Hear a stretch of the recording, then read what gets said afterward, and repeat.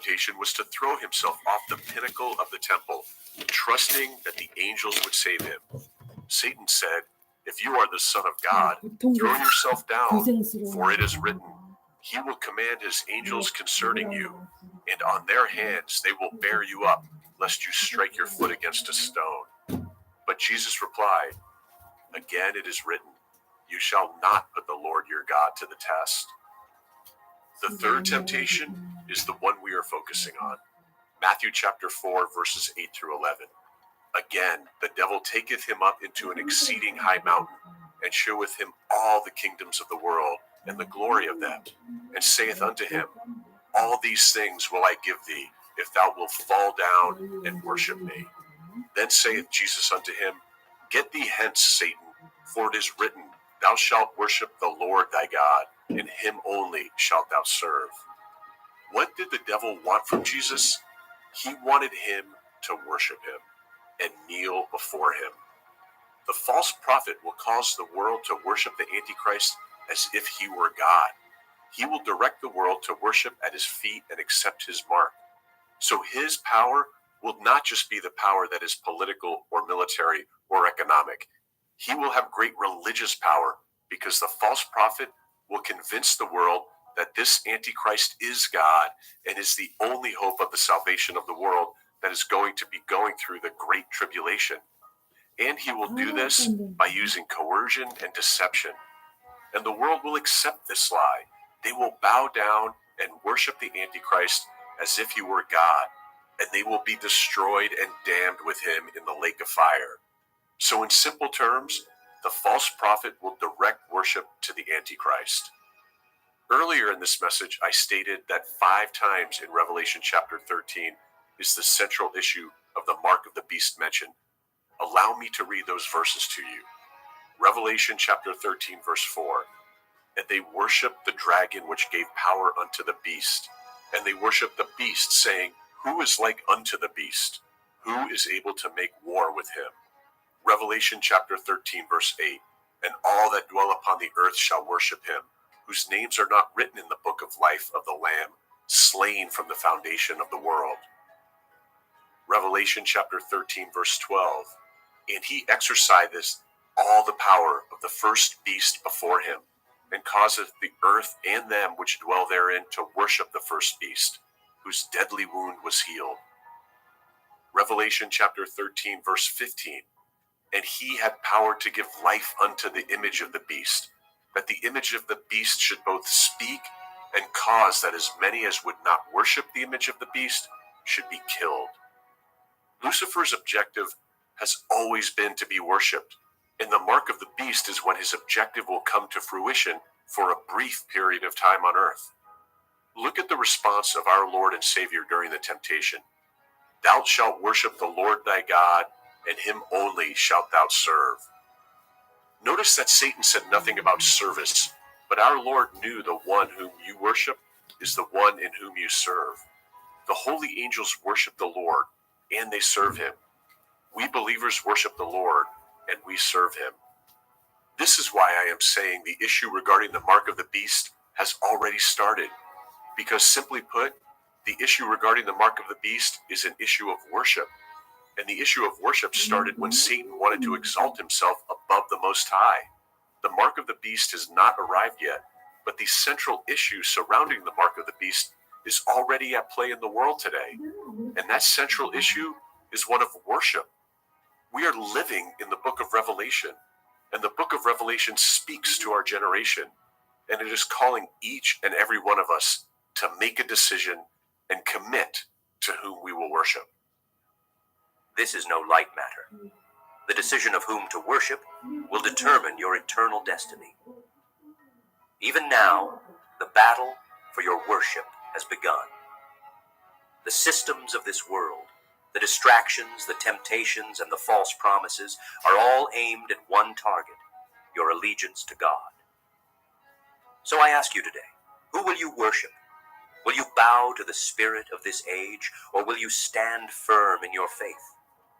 The end times are here, and you are the target. Satan wants your worship, but God is calling you to stand firm. Do not be deceived. Do not be distracted. The time is short and the stakes are eternal.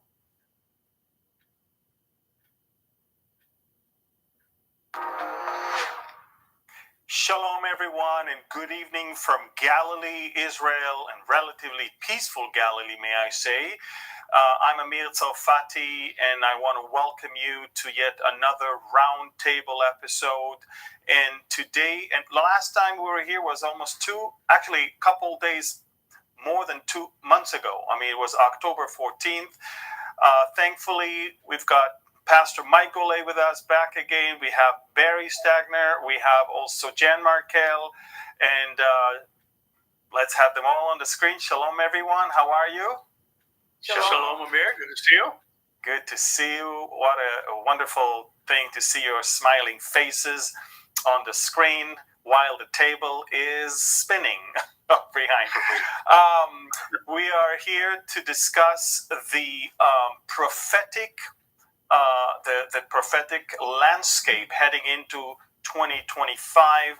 So many people are aware of the fact that we live in biblical times, but they cannot really put their finger on what is it exactly that is so biblical, and they need sometimes a little help in connecting the dots. And this is exactly why we are here, to at least try to give some extra depth and explanation to the things that we see all around us. And without further ado, I'm going to ask Jan if you will do us the honor and start with a prayer, and then we'll dive into this. Heavenly Father, we just thank you for the wonderful opportunity to talk to the remnant around the world, to encourage, to inform, and even to inspire if possible. We just pray that you would guard the words of our mouth today, that we would be truthful and yet informative and encouraging at the same time. We just thank you even for using a system called technology that often can be associated with evil. We're going to use it for good today. And we thank you in Yeshua's name. Amen. Amen. Amen. So we can all agree that we live in amazing times. I mean, prophetic, of course, but, biblical events happen right before our very eyes. If you ask me a year and 2 months ago that a year and 2 months later, Israel is going to find itself with its biggest enemies completely wiped out of the map, and with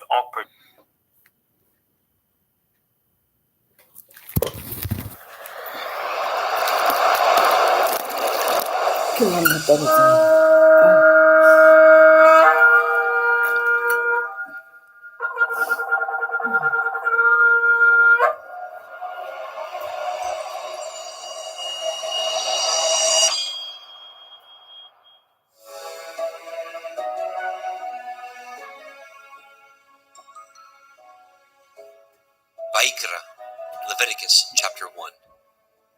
And Yahweh called unto Moshe, and spoke unto him out of the tabernacle of the assembly, saying, Speak unto the children of Yasharel, and say unto them, If any man of you bring an offering unto Yahweh, ye shall bring your offering of the cattle, even of the herd and of the flock. If his offering be a burnt sacrifice of the herd, let him offer a male without blemish. He shall offer it of his own voluntary will, at the door of the tabernacle of the assembly before Yahweh.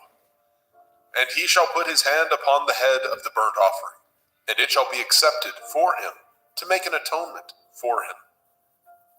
And he shall kill the bullock before Yahweh, and the priests, Aharon's sons, shall bring the blood, and sprinkle the blood round about upon the altar that is by the door of the tabernacle of the assembly. And he shall flay the burnt offering, and cut it into his pieces. And the sons of Aharon the priest shall put fire upon the altar, and lay the wood in order upon the fire. And the priests, Aharon's sons, shall lay the parts, the head, the fat, in order upon the wood that is on the fire, which is upon the altar. But his inwards and his legs shall he wash in water, and the priest shall burn all on the altar, to be a burnt sacrifice, an offering made by fire, of sweet savor unto Yahweh. And if his offering be of the flocks, namely of the sheep, or of the goats, for a burnt sacrifice, he shall bring it a male without blemish. And he shall kill it on the side of the altar northward, before Yahweh and the priests. Aharon's sons shall sprinkle his blood round about upon the altar. And he shall cut it into his pieces, with his head and his fat, and the priest shall lay them in order on the wood that is on the fire which is upon the altar. But he shall wash the inwards of the legs with water, and the priest shall bring it all, and burn it upon the altar. It is a burnt sacrifice, an offering made by fire, of sweet savor unto Yahweh. And if the burnt sacrifice for his offering to Yahweh be of fowls, then he shall bring his offering of turtle doves, or of young pigeons. And the priest shall bring it unto the altar, and wring off his head, and burn it on the altar, and the blood thereof shall be wrung out at the side of the altar.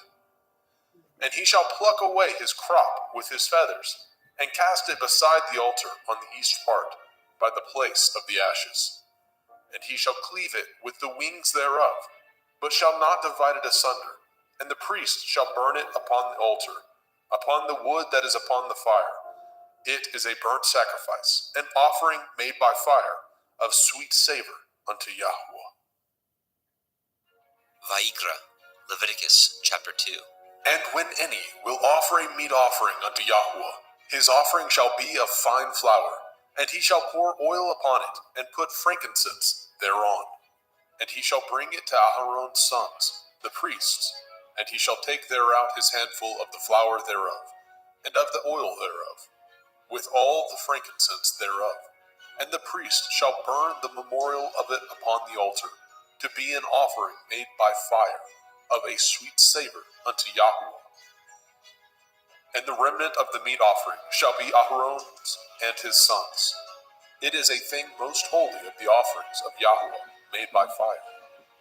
And if you bring an oblation of meat offering, baken in the oven, it shall be matzah cakes of fine flour mingled with oil, or matzah wafers anointed with oil.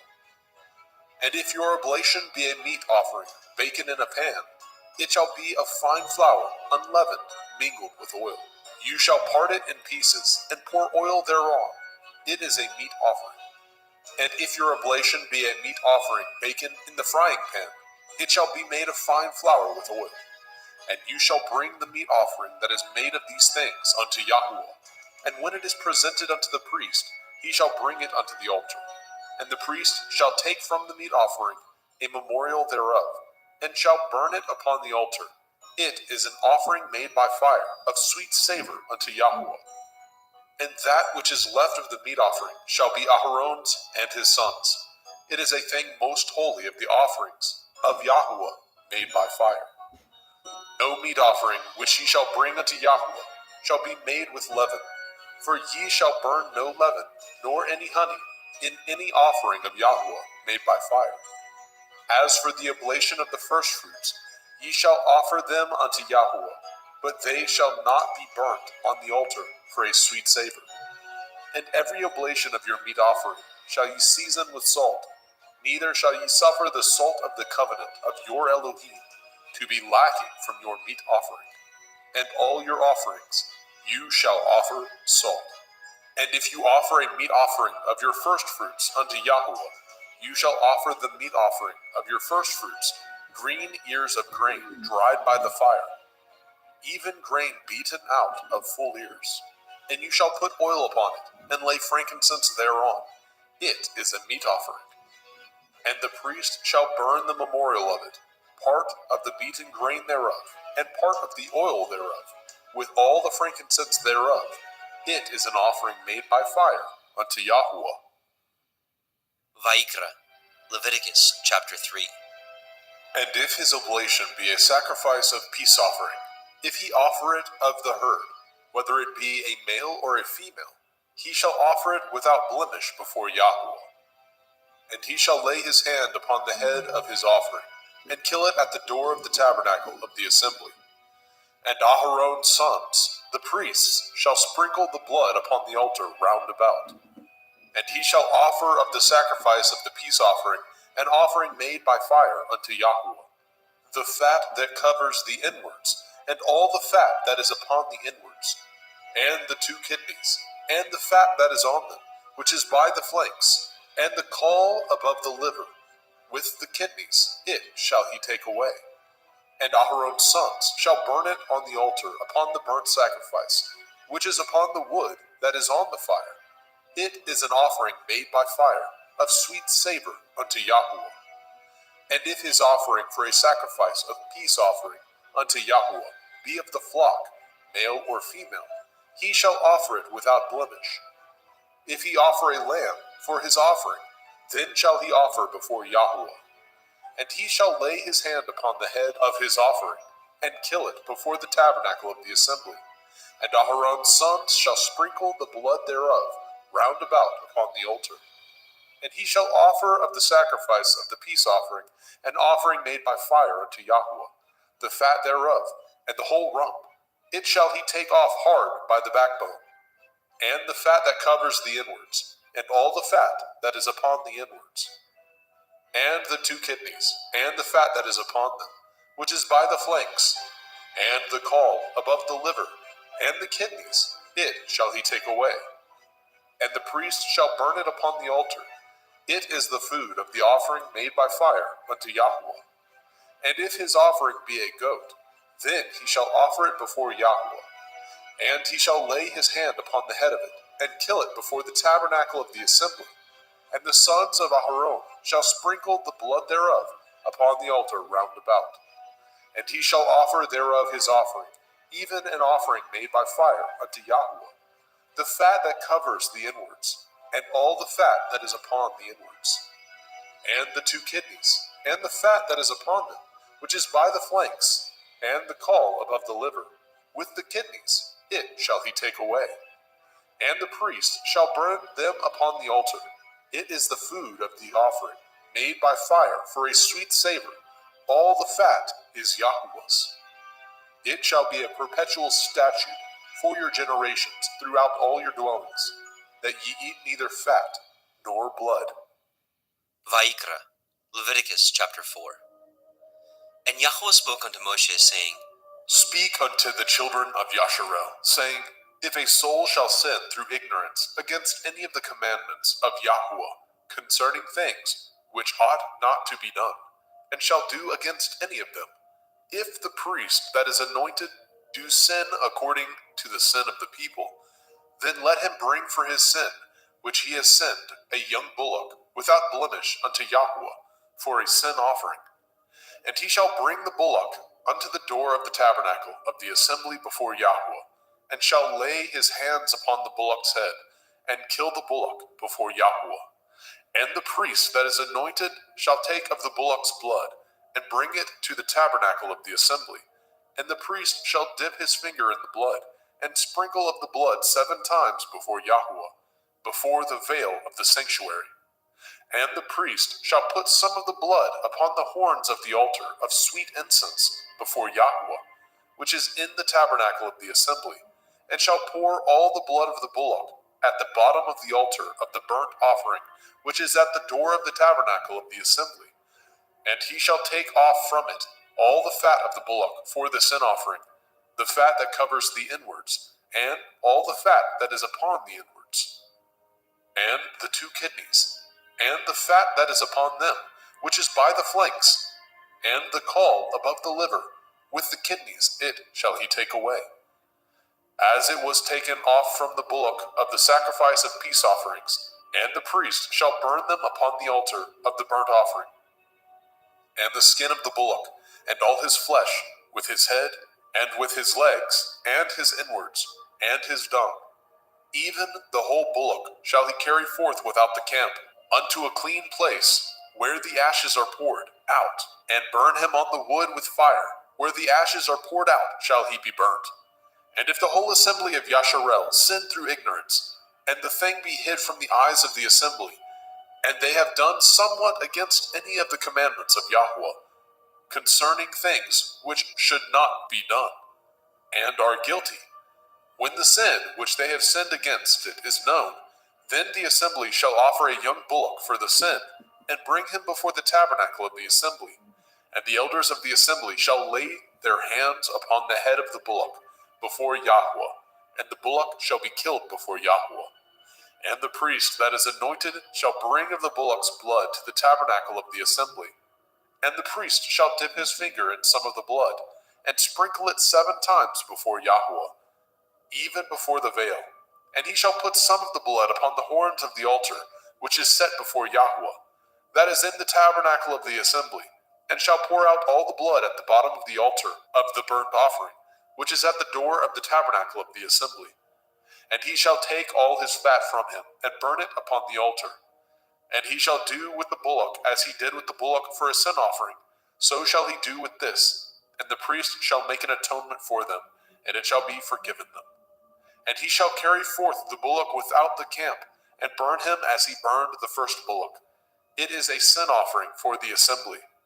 When a ruler has sinned, and done somewhat through ignorance against any of the commandments of Yahweh, Elohiah, concerning things which should not be done, and is guilty, or if his sin, wherein he has sinned, come to his knowledge, he shall bring his offering, a kid of the goats, a male without blemish, and he shall lay his hand upon the head of the goats, and kill it in the place where they killed the burnt offering, before Yahweh. It is a sin offering.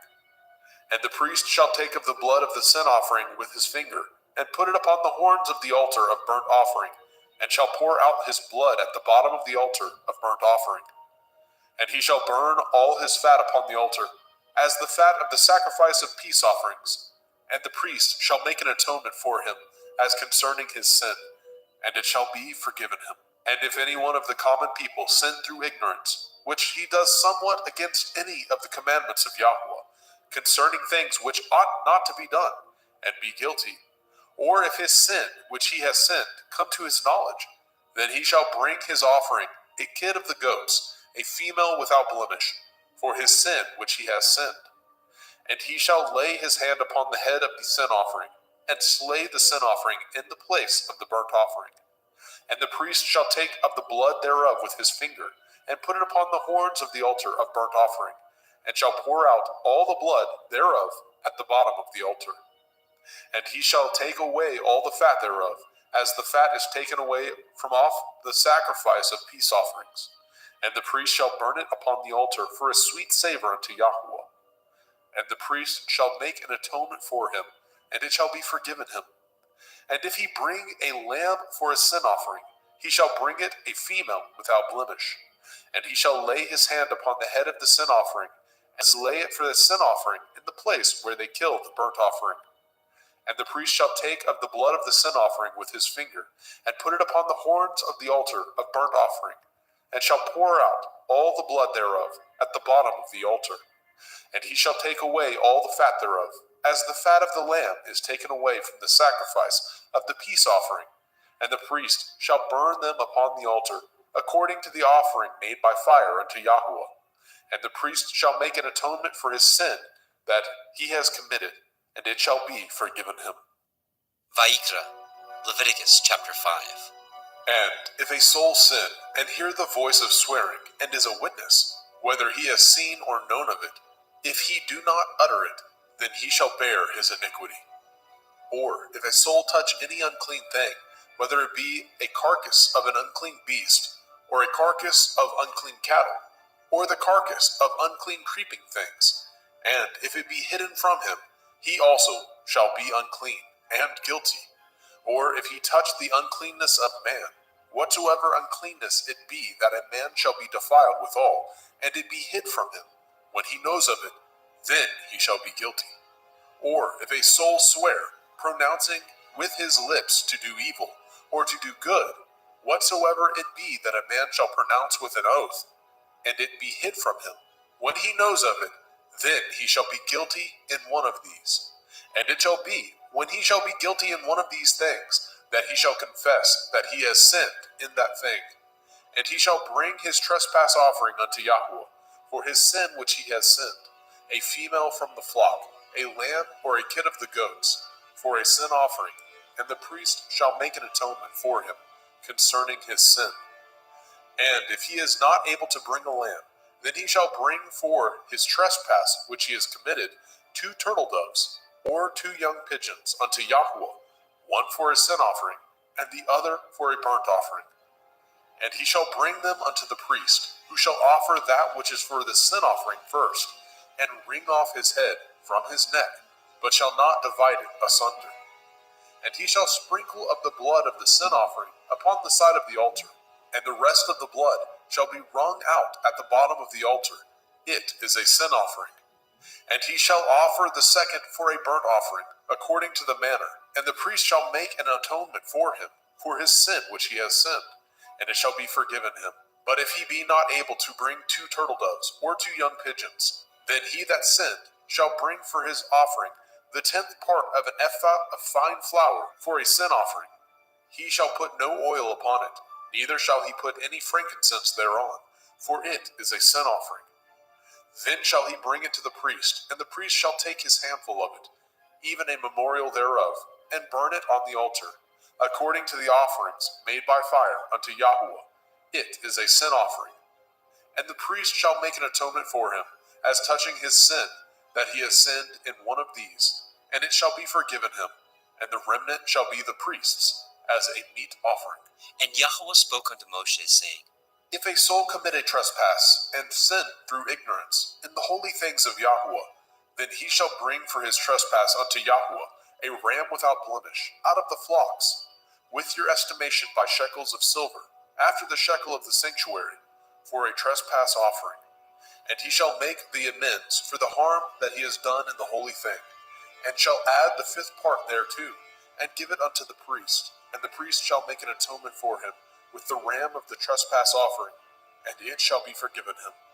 And if a soul sin, and commit any of these things which are forbidden to be done by the commandment of Yahuwah, though he knew it not, yet is he guilty, and shall bear his iniquity. And he shall bring a ram without blemish out of the flock, with your estimation, for a trespass offering, unto the priest. And the priest shall make an atonement for him concerning his ignorance, wherein he erred, and knew it not, and it shall be forgiven him. It is a trespass offering. He has certainly trespassed against Yahuwah. Vayikra, Leviticus chapter 6. And Yahweh spoke unto Moshe, saying, If a soul sin, and commit a transgression against Yahuwah, and lie unto his neighbor, in that which was delivered him to keep, or in fellowship, or in a thing taken away by violence, or has deceived his neighbor, or have found that which was lost, and lies concerning it, and swears falsely, in any of these that a man does, sinning therein, then it shall be, because he has sinned and is guilty, that he shall restore that which he took violently away, or the thing which he has deceitfully gotten, or that which was delivered him to keep, or the lost thing which he found, or all that which he has sworn falsely, he shall even restore it in the principal, and shall add the 5th part more thereto, and give it unto him to whom it appertains, in the day of his trespass offering. And he shall bring his trespass offering unto Yahuwah, a ram without blemish out of the flock, with your estimation for a trespass offering unto the priest. And the priest shall make an atonement for him before Yahuwah, and it shall be forgiven him for anything of all that he has done in trespass therein. And Yahweh spoke unto Moshe, saying, Command Aaron and his sons, saying, This is the Torah of the burnt offering. It is the burnt offering because of the burning upon the altar all night unto the morning, and the fire of the altar shall be burning in it. And the priest shall put on his linen garment, and his linen breeches shall he put upon his flesh, and take up the ashes which the fire has consumed with the burnt offering on the altar, and he shall put them beside the altar. And he shall put off his garments, and put on other garments, and carry forth the ashes without the camp unto a clean place. And the fire upon the altar shall be burning in it. It shall not be put out. And the priest shall burn wood on it every morning, and lay the burnt offering in order upon it, and he shall burn thereon the fat of the peace offerings. The fire shall ever be burning upon the altar. It shall never go out. And this is the Torah of the meat offering. The sons of Aharon shall offer it before Yahuwah, before the altar. And he shall take of it his handful of the flour of the meat offering, and of the oil thereof, and all the frankincense which is upon the meat offering, and shall burn it upon the altar for a sweet savor, even the memorial of it unto Yahweh. And the remainder thereof shall Aharon and his sons eat, with matzah, unleavened bread, shall it be eaten in the holy place, in the court of the tabernacle of the assembly, they shall eat it. It shall not be baken with leaven. I have given it unto them for their portion of my offering made by fire. It is most holy, as is the sin offering, and as the trespass offering. All the males among the children of Aharon shall eat of it. It shall be a statute forever in your generations, concerning the offerings of Yahweh made by fire. Everyone that touches them shall be holy. And Yahweh spoke unto Moshe, saying, This is the offering of Aharon and his sons, which they shall offer unto Yahweh in the day when he is anointed. The 10th part of an ephah of fine flour for a meat offering perpetual, half of it in the morning and half thereof at night. In a pan it shall be made with oil, and when it is baken, you shall bring it in, and the baken pieces of the meat offering shall you offer for a sweet savor unto Yahweh. And the priest of his sons that is anointed in his stead shall offer it. It is a statute forever unto Yahweh. It shall be wholly burnt. For every meat offering for the priest shall be wholly burnt. It shall not be eaten. And Yahweh spoke unto Moshe, saying, Speak unto Aharon and to his sons, saying, This is the Torah of the sin offering. In the place where the burnt offering is killed, shall the sin offering be killed before Yahweh. It is most holy. The priest that offers it for sin shall eat it. In the holy place shall it be eaten, in the court of the tabernacle of the assembly. Whatsoever shall touch the flesh thereof shall be holy. And when there is sprinkled of the blood thereof upon any garment, you shall wash that whereon it was sprinkled in the holy place. But the earthen vessel wherein it was sodden shall be broken. And if it be sodden in a brazen pot, it shall be both scoured and rinsed in water. All the males among the priests shall eat thereof. It is most holy. And no sin offering, whereof any of the blood is brought into the tabernacle of the assembly, to reconcile withal, in the holy place, shall be eaten. It shall be burnt in the fire. Vayikra, Leviticus chapter 7. Likewise, this is the Torah of the trespass offering. It is most holy. In the place where they kill the burnt offering, shall they kill the trespass offering, and the blood thereof shall he sprinkle round about upon the altar. And he shall offer it of all the fat thereof, the rump, the fat that covers the inwards, and the 2 kidneys, and the fat that is on them, which is by the flanks, and the caul that is above the liver, with the kidneys it shall he take away. And the priest shall burn them upon the altar for an offering made by fire unto Yahweh. It is a trespass offering. Every male among the priests shall eat thereof. It shall be eaten in the holy place. It is most holy. As the sin offering is, so is the trespass offering. There is one Torah for them. The priest that makes atonement therewith shall have it. And the priest that offers any man's burnt offering, even the priest shall have to himself the skin of the burnt offering which he has offered. And all the meat offering that is baken in the oven, and all that is dressed in the frying pan, and in the pan, shall be the priest's that offer it. And every meat offering mingled with oil, and dry, shall all the sons of Aharon have, one as much as another. And this is the Torah of the sacrifice of peace offerings, which he shall offer unto Yahweh. If he offer it for thanksgiving, then he shall offer with the sacrifice of thanksgiving matzah, unleavened cakes, mingled with oil, and matzah wafers anointed with oil, and cakes mingled with oil, of fine flour, fried. Besides the cakes, he shall offer for his offering hametz, leavened bread, with the sacrifice of thanksgiving of his peace offerings. And of it he shall offer one out of the whole oblation, for a heave offering unto Yahweh, and it shall be the priest that sprinkles the blood of the peace offerings. And the flesh of the sacrifice of his peace offerings for thanksgiving shall be eaten the same day that it is offered. He shall not leave any of it until the morning. But if the sacrifice of his offering be a vow, or a voluntary offering, it shall be eaten the same day that he offers his sacrifice. On the morrow also the remainder of it shall be eaten. But the remainder of the flesh of the sacrifice on the 3rd day shall be burnt with fire. And if any of the flesh of the sacrifice of his peace offerings be eaten at all on the third day, it shall not be accepted, neither shall it be imputed unto him that offers it. It shall be an abomination, and the soul that eats of it shall bear his iniquity. And the flesh that touches any unclean thing shall not be eaten. It shall be burnt with fire.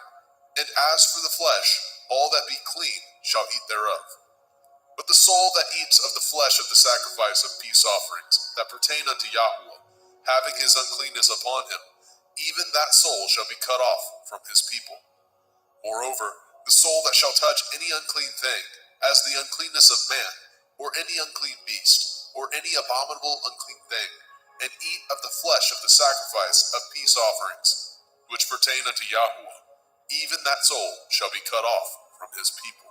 And Yahweh spoke unto Moshe, saying, Speak unto the children of Yasharel, saying, Ye shall eat no manner of fat, of ox, or of sheep, or of goat, and the fat of the beast that dies of itself, and the fat of that which is torn with beast, may be used in any other use, but ye shall in no wise eat of it. For whosoever eats the fat of the beast, of which men offer an offering made by fire unto Yahweh, even the soul that eats it shall be cut off from his people. Moreover, ye shall eat no manner of blood, whether it be of fowl or of beast, in any of your dwellings. Whatsoever soul it be that eats any manner of blood, even that soul shall be cut off from his people.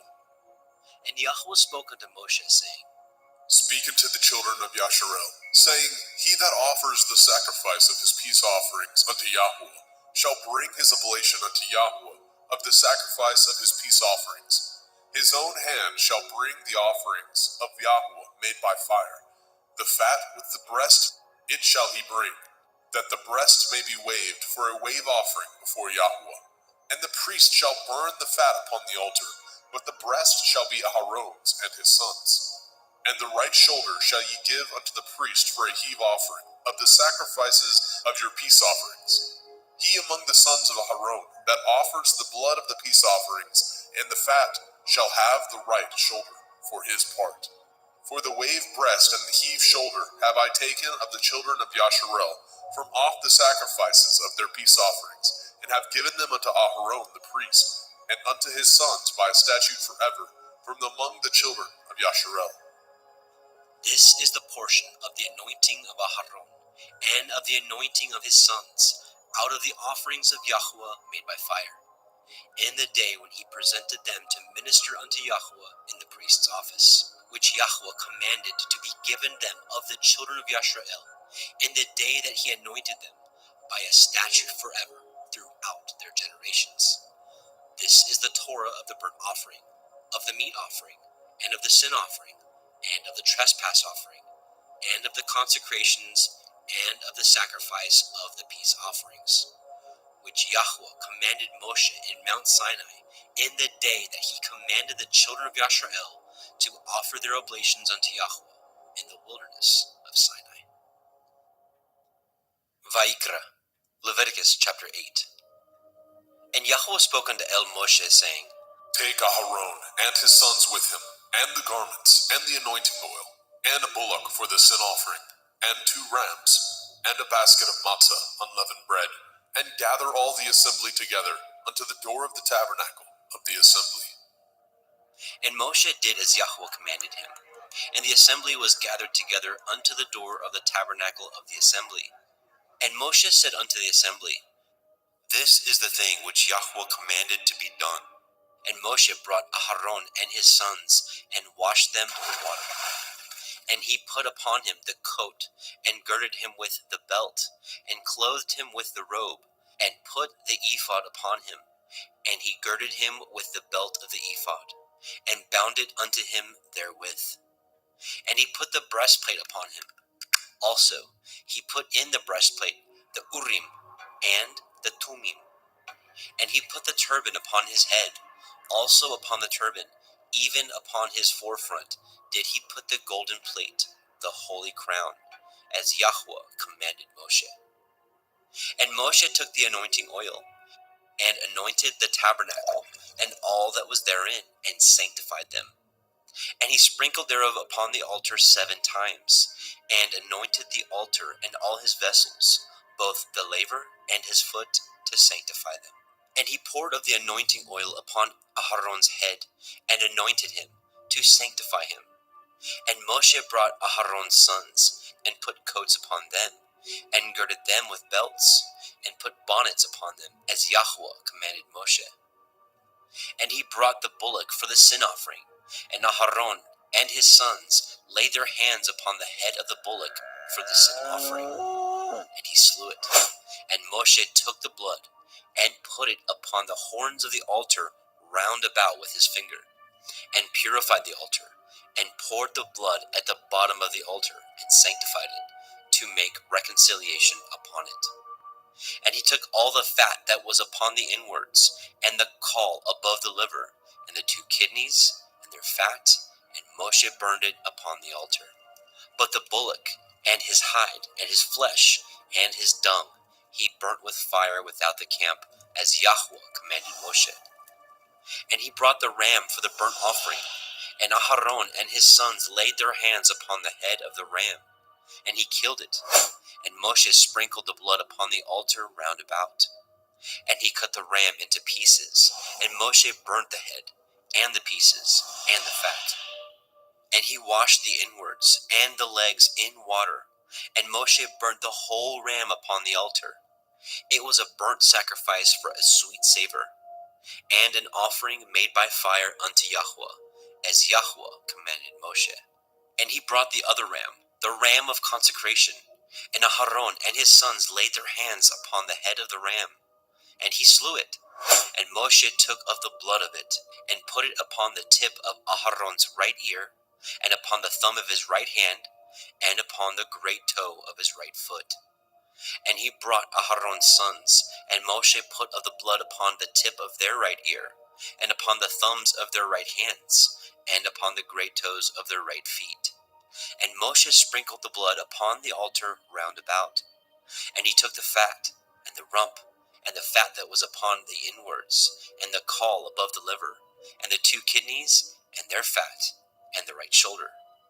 And out of the basket of matzah that was before Yahweh, he took 1 matzah cake, and a cake of oiled bread, and 1 wafer, and put them on the fat, and upon the right shoulder. And he put all upon Aharon's hands, and upon his sons' hands, and waved them for a wave offering before Yahweh. And Moshe took them from off their hands, and burnt them on the altar upon the burnt offering.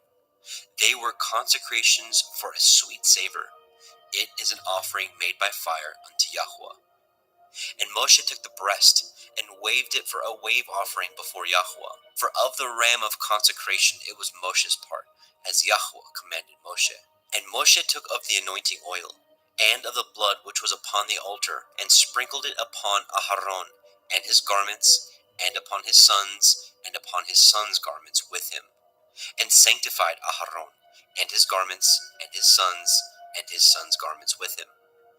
And Moshe said unto Aharon and to his sons, Boil the flesh at the door of the tabernacle of the assembly, and there eat it, with the bread that is in the basket of consecrations, as I commanded, saying, Aharon and his sons shall eat it.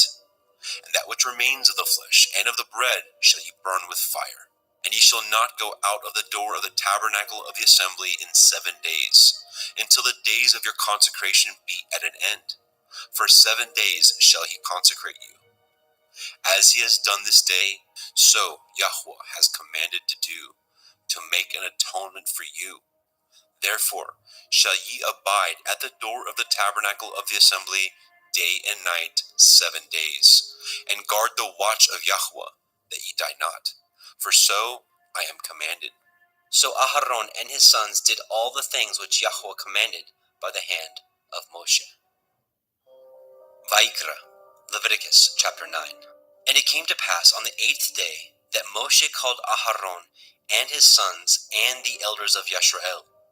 And he said unto Aharon, Take a young calf for a sin offering, and a ram for a burnt offering, without blemish, and offer them before Yahweh. And unto the children of Yisrael you shall speak, saying, Take ye a kid of the goats for a sin offering, and a calf and a lamb, oath of the first year, without blemish, for a burnt offering. Also, a bullock and a ram for peace offerings, to sacrifice before Yahweh, and a meat offering mingled with oil. For today Yahweh will appear unto you. And they brought which Moshe commanded before the tabernacle of the assembly. And all the assembly drew near and stood before Yahweh.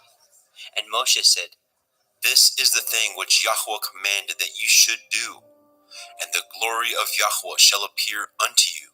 And Moshe said unto Aharon, Go unto the altar, and offer your sin offering, and your burnt offering, and make an atonement for yourself and for the people, and offer the offering of the people, and make an atonement for them, as Yahweh commanded. Aharon therefore went unto the altar, and slew the calf of the sin offering, which was for himself. And the sons of Aharon brought the blood unto him, and he dipped his finger in the blood, and put it upon the horns of the altar, and poured out the blood at the bottom of the altar. But the fat, and the kidneys, and the caul above the liver of the sin offering he burnt upon the altar, as Yahweh commanded Moshe.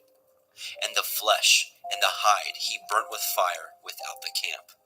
And he slew the burnt offering, and Aharon's sons presented unto him the blood, which he sprinkled round about upon the altar. And they presented the burnt offering unto him, with the pieces thereof, and the head, and he burnt them upon the altar. And he did wash the inwards and the legs, and burnt them upon the burnt offering on the altar. And he brought the people's offering, and took the goat, which was the sin offering for the people, and slew it, and offered it for sin as the first. And he brought the burnt offering, and offered it according to the manner. And he brought the meat offering, and took a handful thereof, and burnt it upon the altar, beside the burnt sacrifice of the morning. He slew also the bullock and the ram for a sacrifice of peace offerings, which was for the people. And Aharon's sons presented unto him the blood, which he sprinkled upon the altar round about. And the fat of the bullock and of the ram, the rump, and that which covers the inwards, and the kidneys, and the caul above the liver, and they put the fat upon the breasts, and he burnt the fat upon the altar. And the breasts and the right shoulder Aharon waved for a wave offering before Yahweh, as Moshe commanded. And Aharon lifted up his hand toward the people, and blessed them, and came down from offering of the sin offering, and the burnt offering, and peace offerings. And Moshe and Aharon went into the tabernacle of the assembly, and came out, and blessed the people. And the glory of Yahweh appeared unto all the people. And there came a fire out from before Yahweh, and consumed upon the altar the burnt offering and the fat, which when all the people saw, they shouted and fell on their face. Vaikra, Leviticus chapter 10. And Nadab and Abihu, the sons of Aharon, took either of them his censer, and put fire therein, and put incense thereon, and offered strange fire before Yahweh, which he commanded them not. And there went out fire from Yahweh, and devoured them, and they died before Yahweh. Then Moshe said unto Aharon, This is that Yahweh spoke, saying, I will be sanctified in them that come nigh me, and before all the people I will be glorified. And Aharon held his peace. And Moshe called Mishael and Elishaphan, the sons of Uzziel, the uncle of Aharon, and said unto them, Come near, carry your brethren from before the sanctuary out of the camp. So they went near, and carried them in their coats out of the camp, as Moshe had said. And Moshe said unto Aharon, and unto Eleazar, and unto Ithamar his sons, Uncover not your heads, neither rend your clothes, lest ye die, and lest the wrath come upon all the people. But let your brethren, the whole house of Yashrael, bewail the burning which Yahweh has kindled. And ye shall not go out from the door of the tabernacle of the assembly, lest ye die. For the anointing oil of Yahweh is upon you. And they did according to the word of Moshe. And Yahweh spoke unto Aharon, saying, Do not drink wine, nor strong drink. you nor your sons with you, when ye go into the tabernacle of the assembly, lest ye die. It shall be a statute forever throughout your generations, and that ye may put difference between holy and unholy, and between unclean and clean, and that ye may teach the children of Yasharel all the statutes which Yahuwah has spoken unto them by the hand of Moshe. And Moshe spoke unto Elaharon, and unto Eleazar, and unto Ithamar, his sons that were left. Take the meat offering that remains of the offerings of Yahweh made by fire, and eat it without leaven beside the altar, for it is most holy. And ye shall eat it in the holy place, because it is your due, and your sons' due, of the sacrifices of Yahweh made by fire. For so I am commanded. And the wave breast and the heave shoulder shall ye eat in a clean place, you and your sons and your daughters with you, for they be your due, and your sons' due, which are given out of the sacrifices of peace offerings of the children of Yashrael. The heave shoulder and the wave breast shall they bring with the offerings made by fire of the fat, to wave it for a wave offering before Yahweh. And it shall be yours and your sons with you by a statute forever, as Yahweh has commanded. And Moshe diligently sought the goat of the sin offering, and behold, it was burnt. And he was angry with Eleazar and Ithamar, the sons of Aharon, which were left alive, saying, Wherefore have ye not eaten the sin offering in the holy place, seeing it is most holy? And Elohim has given it to you to bear the iniquity of the assembly, to make an atonement for them before Yahweh? Behold, the blood of it was not brought in within the holy place. Ye should indeed have eaten it in the holy place, as I commanded. And Aharon said unto Moshe, Behold, this day have they offered their sin offering and their burnt offering before Yahuwah, and such things have befallen me. And if I had eaten the sin offering today, should it have been accepted in the sight of Yahuwah? And when Moshe heard that, he was content. Vaikra, Leviticus chapter 11. And Yahweh spoke unto El Moshe, and to El Aharon, saying unto them, Speak unto the children of Yasharel, saying, These are the beasts which ye shall eat among all the beasts that are on the earth.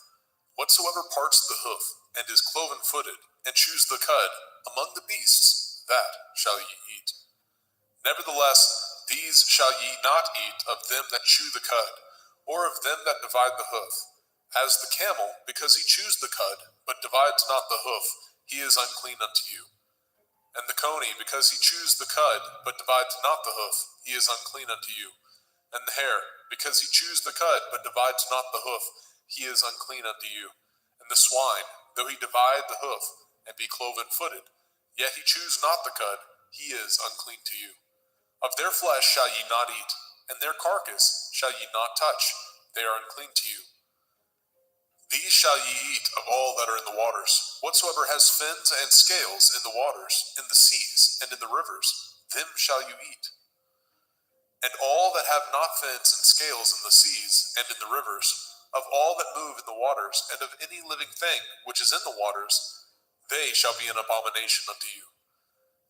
They shall be even an abomination unto you. Ye shall not eat of their flesh, but ye shall have their carcasses in abomination. Whatsoever has no fins nor scales in the water, that shall be an abomination unto you. And these are they which ye shall have an abomination among the fowls. They shall not be eaten. They are an abomination, the eagle, the ossifrage, and the osprey, and the vulture, and the kite after his kind, every raven after his kind, and the owl, and the nighthawk, and the cuckow, and the hawk after his kind, and the little owl, and the cormorant, and the great owl, and the swan, and the pelican, and the gier eagle, and the stork, and the heron after her kind, and the lapwing, and the bat. All fowls that creep going upon all four shall be an abomination unto you. Yet these may ye eat of every flying creeping thing that goes upon all four, which have legs above their feet, to leap withal upon the earth. Even these of them ye may eat, the locust after his kind, and the bald locust after his kind, and the beetle after his kind, and the grasshopper after his kind. But all all other flying creeping things, which have 4 feet, shall be an abomination unto you. And for these ye shall be unclean. Whosoever touches the carcass of them shall be unclean until the evening. And whosoever bears aught of the carcass of them shall wash his clothes, and be unclean until the evening. The carcass of every beast which divides the hoof, and is not cloven-footed, nor chews the cud, are unclean unto you. Every one that touches them shall be unclean. And whatsoever goes upon his paws, among all manner of beasts that go on all fours, those are unclean unto you. Whoso touches their carcass shall be unclean until the evening. And he that bears the carcass of them shall wash his clothes, and be unclean unto the evening. They are unclean unto you. These also shall be unclean unto you. Among the creeping things that creep upon the earth, the weasel, the mouse, and the tortoise, after his kind, and the ferret, and the chameleon, and the lizard, and the snail, and the mole, these are unclean to you among all that creep. Whosoever touches them, when they be dead, shall be unclean until the evening. And upon whatsoever any of them, when they are dead, does fall, it shall be unclean, whether it be any vessel of wood, or raiment, or skin, or sack, whatsoever vessel it be, wherein any work is done, it must be put into water, and it shall be unclean until the evening, so it shall be cleansed. And every earthen vessel, where into any of them that falls, whatsoever is in it shall be unclean, and ye shall break it. Of all meat which may be eaten, that on which such water comes shall be unclean, and all drink that may be drunk in every vessel shall be unclean. And everything whereupon any part of their carcass falls shall be unclean, whether it be oven or range for pots, they shall be broken down, for they are unclean, and shall be unclean unto you. Nevertheless, a fountain or pit, wherein there is plenty of water, shall be clean, but that which touches their carcass shall be unclean. And if any part of their carcass falls upon any sowing seed which is to be sown, it shall be clean. But if any water be put upon the seed, and any part of their carcass fall thereon, it shall be unclean unto you. And if any beast of which ye may eat die, he that touches the carcass thereof shall be unclean until the evening. And he that eats of the carcass of it shall wash his clothes, and be unclean until the evening. He also that bears the carcass of it shall wash his clothes, and be unclean until the evening. And every creeping thing that creeps upon the earth shall be an abomination. It shall not be eaten. Whatsoever goes upon the belly, and whatsoever goes upon all fours, or whatsoever has more feet among all creeping things that creep upon the earth, them shall ye not eat, for they are an abomination. Ye shall not make yourselves abominable with any creeping thing that creeps, neither shall ye make yourselves unclean with them, that ye should be defiled thereby. For I am Yahuwah Elohim. Ye shall therefore sanctify yourselves, and ye shall be holy, for I am holy. Neither shall ye defile yourselves with any manner of creeping thing that creeps upon the earth. For I am Yahuwah, that brings you up out of the land of Mitzrayim, to be your Elohim. Ye shall therefore be holy, for I am holy. This is the Torah of the beasts, and of the fowl, and of every living creature that moves in the waters, and of every creature that creeps upon the earth, to make a difference between the unclean and the clean, and between the beast that may be eaten, and the beast that may not be eaten. Vaikra, Leviticus chapter 12. And Yahweh spoke unto Moshe, saying, Speak unto the children of Yasharel, saying, If a woman have conceived seed, and born a male child, then she shall be unclean 7 days. According to the days of the separation for her infirmity, shall she be unclean. And in the 8th day, the flesh of his foreskin shall be circumcised. And she shall then continue in the blood of her purifying 33 days. She shall touch no hallowed thing, nor come into the sanctuary, until the days of her purifying be fulfilled. But if she bear a female child, then she shall be unclean 2 weeks, as in her separation, and she shall continue in the blood of her purifying 66 days.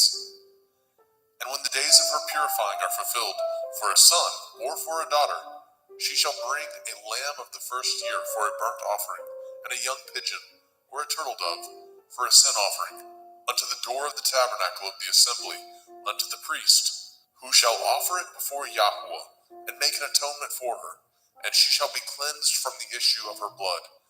This is the Torah for her that has borne a male or a female. And if she be not able to bring a lamb, then she shall bring 2 turtle doves, or 2 young pigeons. the one for the burnt offering, and the other for a sin offering. And the priest shall make an atonement for her, and she shall be clean. Vaikra, Leviticus chapter 13.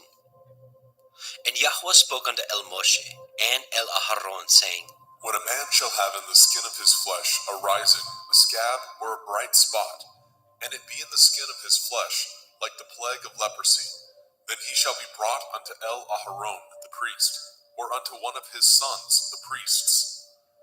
And the priest shall look on the plague in the skin of the flesh, and when the hair in the plague is turned white, and the plague in sight be deeper than the skin of his flesh, it is a plague of leprosy, and the priest shall look on him and pronounce him unclean. If the bright spot be white in the skin of his flesh, and in sight be not deeper than the skin, and the hair thereof be not turned white, then the priest shall shut up him that has the plague 7 days. And the priest shall look on him the 7th day, and behold, if the plague in his sight be at a stay, and the plague spread not in the skin, then the priest shall shut him up 7 days more. And the priest shall look on him again the 7th day, and behold, if the plague be somewhat dark, and the plague spread not in the skin, the priest shall pronounce him clean. It is but a scab, and he shall wash his clothes and be clean. But if the scab spread much abroad in the skin, after that he has been seen of the priest for his cleansing, he shall be seen of the priest again. And if the priest see that, behold, the scab spreads in the skin, then the priest shall pronounce him unclean. It is a leprosy. When the plague of leprosy is in a man, then he shall be brought unto the priest. And the priest shall see him, and behold, if the rising be white in the skin, and it have turned the hair white, and there be quick raw flesh in the rising, it is an old leprosy in the skin of his flesh, and the priest shall pronounce him unclean, and shall not shut him up, for he is unclean. And if a leprosy break out abroad in the skin, and the leprosy cover all the skin of him that has the plague from his head even to his foot, wheresoever the priest looks, then the priest shall consider, and behold, if the leprosy have covered all his flesh, he shall pronounce him clean that has the plague. It is all turned white, he is clean. But when raw flesh appears in him, he shall be unclean. And the priest shall see the raw flesh and pronounce him to be unclean. For the raw flesh is unclean, it is a leprosy. Or if the raw flesh turn again, and be changed unto white, he shall come unto the priest. And the priest shall see him, and behold, if the plague be turned unto white, then the priest shall pronounce him clean that has the plague, he is clean. The flesh also, in which even in the skin thereof was a boil, and is healed. And in the place of the boil, where there be a white rising, or a bright spot, white, and somewhat reddish, and it be showed to the priest. And if, when the priest sees it, behold, it be in sight lower than the skin, and the hair thereof be turned white, the priest shall pronounce him unclean. It is a plague of leprosy, broken out of the boil. But if the priest look on it, and behold, there be no white hairs therein, and if it be not lower than the skin, but be somewhat dark, then the priest shall shut him up 7 days. And if it spread much abroad in the skin, then the priest shall pronounce him unclean. It is a plague. But if the bright spot stay in his place and spread not, it is a burning boil, and the priest shall pronounce him clean. Or if there be any flesh in the skin whereof there is a hot burning, and the quick flesh that burns have a white bright spot, somewhat reddish or white, then the priest shall look upon it, and behold, if the hair in the bright spot be turned white, and it be in sight deeper than the skin, it is a leprosy broken out of the burning, wherefore the priest shall pronounce him unclean. It is the plague of leprosy. But if the priest look on it, and behold, there be no white hair in the bright spot, and it be no lower than the other skin, but be somewhat dark, then the priest shall shut him up 7 days. And the priest shall look upon him the 7th day, and if it be spread much abroad in the skin, then the priest shall pronounce him unclean. It is the plague of leprosy. And if the bright spot stay in his place, and spread not in the skin, but it be somewhat dark, it is a rising of the burning, and the priest shall pronounce him clean, for it is an inflammation of the burning. If a man or woman have a plague upon the head or the beard, then the priest shall see the plague, and behold, if it be in sight deeper than the skin, and there be in it a yellow thin hair, then the priest shall pronounce him unclean. It is a dry skull, even a leprosy upon the head or beard. And if the priest shall look on the plague of the skull, and behold, it be not in sight deeper than the skin, and that there is no black hair in it, then the priest shall shut up him that has the plague of the skull 7 days. And in the 7th day the priest shall look on the plague, and behold, if the skull spread not, and there be in it no yellow hair, and the skull be not in sight deeper than the skin, he shall be shaven, and the skull shall he not shave, and the priest shall shut him up that has the skull 7 days more. And in the 7th day the priest shall look on the skull, and behold, if the skull be not spread in the skin, nor be in sight deeper than the skin, then the priest shall pronounce him clean, and he shall wash his clothes and be clean. But if the skull spread much in the skin after his cleansing, then the priest shall look on him, and behold, if the skull be spread in the skin, the priest shall not seek for yellow hair, he is unclean.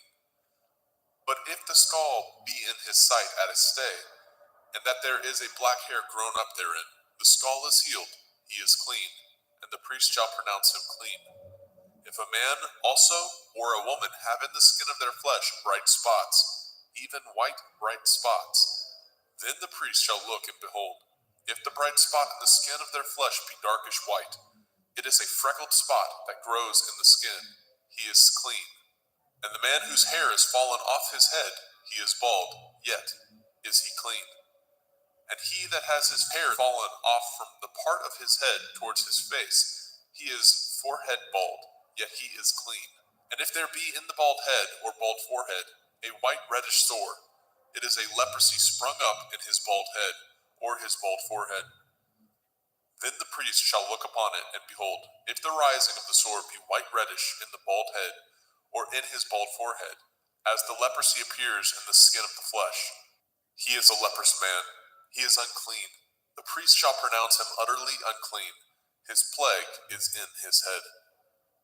And the leper in whom the plague is, his clothes shall be rent, and his head bare, and he shall put a covering upon his upper lip, and shall cry, unclean, unclean. All the days wherein the plague shall be in him shall he be defiled. He is unclean. He shall dwell alone, without the camp shall his habitation be. The garment also that the plague of leprosy is in, whether it be a woolen garment or a linen garment, whether it be in the warp, the woof of linen, or of woolen, whether in a skin or anything made of skin.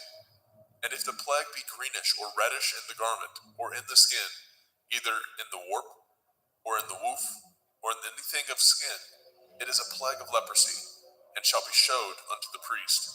And the priest shall look upon the plague, and shut up it that has the plague 7 days. And he shall look on the plague on the 7th day.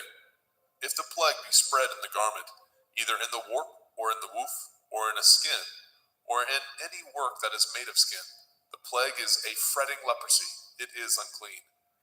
He shall therefore burn that garment, whether warp or woof, in woolen or in linen, anything of skin wherein the plague is, for it is a fretting leprosy, it shall be burnt in the fire. And if the priest shall look, and behold, the plague be not spread in the garment, either in the warp or in the woof, or in anything of skin, then the priest shall command that they wash the thing wherein the plague is, and he shall shut it up 7 days more. And the priest shall look on the plague after that it is washed, and behold, if the plague have not changed his color, and the plague be not spread, it is unclean. You shall burn it in the fire. It is a fret inward, whether it be bare within or without. And if the priest look, and behold the plague be somewhat dark after the washing of it, then he shall rend it out of the garment, or out of the skin, or out of the warp, or out of the woof. And if it appear still in the garment, either in the warp or in the woof, or in anything of skin, it is a spreading plague. You shall burn that wherein the plague is with fire. And the garment, either warp or woof, or whatsoever thing of skin it be, which you shall wash, if the plague be departed from them, then it shall be washed the 2nd time, and shall be clean. This is the Torah of the plague of leprosy, in a garment of woolen or linen, either in warp or woof, or in anything of skins, to pronounce it clean, or to pronounce it unclean. Vaikra, Leviticus chapter 14. And Yahweh spoke unto Moshe, saying, This shall be the Torah of the leper in the day of his cleansing.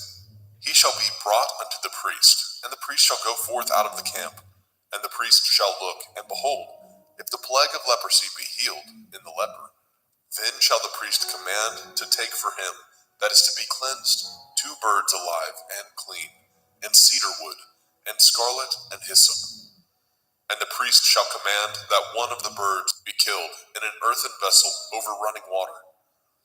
As for the living bird, he shall take it, and the cedar wood, and the scarlet, and the hyssop, and shall dip them, and the living bird in the blood of the bird that was killed over the running water. And he shall sprinkle upon him that is to be cleansed from the leprosy 7 times, and shall pronounce him clean, and shall let the living bird loose into the open field. And he that is to be cleansed shall wash his clothes, and shave off all his hair, and wash himself in water, that he may be clean. And after that he shall come into the camp, and shall tarry abroad out of his tent 7 days.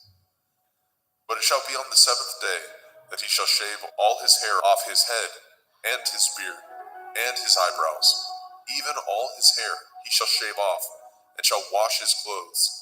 Also shall he wash his flesh in water, and shall be clean.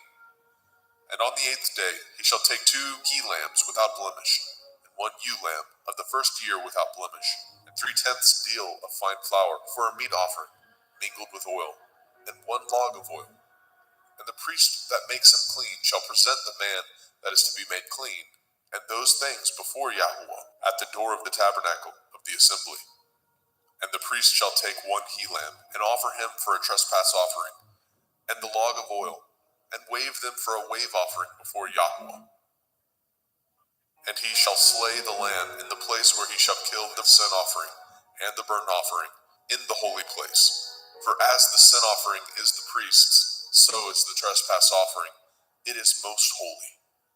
And the priest shall take some of the blood of the trespass offering, and the priest shall put it upon the tip of the right ear of him that is to be cleansed, and upon the thumb of his right hand, and upon the great toe of his right foot. And the priest shall take some of the log of oil, and pour it into the palm of his own left hand.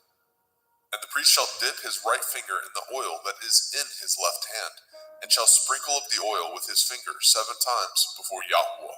And of the rest of the oil that is in his hand shall the priest put upon the tip of the right ear of him that is to be cleansed, and upon the thumb of his right hand, and upon the great toe of his right foot, upon the blood of the trespass offering. And the remnant of the oil that is in the priest's hand he shall pour upon the head of him that is to be cleansed, and the priest shall make an atonement for him before Yahweh. And the priest shall offer the sin offering, and make an atonement for him that is to be cleansed from his uncleanness. And afterwards he shall kill the burnt offering. And the priest shall offer the burnt offering and the meat offering upon the altar. And the priest shall make an atonement for him, and he shall be clean. And if he be poor, and cannot get so much, then he shall take 1 lamb for a trespass offering to be waved, to make an atonement for him, and 1/10 deal of fine flour mingled with oil, for a meat offering, and a log of oil, and 2 turtle doves, or 2 young pigeons, such as he is able to get, and the one shall be a sin offering, and the other a burnt offering. And he shall bring them on the 8th day for his cleansing unto the priest, unto the door of the tabernacle of the assembly before Yahweh.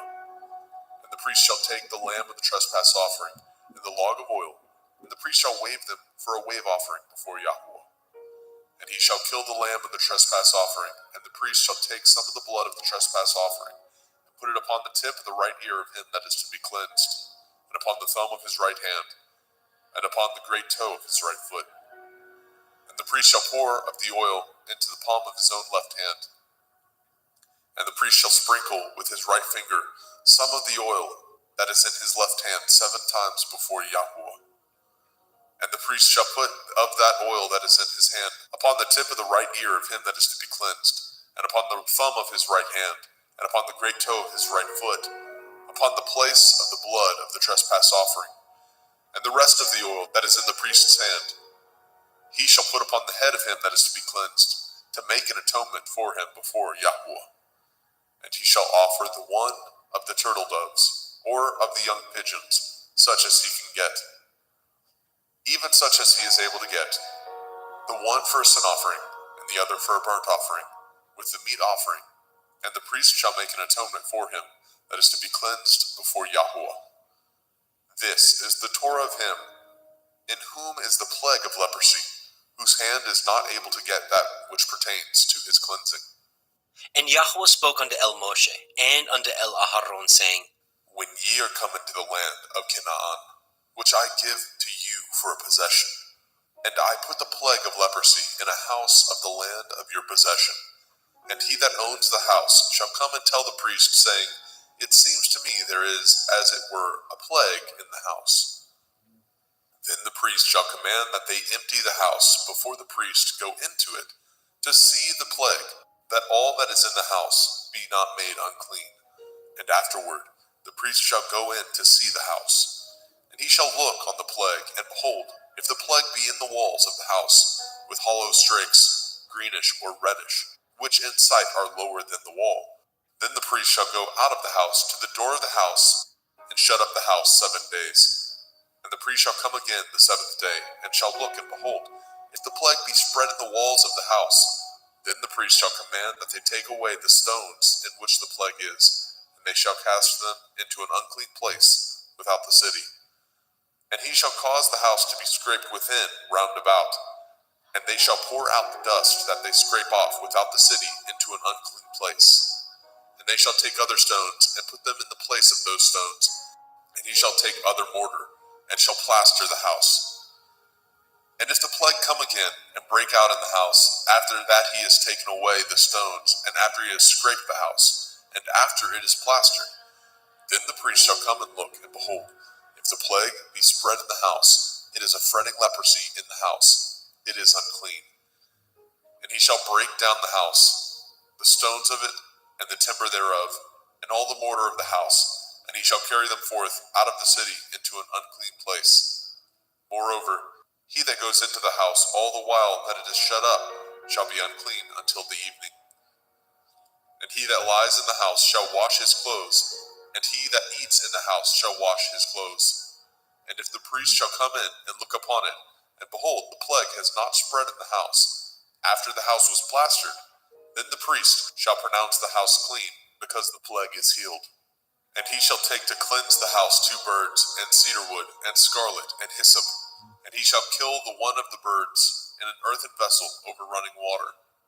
And he shall take the cedar wood, and the hyssop, and the scarlet, and the living bird, and dip them in the blood of the slain bird, and in the running water, and sprinkle the house 7 times.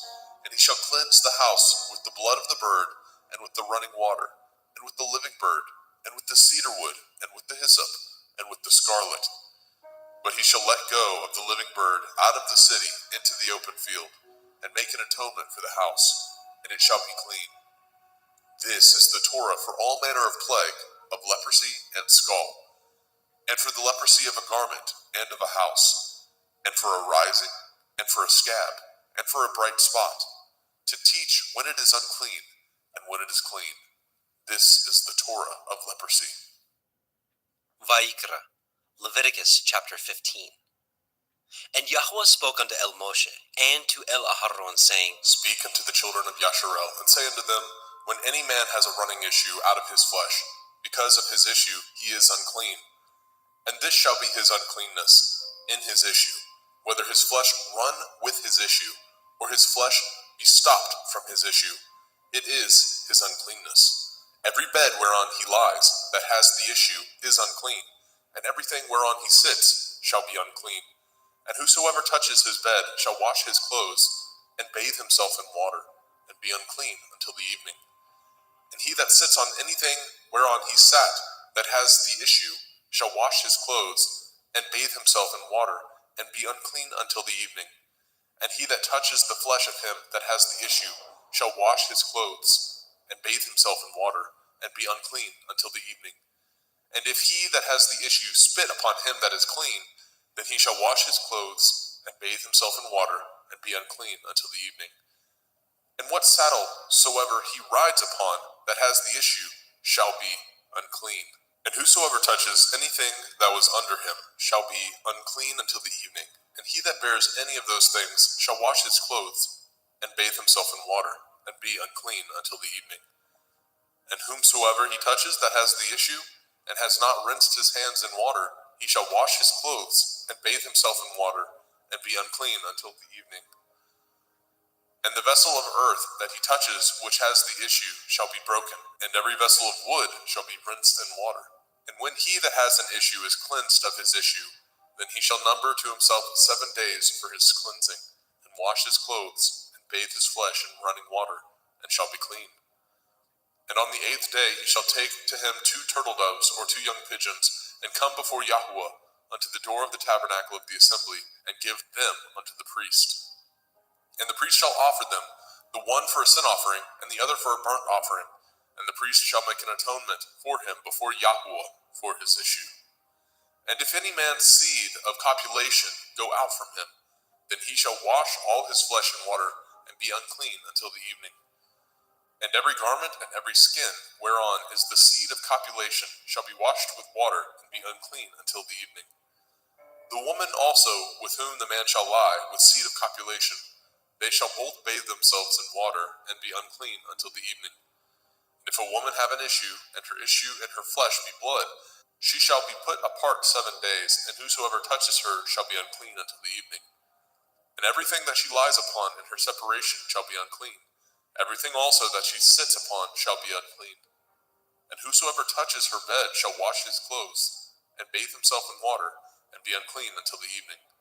And whosoever touches anything that she sat upon shall wash his clothes, and bathe himself in water, and be unclean until the evening. And if it be on her bed, or on anything whereon she sits, when he touches it, he shall be unclean until the evening. And if any man lie with her at all, and her flower be upon him, he shall be unclean 7 days, and all the bed whereon he lies shall be unclean. And if a woman have an issue of her blood many days out of the time of her separation, or if it run beyond the time of her separation, all the days of the issue of her uncleanness shall be as the days of her separation. She shall be unclean. Every bed whereon she lies, all the days of her issue shall be unto her as the bed of her separation, and whatsoever she sits upon shall be unclean, as the uncleanness of her separation.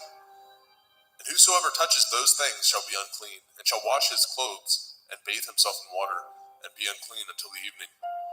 But if she be cleansed of her issue, then she shall number to herself 7 days, and after that she shall be clean. And on the 8th day she shall take unto her 2 turtle doves, or 2 young pigeons, and bring them unto the priest to the door of the tabernacle of the assembly.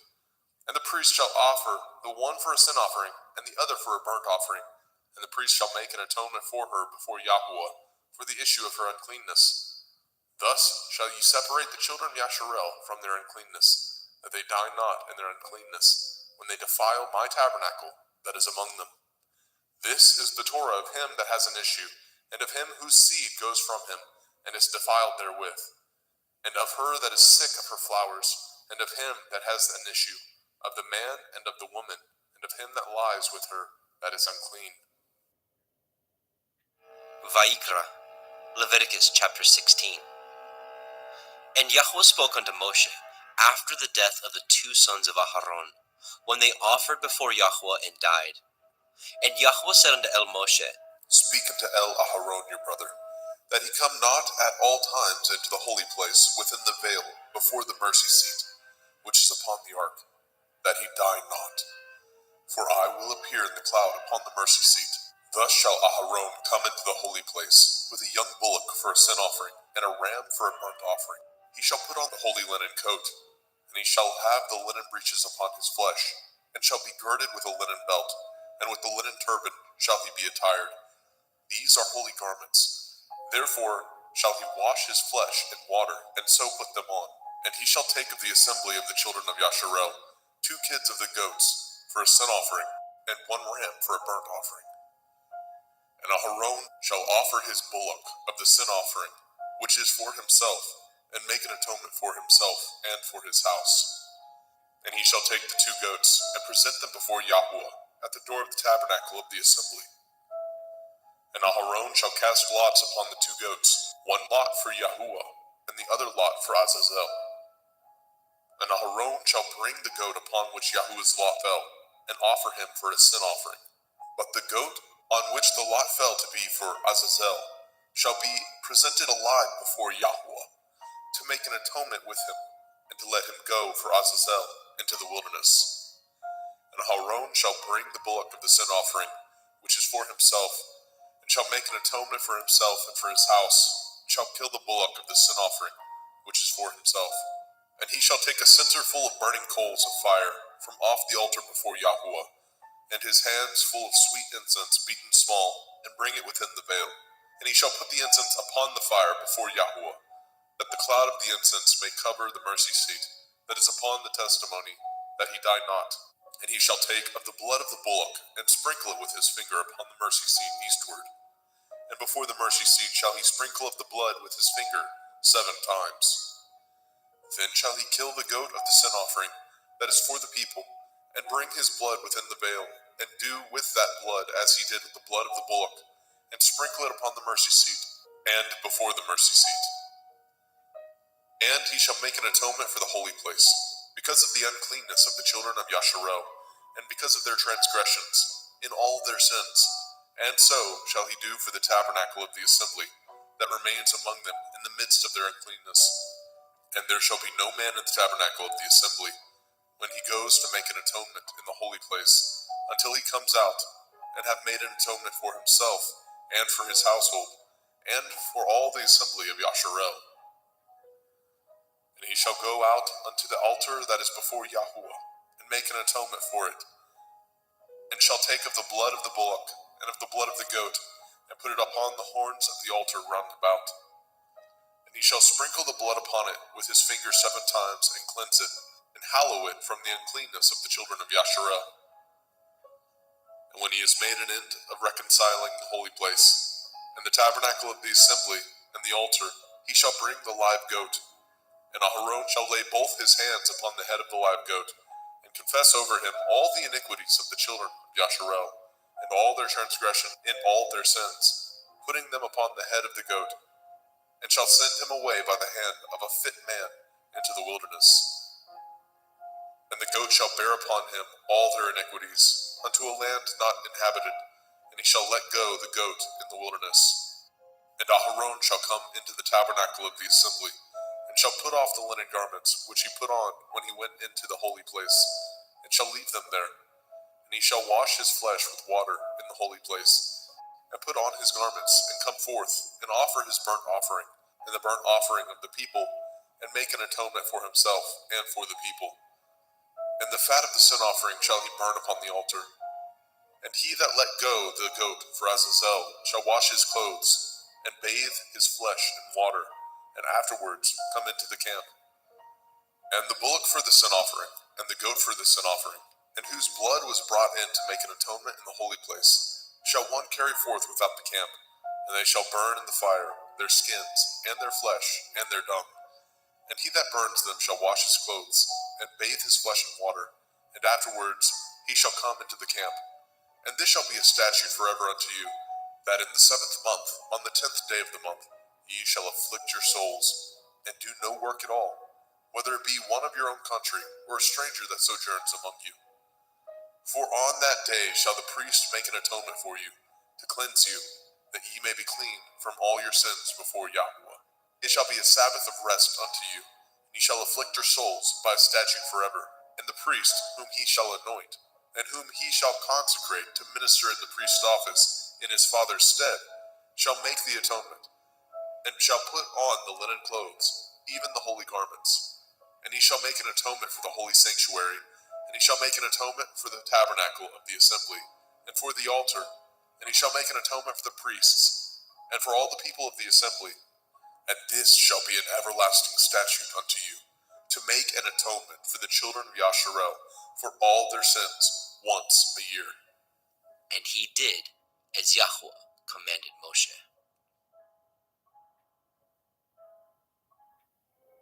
Vayikra, Leviticus chapter 17.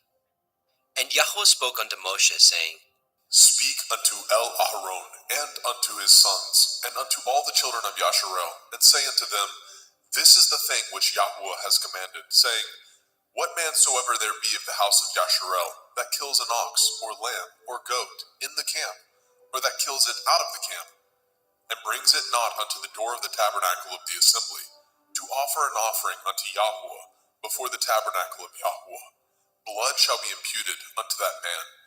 He has shed blood, and that man shall be cut off from among his people. To the end that the children of Yasharel may bring their sacrifices, which they offer in the open field, even that they may bring them unto Yahweh, unto the door of the tabernacle of the assembly, unto the priest, and offer them for peace offerings unto Yahweh. And priests shall sprinkle the blood upon the altar of Yahweh, at the door of the tabernacle of the assembly, and burn the fat for a sweet savor unto Yahweh. And they shall no more offer their sacrifices unto devils, after whom they have gone a-whoring. This shall be a statute forever unto them throughout their generations. And you shall say unto them, Whatsoever man there be of the house of Yasharel, or of the strangers, which sojourn among you, that offers a burnt offering or sacrifice, and brings it not unto the door of the tabernacle of the assembly, to offer it unto Yahweh, even that man shall be cut off from among his people. And whatsoever man there be of the house of Yasharel, or of the strangers that sojourn among you, that eats any manner of blood, I will even set my face against that soul that eats the blood, and will cut him off from among his people. For the soul of the flesh is in the blood. He and I have given it to you upon the altar to make an atonement for your souls.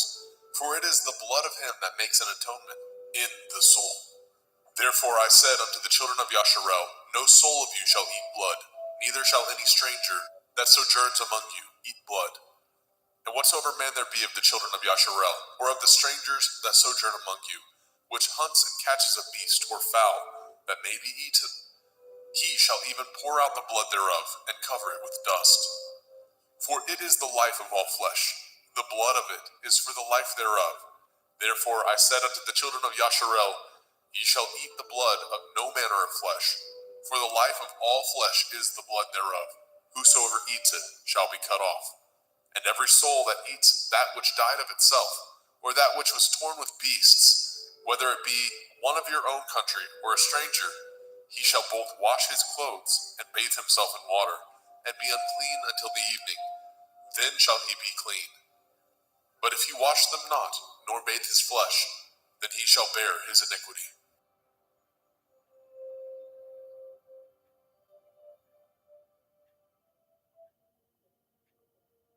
Vayikra, Leviticus chapter 18. And Yahweh spoke unto Moshe, saying, Speak unto the children of Yasharel, and say unto them, I am Yahweh Elohim. After the doings of the land of Mitzrayim, where ye dwell, shall ye not do. And after the doings of the land of Canaan, whither I bring you, shall ye not do.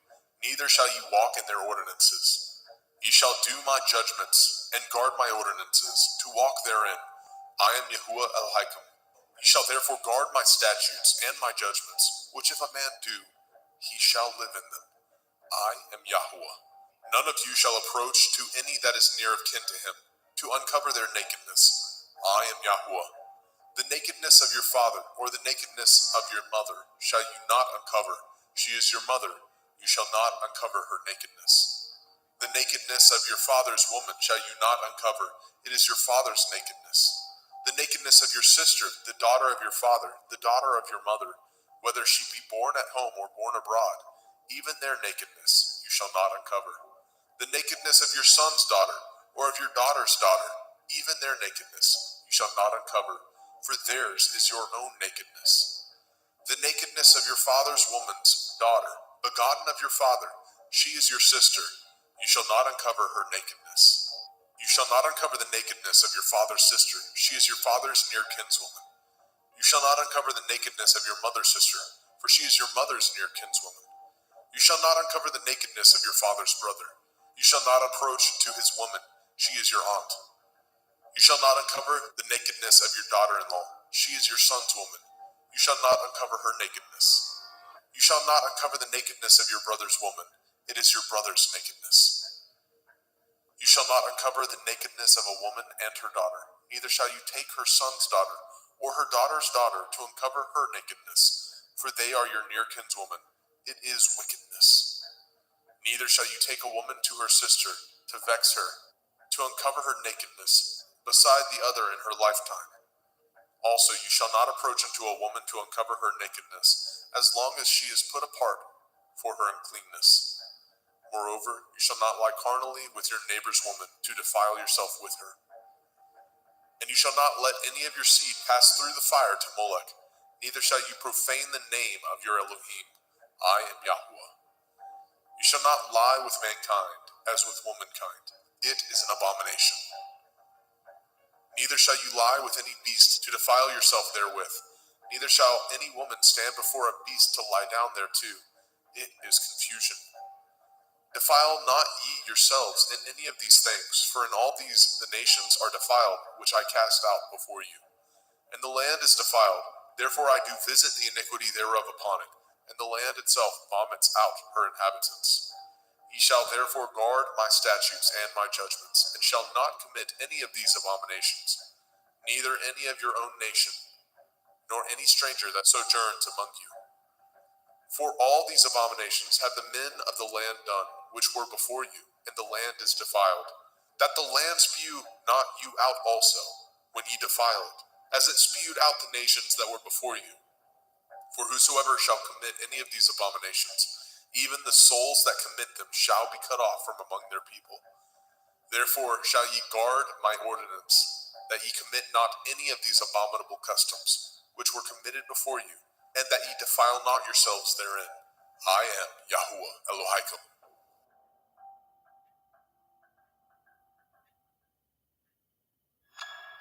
Vaikra, Leviticus chapter 19. And Yahweh spoke unto Moshe, saying, Speak unto all the assembly of the children of Yasharel, and say unto them, Ye shall be holy, for I, Yahuwah Elohim, am holy. Ye shall fear every man his mother and his father, and guard my Shabbathot. I am Yahuwah Elohim. Turn ye not unto idols, nor make to yourselves molten Elohim. I am Yahuwah Elohim. And if ye offer a sacrifice of peace offerings unto Yahuwah, ye shall offer it at your own will. It shall be eaten the same day ye offer it, and on the morrow. And if aught remain unto the third day, it shall be burnt in the fire. And if it be eaten at all on the third day, it is abominable. It shall not be accepted. Therefore everyone that eats it shall bear his iniquity, because he has profaned the hallowed thing of Yahuwah, and that soul shall be cut off from among his people. And when ye reap the harvest of your land, ye shall not wholly reap the corners of your field, neither shall you gather the gleanings of your harvest. And you shall not glean your vineyard, neither shall you gather every grape of your vineyard. You shall leave them for the poor and stranger. I am Yahuwah Elohim. Ye shall not steal, neither deal falsely, neither lie one to another. And ye shall not swear by my name falsely, neither shall you profane the name of your Elohim. I am Yahuwah. You shall not defraud your neighbor, neither rob him. The wages of him that is hired shall not abide with you all night until the morning. You shall not curse the deaf, nor put a stumbling block before the blind, but shall fear your Elohim. I am Yahuwah. Ye shall do no unrighteousness in judgment. You shall not respect the person of the poor, nor honor the person of the mighty, but in righteousness shall you judge your neighbor. You shall not go up and down as a talebearer among your people, neither shall you stand against the blood of your neighbor. I am Yahuwah.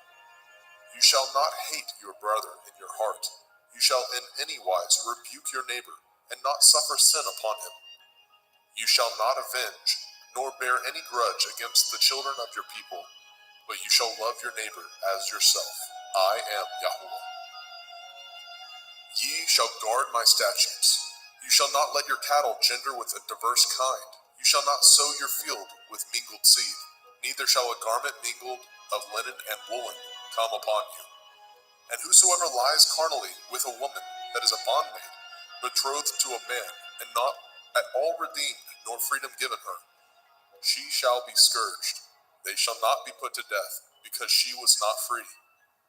And he shall bring his trespass offering unto Yahuwah, unto the door of the tabernacle of the assembly, even a ram for a trespass offering. And the priest shall make an atonement for him with the ram of the trespass offering before Yahuwah, for his sin which he has done, and the sin which he has done shall be forgiven him. And when ye come into the land, and shall have planted all manner of trees for food, then ye shall count the fruit thereof as uncircumcised. 3 years shall it be as uncircumcised unto you. It shall not be eaten of. But in the 4th year all the fruit thereof shall be holy to praise Yahuwah withal. And in the 5th year shall ye eat of the fruit thereof, that it may yield unto you the increase thereof. I am Yahuwah Elohim. Ye shall not eat anything with the blood, neither shall ye use enchantment, nor practice sorcery. You shall not round the corners of your heads, neither shall you mar the corners of your beard. You shall not make any cuttings in your flesh for the dead, nor print any marks upon you. I am Yahuwah. Do not prostitute your daughter, to cause her to be a whore, lest the land fall to whoredom, and the land become full of wickedness. Ye shall guard my Shabbathot, and reverence my sanctuary. I am Yahuwah. Regard not them that have familiar spirits, neither seek after wizards to be defiled by them. I am Yahuwah Elohim. You shall rise up before the gray head, and honor the face of the old man, and fear your Elohim. I am Yahuwah. And if a stranger sojourn with you in your land, ye shall not vex him. But the stranger that dwells with you shall be unto you as one born among you, and you shall love him as yourself. For ye were strangers in the land of Mitzrayim. I am Yahuwah Elohim. Ye shall do no unrighteousness in judgment, in meat yard, in weight, or in measure. Just balances, just weights, a just ephah, and a just hin shall ye have. I am Yahuwah Elohim, which brought you out of the land of Mitzrayim. Therefore shall ye guard all my statutes, and all my judgments, and do them. I am Yahuwah.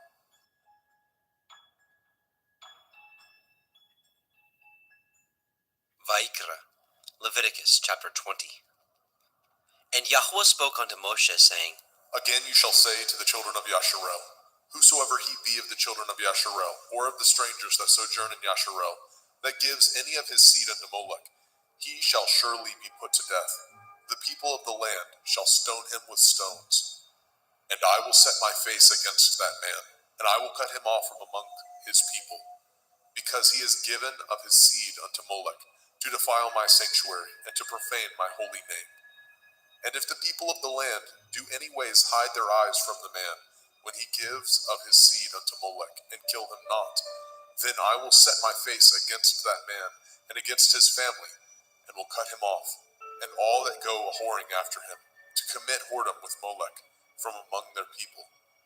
And the soul that turns after such as have familiar spirits, and after wizards, to go a-whoring after them, I will even set my face against that soul, and will cut him off from among his people. Sanctify yourselves, therefore, and be ye holy, for I am Yahuwah Elohim, and ye shall guard my statutes, and do them. I am Yahuwah Mekodishkim. For everyone that curses his father or his mother shall surely be put to death. He has cursed his father or his mother, his blood shall be upon him. And the man that breaks wedlock with another man's woman, even he that breaks wedlock with his neighbor's woman, the man and the woman that breaks wedlock shall surely be put to death. And the man that lies with his father's woman has uncovered his father's nakedness. Both of them shall surely be put to death. Their blood shall be upon them. And if a man lie with his daughter-in-law, both of them shall surely be put to death. They have wrought confusion. Their blood shall be upon them. If a man also lie with mankind, as he lies with a woman, both of them have committed an abomination. They shall surely be put to death. Their blood shall be upon them. And if a man take a woman and her mother, it is wickedness. They shall be burnt with fire, both he and they, that there be no wickedness among you. And if a man lie with a beast, he shall surely be put to death, and ye shall slay the beast. And if a woman approach unto any beast, and lie down thereto, you shall kill the woman and the beast. They shall surely be put to death. Their blood shall be upon them. And if a man shall take his sister, his father's daughter, or his mother's daughter, and see her nakedness, and she see his nakedness, it is a wicked thing, and they shall be cut off in the sight of their people. He has uncovered his sister's nakedness, he shall bear his iniquity. And if a man shall lie with a woman having her sickness, and shall uncover her nakedness, he has discovered her fountain. and she has uncovered the fountain of her blood, and both of them shall be cut off from among their people. And you shall not uncover the nakedness of your mother's sister, nor of your father's sister, for he uncovers his near kin. They shall bear their iniquity. And if a man shall lie with his uncle's woman, he has uncovered his uncle's nakedness. They shall bear their sin. They shall die childless. And if a man shall take his brother's woman, it is an unclean thing. He has uncovered his brother's nakedness. They shall be childless. Ye shall therefore guard all my statutes and all my judgments, and do them, that the land whither I bring you to dwell therein spew you not out. And ye shall not walk in the manner of the nation which I cast out before you, for they committed all these things, and therefore I abhorred them. But I have said unto you, ye shall inherit their land, and I will give unto you to possess it, a land that flows with milk and honey. I am Yahweh Elohim, which have separated you from other people. Ye shall therefore put difference between clean beasts and unclean, and between unclean fowls and clean. And ye shall not make your souls abominable by beast, or by fowl, or by any manner of living thing that creeps on the ground, which I have separated from you as unclean. And ye shall be holy unto me, for I, Yahweh, am holy, and have severed you from other people, that ye should be mine. A man also, or a woman that has a familiar spirit, or that is a wizard, shall surely be put to death. They shall stone them with stones. Their blood shall be upon them. Vayikra, Leviticus chapter 21. And Yahweh said unto Moshe, Speak unto the priests, the sons of Aharon, and say unto them, There shall none be defiled for the dead among his people, but for his kin that is near unto him, that is, for his mother, and for his father, and for his son, and for his daughter, and for his brother, and for his sister a virgin, that is nigh unto him, which has had no man, for her may he be defiled. But he shall not defile himself, being a chief among his people, to profane himself.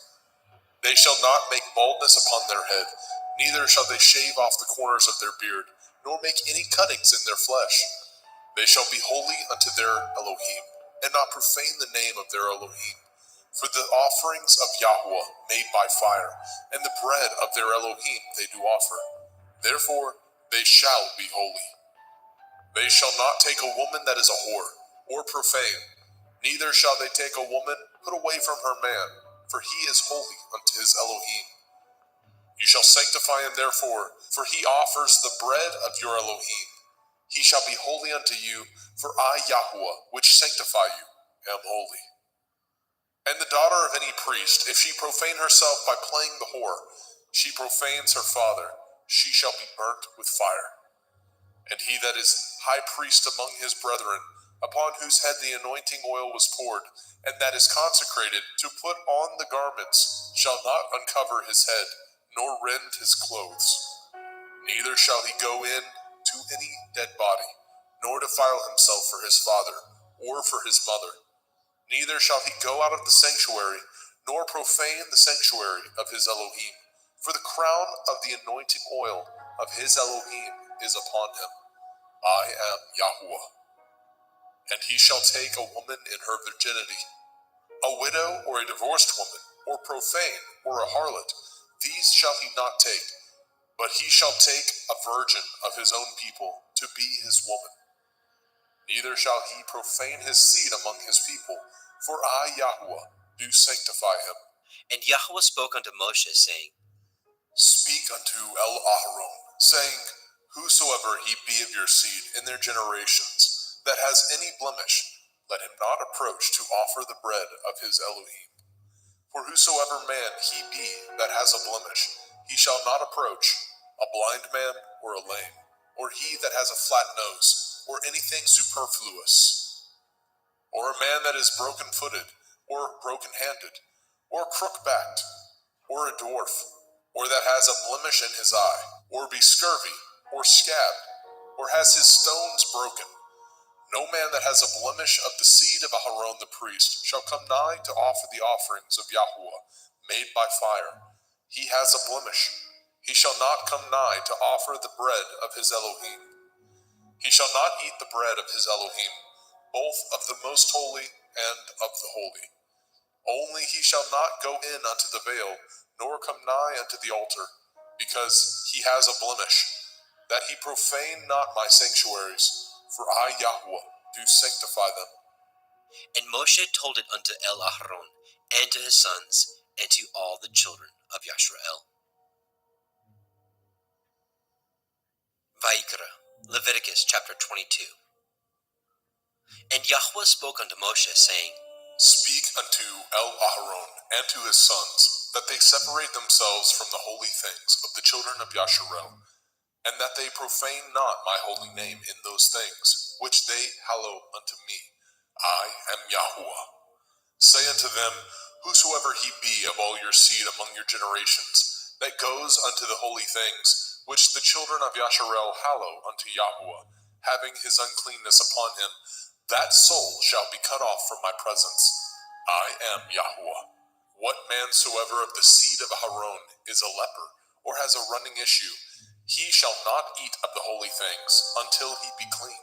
And whoso touches anything that is unclean by the dead, or a man whose seed goes from him, or whosoever touches any creeping thing whereby he may be made unclean, or a man of whom he may take uncleanness, whatsoever uncleanness he has, the soul which has touched any such thing shall be unclean until evening, and shall not eat of the holy things, unless he wash his flesh with water. And when the sun is down, he shall be clean, and shall afterward eat of the holy things, because it is his food. That which dies of itself, or is torn with beasts, he shall not eat, to defile himself therewith. I am Yahweh. They shall therefore guard my ordinance, lest they bear sin for it, and die therefore. If they profane it, I, Yahweh, do sanctify them. There shall no stranger eat of the holy thing. A sojourner of the priest, or a hired servant, shall not eat of the holy thing. But if the priest buy any soul with his money, he shall eat of it, and he that is born in his house, they shall eat of his meat. If the priest's daughter also be married unto a stranger, she may not eat of an offering of the holy things. But if the priest's daughter be a widow or divorced, and have no child, and is returned unto her father's house, as in her youth, she shall eat of her father's meat, but there shall no stranger eat thereof. And if a man eat of the holy thing unwittingly, then he shall put the fifth part thereof unto it, and shall give it unto the priest with the holy thing. And they shall not profane the holy things of the children of Yasharel, which they offer unto Yahweh, or suffer them to bear the iniquity of trespass when they eat their holy things. For I, Yahweh, do sanctify them. And Yahweh spoke unto Moshe, saying, Speak unto Aharon, and to his sons, and unto all the children of Yasharel, and say unto them, whatsoever he be of the house of Yasharel, or of the strangers in Yasharel, that will offer his oblation for all his vows, and for all his freewill offerings, which they will offer unto Yahweh for a burnt offering. Ye shall offer at your own will a male without blemish, of the cattle, of the sheep, or of the goats. But whatsoever has a blemish, that shall ye not offer, for it shall not be acceptable for you. And whosoever offers a sacrifice of peace offerings unto Yahweh, to accomplish his vow, or a freewill offering in cattle or sheep, it shall be perfect to be accepted. There shall be no blemish therein. Blind, or broken, or maimed, or having a running sword, or scurvy, or scabbed, ye shall not offer these unto Yahweh, nor make an offering by fire of them upon the altar unto Yahweh. Either a bullock or a lamb that has anything superfluous or lacking in his parts, that may you offer for a freewill offering, but for a vow it shall not be accepted. Ye shall not offer unto Yahweh that which is bruised, or crushed, or broken, or cut, neither shall ye make any offerings thereof in your land. Neither from a stranger's hand shall ye offer the bread of your Elohim, of any of these, because their corruption is in them, and blemishes be in them. They shall not be accepted for you. And Yahweh spoke unto Moshe, saying, When a bullock or a sheep or a goat is brought forth, then it shall be 7 days under the dam, and from the 8th day and thenceforth it shall be accepted for an offering made by fire unto Yahweh. And whether it be cow or ewe, ye shall not kill it, and her young, both in one day. And when ye offer a sacrifice of thanksgiving unto Yahweh, offer it at your own will. On the same day it shall be eaten up. Ye shall leave none of it until the morrow. I am Yahweh. Therefore shall ye guard my commandments, and do them. I am Yahweh. Neither shall ye profane my holy name, but I will be hallowed among the children of Yasharel. I am Yahweh, which hallow you, that brought you out of the land of Mizraim, to be your Elohim. I am Yahweh.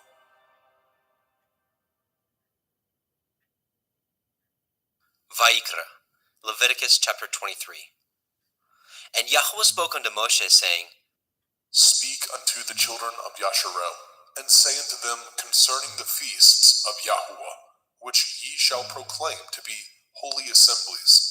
Even these are my feasts. 6 days shall work be done, but the 7th day is the Sabbath of rest, a holy assembly. Ye shall do no work therein. It is the Sabbath of Yahweh in all your dwellings.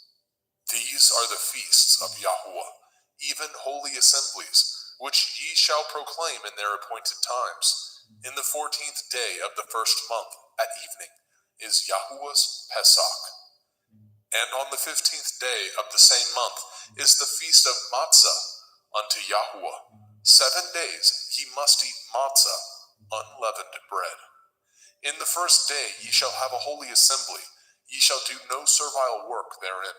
But ye shall offer an offering made by fire unto Yahweh 7 days. In the 7th day is a holy assembly. Ye shall do no servile work therein.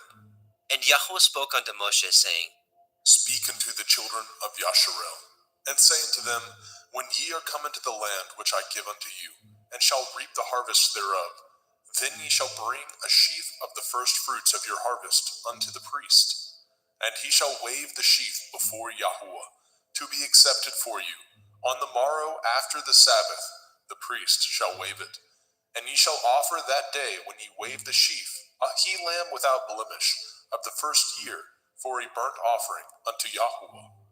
And the meat offering thereof shall be 2/10 deals of fine flour mingled with oil, an offering made by fire unto Yahweh, for a sweet savor. And the drink offering thereof shall be of wine, the 4th part of a hin. And ye shall eat neither bread, nor parched grain, nor green ears, until the selfsame day that ye have brought an offering unto your Elohim.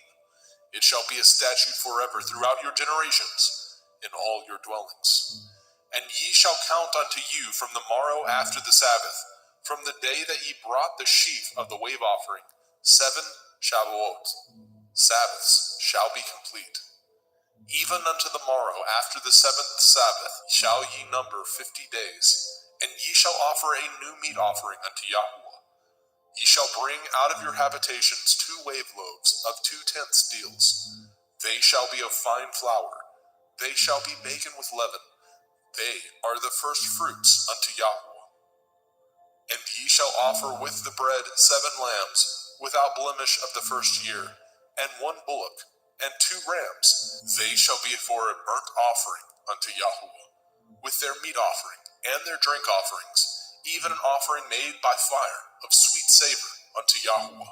Then ye shall sacrifice 1 kid of the goats for a sin offering, and 2 lambs of the 1st year for a sacrifice of peace offerings. And the priest shall wave them with the bread of the first fruits for a wave offering before Yahweh. With the 2 lambs, they shall be holy to Yahweh for the priest. And ye shall proclaim on the selfsame day that it may be a holy assembly unto you. Ye shall do no servile work therein. It shall be a statute forever in your dwellings throughout your generations. And when ye reap the harvest of your land, you shall not make clean riddance of the corners of your field when you reap. Neither shall you gather any gleanings of your harvest. You shall leave them unto the poor and to the stranger. I am Yahweh Elohim. And Yahweh spoke unto Moshe, saying, Speak unto the children of Yasharel, saying, In the 7th month, on the 1st day of the month, shall ye have a Sabbath, a memorial of blowing of shofarot, Yom Teruah, the feast of trumpets, the day of the awakening blast, a holy assembly. Ye shall do no servile work therein, but ye shall offer an offering made by fire unto Yahuwah. And Yahweh spoke unto Moshe, saying, Also on the 10th day of this 7th month is Yom Kippurim, the day of atonement. It shall be a holy assembly unto you, and ye shall afflict your souls, and offer an offering made by fire unto Yahuwah. And ye shall do no work in that same day, for it is Yom Kippurim, to make an atonement for you before Yahuwah Elohaikum. For whatsoever soul it be that shall not be afflicted in that same day, he shall be cut off from among his people. And whatsoever soul it be that does any work in that same day, the same soul will I destroy from among his people. Ye shall do no manner of work. It shall be a statute forever throughout your generations, in all your dwellings. It shall be unto you a Sabbath of rest, and ye shall afflict your souls in the 9th day of the month at evening. From evening unto evening shall ye celebrate your Sabbath. And Yahweh spoke unto Moshe, saying, Speak unto the children of Yasharel, saying, The 15th day of this 7th month shall be the feast of Sukkot, tabernacles, for 7 days unto Yahuwah. On the 1st day shall be a holy assembly. Ye shall do no servile work therein. 7 days ye shall offer an offering made by fire unto Yahuwah. On the 8th day shall be a holy assembly unto you, and ye shall offer an offering made by fire unto Yahuwah. It is a solemn assembly, and ye shall do no servile work therein. These are the feasts of Yahuwah, which ye shall proclaim to be holy assemblies, to offer an offering made by fire unto Yahuwah, a burnt offering and a meat offering, a sacrifice and drink offerings, everything upon his day. Besides the Shavuot, Sabbaths of Yahuwah, and beside your gifts, and beside all your vows, and beside all your freewill offerings, which ye give unto Yahuwah. Also in the 15th day of the 7th month, when ye have gathered in the fruit of the land, ye shall keep a feast unto Yahuwah 7 days. On the 1st day shall be a Sabbath, and on the 8th day shall be a Sabbath. And ye shall take you on the 1st day the boughs of goodly trees, branches of palm trees, and the boughs of thick trees, and willows of the brook, and ye shall rejoice before Yahuwah Elohaikum 7 days. And ye shall keep it a feast unto Yahuwah 7 days in the year. It shall be a statute forever in your generations. Ye shall celebrate it in the 7th month. Ye shall dwell in sukkahs, booths, 7 days. All that are Yasharel born shall dwell in sukkahs. That your generations may know that I made the children of Yasharel to dwell in sukkahs, when I brought them out of the land of Mitzrayim. I am Yahuwah Elohaikum. And Moshe declared unto the children of Yasharel the feasts of Yahweh.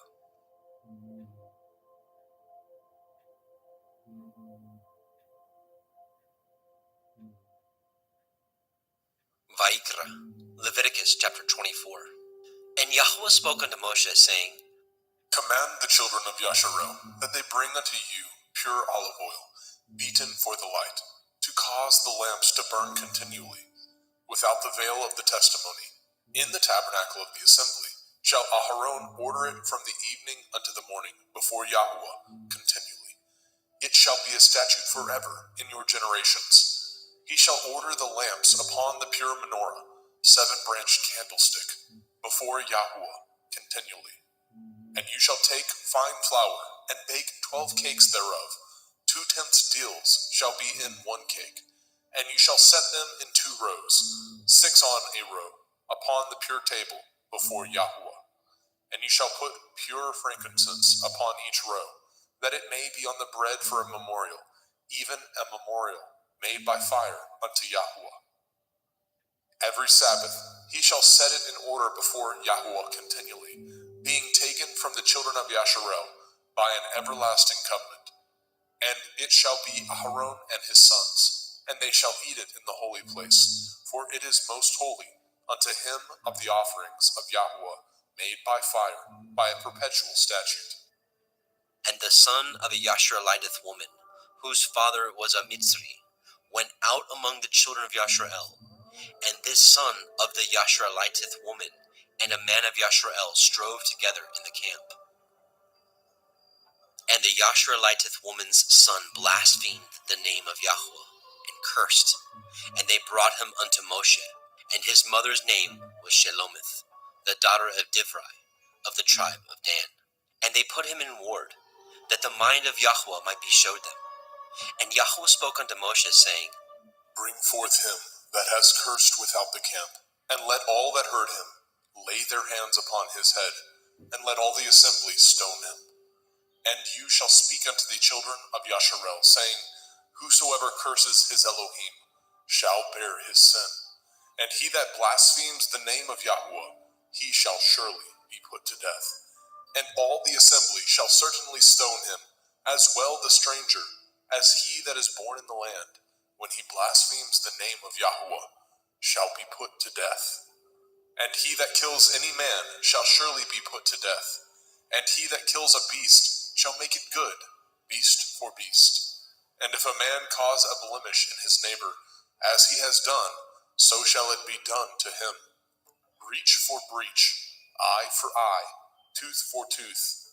As he has caused a blemish in a man, so shall it be done to him again. And he that kills a beast, he shall restore it. And he that kills a man, he shall be put to death. Ye shall have one manner of law, as well for the stranger, as for one of your own country. For I am Yahweh Elohaikum. And Moshe spoke to the children of Yashrael, that they should bring forth him that had cursed out of the camp, and stone him with stones. And the children of Yashrael did as Yahweh commanded Moshe.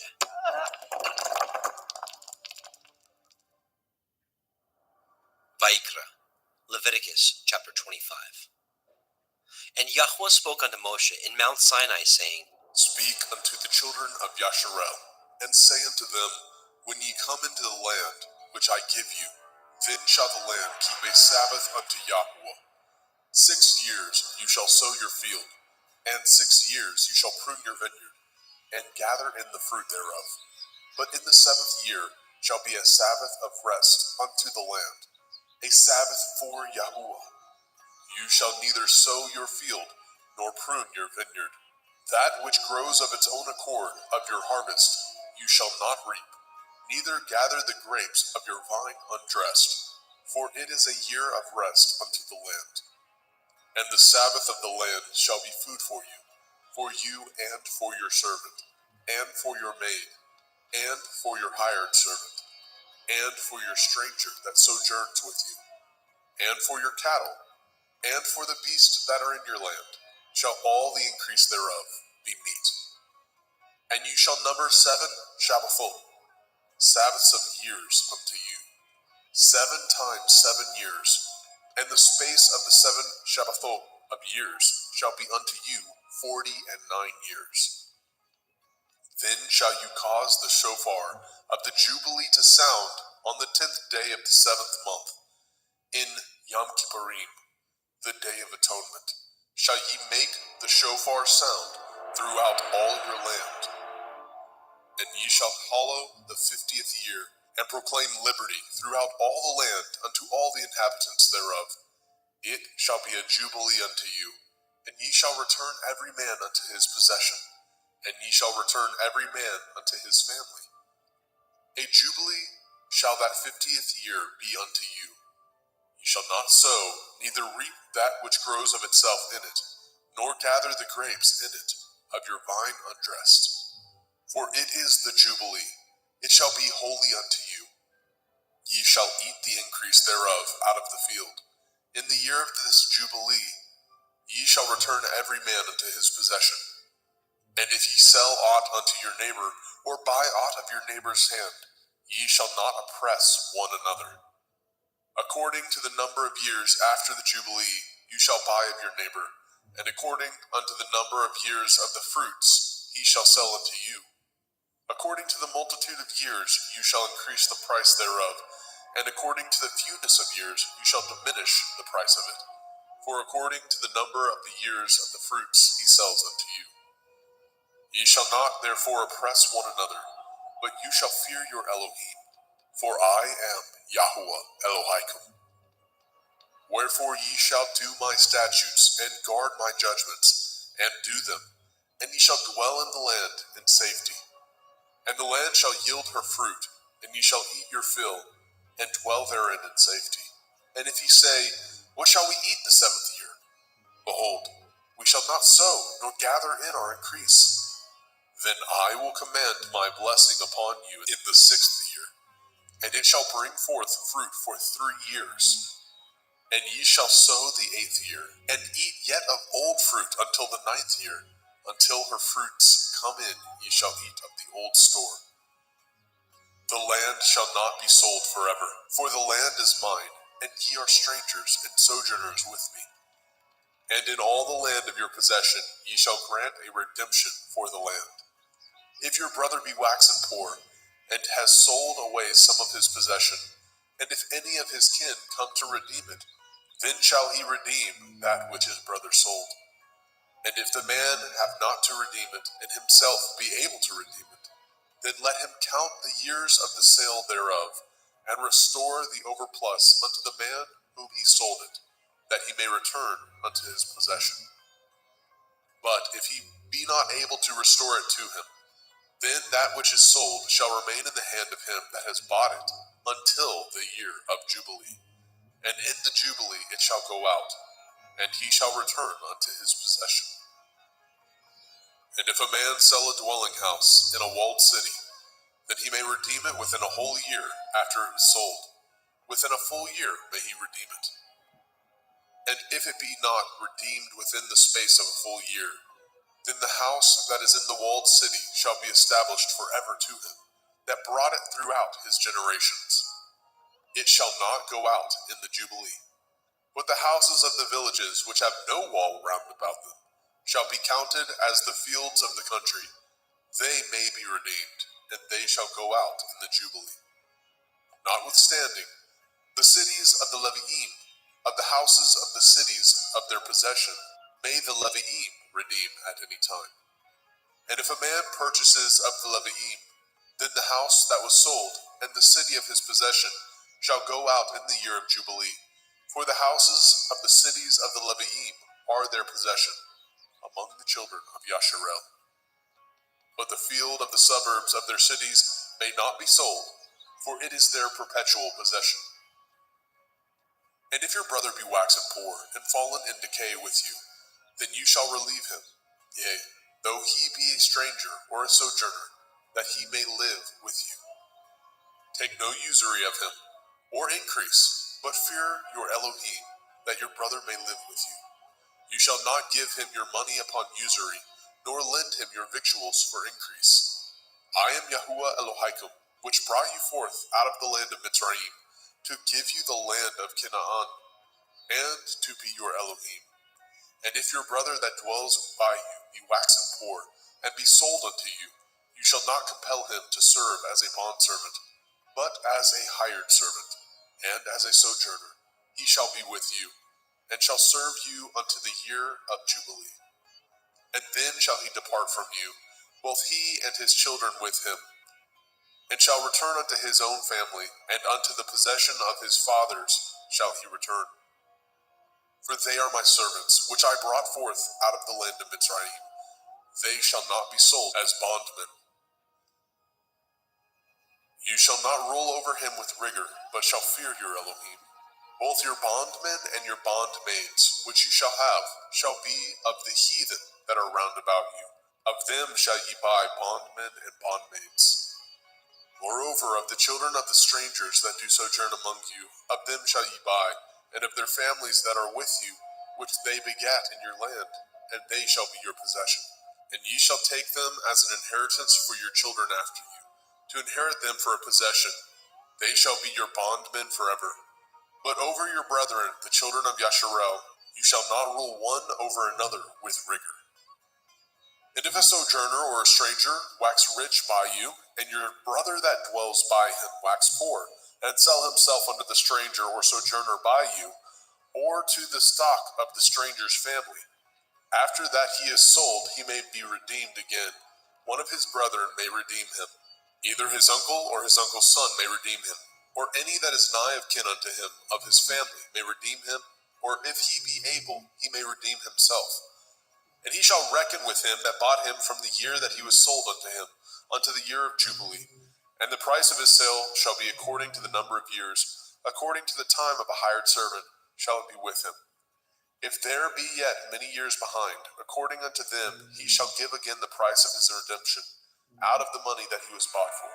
And if there remain but few years unto the year of Jubilee, then he shall count with him, and according unto his years shall he give him again the price of his redemption. And as a yearly hired servant shall be with him, and the other shall not rule with rigor over him in your sight. And if he be not redeemed in these years, then he shall go out in the year of Jubilee, both he and his children with him. For unto me the children of Yasharel are servants. They are my servants, whom I brought forth out of the land of Mitzrayim. I am Yahuwah Elohim. Vaikra, Leviticus chapter 26. Ye shall make you no idols, nor graven image, neither rear you up a standing image, neither shall ye set up any image of stone in your land, to bow down unto it, for I am Yahuwah Elohim. Ye shall guard my Sabbaths, and reverence my sanctuary. I am Yahuwah.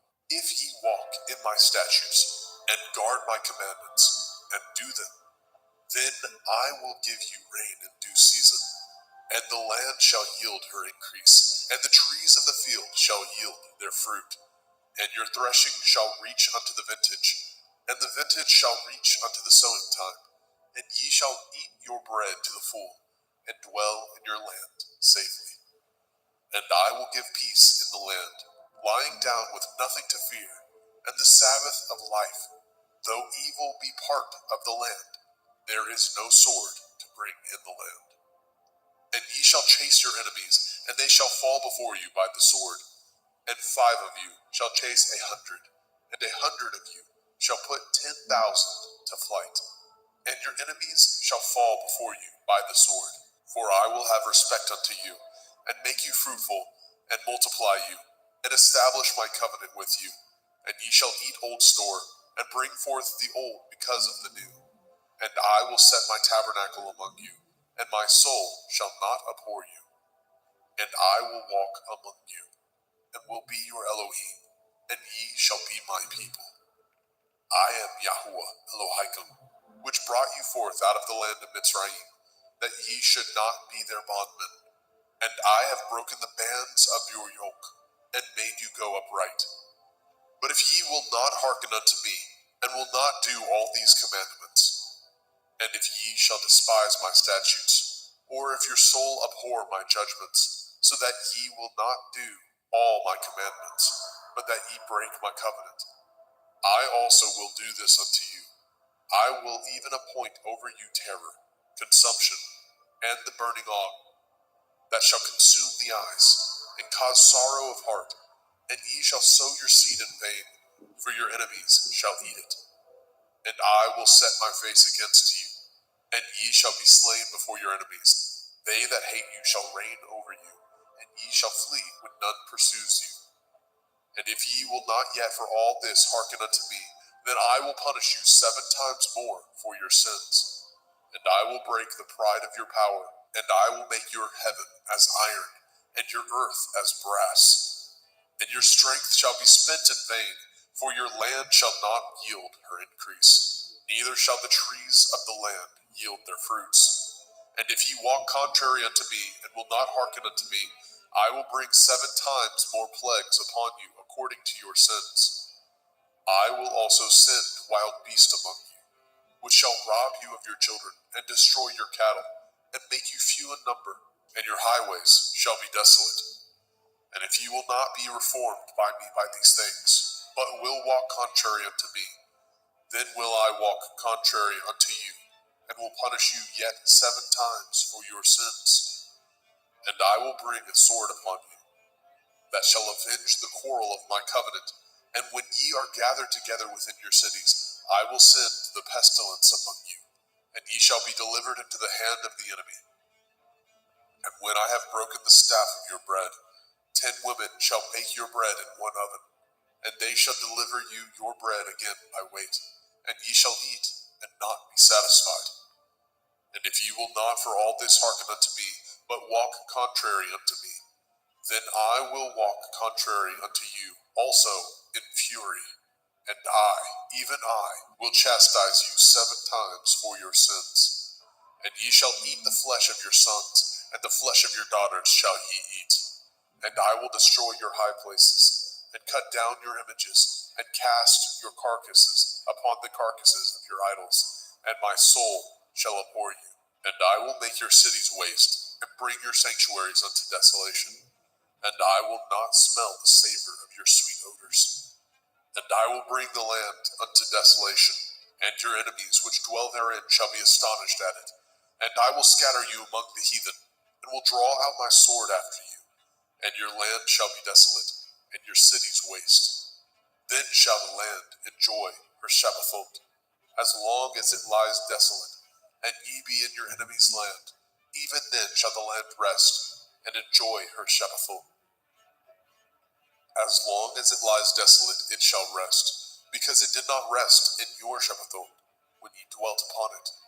And upon them that are left alive of you, I will send a faintness into their hearts, in the land of their enemies, and the sound of a shaken leaf shall chase them, and they shall flee as fleeing from a sword, and they shall fall when none pursues. And they shall fall one upon another, as it were before a sword, when none pursues. And ye have no power to stand before your enemies. And ye shall perish among the heathen, and the land of your enemies shall eat you up. And they that are left of you shall pine away in their iniquity, in your enemies' lands, and also in the iniquities of their fathers shall they pine away with them. If they shall confess their iniquity, and the iniquity of their fathers, with their transgressions which they transgressed against me, and that also they have walked contrary unto me, and that I also have walked contrary unto them, and have brought them into the land of their enemies, if then their uncircumcised heart be humbled, and they then accept of the punishment of their iniquity, then I will remember my covenant with Yaakov, and also my covenant with Yitzhak, and also my covenant with Abraham will I remember, and I will remember the land. The land also shall be left of them, and shall enjoy her Shabbathot, while she lies desolate without them. And they shall accept of the punishment of their iniquity, because they despised my judgments, and because their soul abhorred my statutes. And yet, for all that, when they be in the land of their enemies, I will not cast them away, neither will I abhor them, to destroy them utterly, and to break my covenant with them. For I am Yahweh Elohim. But I will for their sakes remember the covenant of their ancestors, whom I brought forth out of the land of Mitzrayim, in the sight of the heathen, that I might be their Elohim. I am Yahweh. These are the commandments and judgments and Torah, which Yahweh made between him and the children of Yisrael in Mount Sinai by the hand of Moshe.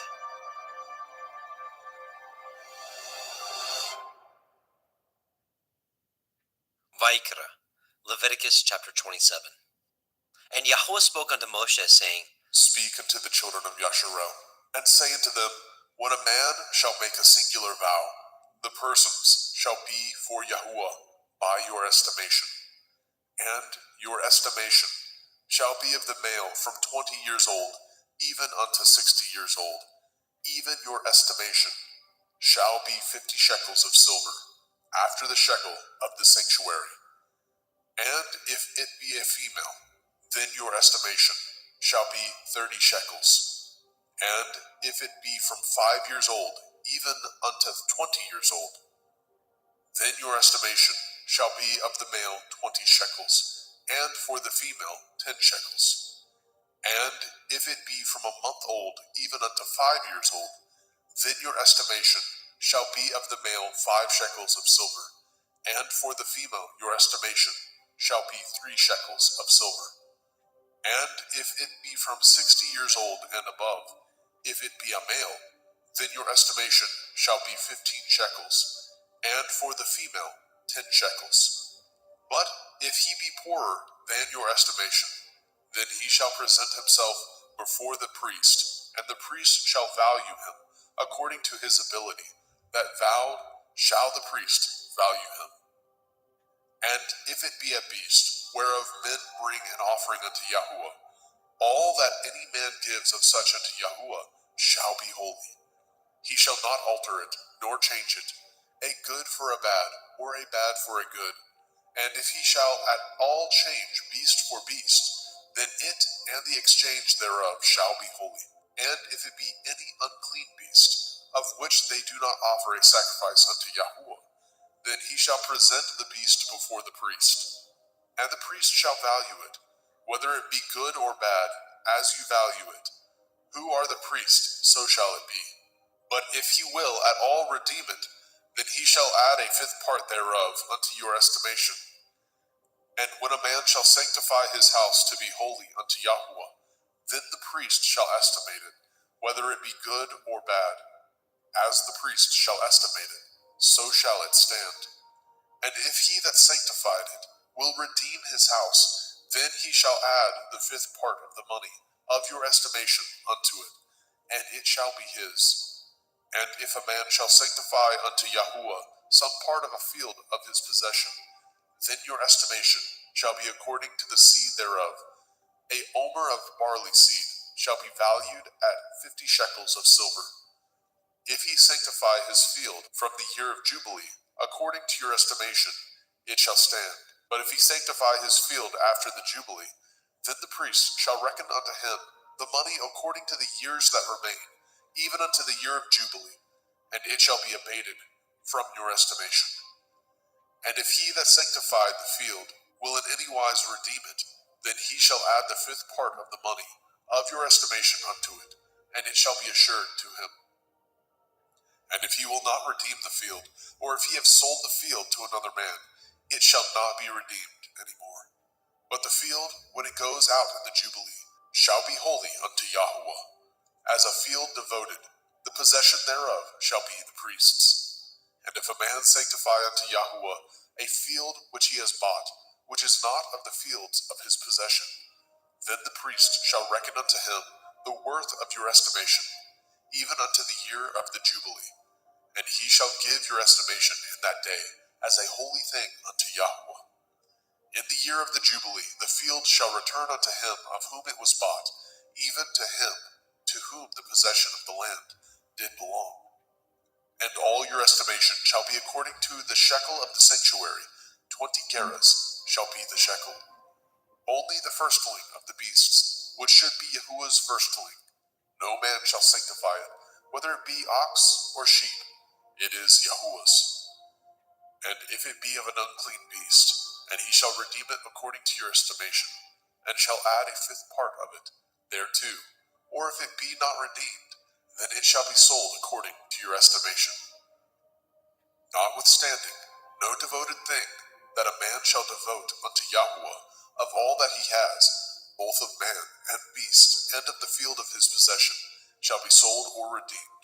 Every devoted thing is most holy unto Yahuwah. None devoted which shall be devoted of men shall be redeemed, but shall surely be put to death. And all the tithe of the land, whether of the seed of the land, or of the fruit of the tree, is Yahuwah's. It is holy unto Yahuwah. And if a man shall at all redeem aught of his tithes, he shall add thereto the fifth part thereof. And concerning the tithe of the herd, or of the flock, even of whatsoever passes under the rod, the 10th shall be holy unto Yahuwah. He shall not search whether it be good or bad, neither shall he change it. And if he change it at all, then both it and the change thereof shall be holy. It shall not be redeemed.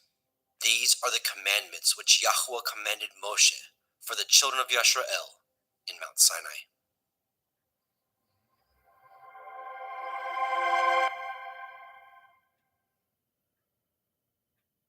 Asharel, saying, In the 7th month, in the first day of the month, ye shall have a Shabbat, a memorial blowing of shofar Shafarot. The day of the awakening blast, trumpets, a holy assembly.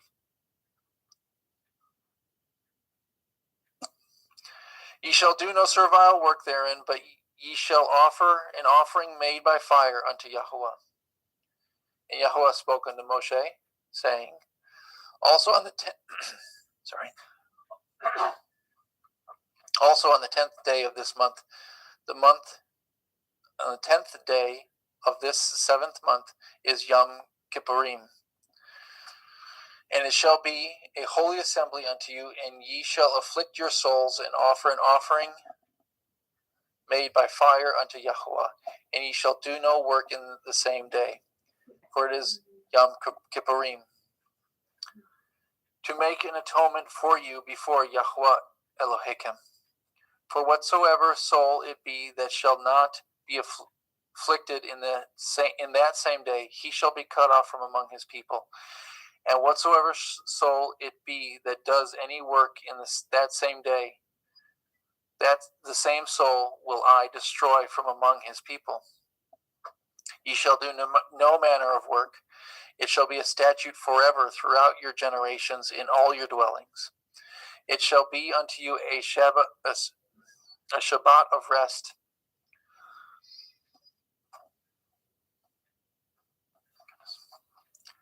And ye shall afflict your souls in the 9th day of the month at evening. From evening unto evening shall ye celebrate your Shabbat. And Yahuwah spoke unto Moshe, saying, Speak unto the children of Yasharel, saying, The 15th day of this 7th month shall be the feast of Sukkot, for 7 days unto Yahuwah. On the first day shall be a holy assembly. Ye shall do no servile work therein. 7 days shall ye offer an offering made by fire unto Yahuwah. On the 8th day shall be a holy assembly unto you, and ye shall offer an offering made by fire unto Yahuwah as a holy assembly, and ye shall do no servile work therein. These are the feasts of Yahuwah, which ye shall proclaim to be holy assemblies, to offer an offering made by fire unto Yahuwah, a burnt offering and a meat offering, a sacrifice and drink offerings, everything upon his day. Beside the Shabbathot of Yahuwah, and beside your gifts, and beside all your vows, and beside all your free will offerings which ye give unto Yahuwah. Also in the 15th day of the 7th month, when ye have gathered in the fruit of the land, ye shall keep a feast unto Yahuwah 7 days. On the first day shall be a Shabbat, and on the 8th day shall be a Shabbat. And ye shall take you on the first day the boughs of goodly trees and branches and of palm trees, and of the boughs of thick trees and willows of the brook, and ye shall rejoice before Yahuwah 7 days. And ye shall keep it a feast unto Yahuwah 7 days in the year, and it shall be a statute forever in your generations. Ye shall celebrate it in the 7th month.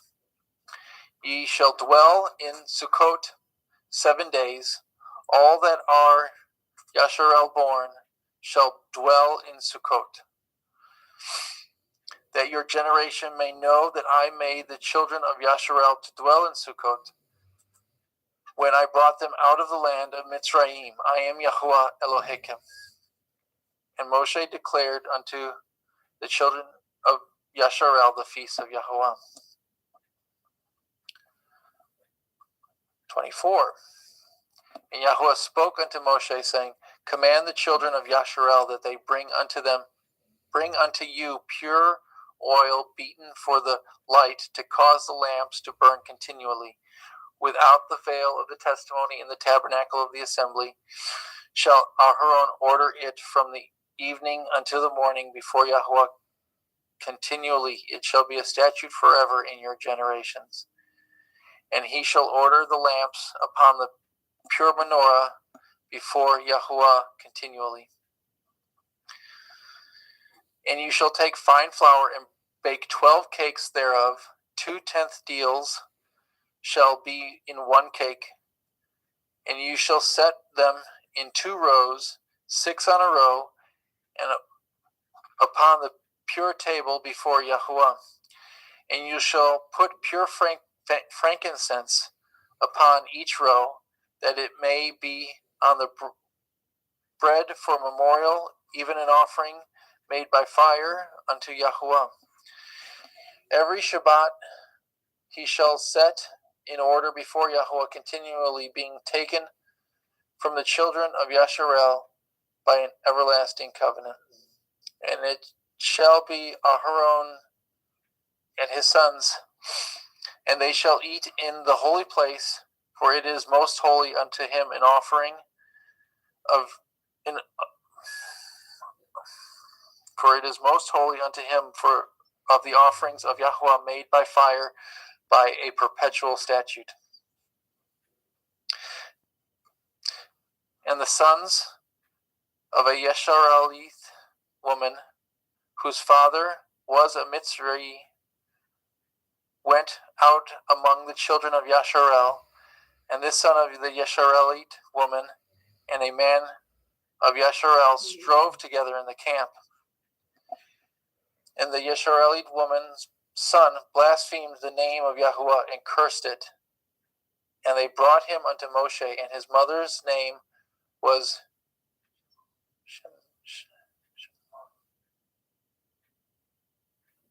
Shemalit,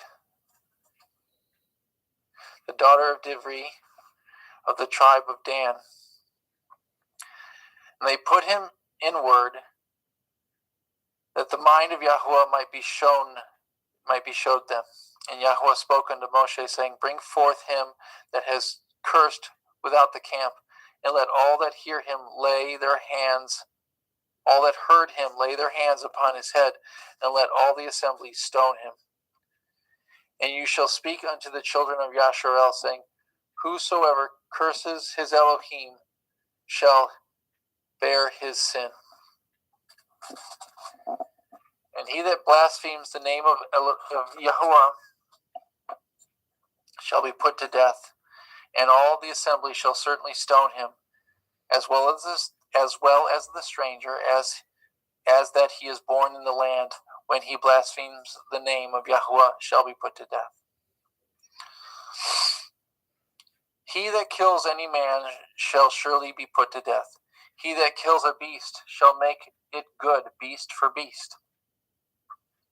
And if a man cause a blemish in his neighbor, as he has done, so shall it be done to him. Breach for breach, eye for eye, tooth for tooth. As he has caused a blemish in a man, so shall it be done against him. And he that kills a beast, he shall restore it. And he that kills a man, he shall be put to death. Ye shall have one manner of law, as well for the stranger as for the one of your own country, for I am Yahuwah Elohim. And Moshe spoke to the children of Yasharel, that they should bring forth him that had cursed out of the camp, and stone him with stones. And the children of Yasharel did as Yahuwah commanded Moshe. And Yahuwah spoke unto Moshe in Mount Sinai, saying, Speak unto the children of Yasharel, and say unto them, When ye have come into the land which I give you, then shall the land keep a Shabbat unto Yahuwah. 6 years you shall sow your field, 6 years shall you prune your vineyard, and gather in the fruit thereof. But in the 7th year shall be a Shabbat of rest unto the land, a Shabbat for Yahuwah. You shall neither sow your field nor prune your vineyard. And that which grows of its own accord of your harvest you shall not reap, neither gather the grapes of your vine undressed, for it is a year of rest unto the Lord, unto the land. And the Shabbat of the land shall be food for you, and for your servant, and for your maid, and for your hired servant, and for your servant that sojourns with you, and for your cattle, and for the beasts that are in your land. All the increase thereof be meat. And you shall number 7 Shabbathot of years unto you, 7 times 7 years, and the space of the 7 Shabbathot of years shall be unto you 49 years. Then shall you cause the shofar of the Jubilee to sound on the 10th day of the 7th month in the Yom Kippurim, and shall make the shofar sound throughout all your land. And when ye shall hallow the 50th year, and proclaim liberty throughout all the land unto all the inhabitants thereof, it shall be a jubilee unto you, and ye shall return every man unto his possession, and ye shall return every man unto his family. A jubilee shall that 50th year be unto you, and ye shall not sow, neither reap that which grows of itself in it, nor gather the grapes in it of your vine undressed. For it is the Jubilee, it shall be holy unto you. Ye shall eat the increase thereof out of the field. In the year of this Jubilee ye shall return every man unto his possession. And if you sell aught unto your neighbor, and buy aught of your neighbor's hand, ye shall not oppress one another. According to the number of years after the Jubilee, you shall buy of your neighbor, and according unto the number of years of the fruits he shall sell unto you. According to the multitude of years you shall increase the price thereof, and according to the fewness of the years you shall diminish it, the price of it. For according to the number of years of the fruits he sells unto you. Ye shall not therefore oppress one another, but you shall fear Yahuwah your Elohim, for I am Yahuwah Elohechem.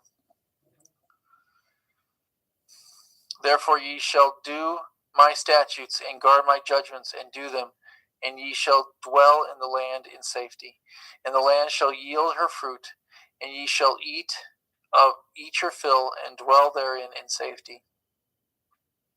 And if ye shall say, what shall we eat the 7th year? Behold, we shall not sow nor gather in our increase. Then I will command my blessing upon you in the 6th year, and it shall bring forth the fruit for 3 years.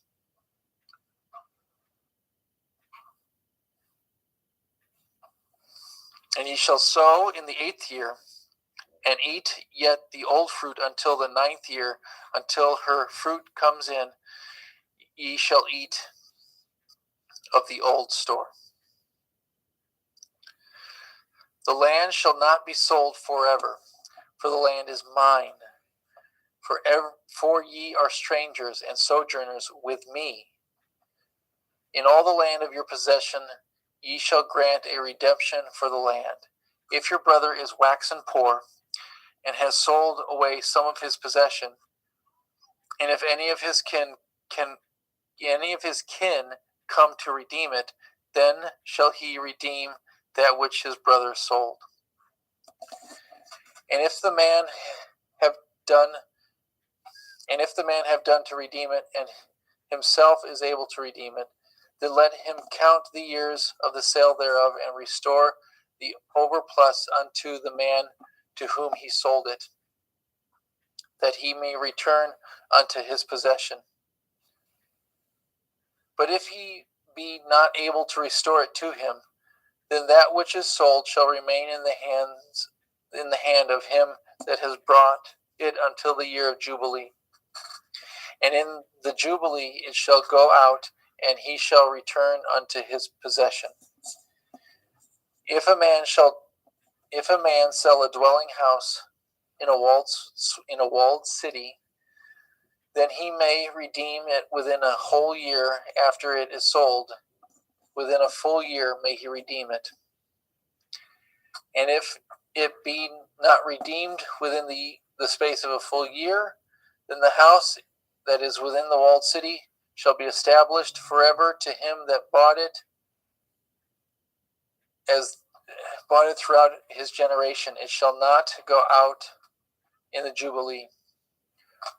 But the houses of the villages, which have no wall about them, shall be counted as the fields of the country. They may be redeemed, and they shall go out in the Jubilee. Notwithstanding, the cities of the Leviim and the houses of the cities of their possession may the Leviim redeem at any time. And if a man purchase of the Leviim, then the house that was sold and the city of his possession shall go out in the year of Jubilee. For the houses of the cities are the Leviim. Houses of the city of the Leviim are their possession among the children of Yasharel.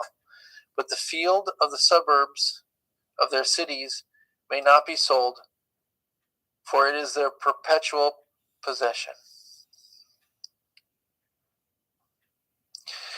If your brother be waxen poor and fallen in decay with you, then you shall relieve him, yea, though he be a stranger or a sojourner, that he may live with you. Take no usury of him or increase, but fear your Elohim, that your brother may live with you. You shall not give him your money upon usury, nor lend him your victuals for increase. I am Yahuwah Elohim, which brought you forth out of the land of Mitzrayim to give you the land of Canaan, and to be your Elohim. And if your brother that dwells with you be waxen poor, and be sold unto you, you shall not compel him to serve as a bondservant, but as a hired servant, and as a sojourner. He shall be with you, and shall serve you unto the year of Jubilee. Then shall he depart from you, both he and his children with him, and shall return unto his own family, unto the possession of his fathers shall he return. For they are my servants, which I brought forth out of the land of Mitzrayim. They shall not be sold as bondmen. You shall not rule over him with rigor, but shall fear Elohim. Both your bondmen and your bondmaids, which you shall have, shall be of the heathen that are around about you. Of them shall ye buy bondmen and bondmaids. Moreover, the children of the stranger that do sojourn among you, of them shall ye buy, and their families that are with you, that they begat in your land, and they shall be your possession. And ye shall take them as an inheritance for your children after you, to inherit them for a possession. They shall be your bondmen forever. But over your brethren and the children of Yasharel, ye shall not rule one over the other with rigor. If a sojourner or a stranger wax rich by you, and your brother that dwells by him wax poor, and sell himself unto the stranger or sojourner by you, or to the stock of the stranger's family, after that he is sold, he may be redeemed again. One of your brethren may redeem him, either his uncle or his uncle's son may redeem him, or any that is nigh of kin unto him of his family may redeem him, or he be or if he be able, he may redeem himself. He shall reckon with him that bought him from the year that he was sold to him unto the year of Jubilee, and the price of his sale shall be according to the number of years, according to the time of a hired servant shall it be with him. If there be yet many years behind, according unto them, he shall give again the price of his redemption out of the money that he was bought for. And if there remain but a few years unto the year of Jubilee, then he shall count with him, and according unto the years he shall give him again the price of his redemption. And as a yearly hired servant shall he be with him, and the others shall not rule with rigor over him in your sight. And if he be not redeemed in those years, then shall he go out in the year of Jubilee, both he and his children with him. For unto me the children of Yasharel are servants. They are my servants, whom I brought forth out of the land of Mitzrayim. I am Yahuwah Elohim. Ye shall make no idols or graven images, neither rear you up a standing image, neither shall ye set up an image of stone in your land to bow down unto it, for I am Yahuwah Elohim.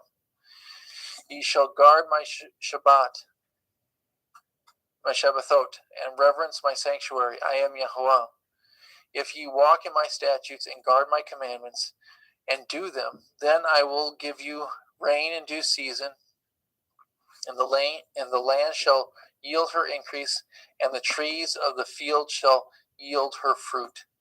And your threshing shall reach unto the vintage, and the vintage shall reach unto the sowing time, and ye shall eat your bread to the full, and dwell in your land in safety. And I will give peace in the land, lying down with nothing to fear, and the Shabbat of life. Though evil be a part of the land, there is no sword to bring in the land. And ye shall chase your enemies, and they shall fall before you by the sword. And 5 of you shall chase 100, and 100 shall put 10,000 to flight. And your enemies shall fall before you by the sword. For I will have respect unto you, and make you fruitful, and multiply you, and establish my covenant with you. Ye shall eat old store, and bring forth the old because of the new. I will set my tabernacle among you, and my soul shall not abhor you. I will walk among you, and will be your Elohim, and ye shall be my people. I am Yahuwah Elohim, which brought you forth out of the land of Mitzrayim, that ye should not be their bondmen. And I have broken the bonds of your yoke, and made you go upright. But if ye will not hearken unto me, and will not do all these commandments, and if ye shall despise my statutes, or if your soul abhor my judgments, so that ye will not do all my commandments, but that ye shall break my covenant, I will do this unto you. I will even appoint over you terror, consumption, and the burning plague.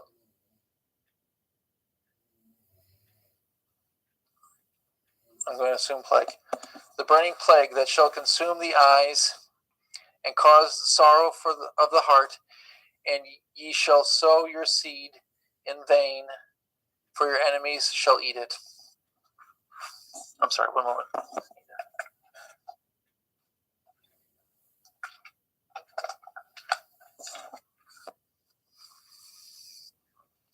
And I will set my face against you, and ye shall be slain before your enemies, and they that hate you will reign over you, and they shall flee when ye shall flee when none pursues you. And if ye will not yet for all this hearken unto me, then I will punish you 7 times more for your sins. And I will break the pride of your power, and I will make I will make you heavy as iron. I will make your heaven as iron, and your earth as brass.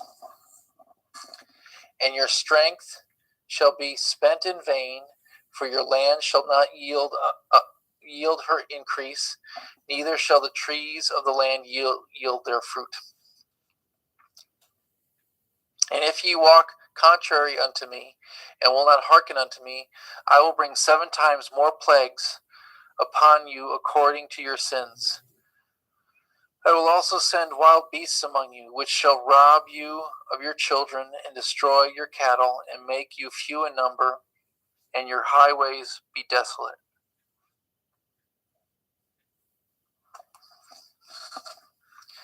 And if ye will not reform by me by these things, but will walk contrary unto me, then will I also walk contrary unto you, and will punish you yet 7 times for your sins. And I will bring a sword upon you that shall avenge the quarrel of my covenant.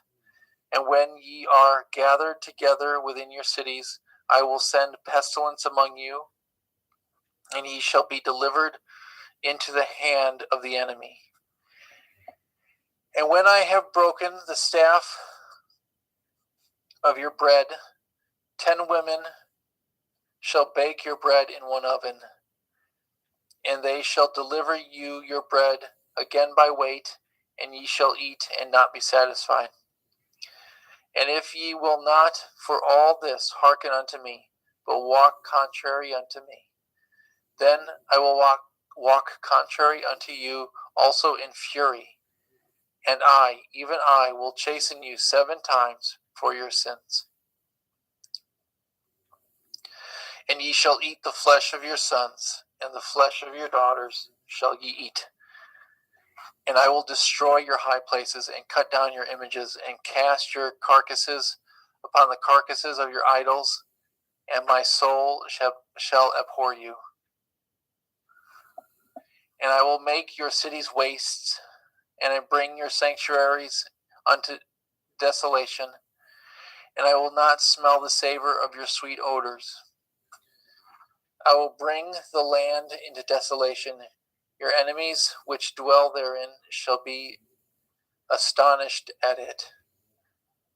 I will scatter you among the heathen, and will draw out a sword after you, and your land shall be desolate, and your cities waste. Then shall the land enjoy her Shabbathot, as long as it lies desolate, and ye be in your enemy's land, even then shall the land rest and enjoy her Shabbathot. As long as it lies desolate, it shall rest, because it did not rest in your Shabbathot when you dwelt upon it. And upon them that are left alive of you, I will send a faintness into their hearts in the land of their enemies, and the sound of a shaking leaf shall chase them, and they shall flee as fleeing from a sword, and they shall fall when none pursues.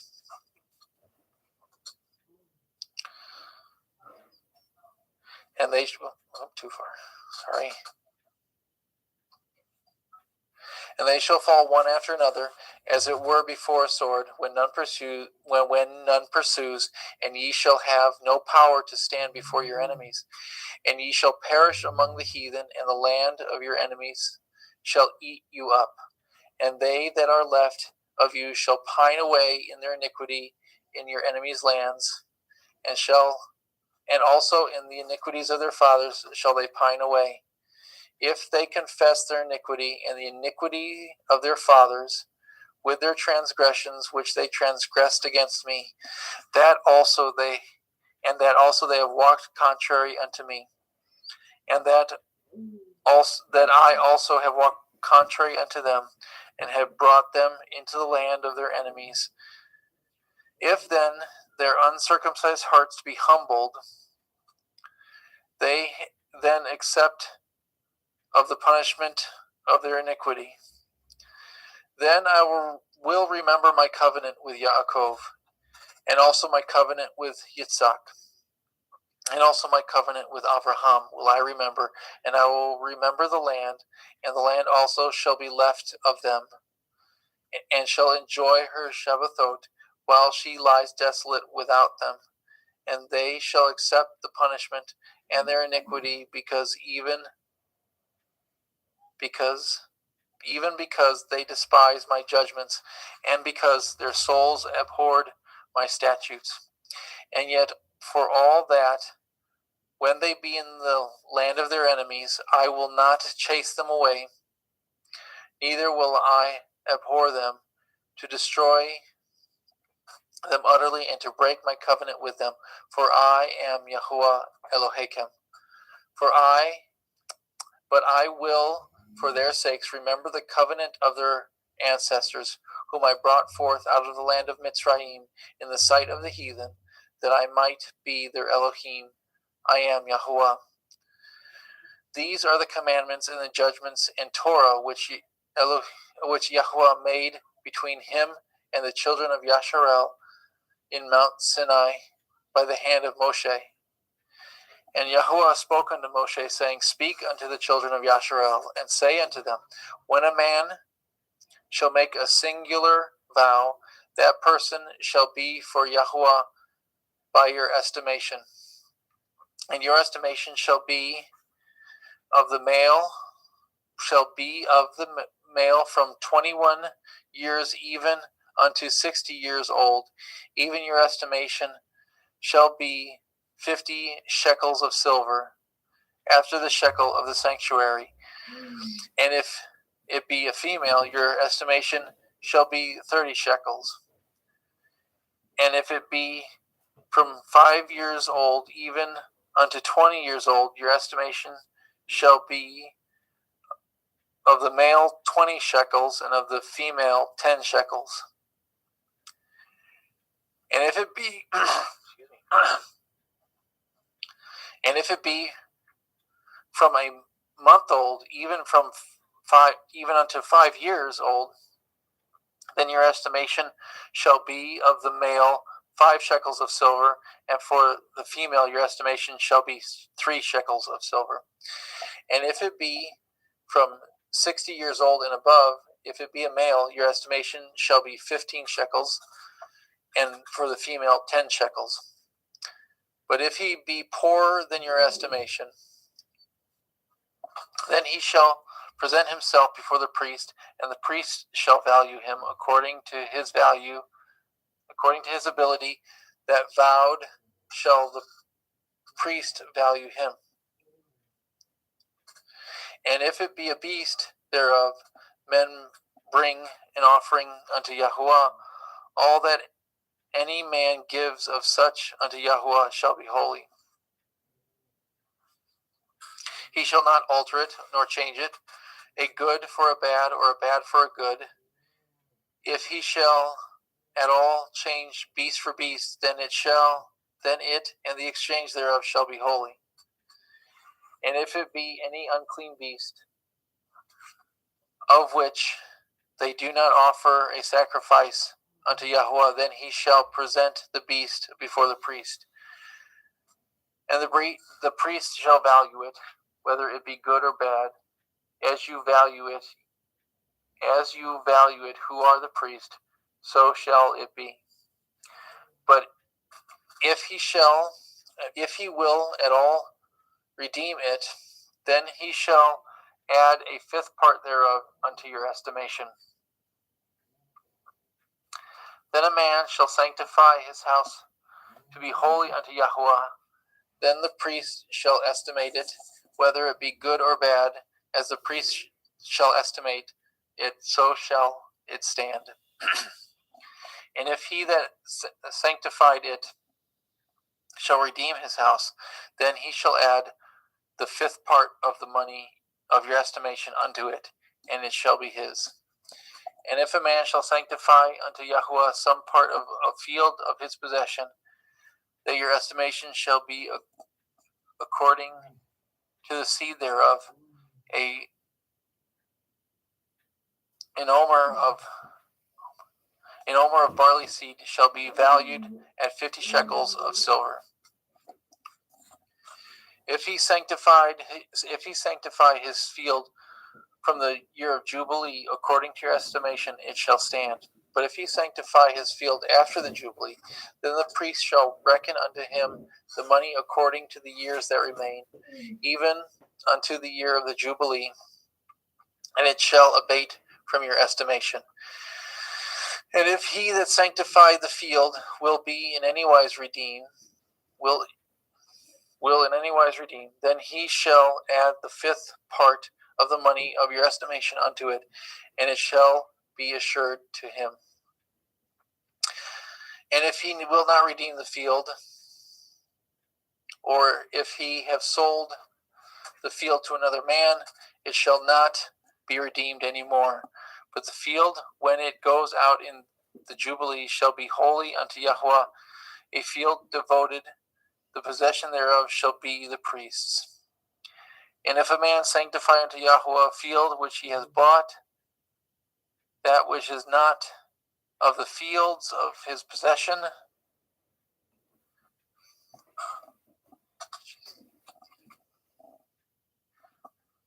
then the priest shall reckon unto him the worth of your estimation, even unto the year of Jubilee, and he shall give your estimation in that day as a holy thing unto Yahweh. In the year of Jubilee, the field shall return unto him of whom it was bought, even to him whom the possession of the land did belong. And all your estimations shall be according to the shekel of the sanctuary. 20 gerahs shall be the shekel. Only the firstling of beasts, which should be Yahweh's firstlings, no man shall sanctify it, whether it be ox or sheep, it is Yahweh's. And if it be an unclean beast,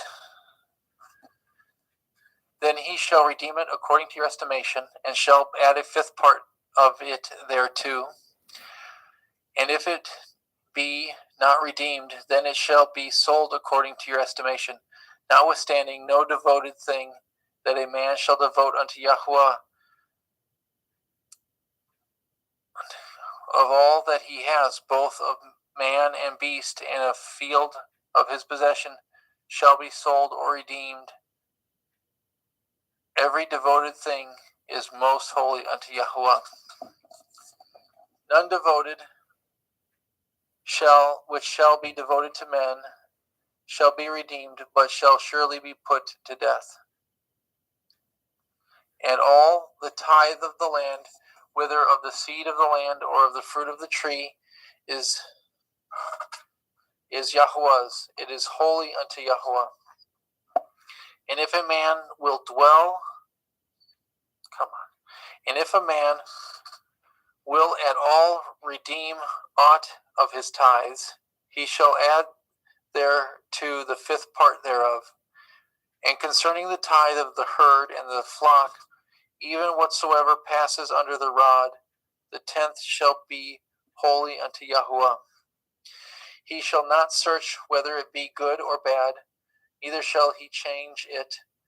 And if he change it at all, then both it and the change thereof shall be holy, it shall not be redeemed. These are the commandments which Yahweh commanded of Moshe and the children of Yasharel in Mount Sinai. Thank you, brother. And brothers and sisters, those of you that are watching this as a live stream, please join us in the next room, which there should be links in the chat right now. And it's also on the homepage on Parable of the Vineyard. Those of you that are watching this as a recording, there should be links in the description box and in the comment section below. So we will get started with part 2 after this.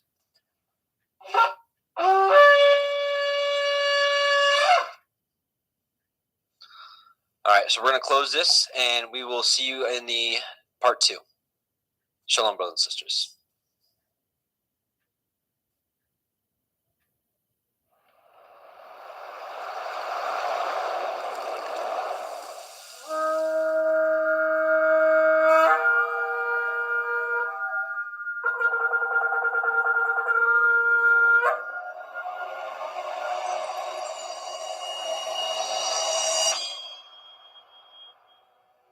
book of Shemot, Exodus, chapter 1. Now these are the names of the children of Yasharel, which came into Mitzrayim. Every man and his household came with Jacob: Reuben, Shimon, Levi, Yehuda, Issachar, Zebulun, and Benjamin, Dan, Naphtali, Gad, and Asher.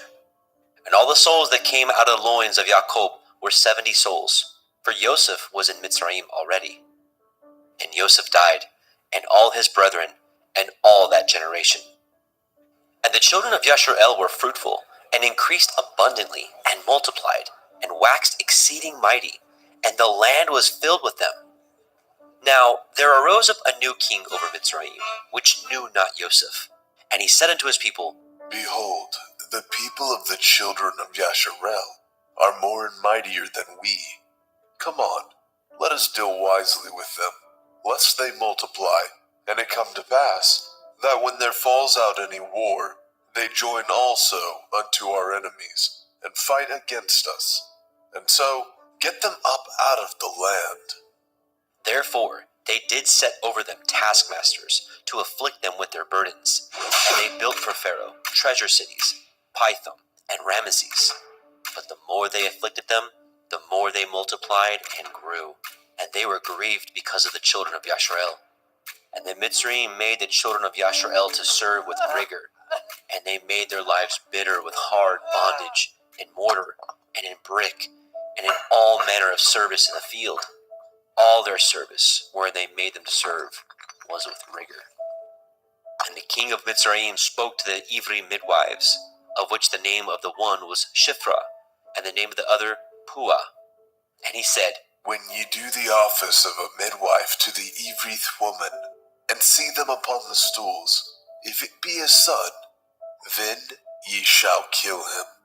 But if it be a daughter, then she shall live. But the midwives feared Elohim, and did not as the king of Mitzrayim commanded them, but saved the men children alive. And the king of Mitzrayim called for the midwives, and said unto them, Why have you done this thing, and have saved the men children alive?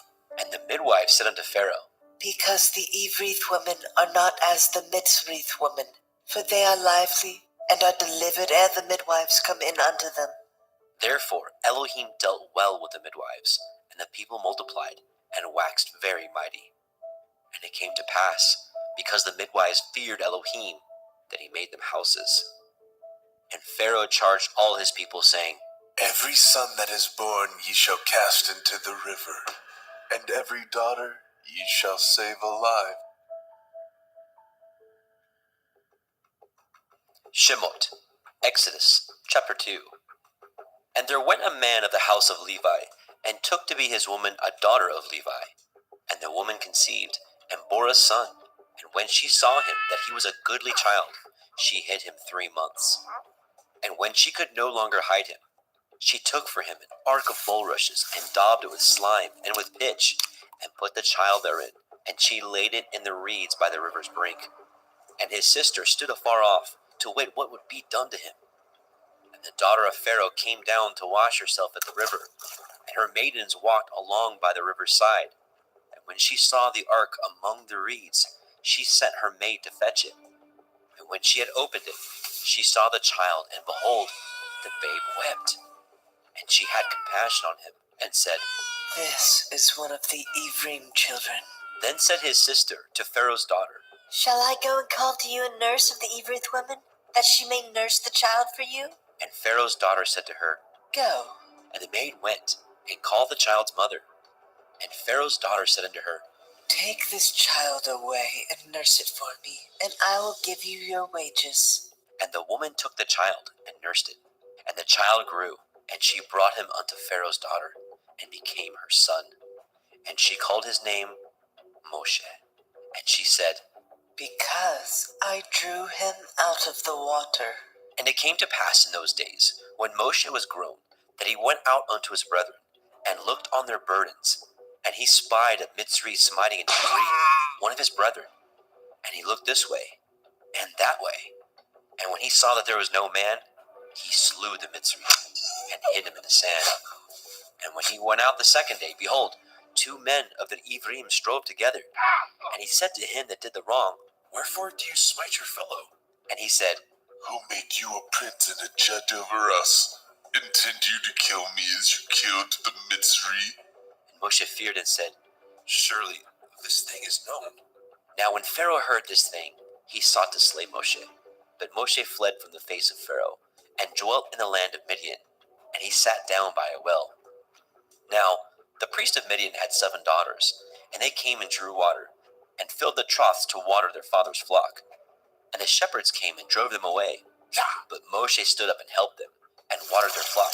And when they came to Reuel their father, he said, How is it that ye are come so soon today? And they said, A Mitzri delivered us out of the hand of the shepherds, and also drew water enough for us, and watered the flock. And he said unto his daughters, And where is he? Why is it that ye have left the man? Call him that he may eat bread. And Moshe was content to dwell with the man. And he gave Moshe Zipporah his daughter, and she bore to him a son. And he called his name Gershom, for he said, I have been a stranger in a strange land.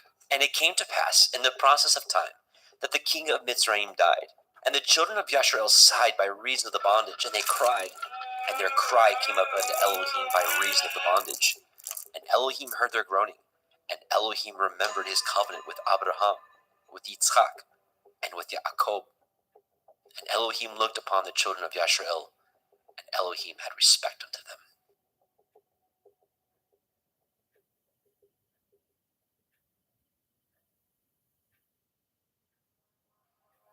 Shemot, Exodus, chapter 3. Now Moshe kept the flock of Yitro his father-in-law, the priest of Midian, and he led the flock to the backside of the desert, and came to the mountain of Elohim, even to Horeb. And the angel of Yahweh appeared unto him in a flame of fire, out of the midst of a thorn bush. And he looked, and behold, the thorn bush burned with fire, and the thorn bush was not consumed. And Moshe said, I will now turn aside and see this great sight, why the thorn bush is not burnt. And when Yahweh saw that he turned aside to see, Elohim called unto him out of the midst of the thorn bush, and said, Moshe, Moshe. And he said, Here am I. And he said, Draw not nigh hither. Put off your shoes from off your feet, for the place whereon you stand is holy ground. Moreover he said, I am the Elohai of your father, the Elohai of Abraham, the Elohai of Yitzhak, and the Elohai of Yaakov. And Moshe hid his face, for he was afraid to look upon Elohim. And Yahweh said, I have surely seen the affliction of my people, which are in Mitzrayim, and have heard their cry by reason of their taskmasters.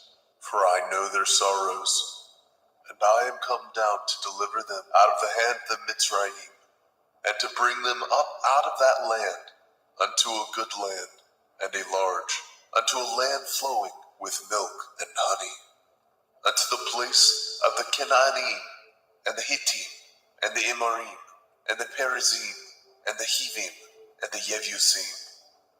Now therefore, behold, the cry of the children of Yasharel is come unto me, and I have also seen the oppression wherewith the Mitzrayim oppress them. Come now therefore, I will send you unto Pharaoh, that you may bring forth my people, the children of Yasharel, out of Mitzrayim. And Moshe said unto Elohim, Who am I that I should go unto Pharaoh, and that I should bring forth the children of Yasharel out of Mitzrayim? And he said, Certainly I will be with you, and this shall be a sign unto you that I have sent you. When you have brought forth the people out of Mitzrayim, ye shall serve Elohim upon this mountain.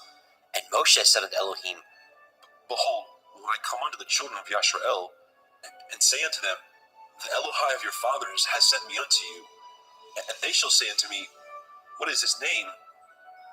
What shall I say unto them? And Elohim said unto El Moshe, Ahaya Asher Ahaya, I am that I am. And he said, Thus shall you say unto the children of Yasharel, Ahaya I am has sent me unto you. And Elohim said moreover unto Moshe, Thus shall you say unto the children of Yasharel, Yahuwah Elohai of your fathers, the Elohai of Abraham, the Elohai of Yitzhak, and the Elohai of Yaakov, has sent me unto you. This is my name forever, and this is my mention unto all generations. Go and gather the elders of Yasharel together, and say unto them, Yahuwah Elohai of your fathers, the Elohai of Abraham, of Yitzhak, and the Elohai of Yaakov, appeared unto me, saying, I have surely visited you, and seen that which is done to you in Mitzrayim. And I have said, I will bring you up out of the affliction of Mitzrayim, unto the land of the Canaanite, and the Hittim, and the Amorim, and the Perizim, and the Hivim, and the Yebusim, unto a land flowing with milk and honey. And they shall hearken to your voice, and you shall come, you and the elders of Yasharel, unto the king of Mitzrayim, and ye shall say unto him, Yahuwah Elohai of the Ephraim has met us. And now let us go, we beseech you, 3 days' journey into the wilderness, that we may sacrifice to Yahuwah Eloheinu. And I am sure that the king of Mitzrayim will not let you go, no, not by a mighty hand. And I will stretch out my hand, and smite Mitzrayim with all my wonders, which I will do in the midst thereof. And after that he will let you go, and I will give this people favor in the sight of the Mitzrayim. And it shall come to pass, that when ye go, ye shall not go empty. But every woman shall borrow of her neighbor, and of her that sojourns in her house, jewels of silver, and jewels of gold, and raiment. And ye shall put them upon your sons, and upon your daughters, and ye shall spoil the Mitzrayim.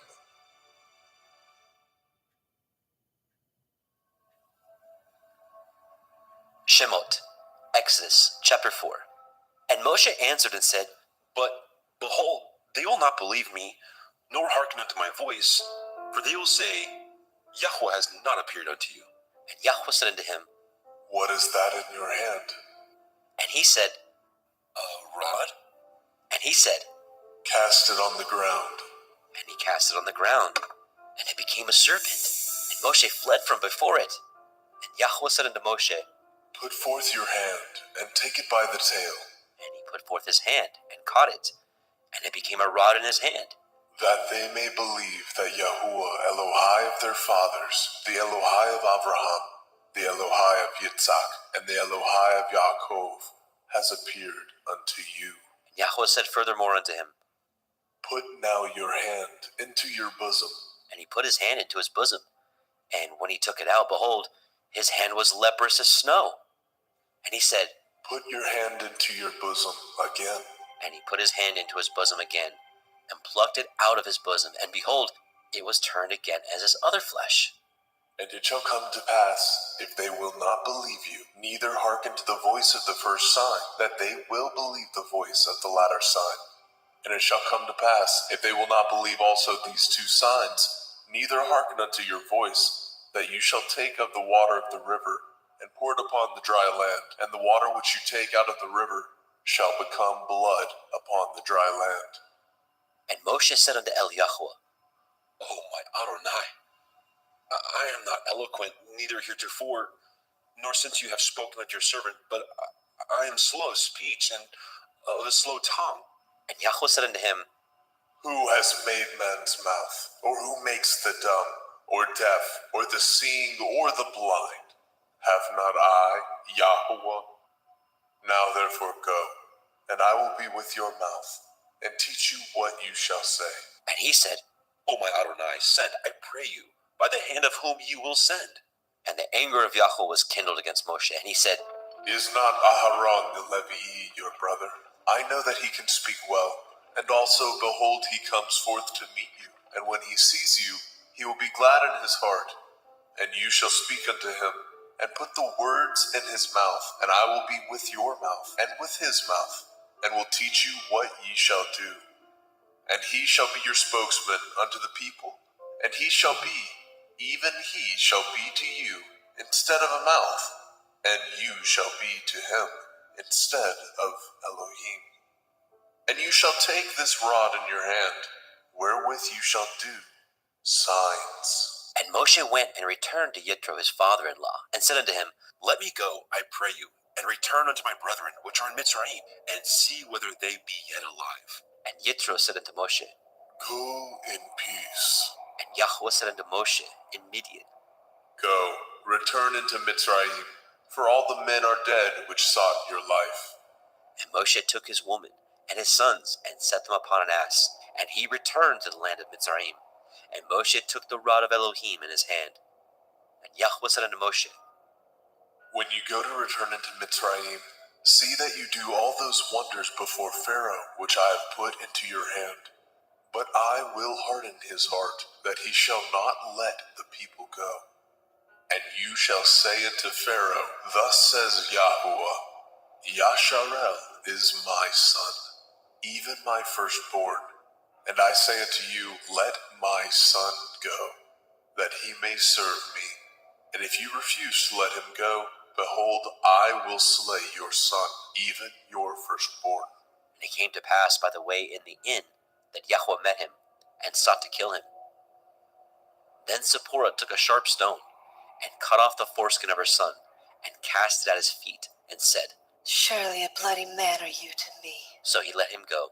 Then she said, A bloody man you are, because of the circumcision. and Yahweh said to El Ahron, Go into the wilderness to meet Moshe. and he went, and met him in the mount of Elohim, and kissed him. And Moshe told Aharon all the words of Yahweh who had sent him, and the signs which he had commanded him. And Moshe and Aharon went and gathered together all the elders of the children of Yasharel. And Aharon spoke all the words which Yahweh had spoken unto Moshe, and did the signs in the sight of the people. And the people believed. And when they heard that Yahweh had visited the children of Yasharel, and that he had looked upon their affliction, then they bowed their heads and worshipped.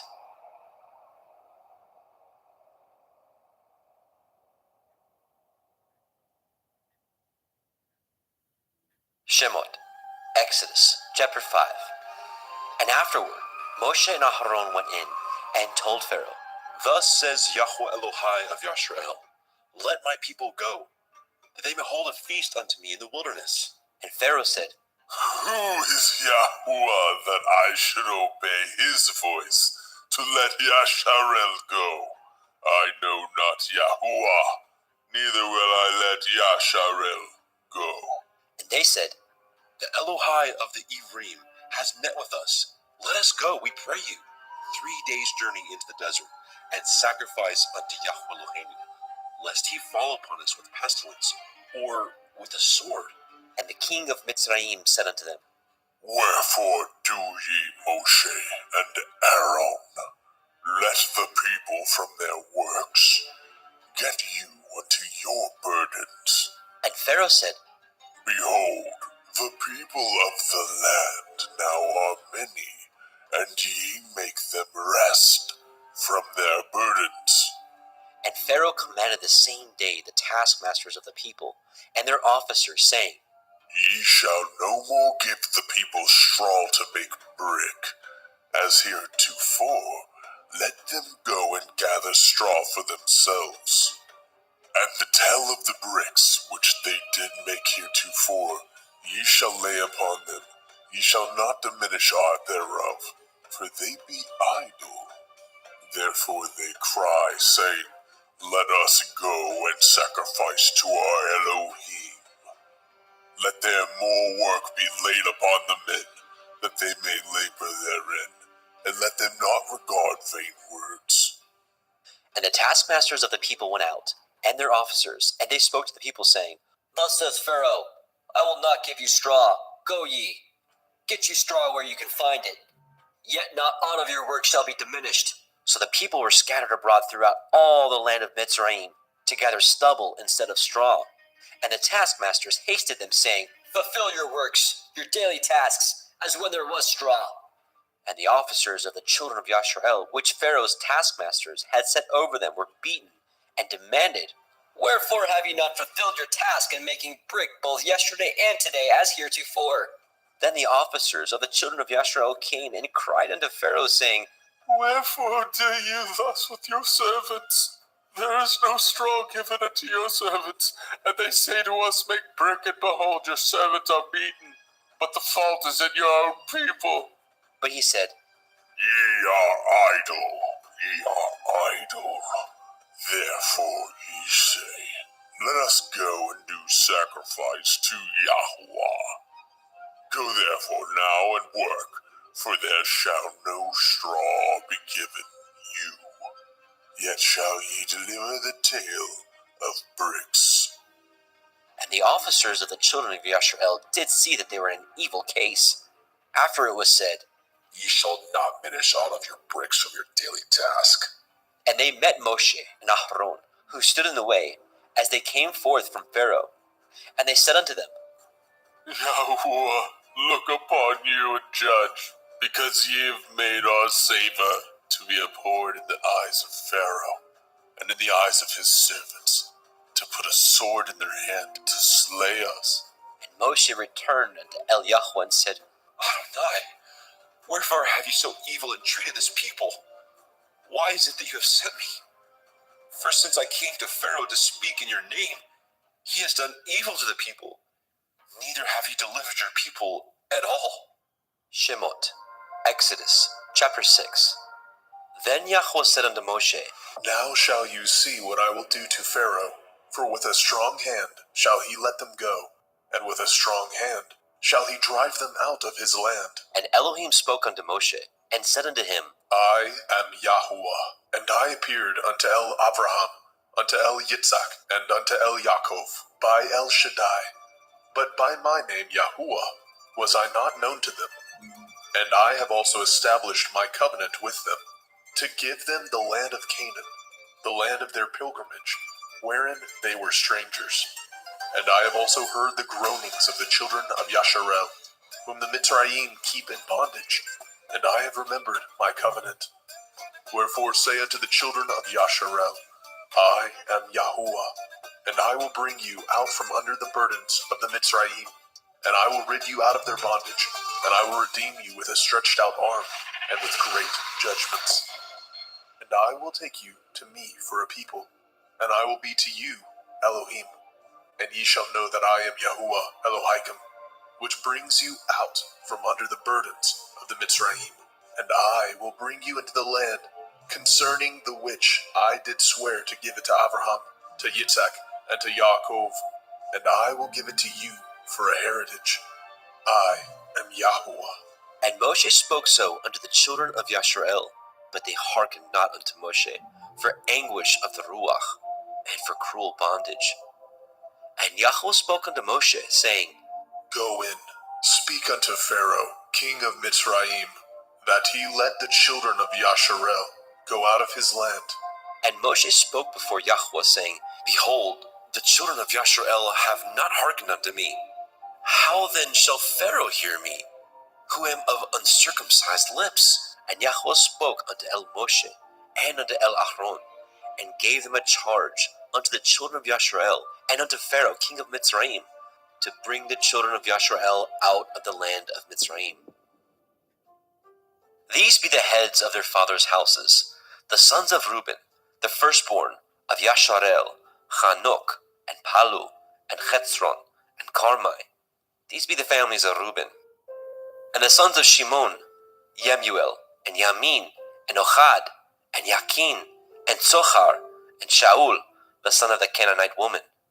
These are the families of Shimon. And these are the names of the sons of Levi, according to their generations, Gershon, and Kohath, and Merari. And the years of the life of Levi were 137 years. The sons of Gershon, Livni, and Shimei, according to their families. And the sons of Kohath, Amram, and Yitzchar, and Hebron, and Uziel. And the years of the life of Kohath were 133 years. And the sons of Merari, Machli, and Mushi. These are the families of Levi, according to their generations. And Amram took Jochebed, his father's sister, to be his woman, And she bore him Ahron and Moshe, and the years of the life of Amram were 137 years. And the sons of Yitzchar, Korach, and Nepheg, and Zikrai, and the sons of Uziel, Mishael, and Elishaphan, and Chitrai. And Ahron took him Elisheba, daughter of Aminadab, sister of Nachshon, to be his woman. And she bore him Nadab, and Abihu, and Eleazar, and Ithamar. And the sons of Korach, Asir, Elkanah, Avisaph. These are the families of the Korchai. And Eleazar, Ahron's son, took him one of the daughters of Putiel to be his woman, and she bore him Phinehas.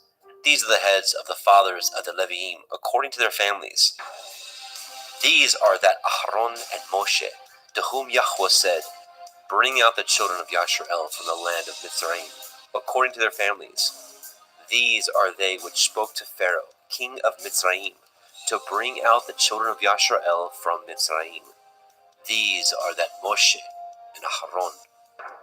And it came to pass on the day when Yahweh spoke unto Moshe in the land of Mitzrayim, that Yahweh spoke unto Moshe, saying, I am Yahuwah. Speak you unto Pharaoh king of Mitzrayim all that I say unto you.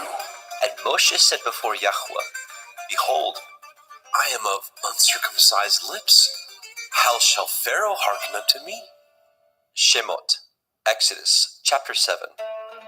And Yahweh said unto Moshe, See, I have made you an Elohim to Pharaoh, and Aharon your brother shall be your prophet. You shall speak all that I command you, and Aharon your brother shall speak unto Pharaoh, that he send the children of Yasharel out of his land. And I will harden Pharaoh's heart, and multiply my signs, and my wonders in the land of Mitzrayim. But Pharaoh shall not hearken unto you, that I may lay my hand upon Mitzrayim, and bring forth my armies, and my people, the children of Yasharel, out of the land of Mitzrayim, by great judgments. And the Mitzrayim shall know that I am Yahuwah, when I stretch forth my hand upon the Mitzrayim, and bring out the children of Yasharel from among them. And Moshe and Aharon did as Yahweh commanded them. So did they. And Moshe was 80 years old, and Aharon 83 years old, when they spoke unto Pharaoh.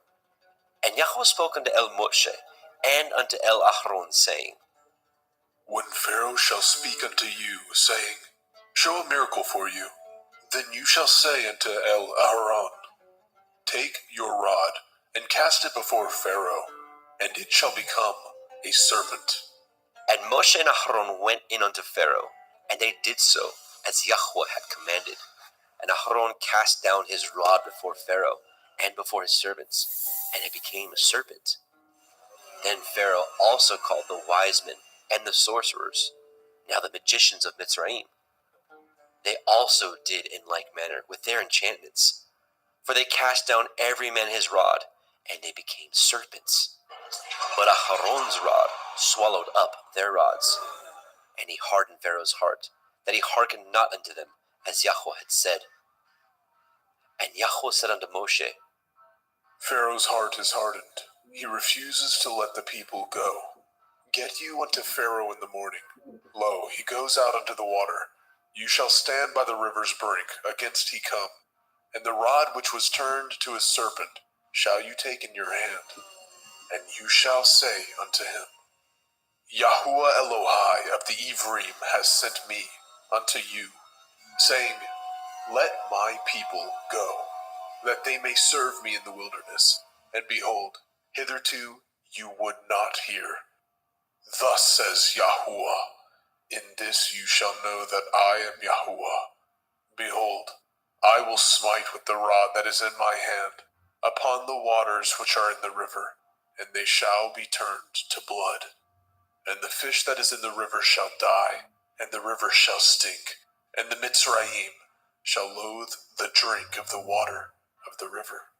And Yahweh said unto Moshe, Say unto Aharon, Take your rod, and stretch out your hand upon the waters of Mitzrayim, upon their streams, upon their rivers, and upon their ponds, and upon all their pools of water, that they may become blood, and that there may be blood throughout all the land of Mitzrayim, both in vessels of wood and in vessels of stone. And Moshe and Aharon did so, as Yahweh commanded. And he lifted up the rod, and smote the waters that were in the river, in the sight of Pharaoh, and in the sight of his servants. And all the waters that were in the river were turned to blood. And the fish that was in the river died. And the river stank. And the Mitzrayim could not drink of the water of the river, and there was blood throughout all the land of Mitzrayim. And the magicians of Mitzrayim did so with their enchantments, and Pharaoh's heart was hardened, neither did he hearken unto them, as Yahweh had said. And Pharaoh turned and went into his house, neither did he set his heart to this also. And all the Mitzrayim dug round about the river for water to drink, for they could not drink of the water of the river. And 7 days were fulfilled after that Yahweh had smitten the river.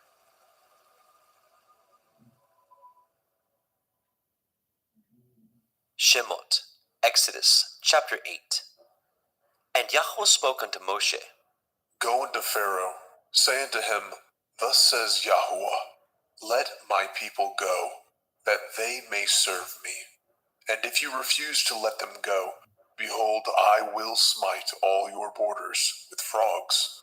And the river shall bring forth frogs abundantly, which shall go up and come into your house, and into your bedchamber, and upon your bed, and into the house of your servants, and upon your people, and into the ovens, and into your kneading troughs. And the frogs shall come up, both on you and upon your people, and upon all your servants. And Yahweh spoke unto El Moshe, Say unto El Aharon, Stretch forth your hand with your rod over the streams, over the rivers, and over the ponds, and cause the frogs to come up upon the land of Mitzrayim.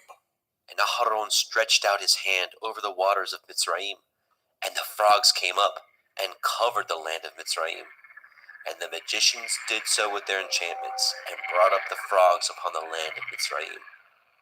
Then Pharaoh called for Moshe and Aharon and said, Entreat El Yahuwah, that he may take away the frogs from me, and from my people, and I will let the people go, that they may do sacrifice unto Yahuwah.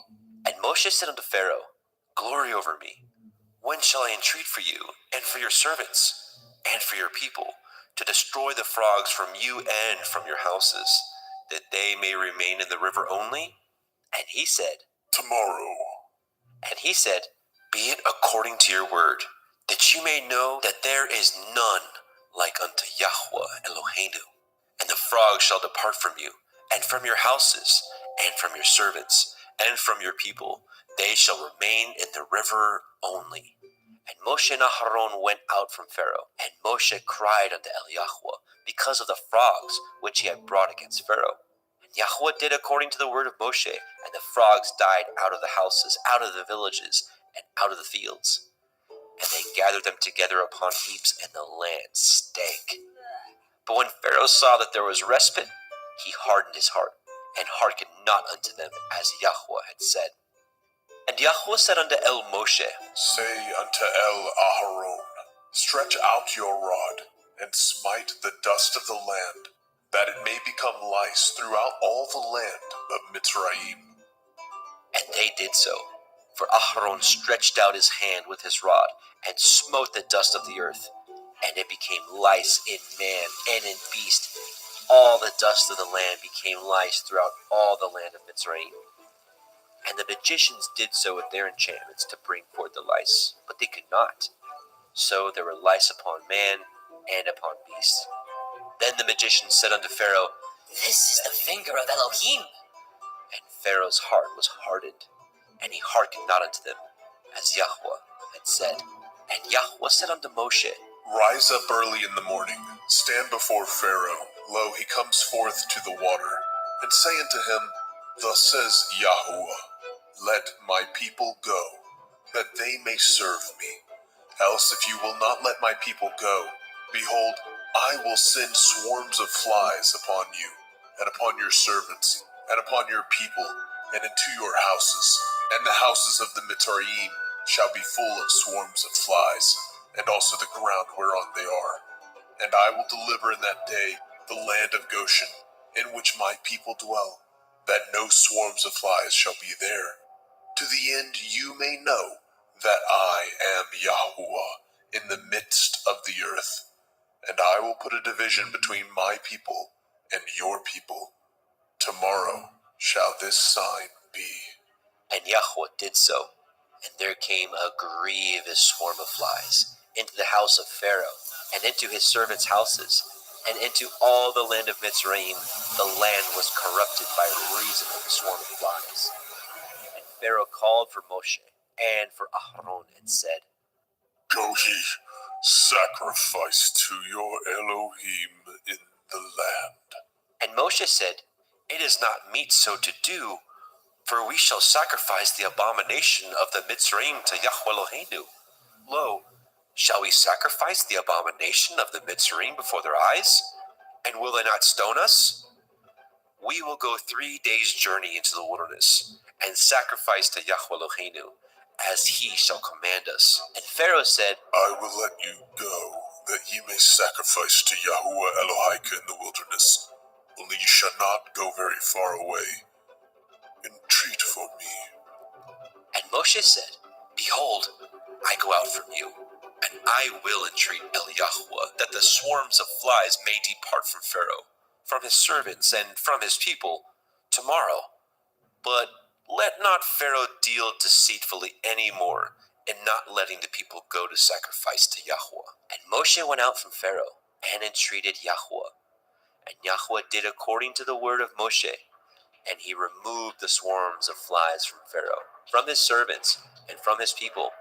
There remained not one. And Pharaoh hardened his heart at this time also, neither would he let the people go.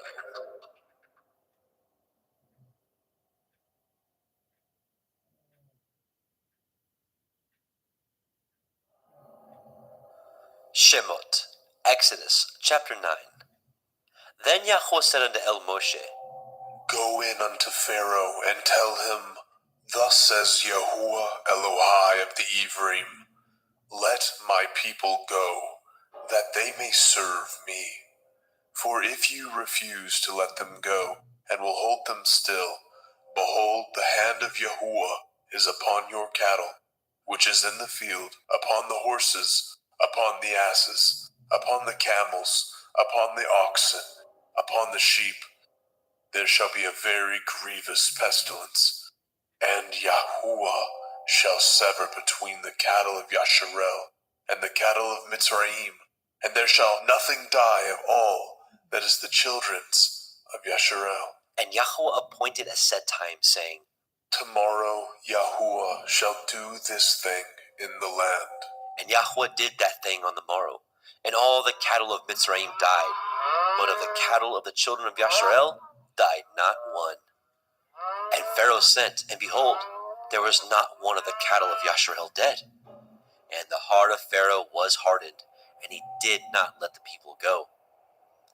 And Yahweh said unto El Moshe, and unto El Aharon, Take to you handfuls of ashes of the furnace, and let Moshe sprinkle it towards the heavens in the sight of Pharaoh.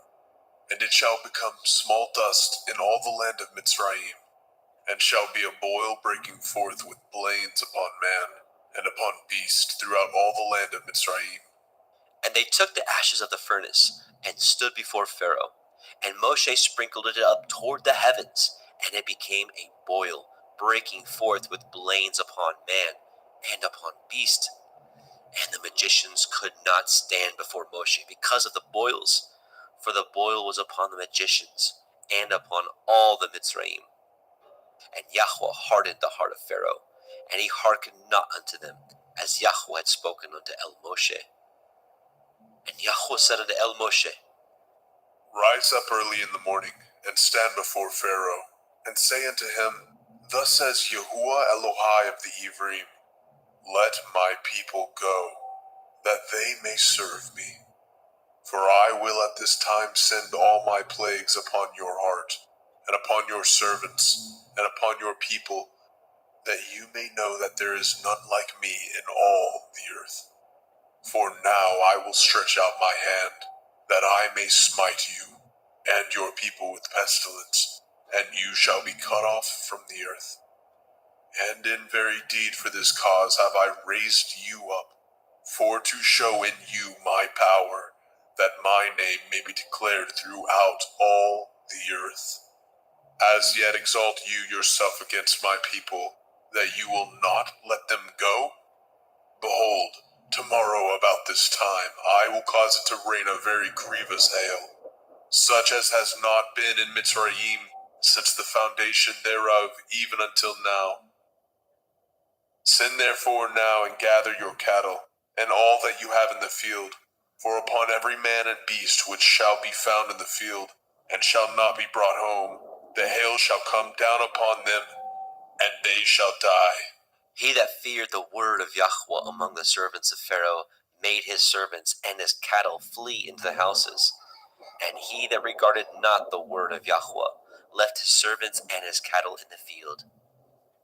And Yahweh said unto Moshe, Stretch forth your hand towards the heavens, that there may be hail in all the land of Mitzrayim, upon man and upon beast, and upon every herb of the field, throughout the land of Mitzrayim.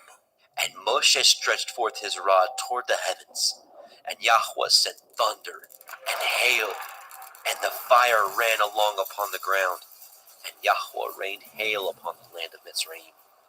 So there was hail, and fire mingled with the hail, very grievous, such as there was none like it in all the land of Mitzrayim, since it became a nation. And the hail smote throughout all the land of Mitzrayim, all that was in the field, both man and beast, and the hail smote every herb of the field, and broke every tree of the field. Only in the land of Goshen, where the children of Yasharel were, was there no hail.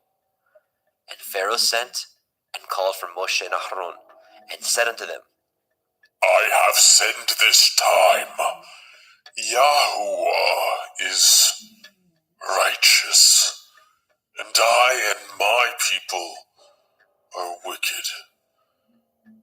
Entreat Yahuwah, for it is enough that there be no more mighty thunderings and hail, for I will let you go. Ye shall stay no longer. And Moshe said unto him, As soon as I am gone out of the city, I will spread abroad my hands unto Yahweh, and the thunder shall cease, neither shall there be any more hail, that you may know how that the earth is Yahweh's. But as for you and your servants, I know that you will not fear Yahweh Elohim. And the flax and the barley was smitten, for the barley was in the ear, and the flax was bold. But the wheat and the rye were not smitten, for they were not grown up. And Moshe went out of the city from Pharaoh, and spread abroad his hands unto Yahweh, and the thunders and the hail ceased, and the rain was not poured upon the earth. And when Pharaoh saw that the rain and the hail and the thunders were ceased, he sinned yet more, and hardened his heart, he and his servants. And the heart of Pharaoh was hardened, neither would he let the children of Yasharel go, as Yahweh had spoken by Moshe. Shemot, Exodus, chapter 10. And Yahweh said unto Moshe, Go in unto Pharaoh, for I have hardened his heart, and the heart of his servants, that I might show these my signs before him, and that you may tell in the ears of your son, and of your son's son, what things I have wrought in Mitzrayim, and my signs which I have done among them, that ye may know how that I am Yahuwah. And Moshe and Aharon came in unto Pharaoh, and said unto him, Thus says Yahweh Elohai of the Ephraim, How long will you refuse to humble yourselves before me? Let my people go, that they may serve me. Else, if you refuse to let my people go, behold, tomorrow I will bring the locusts into your coast, and they shall cover the face of the earth, that one cannot be able to see the earth, and they shall eat the remnant of that which is escaped. which remains unto you from the hail, and shall eat every tree which grows for you out of the field. And they shall fill your houses, and the houses of all your servants, and the houses of all the Mitzrayim, which neither your fathers nor your fathers' fathers have seen, since the day that they were upon the earth unto this day. And he turned himself and went out from Pharaoh. And Pharaoh's servants said unto him, How long shall this man be a snare unto us? Let the men go, that they may serve Yahweh Elohim. Know you not that Mitzrayim is destroyed? And Moshe and Aharon were brought again unto Pharaoh. And he said unto them, Go, serve Yahuwah Elohim. But who are they that shall go? And Moshe said, We will go with our young and with our old, with our sons and with our daughters, with our flocks and with our herds. We will go. For we must hold a feast unto Yahuwah. And he said unto them, Let Yahuwah be so with you, as I will let you go. And your little ones, look to it, for evil is before you. Not so. Go now, ye that are men, and serve Yahuwah, for that ye did desire. And they were driven out from Pharaoh's presence. And Yahuwah said unto Moshe, Stretch out your hand over the land of Mitzrayim for the locusts, that they may come up upon the land of Mitzrayim, and eat every herb of the land, even all that the hail has left. And Moshe stretched forth his rod over the land of Mitzrayim. And Yahuwah brought an east wind upon the land all that day, and all that night. And when it was morning, the east wind brought the locusts. And the locusts went up over all the land of Mitzrayim, and rested in all the coast of Mitzrayim. Very grievous were they. Before them there were no such locusts as they, neither after them shall be such. For they covered the face of the whole earth, so that the land was darkened, and they did eat every herb of the land, and all the fruit of the trees which the hail had left, and there remained not any green thing in the trees, or in the herbs of the field, through all the land of Mitzrayim. Then Pharaoh called for Moshe and Aharon in haste, and he said, I have sinned against Yahuwah Elohim, and against you. Now therefore forgive, I pray you, my sin only this once, and entreat Yahuwah Elohim, that he may take away from me this death only. And he went out from Pharaoh, and entreated Yahuwah. And Yahuwah turned a mighty strong west wind, which took away the locusts, and cast them into the Red Sea. There remained not one locust in all the coasts of Mitzrayim. But Yahuwah hardened Pharaoh's heart, so that he would not let the children of Yasharel go. And Yahuwah said unto Moshe, Stretch out your hand towards the heavens, that there may be darkness over the land of Mitzrayim, even darkness which may be felt. And Moshe stretched forth his hand toward the heavens, and there was a thick darkness in all the land of Mitzrayim 3 days. They saw not one another, neither rose any from his place for 3 days. But all the children of Yasharel had light in their dwellings. And Pharaoh called unto Moshe and said, Go ye, serve Yahuwah, only let your flocks and your herds be stayed. Let your little ones also go with you. And Moshe said, You must give us also sacrifices and burnt offerings, that we may sacrifice unto Yahweh Eloheinu. Our cattle also shall go with us. There shall not a hoof be left behind. For thereof must we take to serve Yahweh Eloheinu. And we know not with what we must serve Yahweh until we come thither. But Yahweh hardened Pharaoh's heart, and he would not let them go. And Pharaoh said unto him, Get you from me. Take heed to yourself. See my face no more. For in that day you see my face, you shall die. And Moshe said, "You have spoken well. I will see your face again no more."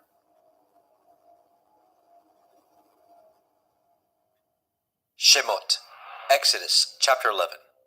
And Yahweh said unto Moshe, Yet will I bring one plague more upon Pharaoh, and upon Mitzrayim. Afterwards he will let you go hence. When he shall let you go, he shall surely thrust you out hence altogether. Speak now in the ears of the people, and let every man borrow of his neighbor, and every woman of her neighbor, jewels of silver and jewels of gold. And Yahweh gave the people favor in the sight of the Mitzrayim. Moreover, the man Moshe was very great in the land of Mitzrayim, in the sight of Pharaoh's servants, and in the sight of the people. And Moshe said, Thus says Yahweh, about midnight will I go out into the midst of Mitzrayim, and all the firstborn in the land of Mitzrayim shall die, from the firstborn of Pharaoh that sits upon his throne, even unto the firstborn of the maidservant that is behind the mill, and all the firstborn of beasts. And there shall be a great cry throughout all the land of Mitzrayim, such as there was none like it, nor shall be like it any more. But against any of the children of Yasharel shall not a dog move his tongue, against man or beast, that ye may know how that Yahweh puts a difference between the Mitzrayim and Yasharel. And all these your servants shall come down unto me, and bow down themselves unto me, saying, Get you out, and all the people that follow you, and after that I will go out. And he went out from Pharaoh in great anger. And Yahweh said unto Moshe, Pharaoh shall not hearken unto you, that my wonders may be multiplied in the land of Mitzrayim. And Moshe and Aharon did all these wonders before Pharaoh. And Yahweh hardened Pharaoh's heart, so that he would not let the children of Yasharel go out of his land. Shemot, Exodus chapter 12. And Yahweh spoke unto El Moshe and El Aharon in the land of Mitzrayim, saying, This month shall be unto you the beginning of months. It shall be the first month of the year to you. Speak ye unto all the assembly of Yasharel, saying, In the 10th day of this month they shall take to them every man a lamb, according to the house of their fathers, a lamb for a house. And if the household be too little for the lamb, let him and his neighbor next unto his house take it according to the number of the souls. Every man according to his eating shall make your count for the lamb. Your lamb shall be without blemish, a male of the first year. Ye shall take it out from the sheep, or from the goats, and ye shall keep it up until the 14th day of the same month, and the whole multitude of the assembly of Yasharel shall kill it in the evening. And they shall take of the blood, and strike it on the two sides of the posts, and on the upper doorposts of the houses, wherein they shall eat it. And they shall eat the flesh in that night, roast with fire, and matzah, unleavened bread, and with bitter herbs they shall eat it. Eat not of it raw, nor sodden at all with water, but roast with fire, his head with his legs, and with the purtenance thereof.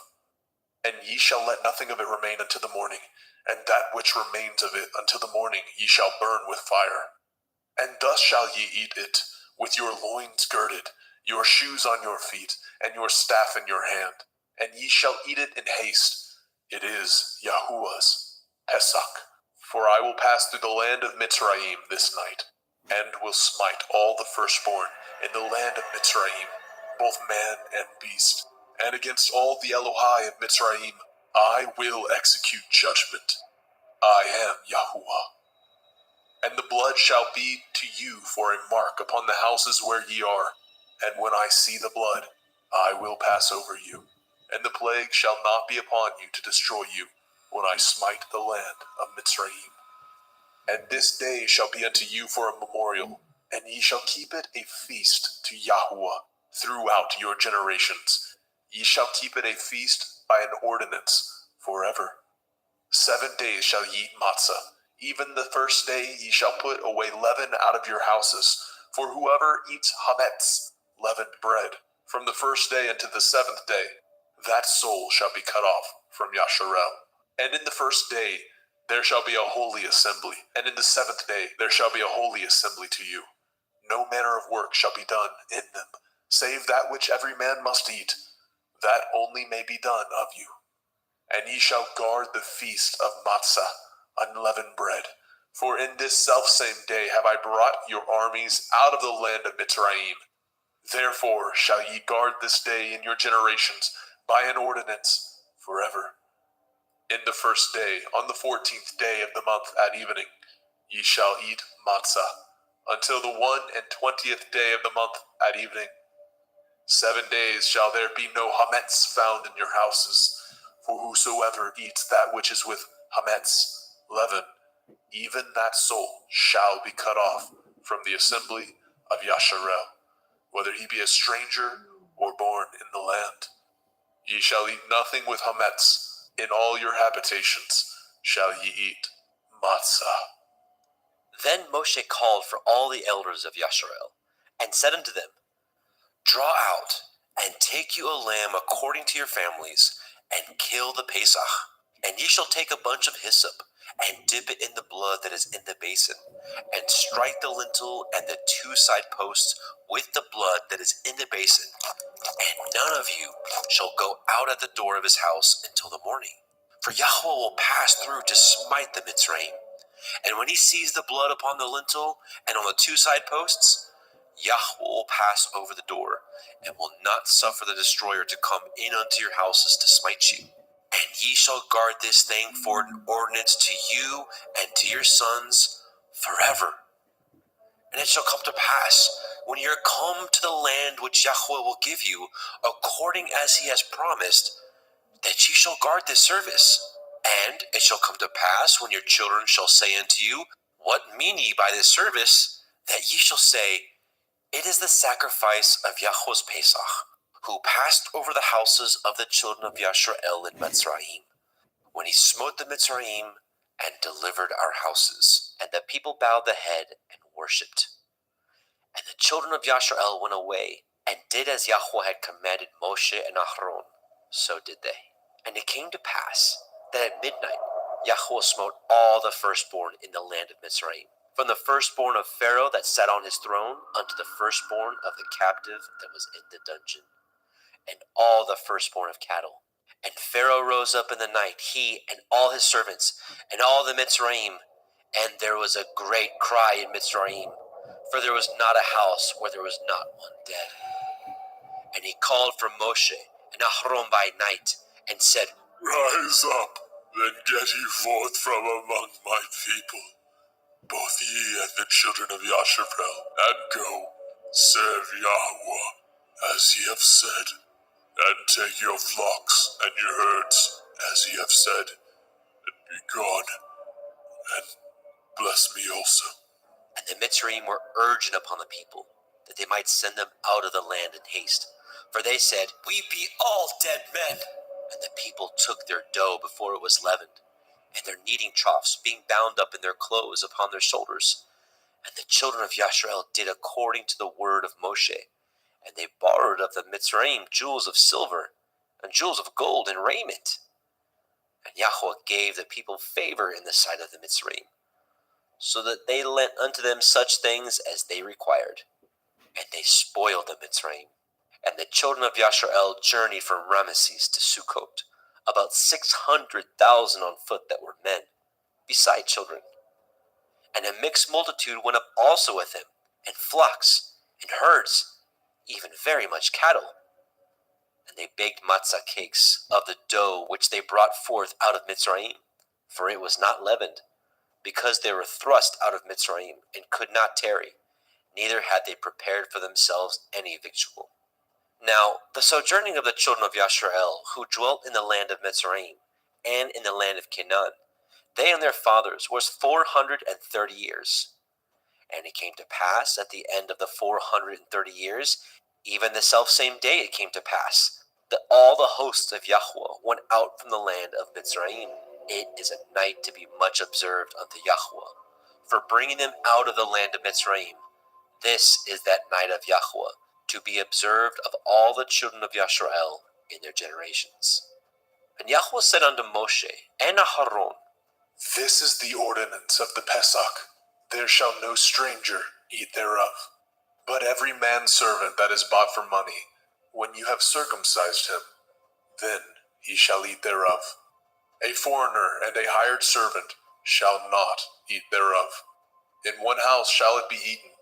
You shall not carry forth aught of the flesh abroad out of the house, neither shall ye break a bone thereof. All the assembly of Yasharel shall keep it. And when a stranger shall sojourn with you, and will keep the Pesach to Yahuwah, let all his males be circumcised, and then let him come near and keep it. And he shall be as one that is born in the land. For no one uncircumcised person shall eat thereof. 1 Torah shall be to him that is homeborn, and unto the stranger that sojourns among you. Thus did all the children of Yasharel, as Yahweh commanded Moshe and Aharon, so did they. And it came to pass at the selfsame day that Yahweh did bring the children of Yasharel out of the land of Mitzrayim by their armies.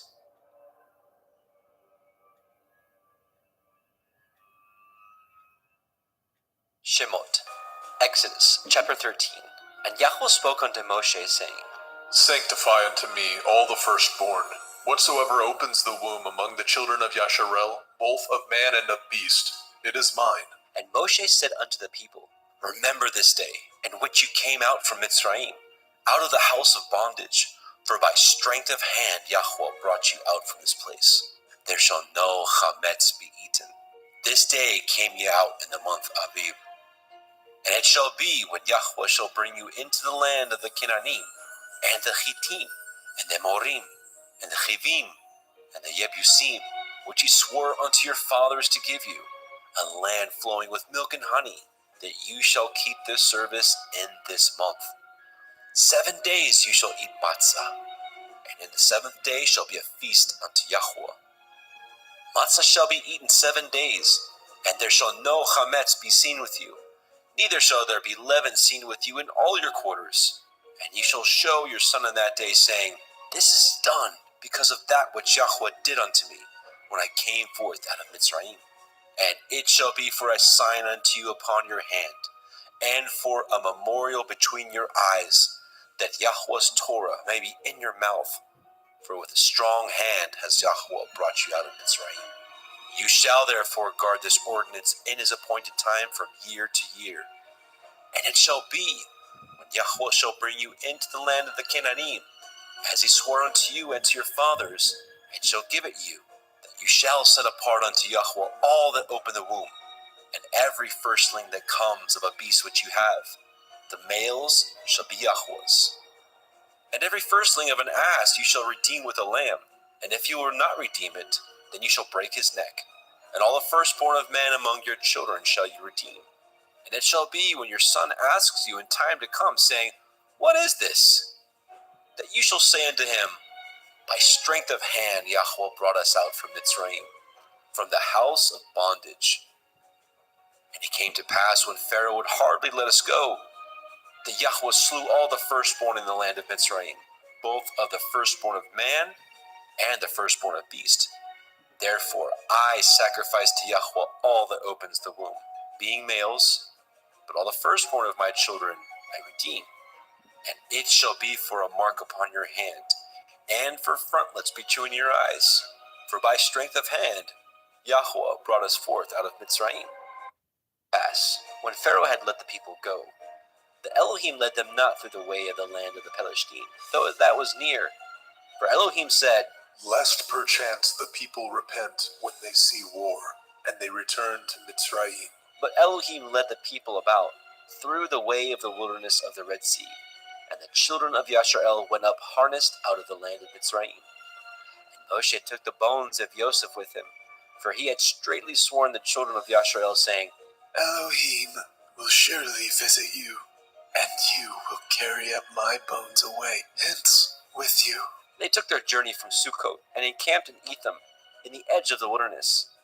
And Yahweh went before them by day in a pillar of cloud, to lead them in the way, and by night in a pillar of fire, to give them light, to go by day and night. He took not away the pillar of the cloud by day, nor the pillar of fire by night, from before the people.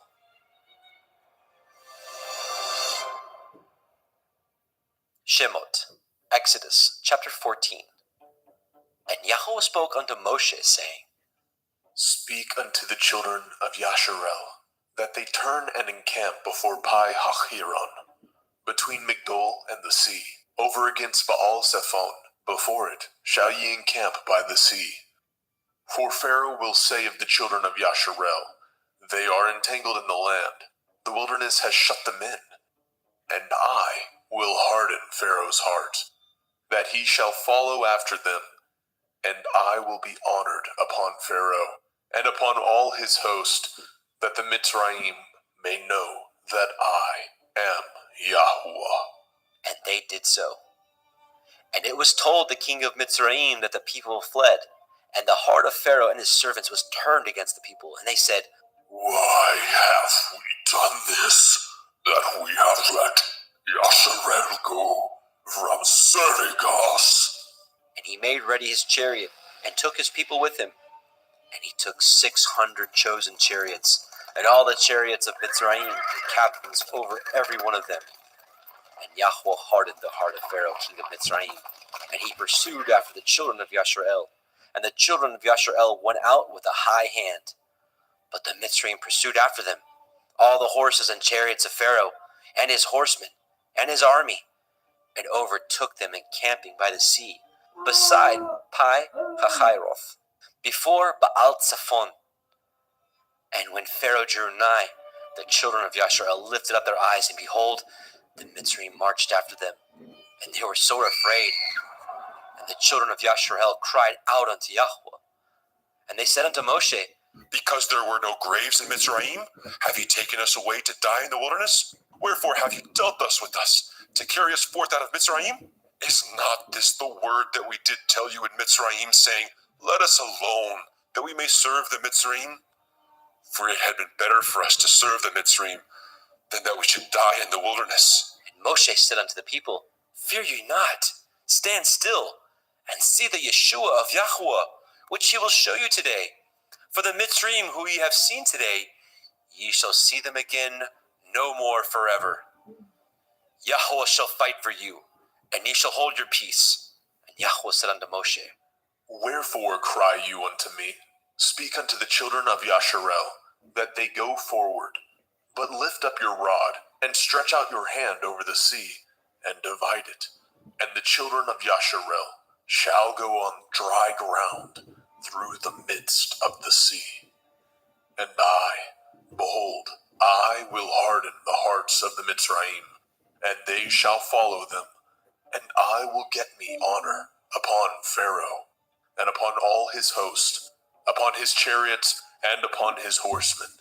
And the Mitzrayim shall know that I am Yahweh, when I have gotten me honor upon Pharaoh, upon his chariots, and upon his horsemen. And the angel of Elohim, which went before the camp of Yasharel, removed and went behind them. And the pillar of the cloud went from before their face, and stood behind them. And it came between the camp of the Mitzrayim and the camp of Yasharel, and it was a cloud and darkness to them, but it gave light by night to these, so that the one came not near the other all night. And Moshe stretched out his hand over the sea, and Yahweh caused the sea to go back by a strong east wind all that night, and made the sea dry land, and the waters were divided. And the children of Yasharel went into the midst of the sea upon the dry ground, and the waters were a wall unto them on their right hand and on their left. And the Mitzrayim pursued, and went in after them into the midst of the sea, even all Pharaoh's horses, his chariots, and his horsemen. And it came to pass that in the morning watch Yahweh looked unto the host of the Mitzrayim through the pillar of fire and of the cloud, and troubled the host of the Mitzrayim, and took off their chariot wheels, that they drove them heavily, so that the Mitzrayim said, Let us flee from the face of Yasharel, for Yahweh fights for them against the Mitzrayim. And Yahweh said unto Moshe, Stretch out your hand over the sea, that the waters may come again upon the Mitzrayim, upon their chariots, and upon their horsemen. And Moshe stretched forth his hand over the sea, and the sea returned to his strength when the morning appeared, and the Mitzrayim fled against it. Yahweh overthrew the Mitzrayim in the midst of the sea, and the waters returned and covered the chariots and the horsemen and all the host of Pharaoh that came into the sea after them. There remained not so much as one of them. But the children of Yashrael walked upon dry land in the midst of the sea, and the waters were a wall unto them on their right hand and on their left. Thus Yahweh saved Yashrael that day out of the hand of the Mitzrayim. And Yashrael saw the Mitzrayim dead upon the seashore. And Yashrael saw that great work which Yahweh did upon the Mitzrayim. And the people feared Yahweh, and believed Yahweh, and his servant Moshe.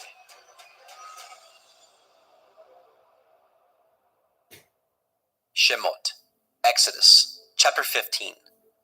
Then sang Moshe and the children of Yashrael this song unto Yahweh, saying, I will sing unto Yahweh, for he has triumphed gloriously. The horse and the rider has he thrown into the sea. Yah is my strength and song, and he has become my Yeshua. He is my El, and I will prepare him a habitation. My father's Elohai, and I will exalt him. Yahweh is a man of war. Yahweh is his name. Pharaoh's chariots and his host has he cast into the sea. His chosen captains also are drowned in the Red Sea. The depths have covered them. They sank into the bottom as a stone. Your right hand, O Yahweh, is become glorious in power. Your right hand, O Yahweh, has dashed in pieces the enemy, and in the greatness of your excellency, you have overthrown them that rose up against you. You sent forth your wrath, which consumed them as stubble. And with the blast of your nostrils, the waters were gathered together. The flood stood upright as a heap, and the depths were congealed in the heart of the sea. The enemy said, I will pursue, I will overtake, I will divide the spoil. My lust shall be satisfied upon them. I will draw my sword, my hand shall destroy them. You blew with your ruach, the sea covered them. They sank as lead in the mighty waters. Who is like unto you, O Yahweh, among the Elohim? Who is like you, glorious in holiness, fearful in praises, doing wonders? You stretched out your right hand, the earth swallowed them. You and your mercy have led forth the people which you have redeemed. You have guided them in your strength unto your holy habitation. The people shall hear and be afraid. Sorrow shall take hold on the inhabitants of Pelesheth. Then the dukes of Edom shall be amazed, the mighty men of Moab. Trembling shall take hold upon them. All the inhabitants of Canaan shall melt away. Fear and dread shall fall upon them by the greatness of your arm. They shall be as still as a stone, till your people pass over, O Yahweh, till the people pass over which you have purchased. You shall bring them in and plant them in the mountain of your inheritance, in the place, O Yahweh, which you have made for you to dwell in the sanctuary, O Adonai, which your hands have established. Yahweh shall reign forever and ever. For the horse of Pharaoh went in with his chariots and with his horsemen into the sea, and Yahweh brought again the waters of the sea upon them. But the children of Yashrael went on dry land in the midst of the sea. And Miriam, the prophetess, the sister of Aharon, took a timbrel in her hand, and all the women went out after her with timbrels and dances. And Miriam answered them, Sing ye to Yahweh, for he has triumphed gloriously. The horse and his rider has he thrown into the sea. So Moshe brought Yashrael from the Red Sea, and they went out into the wilderness of Shur. And they went 3 days in the wilderness and found no water. And when they came to Marah, they could not drink of the waters of Marah, for they were bitter. Therefore, the name of it was called Marah. And the people murmured against Moshe, saying, What shall we drink? And he cried unto El Yahweh. And Yahweh showed him a tree, which, when he had cast into the waters were made sweet. There he made for them a statute and an ordinance, and there he proved them, and said, If you will diligently hearken to the voice of Yahweh Elohim, and will do that which is right in his sight, and will give ear to his commandments, and guard all his statutes, I will put none of these diseases upon you, which I have brought upon the Mitzrayim, for I am Yahweh Ropheka. And they came to Elim, where there were 12 wells of water, and 70 palm trees, and they encamped there by the waters.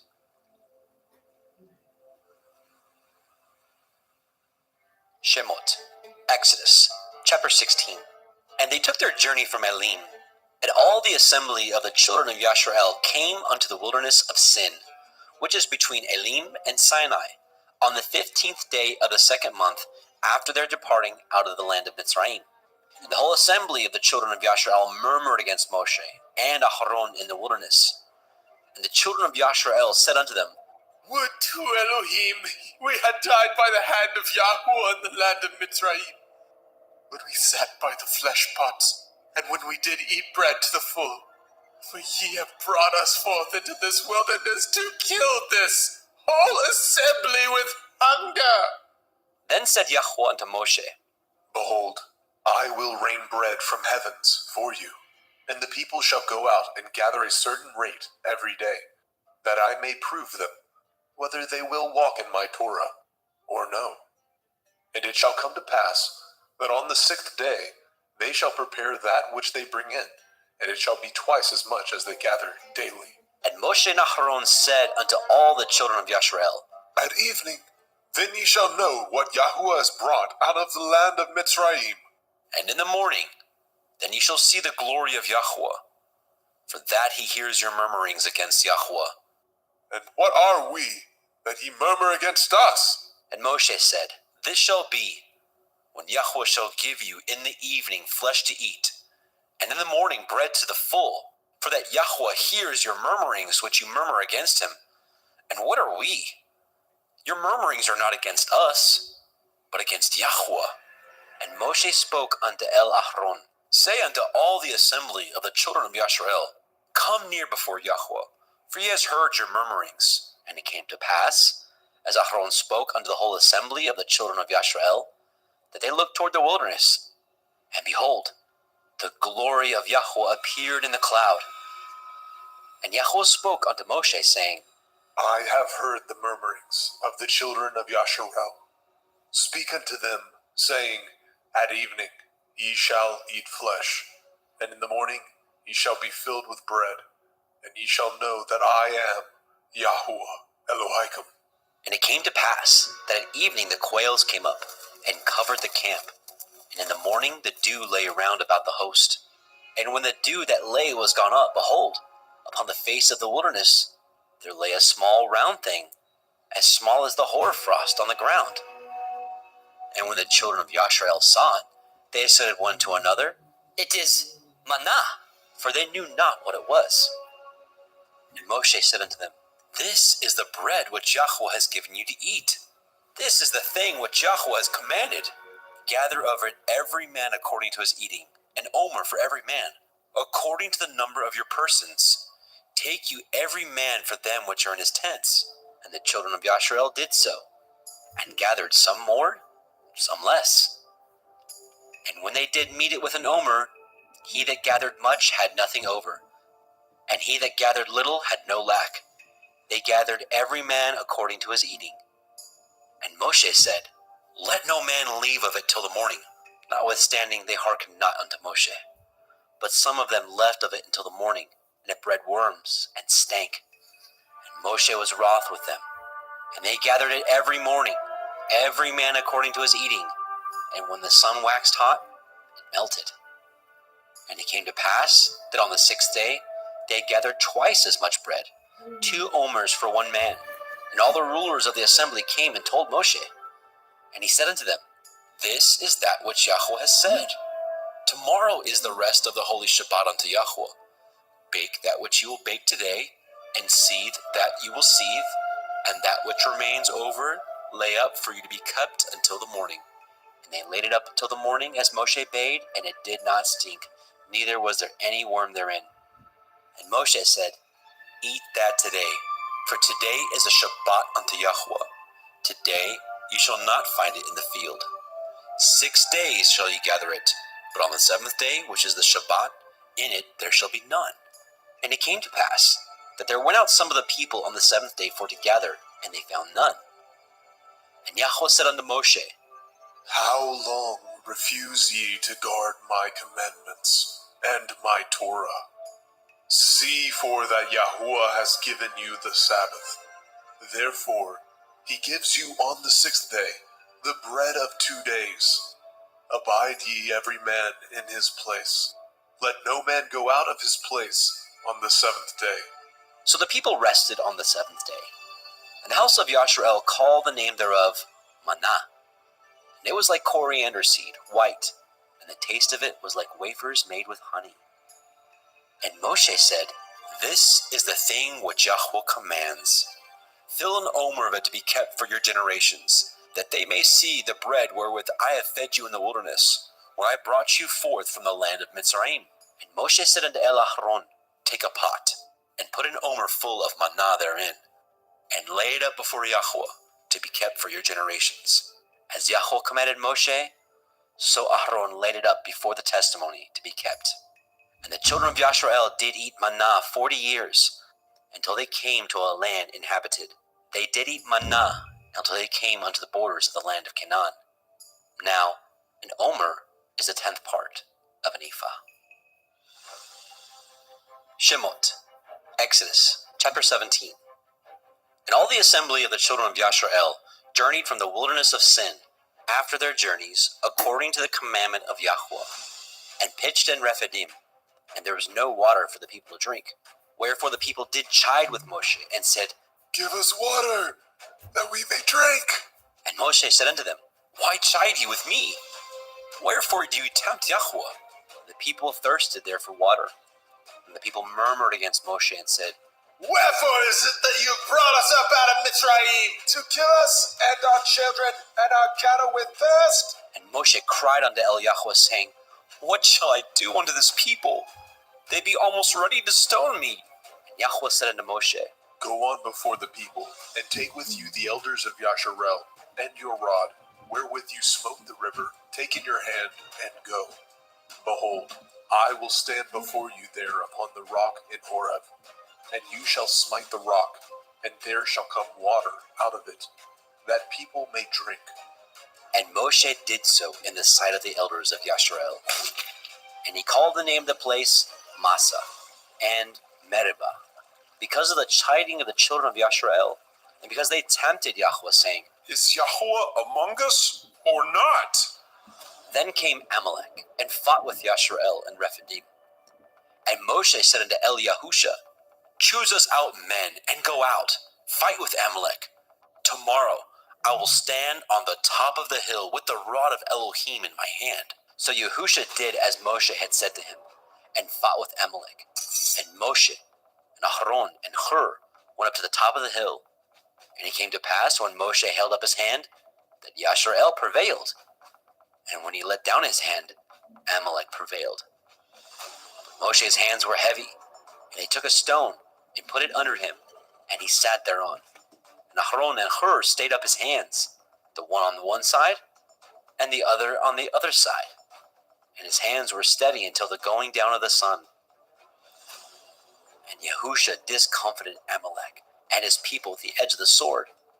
And Yahweh said unto Moshe, Write this for a memorial in a sefer, and rehearse it in the ears of Yahusha, for I will utterly put out the remembrance of Amalek from under the heavens.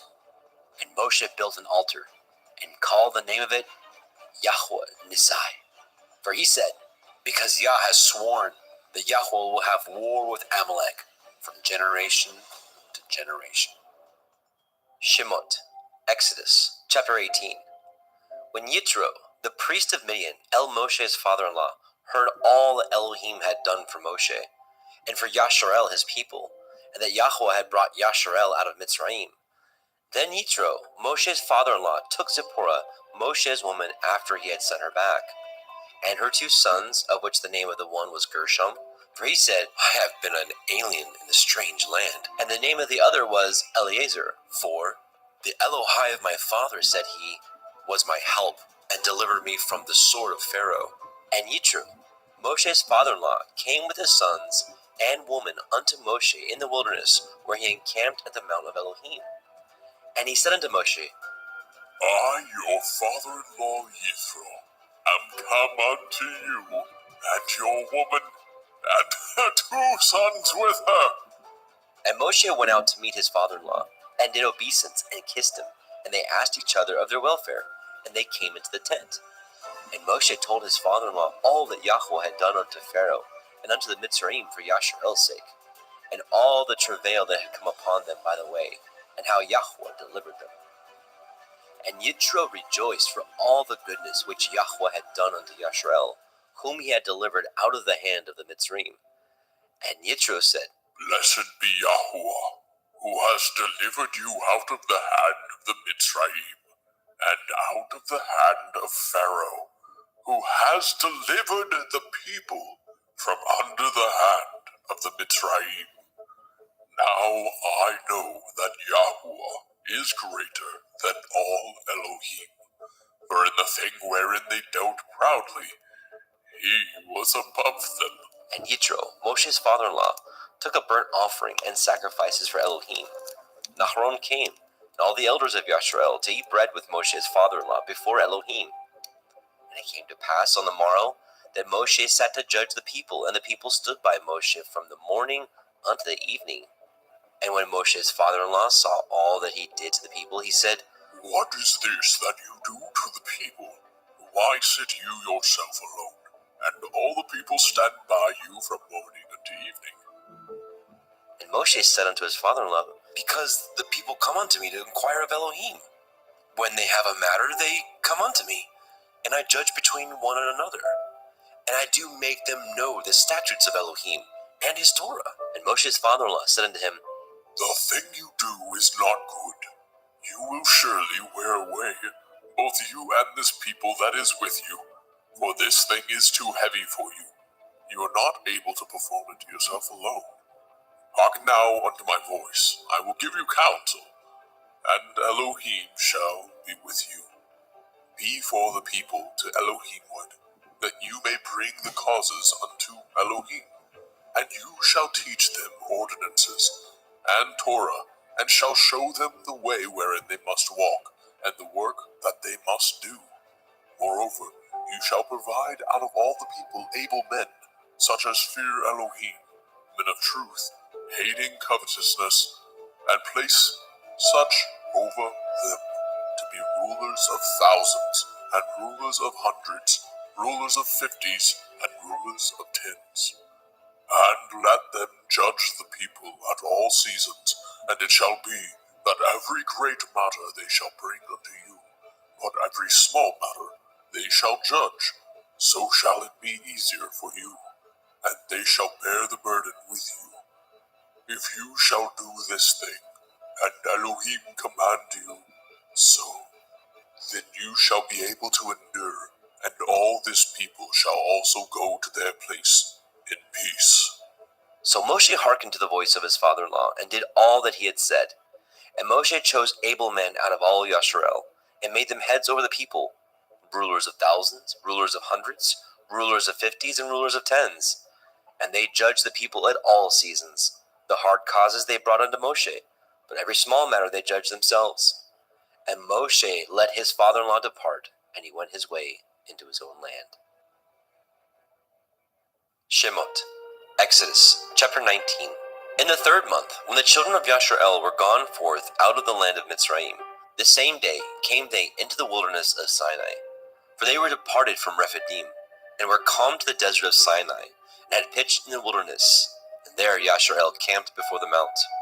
And Moshe went up unto Elohim, and Yahweh called unto him out of the mountain, saying, Thus shall you say to the house of Yaakov, and tell the children of Yasharel, Ye have seen what I did unto the Mitzrayim, and how I bore you on eagle's wings, and brought you unto myself. Now therefore, if ye will obey my voice indeed, and guard my covenant.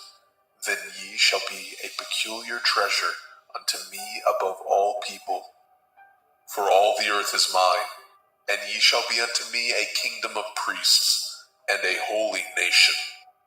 These are the words which you shall speak unto the children of Yasharel. And Moshe came and called for the elders of the people, and laid before their faces all these words which Yahweh commanded him. And all the people answered together and said, All that Yahweh has spoken, we will do. And Moshe returned the words of the people unto Yahweh. And Yahweh said unto Moshe, Lo, I come unto you in a thick cloud, that the people may hear when I speak with you, and believe you forever. And Moshe told the words of the people unto Yahweh. And Yahweh said unto Moshe, Go unto the people, and sanctify them today and tomorrow, and let them wash their clothes, and be ready against the third day. For the third day Yahuwah will come down in the sight of all the people upon Mount Sinai. And you shall set bounds unto the people round about, saying, Take heed to yourselves, that ye go not up unto the mount, or touch the border of it. Whosoever touches the mount shall be surely put to death. There shall not a hand touch it, but he shall surely be stoned or shot through. Whether it be beast or man, it shall not live. When the shofar sounds long, they shall come up to the mount. And Moshe went down from the mount unto the people, and sanctified the people, and they washed their clothes. And he said unto the people, Be ready against the third day, come not at your women. And it came to pass on the third day in the morning, that there were thunders and lightnings, and a thick cloud upon the mount, and the voice of the shofar exceeding loud, so that all the people that was in the camp trembled. And Moshe brought forth the people out of the camp to meet with Elohim, and they stood at the nether part of the mount. And Mount Sinai was altogether on a smoke, because Yahweh descended upon it in fire, and the smoke thereof ascended as the smoke of a furnace, and the whole mount quaked greatly. And when the voice of the shofar sounded long, and waxed louder and louder, Moshe spoke, and Elohim answered him by a voice. And Yahweh came down upon Mount Sinai, on the top of the mount. And Yahweh called Moshe up to the top of the mount, and Moshe went up. And Yahweh said unto Moshe, Go down, charge the people, lest they break through unto Yahuwah to gaze, and many of them perish. And let the priests also, which come near to Yahuwah, sanctify themselves, lest Yahuwah break forth upon them.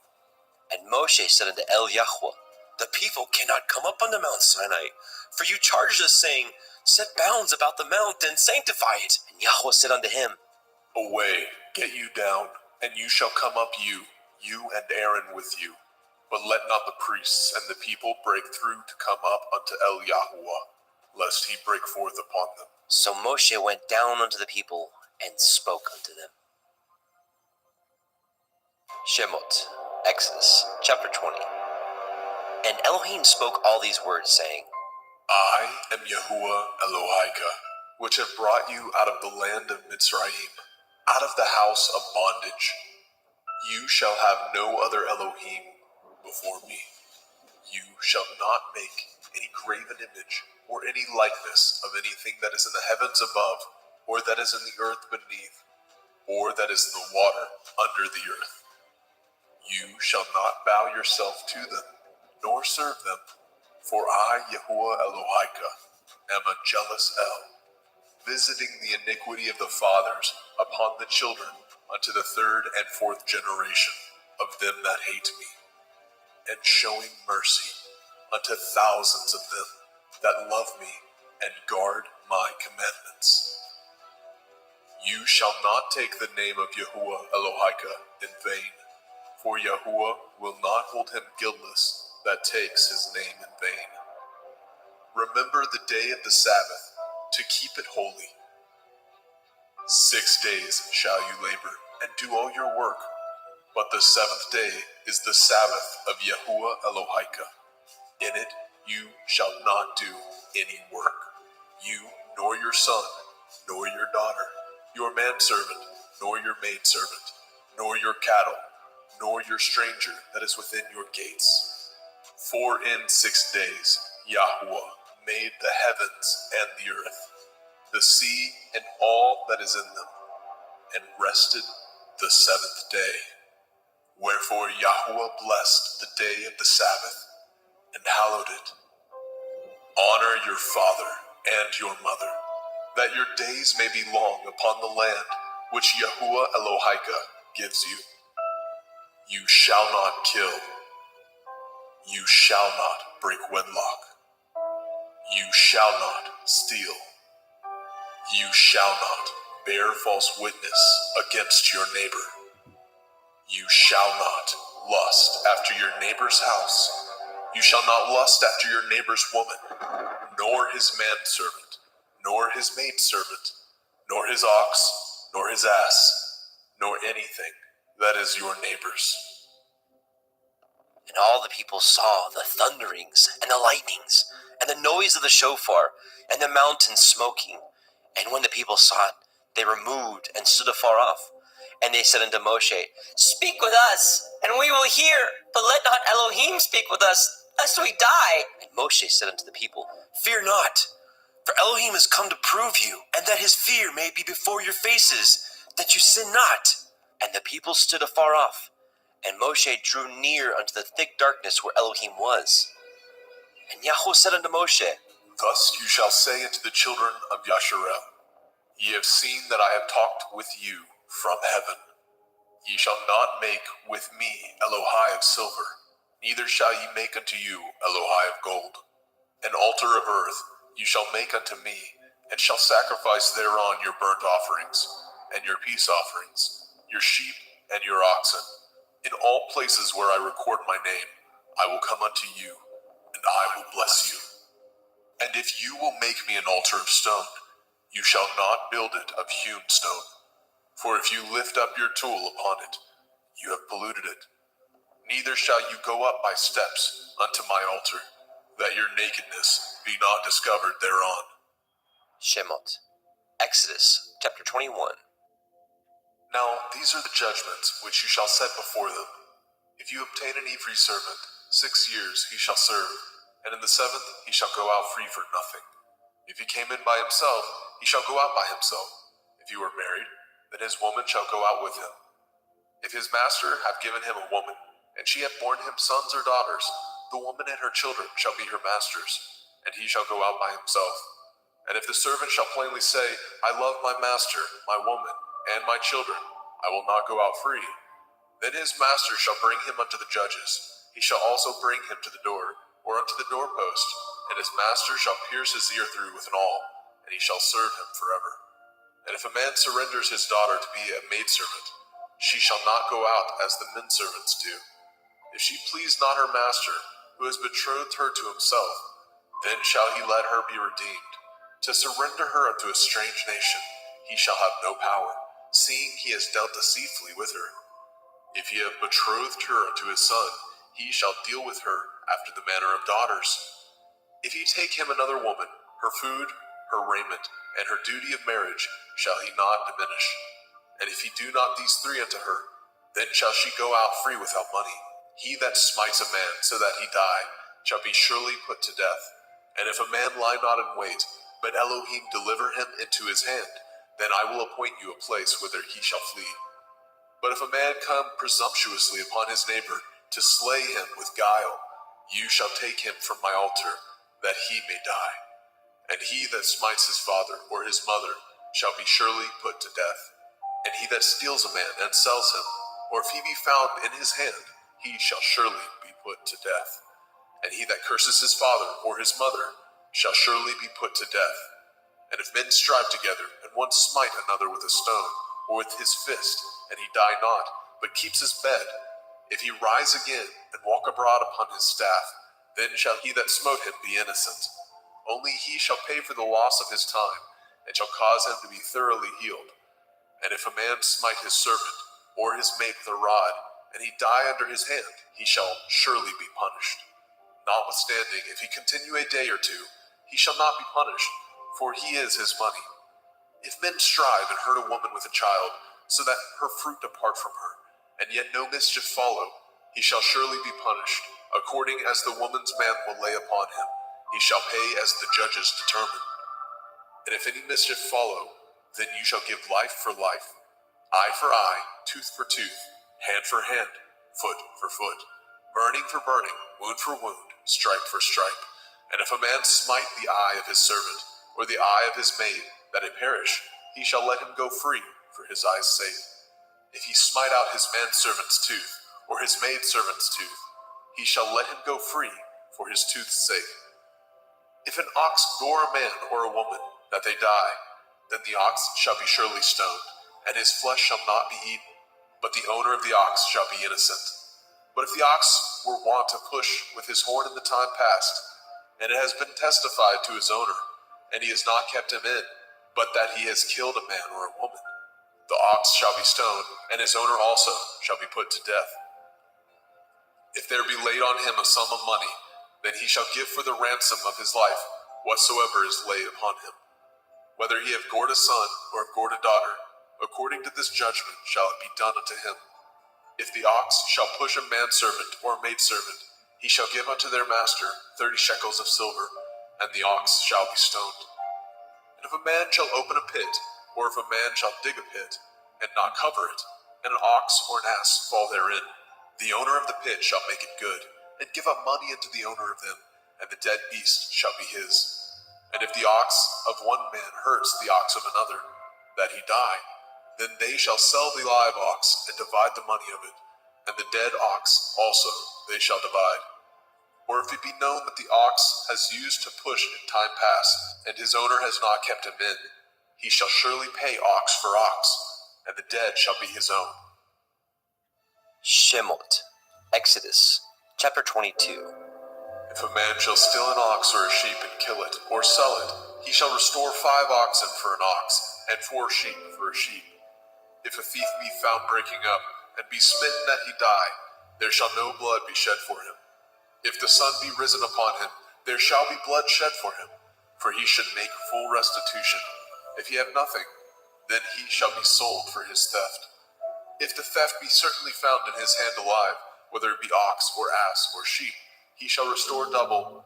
If a man shall cause a field or vineyard to be eaten, and shall put in his beast, and shall feed in another man's field, of the best of his own field, and of the best of his own vineyard, shall he make restitution.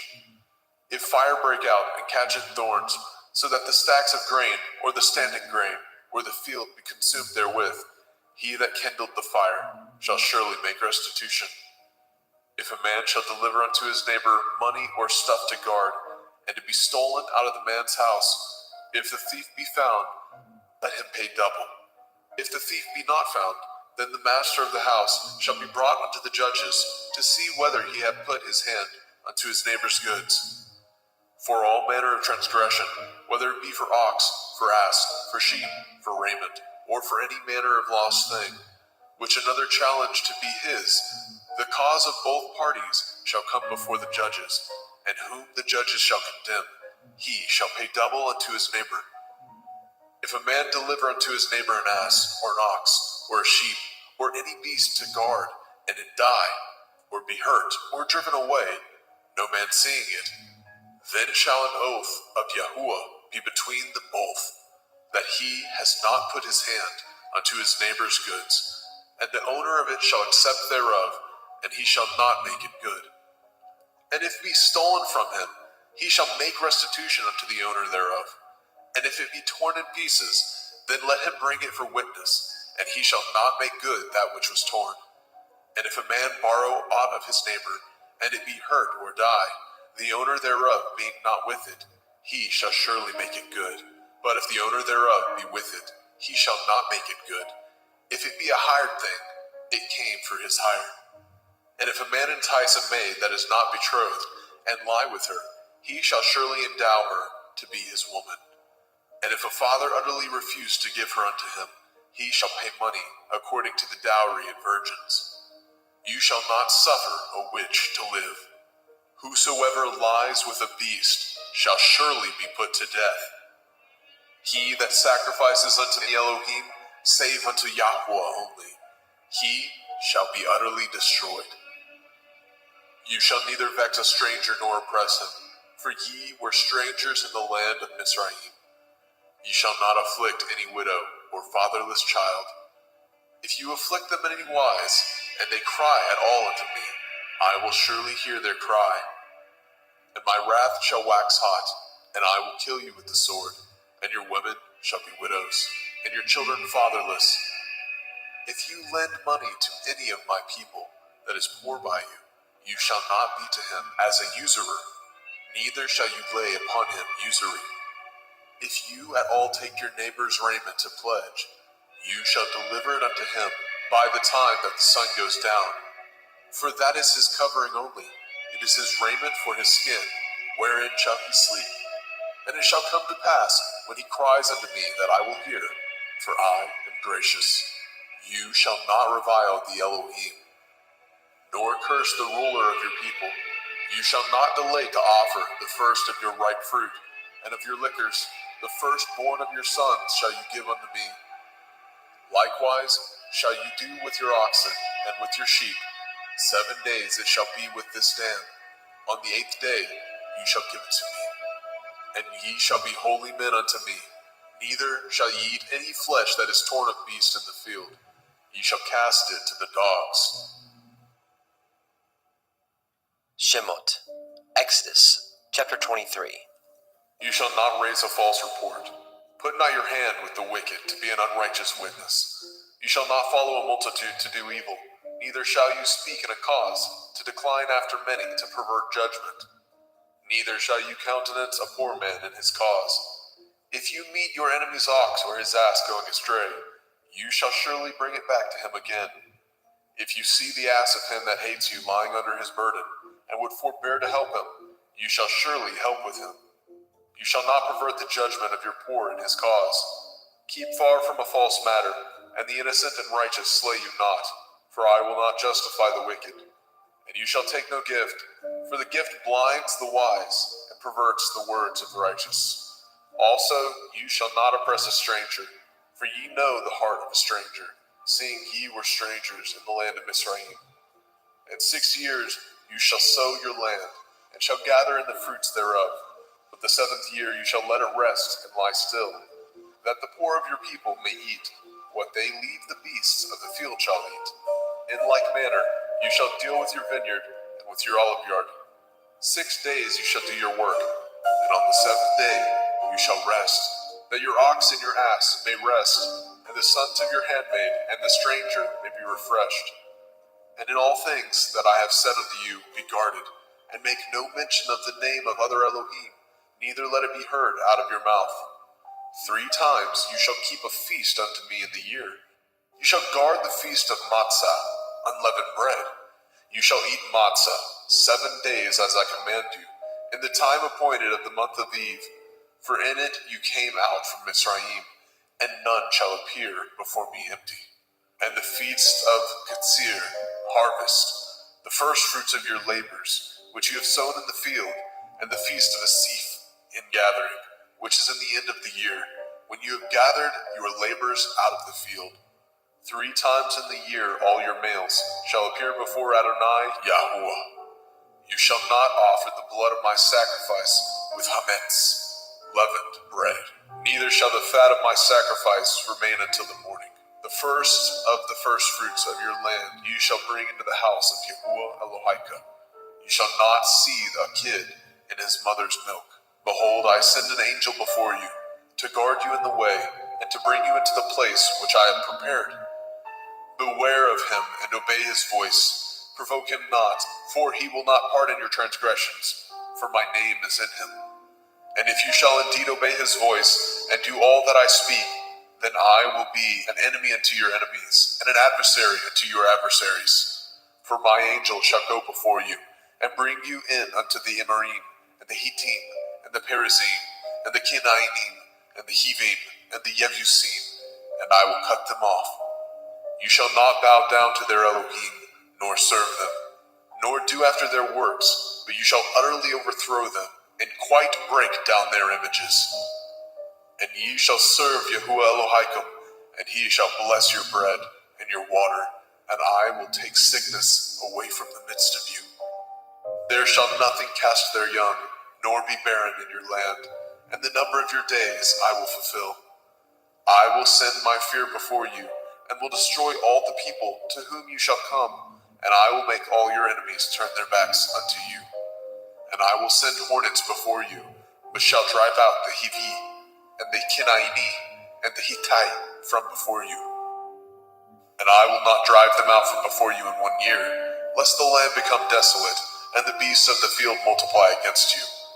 By little and little I will drive them out before you, until you be increased, and inherit the land.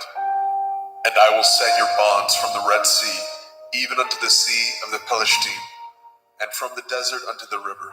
For I will deliver the inhabitants of the land unto your hand, and you shall drive them out before you. You shall cut no covenant with them, nor with their Elohim. They shall not dwell in your land, lest they make you sin against me. For if you serve their Elohim, it will surely be a snare unto you. Shemot, Exodus, chapter 24. And he said unto Moshe, Come up unto Eliyahu, you and Aaron, Nadav and Abihu, and 70 of the elders of Yasharel, and worship ye afar off. And Moshe alone shall come near Eliyahu, but they shall not come nigh, neither shall the people go up with him. And Moshe came and told the people all the words of Yahuwah, and all the judgments.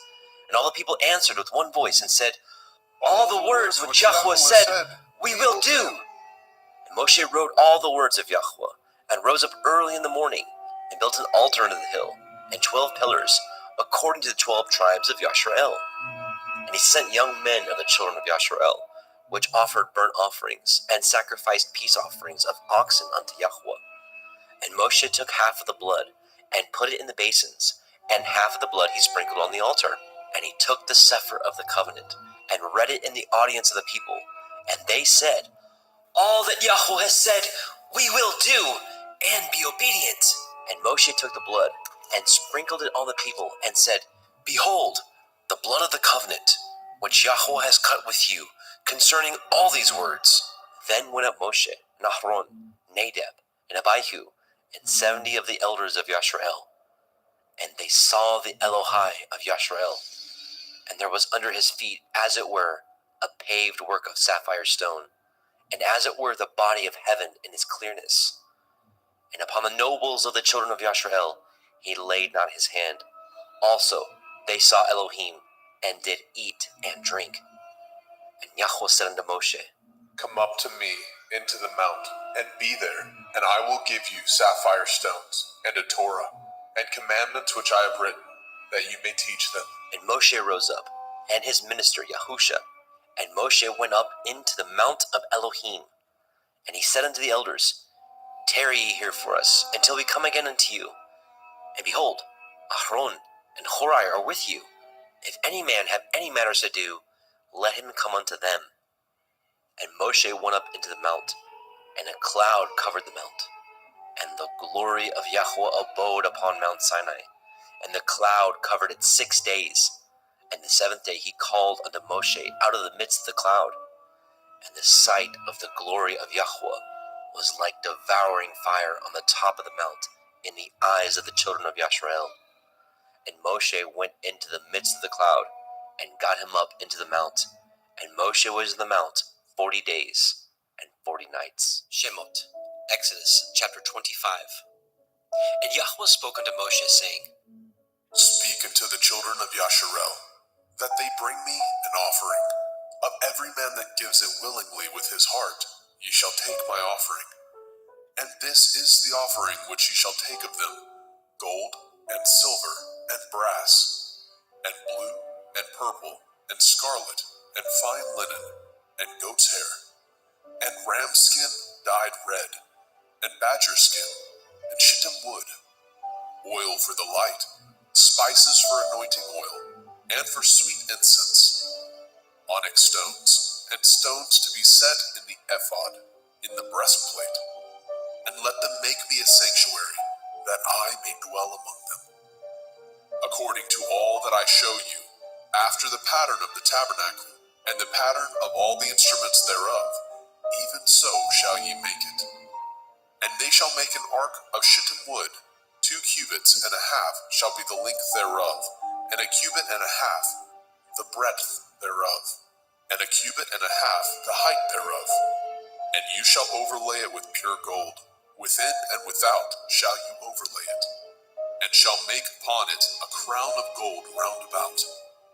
And you shall cast 4 rings of gold for it, and put them in the corners thereof, and 2 rings shall be in the one side of it, and 2 rings on the other side of it. And you shall make staves of shittim wood, and overlay them with gold.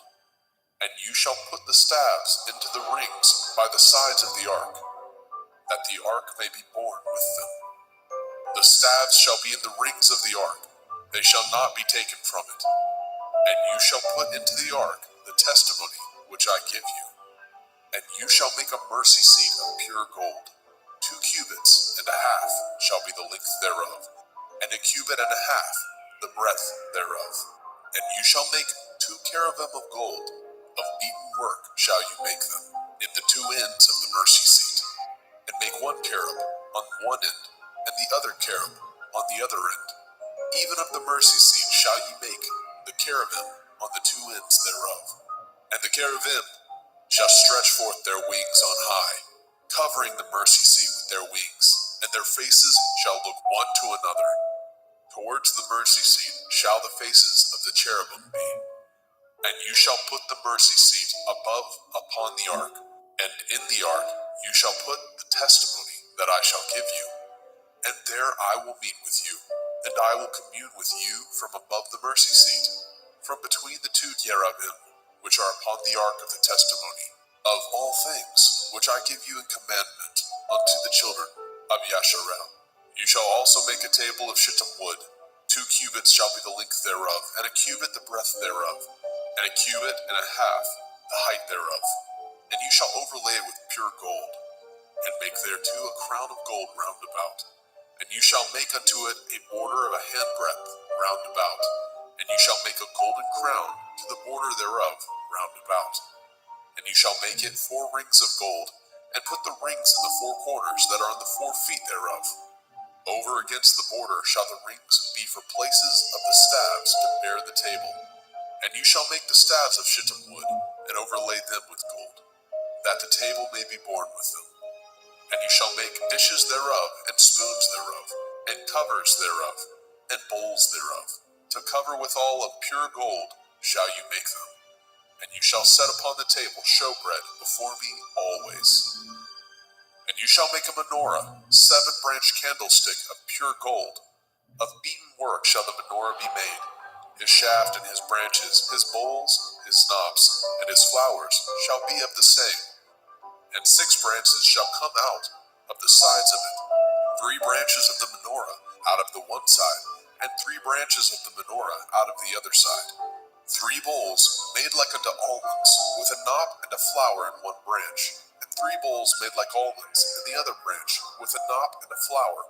So in the 6 branches that come out of the menorah. And in the menorah shall be 4 bowls made like unto almonds, with their knobs and their flowers. And there shall be a knob under 2 branches of the same, and a knob under 2 branches of the same, and a knob under 2 branches of the same, according to the 6 branches that proceed out of the menorah. Their knobs and their branches shall be of the same. All of it shall be one beaten work of pure gold.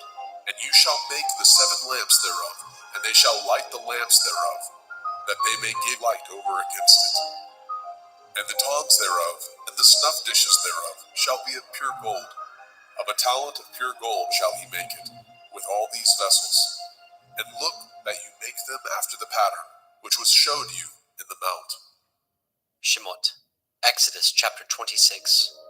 Moreover, you shall make the tabernacle with 10 curtains of fine twined linen, and blue and purple, and scarlet, with cherubim of cunning work shall you make them. The length of 1 curtain shall be 28 cubits, and the breadth of 1 curtain 4 cubits. Every one of the curtains shall have 1 measure. The 5 curtains shall be coupled together, one to another, And other 5 curtains shall be coupled one to another. And you shall make loops of blue upon the edge of the one curtain from the selvage in the coupling, and likewise shall you make in the uttermost edge of another curtain in the coupling of the second. 50 loops shall you make in the one curtain, and 50 loops shall you make in the edge of the curtain that is the coupling of the second, and the loops may take hold one of another. And you shall make 50 taches of gold, and couple the curtains together with the taches, and it shall be one tabernacle. And you shall make curtains of goat hair to be a covering upon the tabernacle. 11 curtains shall you make. The length of one curtain shall be 30 cubits, and the breadth of one curtain 4 cubits, and the 11 curtains shall be all of one measure. And you shall couple 5 curtains by themselves, and 6 curtains by themselves, and shall double the 6th curtain in the forefront of the tabernacle. And you shall make 50 loops on the edge of the one curtain that is utmost in the coupling, and 50 loops in the edge of the curtain, which couples the second.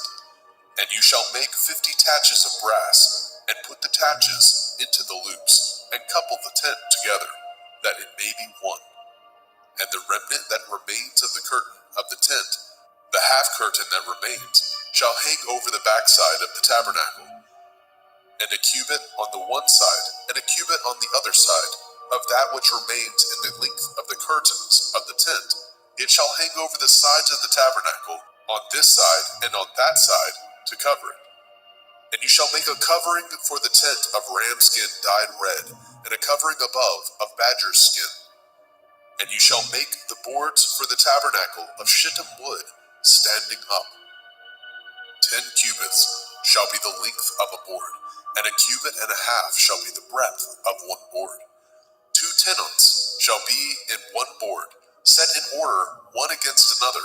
Thus shall you make for all the boards of the tabernacle. You shall make the boards for the tabernacle, 20 boards on the south side southward. And you shall make 40 sockets of silver under the 20 boards, 2 sockets under one board for his 2 tenons, and 2 sockets under another board for his 2 tenons. And for the second side of the tabernacle, on the north side, there shall be 20 boards, and their 40 sockets of silver, 2 sockets under one board, and 2 sockets under another board. And for the sides of the tabernacle westward, you shall make 6 boards. And 2 boards shall you make for the corners of the tabernacle in the 2 sides. And they shall be coupled together beneath, and they shall be coupled together above the head of it unto one ring.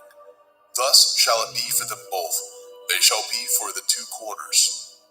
And they shall be 8 boards, and their sockets of silver, 16 sockets, 2 sockets under one board, and 2 sockets under another board. And you shall make bars of shittim wood, 5 for the boards of the one side of the tabernacle, and 5 bars for the boards of the other side of the tabernacle, and 5 bars for the boards of the side of the tabernacle for the 2 sides westward. And the middle bar in the middle of the boards shall reach from end to end. And you shall overlay the boards with gold, and make their rings of gold for places for the bars. And you shall overlay the bars with gold. And you shall rear up the tabernacle according to the fashion thereof, which was showed you in the mount. And you shall make a veil of blue, and purple, and scarlet, and fine twined linen of cunning work, with cherubim shall it be made. And you shall hang it upon the 4 pillars of shittim wood, overlaid with gold. Their hooks shall be of gold, upon the 4 sockets of silver. And you shall hang up the veil under the taches, that you may bring in hither within the veil the ark of the testimony. And the veil shall divide unto you between the holy place and the most holy. And you shall put the mercy seat upon the ark of the testimony in the most holy place. And you shall set the table without the veil, and the menorah, 7-branched candlestick, over against the table, on the side of the tabernacle towards the south. And you shall put the table on the north side. And you shall make a hanging for the door of the tent of blue, and purple, and scarlet, and fine twined linen, wrought with needlework. And you shall make for the hanging 5 pillars of shittim wood, and overlay them with gold, and their hooks shall be of gold, and you shall cast 5 sockets of brass for them. Shemot. Exodus chapter 27.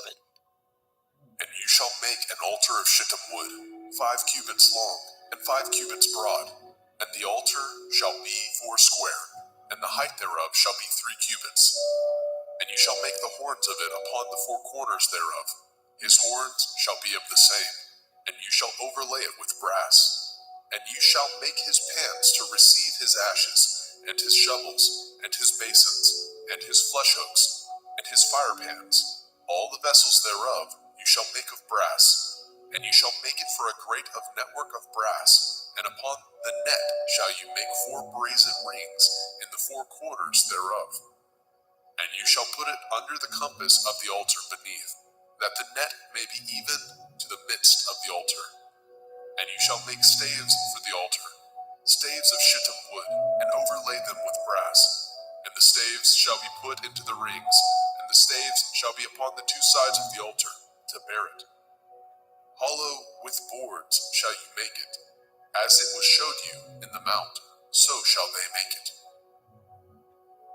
And you shall make the court of the tabernacle. For the south side southward, there shall be hangings for the court of fine twined linen, of 100 cubits long for one side. And the 20 pillars thereof and their 20 sockets shall be of brass. The hooks of the pillars and their fillets shall be of silver. And likewise for the north side in length there shall be hangings of 100 cubits long, and his 20 pillars, and their 20 sockets of brass, the hooks of the pillars and their fillets of silver. And for the breadth of the court on the west side shall be hangings of 50 cubits, their pillars 10, and their sockets 10. And the breadth of the court on the east side eastward shall be 50 cubits. The hangings of one side of the gate shall be 15 cubits, their pillars 3, and their sockets 3. And on the other side shall be hangings 15 cubits, their pillars 3, and their sockets 3. And for the gate of the court shall be hangings of 20 cubits, of blue, and purple, and scarlet, and fine twined linen, wrought with needlework. And their pillars shall be 4, and their sockets 4. All the pillars round about the court shall be filleted with silver. Their hooks shall be of silver, and their sockets of brass. The length of the court shall be 100 cubits, and the breadth 50 everywhere. And the height of 5 cubits of fine twined linen, and their sockets of brass. All the vessels of the tabernacle in the service thereof, and all the pins thereof, and all the pins of the court shall be of brass. And you shall command the children of Yasharel that they bring you pure olive oil, beaten for the light, to cause the lamp to burn always. In the tabernacle of the assembly, without the veil, which is before the testimony, Aaron and his sons shall order it from evening to morning before Yahuwah. It shall be a statute forever unto their generations on the behalf of the children of Yasharel. Shemot. Exodus chapter 28. And take unto you Aaron your brother, and his sons with him, from among the children of Yasharel, that he may minister unto me in the priest's office, even Aaron, Nadab, and Abihu, Eleazar, and Itamar, Aaron's sons. And you shall make holy garments for Aaron your brother, for glory and for beauty. And you shall speak unto all that are wise-hearted, whom I have filled with the Ruach Hakmah, spirit of wisdom, that they may make Aaron's garments to consecrate him, that he may minister unto me in the priest's office. And these are the garments which they shall make: a breastplate, an ephod, and a robe, and a broidered coat, a turban, and a belt. And they shall make holy garments for Aaron your brother, and his sons, that he may minister unto me in the priest's office. And they shall take gold, and blue, and purple, and scarlet, and fine linen, and they shall make an ephod of gold, of blue, of purple, of scarlet, and fine twined linen, with cunning work. It shall have the 2 shoulder pieces thereof joined at the 2 edges thereof, and so it shall be joined together. And the belt of the ephod, which is upon it, shall be of the same, according to the work thereof, even of gold, of blue, and purple, and scarlet, and fine twined linen. And you shall take the 2 onyx stones, and grave on them the names of the children of Yasharel, 6 of their names on one stone, and the other 6 names of the rest on the other stone, according to their birth. with the work of an engraver in stone, like the engravings of a signet, shall you engrave the 2 stones with the names of the children of Yasharel. You shall make them to be set in ouches of gold. And you shall put the 2 stones upon the shoulders of the ephod for stones of memorial unto the children of Yasharel. And Aaron shall bear their names before Yahuwah upon his 2 shoulders for a memorial.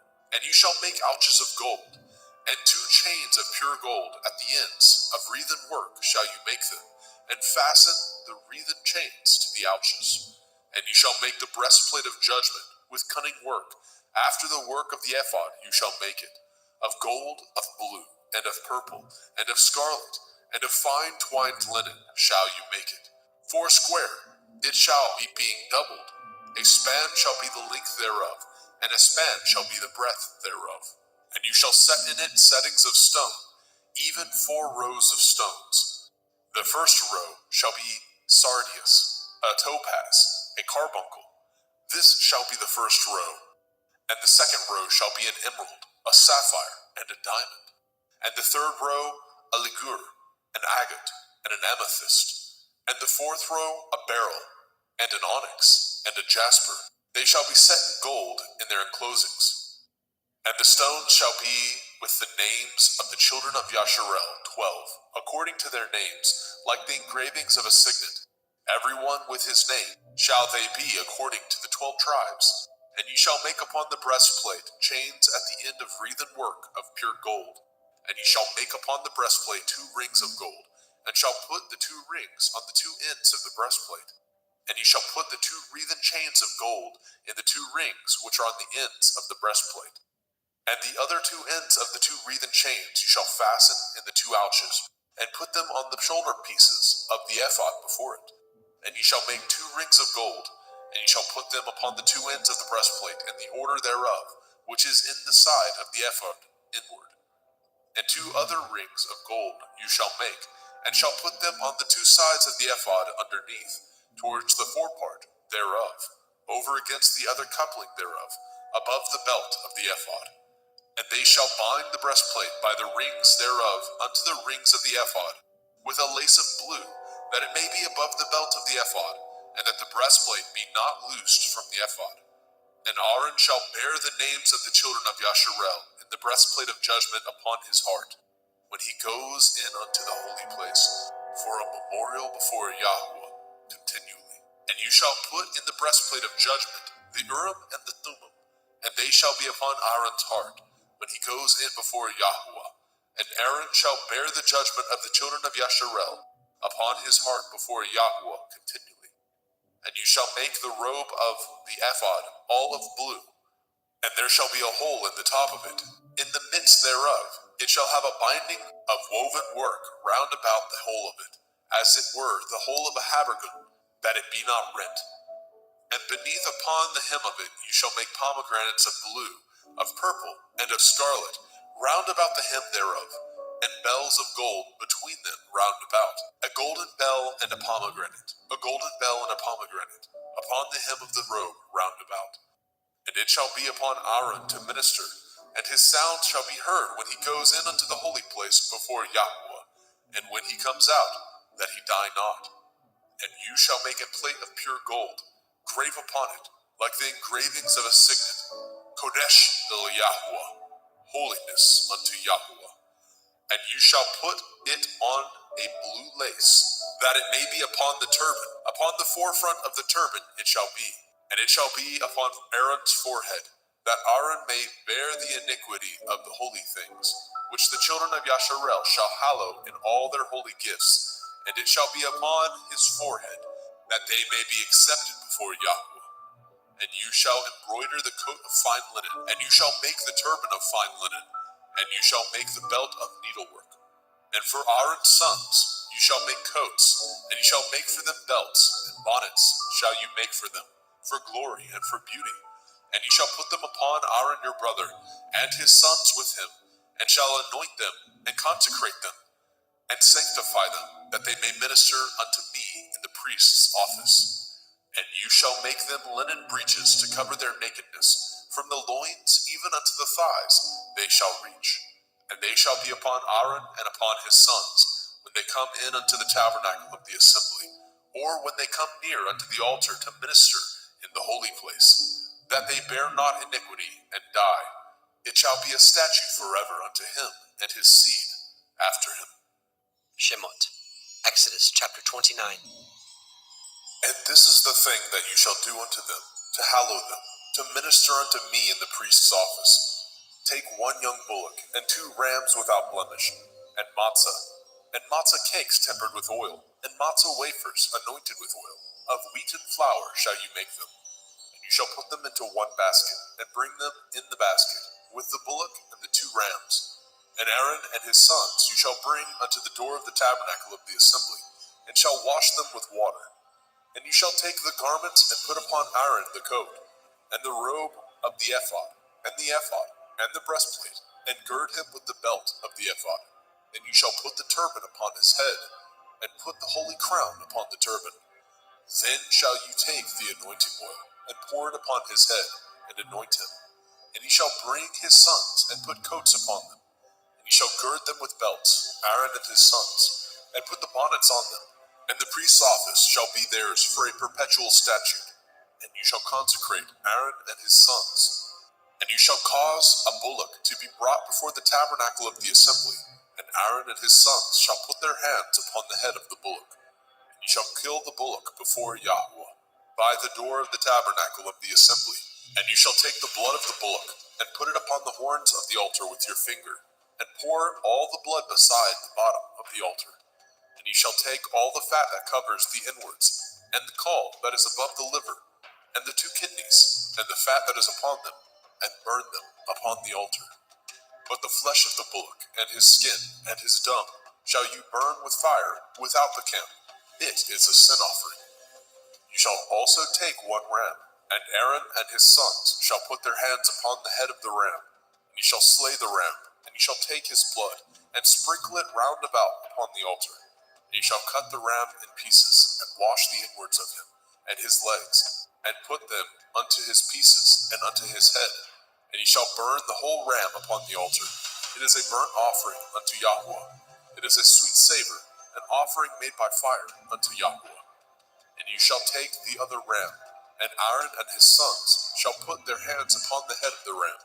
And you shall kill the ram, and take his blood, and put it upon the tip of the right ear of Aaron, and upon the tip of the right ear of his sons, and upon the thumb of their right hand, and upon the great toe of their right foot, and sprinkle the blood upon the altar round about. And you shall take the blood that is upon the altar, and of the anointing oil, and sprinkle it upon Aaron, and upon his garments, and upon his sons, and upon the garments of his sons with him, and he shall be hallowed, and his garments, and his sons' garments with him. Also you shall take of the ram the fat and the rump, and the fat that covers the inwards, and the caul above the liver, and the 2 kidneys, and the fat that is upon them, and the right shoulder, for it is a ram of consecration. And 1 loaf of bread, and 1 cake of oiled bread, and 1 wafer out of the basket of the matzah that is before Yahweh. And you shall put it all in the hands of Aaron, and in the hands of his sons, and shall wave them for a wave offering before Yahweh. And you shall receive them of their hands, and burn them upon the altar for a burnt offering, for a sweet savor before Yahweh. It is an offering made by fire unto Yahweh. And you shall take the breast of the ram of Aaron's consecration, and wave it for a wave offering before Yahweh, and it shall be your part. And you shall sanctify the breast of the wave offering, and the shoulder of the heave offering, which is waved, and which is heaved up, of the ram of the consecration, even of that which is for Aaron, and of that which is for his sons. And it shall be Aaron and his sons by a statute forever from the children of Yasharel, for it is a heave offering. And it shall be a heave offering from the children of Yasharel, of the sacrifice of their peace offerings, even their heave offering unto Yahweh. And the holy garments of Aaron shall be his sons after him, to be anointed therein, and to be consecrated in them. And that son that is priest in his stead shall put them on 7 days, when he comes into the tabernacle of the assembly to minister in the holy place. And you shall take the ram of the consecration, and seethe his flesh in the holy place. And Aaron and his sons shall eat the flesh of the ram, and the bread that is in the basket by the door of the tabernacle of the assembly. And they shall eat those things wherewith the atonement was made, to consecrate and to sanctify them. But a stranger shall not eat thereof, because they are holy. And if aught of the flesh of the consecrations, or of the bread, remain unto the morning, then you shall burn the remainder with fire. It shall not be eaten, because it is holy. And thus shall you do unto Aaron and to his sons, according to all things which I have commanded you. 7 days shall you consecrate them. And you shall offer every day a bullock for a sin offering, for atonement. And you shall cleanse the altar when you have made an atonement for it, and you shall anoint it to sanctify it. 7 days you shall make an atonement for the altar, and sanctify it, and it shall be an altar most holy. Whatsoever touches the altar shall be holy. Now this is that which you shall offer upon the altar: 2 lambs of the first year, day by day, continually. The one lamb you shall offer in the morning, and the other lamb you shall offer at evening. And with the one lamb 1/10 deal of flour, mingled with the 4th part of a hin of beaten oil, and the 4th part of a hin of wine, for a drink offering. And the other lamb you shall offer at evening, and shall do thereto according to the meat offering of the morning, and according to the drink offering thereof, for a sweet savor, an offering made by fire unto Yahweh. This shall be a continual burnt offering throughout your generations, at the door of the tabernacle of the assembly, before Yahweh, where I will meet you, to speak there unto you. And there I will meet with the children of Yasharel, and the tabernacle shall be sanctified by my glory. And I will sanctify the tabernacle of the assembly and the altar, and I will sanctify also both Aaron and his sons, to minister to me in the priest's office. And I will dwell among the children of Yasharel, and will be their Elohim. And they shall know that I am Yahuwah Elohim, that brought them forth out of the land of Mitzrayim, that I may dwell among them. I am Yahuwah Elohim. Shemot, Exodus chapter 30. And you shall make an altar to burn incense upon. Of shittim wood shall you make it. A cubit shall be the length thereof, and a cubit the breadth thereof. 4 square shall it be, and 2 cubits shall be the height thereof. The horns thereof shall be of the same. And you shall overlay it with pure gold, the top thereof and the sides thereof round about, and the horns thereof. And you shall make unto it a crown of gold round about. And 2 golden rings shall you make it under the crown of it. By the 2 corners thereof, upon the 2 sides of it, shall you make it, and they shall be for places for the staves to bear it withal. And you shall make the staves of shittim wood, and overlay them with gold. And you shall put it before the veil that is by the ark of the testimony, before the mercy seat that is over the testimony, where I will meet with you. And Aaron shall burn thereon sweet incense every morning. When he dresses the lamps, he shall burn incense upon it. And when Aaron lights the lamp at evening, he shall burn incense upon it, a perpetual incense before Yahweh throughout your generations. Ye shall offer no strange incense thereon, nor burnt sacrifice, nor meat offering, neither shall ye pour drink offering thereon. And Aaron shall make an atonement upon the horns of it once in a year, with the blood of the sin offering of atonement. Once in the year shall he make atonement upon it throughout your generations. It is most holy unto Yahweh. And Yahweh spoke unto Moshe, saying, When you take the sum of the children of Yasharel after their number, then shall they give every man a ransom for his soul unto Yahweh, when you number them, that there be no plague among them when you number them. This they shall give, every one that passes among them that are numbered, 1/2 shekel, after the shekel of the sanctuary. A shekel is 20 gerahs. A 1/2 shekel shall be the offering of Yahweh. Every one that passes among them that are numbered, from 20 years old and above, shall give an offering unto Yahweh. The rich shall not give more, and the poor shall not give less than 1/2 shekel, when they give an offering unto Yahweh to make an atonement for your souls. And you shall take the atonement money of the children of Yasharel, and shall appoint it for the service of the tabernacle of the assembly, that it may be a memorial unto the children of Yasharel before Yahweh, to make an atonement for your souls. And Yahweh spoke unto Moshe, saying, You shall also make a laver of brass, and his foot also of brass, to wash withal, and you shall put it between the tabernacle of the assembly and the altar, and you shall put water therein. For Aaron and his sons shall wash their hands and their feet thereat. When they go into the tabernacle of the assembly, they shall wash with water, that they die not, or when they come near to the altar to minister, to burn offering made by fire unto Yahweh. So they shall wash their hands and their feet, that they die not, and it shall be a statute forever to them, even to him and to his seed throughout their generations. And Yahweh spoke unto Moshe, saying, Take also unto you principal spices of pure myrrh, 500 shekels, and of sweet cinnamon, half so much, even 250 shekels, and of sweet calamus, 250 shekels, and of cassia, 500 shekels, after the shekel of the sanctuary, and of olive oil, a hin. And you shall make it an oil of holy ointment, an ointment compound after the art of the apothecary. It shall be holy anointing oil. And ye shall anoint the tabernacle of the assembly therewith, and the ark of the testimony, and the table and all his vessels, and the menorah and his vessels, and the altar of incense, and the altar of burnt offering with all his vessels, and the laver and his foot. And ye shall sanctify them, that they may be most holy. Whatsoever touches them shall be holy. And you shall anoint Aaron and his sons, and consecrate them, that they may minister unto me in the priest's office. And you shall speak unto the children of Yasharel, saying, This shall be a holy anointing oil unto me throughout your generations. Upon man's flesh shall it not be poured, neither shall ye make any other like it. After the composition of it, it is holy, and it shall be holy unto you. Whosoever compounds any like it, or whosoever puts any of it upon a stranger, shall even be cut off from his people.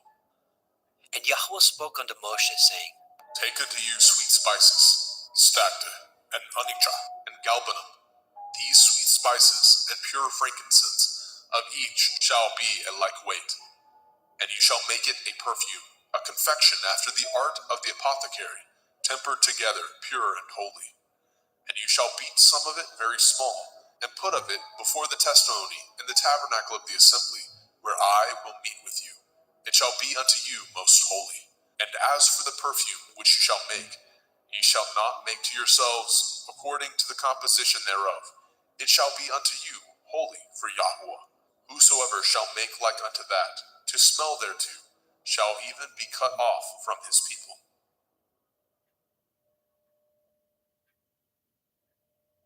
Shemot, Exodus chapter 31. And Yahweh spoke unto Moshe, saying, See, I have called by name Bezalel, the son of Uri, the son of Hori, of the tribe of Yehudah, and I have filled him with the Ruach Elohim, in wisdom and in understanding, and in knowledge, and in all manner of workmanship, to devise cunning works, to work in gold, and in silver, and in brass, and in cutting of stones, to set them, and in carving of timber, to work in all manner of workmanship. And I, behold, I have given with him Aholiab, the son of Ahisamach, of the tribe of Dan, and in the hearts of all that are wise-hearted I have put wisdom, that they may make all that I have commanded you. The tabernacle of the assembly, the ark of the testimony, the mercy seat that is thereupon, and all the furniture of the tabernacle, and the table and his furniture, and the pure menorah with all his furniture, and the altar of incense, and the altar of burnt offering, with all his furniture, and the laver and his foot, and the cloths of service for Aaron the priest, and the garments of his sons, to minister in the priest's office, and the anointing oil, and the sweet incense for the holy place. According to all that I have commanded you, shall they do. And Yahweh spoke unto Moshe, saying, Speak also unto the children of Yasharel, saying, Truly my Shabbatot ye shall guard, for it is a sign between me and you throughout your generations, that ye may know that I am Yahuwah Mekodeshim, Yahuwah who sanctifies you. Ye shall guard the Sabbath, therefore, for it is holy unto you. Every one that defiles it shall surely be put to death, for whosoever does any work thereon, that soul shall be cut off from among his people. 6 days may work be done, but in the seventh is the Sabbath of rest, holy unto Yahuwah. Whosoever does any work in the Sabbath, he shall surely be put to death. Wherefore the children of Yasharel shall guard the Sabbath, to keep the Sabbath throughout their generations, for a perpetual covenant. It is a sign between me and the children of Yasharel forever.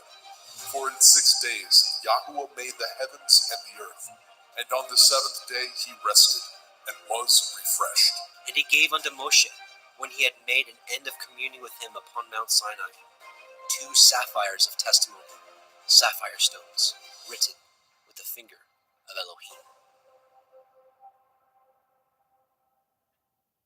Shemot, Exodus chapter 32. And when the people saw that Moshe delayed to come down out of the mount, the people gathered themselves together unto Aaron, and said unto him, Up, make us Elohim, which shall go before us. As for this Moshe, the man that brought us up out of the land of Mitzrayim, we know not what is become of him. And Aaron said unto them, Break off the golden earrings, which are in the ears of your women, of your sons and of your daughters, and bring them unto me. And the people broke off the golden earrings which were in the ears, and brought them unto Aaron. And he received them at their hand, and fashioned it with a graving tool, after he had made it a molten calf. And they said, These be your Elohim, O Yasharel, which brought you up out of the land of Mitzrayim. And when Aaron saw it, he built an altar before it. And Aaron made proclamation and said, Tomorrow is a feast to Yahuwah. And they rose up early on the morrow, and offered burnt offerings, and brought peace offerings. And the people sat down to eat and to drink, and rose up to play. And Yahuwah said unto Moshe, Go, get you down, for your people, which you brought out of the land of Mitzrayim, have corrupted themselves. They have turned aside quickly out of the way which I commanded them. They have made them a molten calf, and have worshipped it, and have sacrificed thereunto, and said, These be your Elohim, O Yasharel, which have brought you up out of the land of Mitzrayim. And Yahuwah said unto Moshe, I have seen this people, and behold, it is a stiff-necked people. Now therefore let me alone, that my wrath may wax hot against them, and that I may consume them, and I will make of you a great nation. And Moshe besought Yahuwah Eloheinu, and said, Yahuwah, why does your wrath wax hot against your people, which you have brought forth out of the land of Mitzrayim with great power, and with a mighty hand? Wherefore should the Mitzrayim speak and say, For mischief did he bring them out, to slay them in the mountains, and to consume them from the face of the earth? Turn from your fierce wrath, and repent of this evil against your people. Remember Avraham, Yitzchak, and Yasharel, your servants, to whom you swore by your own self, and said unto them, I will multiply your seed as the stars of heaven. And all this land that I have spoken of will I give unto your seed, and they shall inherit it forever. And Yahuwah repented of the evil which he thought to do unto his people. And Moshe turned, and went down from the mount, and the 2 sapphires of the testimony were in his hand. The sapphires were written on both their sides. On the one side and on the other were they written. And the sapphires were the work of Elohim, and their writing was the writing of Elohim, graven upon the sapphires. And when Yahusha heard the noise of the people as they shouted, he said unto Moshe, There is noise of war in the camp! And he said, It is not the voice of them that shout for mastery, neither is it the voice of them that cry for being overcome, but the noise of them that sing do I hear. And it came to pass, as soon as he came nigh unto the camp, that he saw the calf and the dancing. Moshe's anger waxed hot, and he cast the sapphires out of his hands, and broke them beneath the mount. And he took the calf which they had made, and burnt it in the fire, and ground it to powder, and strawed it upon the water, and made the children of Yasharel drink of it. And Moshe said unto Aaron, What did this people unto you, that you have brought so great a sin upon them? And Aaron said, Let not the anger of my Lord wax hot. You know the people, that they are set on mischief. For they said unto me, Make us Elohim, which shall go before us. For as for this Moshe, the man that brought us up out of the land of Mitzrayim, we know not what has become of him. And I said unto them, Whosoever has any gold, let them break it off. So they gave it me, and I cast it into the fire, and there came out this calf. And when Moshe saw that the people were naked, for Aharon had made them naked unto their shame among their enemies, then Moshe stood in the gate of the camp and said, Who is on Yahweh's side? Let him come unto me. All the sons of Levi gathered themselves together unto him. And he said unto them, Thus says Yahweh Elohai of Yasharel, Put every man his sword by his side, and go in and out from gate to gate throughout the camp, and slay every man his brother, and every man his companion, and every man his neighbor. And the children of Levi did according to the word of Moshe, and there fell of the people that day about 3,000 men. For Moshe had said, Consecrate yourselves today to Yahweh, even every man upon his son, and upon his brother, that he may bestow upon you a blessing this day. It came to pass on the morrow, that Moshe said unto the people, Ye have sinned a great sin, and now I will go up unto El Yahweh. Perchance I shall make an atonement for your sin. And Moshe returned unto El Yahweh and said, Oh, this people have sinned a great sin, and have made them Elohai of gold. Yet now, if you will forgive their sin, and if not, blot me, I pray you, out of your sefer which you have written. And Yahweh said unto Moshe, Whosoever has sinned against me, him will I blot out of my sefer. Therefore now go, lead the people into the place of which I have spoken unto you. Behold, my angel shall go before you. Nevertheless, in the day when I visit, I will visit their sin upon them. And Yahweh plagued the people, because they made the calf, which Aharon made. Shemot, Exodus chapter 33. And Yahweh said unto Moshe, Depart, and go up hence, you and the people which you have brought up out of the land of Mitzrayim, unto the land which I swore unto Abraham, to Yitzhak, and to Yaakov, saying, Unto your seed will I give it. And I will send an angel before you, and I will drive out the Kenai, the Amorai, the Hittai, the Perizzai, the Hivi, and the Jebusai, unto a land flowing with milk and honey, for I will not go up in the midst of you, for you are a stiff-necked people, lest I consume you in the way.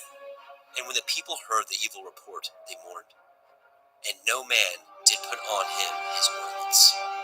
For Yahweh had said unto Moshe, Say unto the children of Yasharel, Ye are a stiff-necked people. I will come up into the midst of you in a moment, and consume you. Therefore now put off your ornaments from you, that I may know what to do unto you. And the children of Yasharel stripped themselves of their ornaments by the Mount Horeb. And Moshe took the tabernacle, and pitched it without the camp, afar off from the camp, and called it the tabernacle of the assembly. And it came to pass that everyone which sought Yahweh went out unto the tabernacle of the assembly, which was without the camp. And it came to pass, when Moshe went out unto the tabernacle, that all the people rose up, and stood every man at his tent door, and looked after Moshe until he was gone into the tabernacle. And it came to pass, as Moshe entered into the tabernacle, the cloudy pillar descended, and stood at the door of the tabernacle, and Yahweh talked with Moshe. And all the people saw the cloudy pillar stand at the tabernacle door, and all the people rose up and worshipped, every man in his tent door. And Yahweh spoke unto Moshe face to face, as a man speaks unto his friend.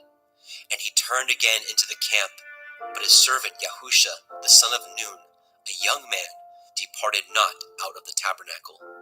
And Moshe said unto Eliyahu, See, you say unto me, Bring up this people, and you have not let me know whom you will send with me. Yet you have said, I know you by name, and you have also found grace in my sight.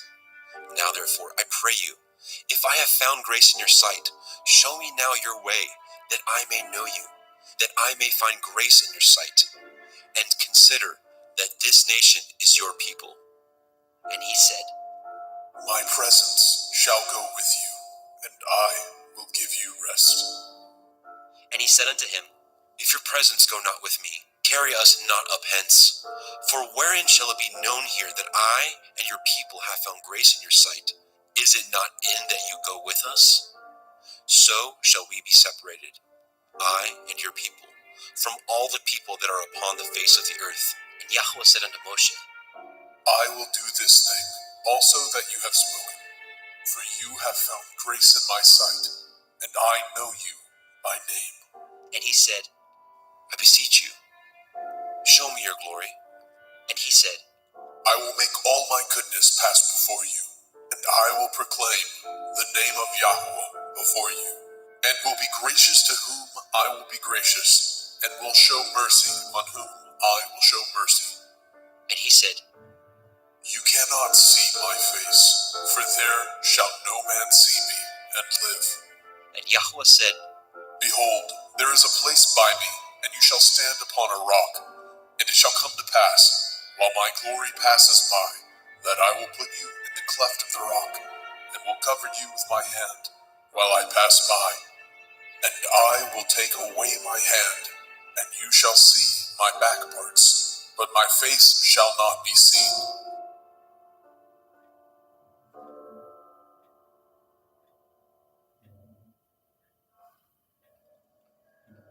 Shemot, Exodus chapter 34.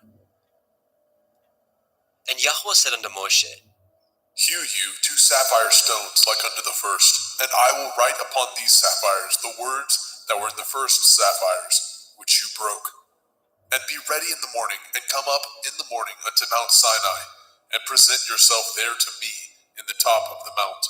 And no man shall come up with you, neither let any man be seen throughout all the mount, neither let the flocks nor herds feed before that mount. And he hewed 2 sapphire stones like unto the first. And Moshe rose up early in the morning, and went up unto Mount Sinai as Yahweh had commanded him, and took in his hand the 2 sapphire stones. And Yahweh descended in the cloud, and stood with him there, and proclaimed the name of Yahweh. Yahweh, And Yahweh passed by before him, and proclaimed, Yahweh, Yahweh El, merciful and gracious, long-suffering and abundant in goodness and truth, keeping mercy for thousands, forgiving iniquity and transgression and sin, and that will by no means clear the guilty, visiting the iniquity of the fathers upon the children, and upon the children's children, unto the 3rd and 4th generation. And Moshe made haste, and bowed his head toward the earth, and worshipped. And he said, If now I have found grace in your sight, O Adonai, let my Adonai, I pray you, go among us, for it is a stiff-necked people, and pardon our iniquity and our sin, and take us for your inheritance. And he said, Behold, I cut a covenant before all your people. I will do wonders, such as have not been done in all the earth, nor in any nation, and all the people among which you are shall see the work of Yahweh. For it is a terrible thing that I will do with you. Guard that which I command you this day. Behold, I drive out before you the Emorai, the Kenani, the Hittai, and the Perizzai, and the Hivi, and the Yebusai. Take heed to yourselves, lest you cut a covenant with the inhabitants of the land whither you go, lest it be for a snare in the midst of you. But ye shall destroy their altars, break their images, and cut down their Asherah poles. For you shall worship no other El, for Yahweh Kana. Yahweh is jealous, is my name. He is a jealous El. Lest you cut a covenant with the inhabitants of the land, and they go a-whoring after their Elohim, and do sacrifice unto their Elohim, and one call you, and you eat of his sacrifice, and take of their daughters unto your sons, and their daughters go a-whoring after their Elohim, and make your sons go a-whoring after their Elohim. You shall make no molten Elohai. The feast of matzah, unleavened bread, shall you guard. 7 days you shall eat matzah, unleavened bread, as I commanded you, in the time of the month of Eve. For in the month of Eve you came out from Mitzrayim. All that opens the womb is mine, and every firstling among your cattle, whether ox or sheep, that is male. But the firstling of an ass you shall redeem with a lamb, and if you redeem him not, then shall you break his neck. All the firstborn of your sons you shall redeem, and none shall appear before me empty. 6 days you shall work, but on the 7th day you shall rest. In earing time and in harvest you shall rest. And you shall observe the feast of Katsir, harvest, of the first fruits of wheat harvest, and the feast of Asif, ingathering, at the year's end. Thrice in the year shall all your men children appear before Adonai Yahuwah, the Elohai of Yasharel. For I will cast out the nations before you, and enlarge your borders. Neither shall any man desire your land, when you shall go up to appear before Yahuwah Elohika thrice in the year. You shall not offer the blood of my sacrifice with leaven, neither shall the sacrifice of the feast of the Pesach be left unto the morning. The first of the first fruits of your land you shall bring into the house of Yahuwah Elohika. You shall not see the kid in his mother's milk. And Yahweh said unto Moshe, Write these words, for after the tenor of these words I have cut a covenant with you and with Yasharel. And he was there with Yahweh 40 days and 40 nights. He did neither eat bread nor drink water. And he wrote upon the sapphires the words of the covenant, the 10 Devarim. And it came to pass, when Moshe came down from Mount Sinai with the 2 sapphires of testimony in Moshe's hand, when he came down from the mount, that Moshe knew not that the skin of his face shone while he talked with him. And when Aharon and all the children of Yasharel saw Moshe, behold, the skin of his face shone, and they were afraid to come nigh him. And Moshe called unto them, and Aharon and all the rulers of the assembly returned unto him, and Moshe talked with them. And afterward all the children of Yasharel came nigh, and he gave them in commandment all that Yahweh had spoken with him in Mount Sinai. And till Moshe had done speaking with them, he put a veil on his face. But when Moshe went in before Yahweh to speak with him, he took the veil off until he came out. And he came out and spoke unto the children of Yasharel, which he was commanded. And the children of Yasharel saw the face of Moshe, that the skin of Moshe's face shone. And Moshe put the veil upon his face again until he went in to speak with him. Shemot, Exodus chapter 35. And Moshe gathered all the assembly of the children of Yasharel together, and said unto them, These are the words which Yahweh has commanded, that ye should do them. 6 days shall work be done, but on the 7th day there shall be to you a holy day, a Shabbat of rest to Yahweh. Whosoever does work thereon shall be put to death. Ye shall kindle no fire throughout your habitations upon the Sabbath. And Moshe spoke unto all the assembly of the children of Yasharel, saying, This is the thing which Yahweh commanded, saying, Take ye from among you an offering unto Yahweh. Whosoever is of a willing heart, let him bring it, an offering of Yahweh, gold, and silver, and brass, and blue, and purple, and scarlet, and fine linen, and goat's hair, and ram skins dyed red, and badger skins, and shittim wood, and oil for the light, and spices for anointing oil, and for the sweet incense, and onyx stones, and stones to be set for the ephod, and for the breastplate. And every wise-hearted among you shall come, and make all that Yahweh has commanded.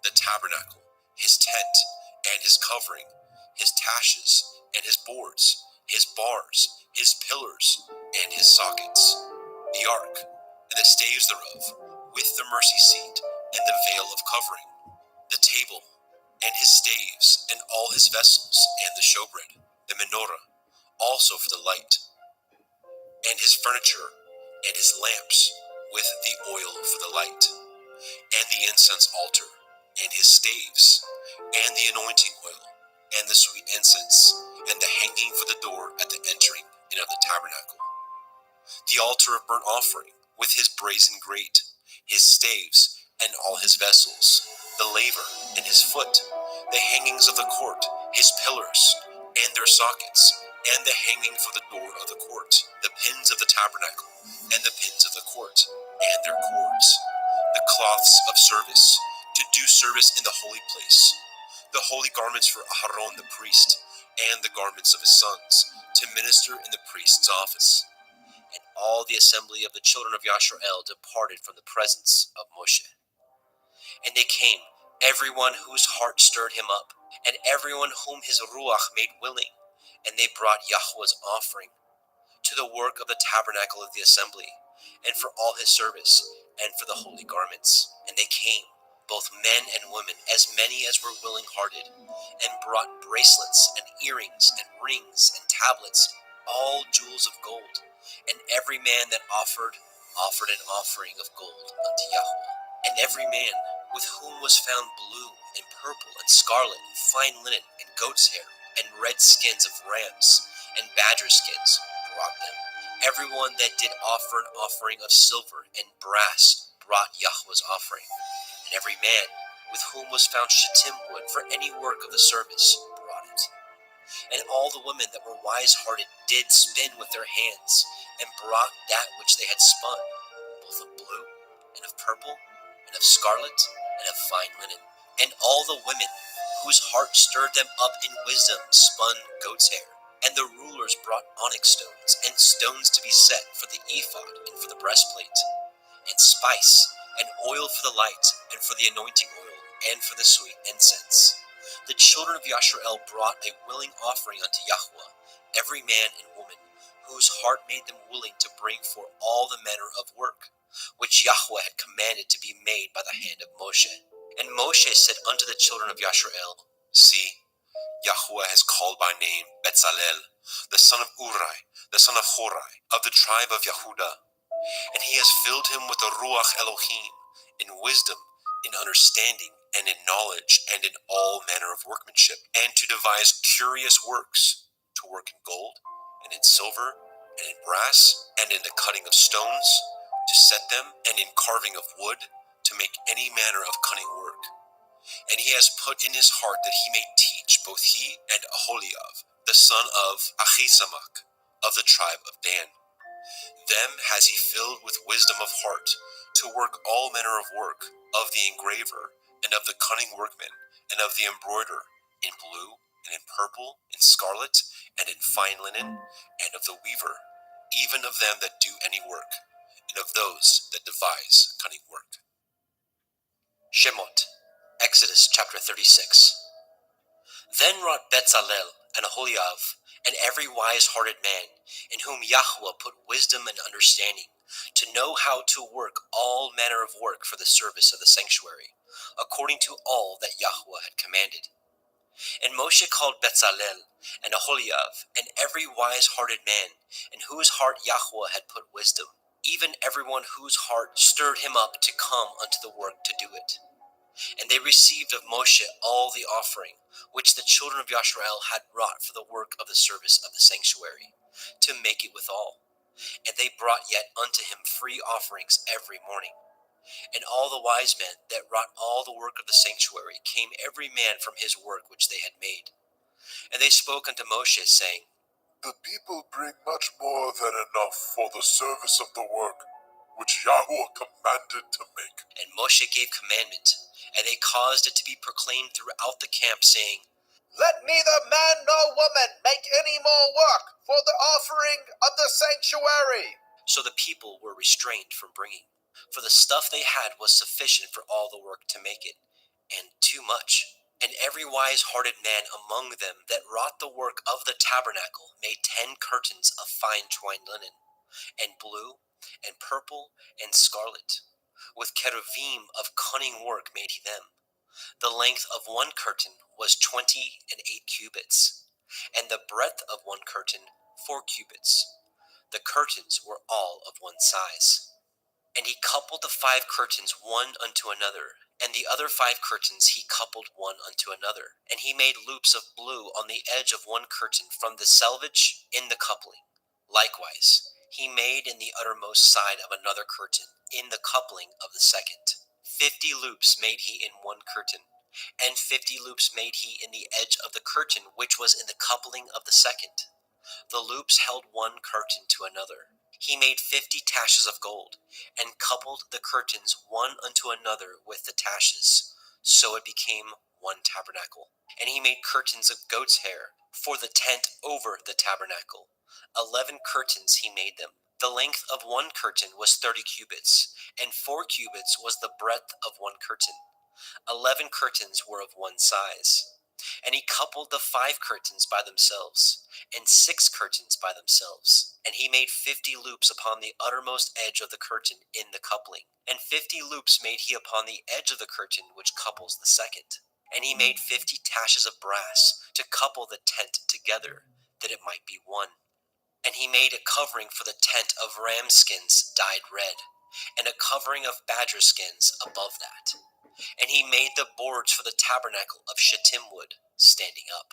The length of a board was 10 cubits, and the breadth of a board 1 cubit and a half. One board had 2 tenons, equally distant one from another.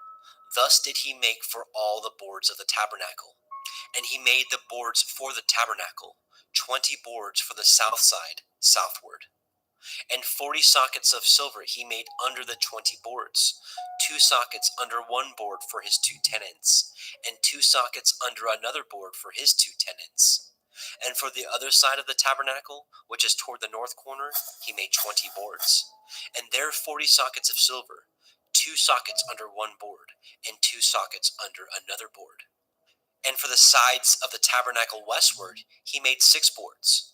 And 2 boards made he for the corners of the tabernacle in the 2 sides. And they were coupled beneath, and coupled together at the head thereof, to one ring.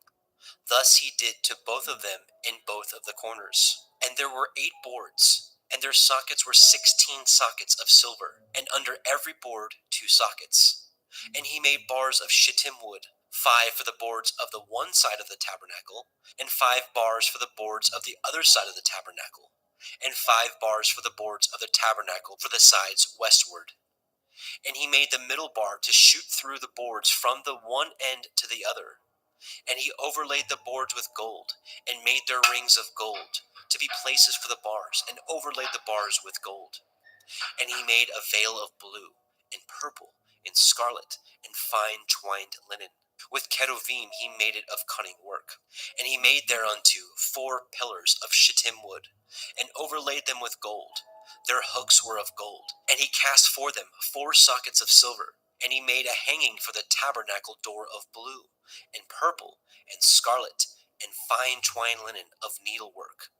And the 5 pillars of it, their hooks, and he overlaid their chapiters and their fillets with gold. But their 5 sockets were of brass.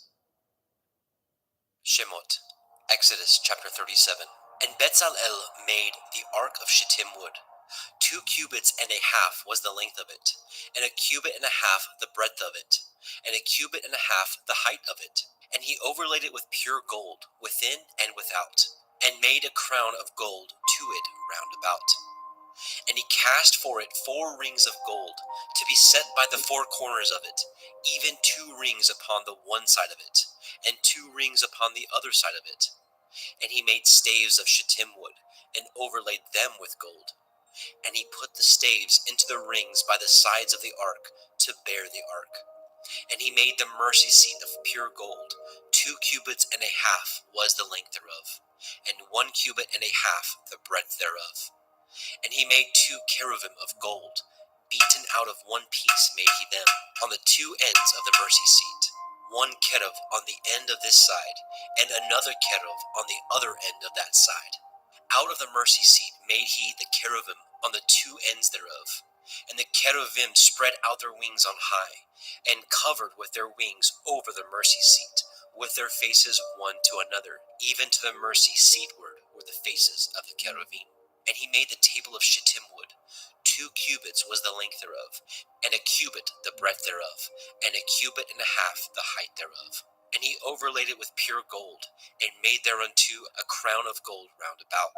Also he made thereunto a border of a handbreadth round about, and made a crown of gold for the border thereof round about. And he cast for it 4 rings of gold, and put the rings upon the 4 corners that were in the 4 feet thereof.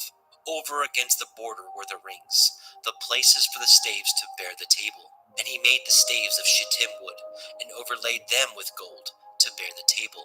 And he made the vessels which were upon the table, his dishes, and his spoons, and his bowls, and his covers to cover withal of pure gold.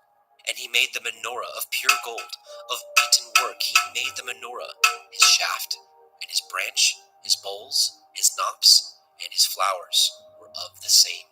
And 6 branches going out of the sides thereof, 3 branches of the menorah out of the one side thereof, and 3 branches of the menorah out of the other side thereof. 3 bowls made after the fashion of almonds in one branch, a knop and a flower, and 3 bowls made like almonds in another branch, a knop and a flower. So throughout the 6 branches going out of the menorah.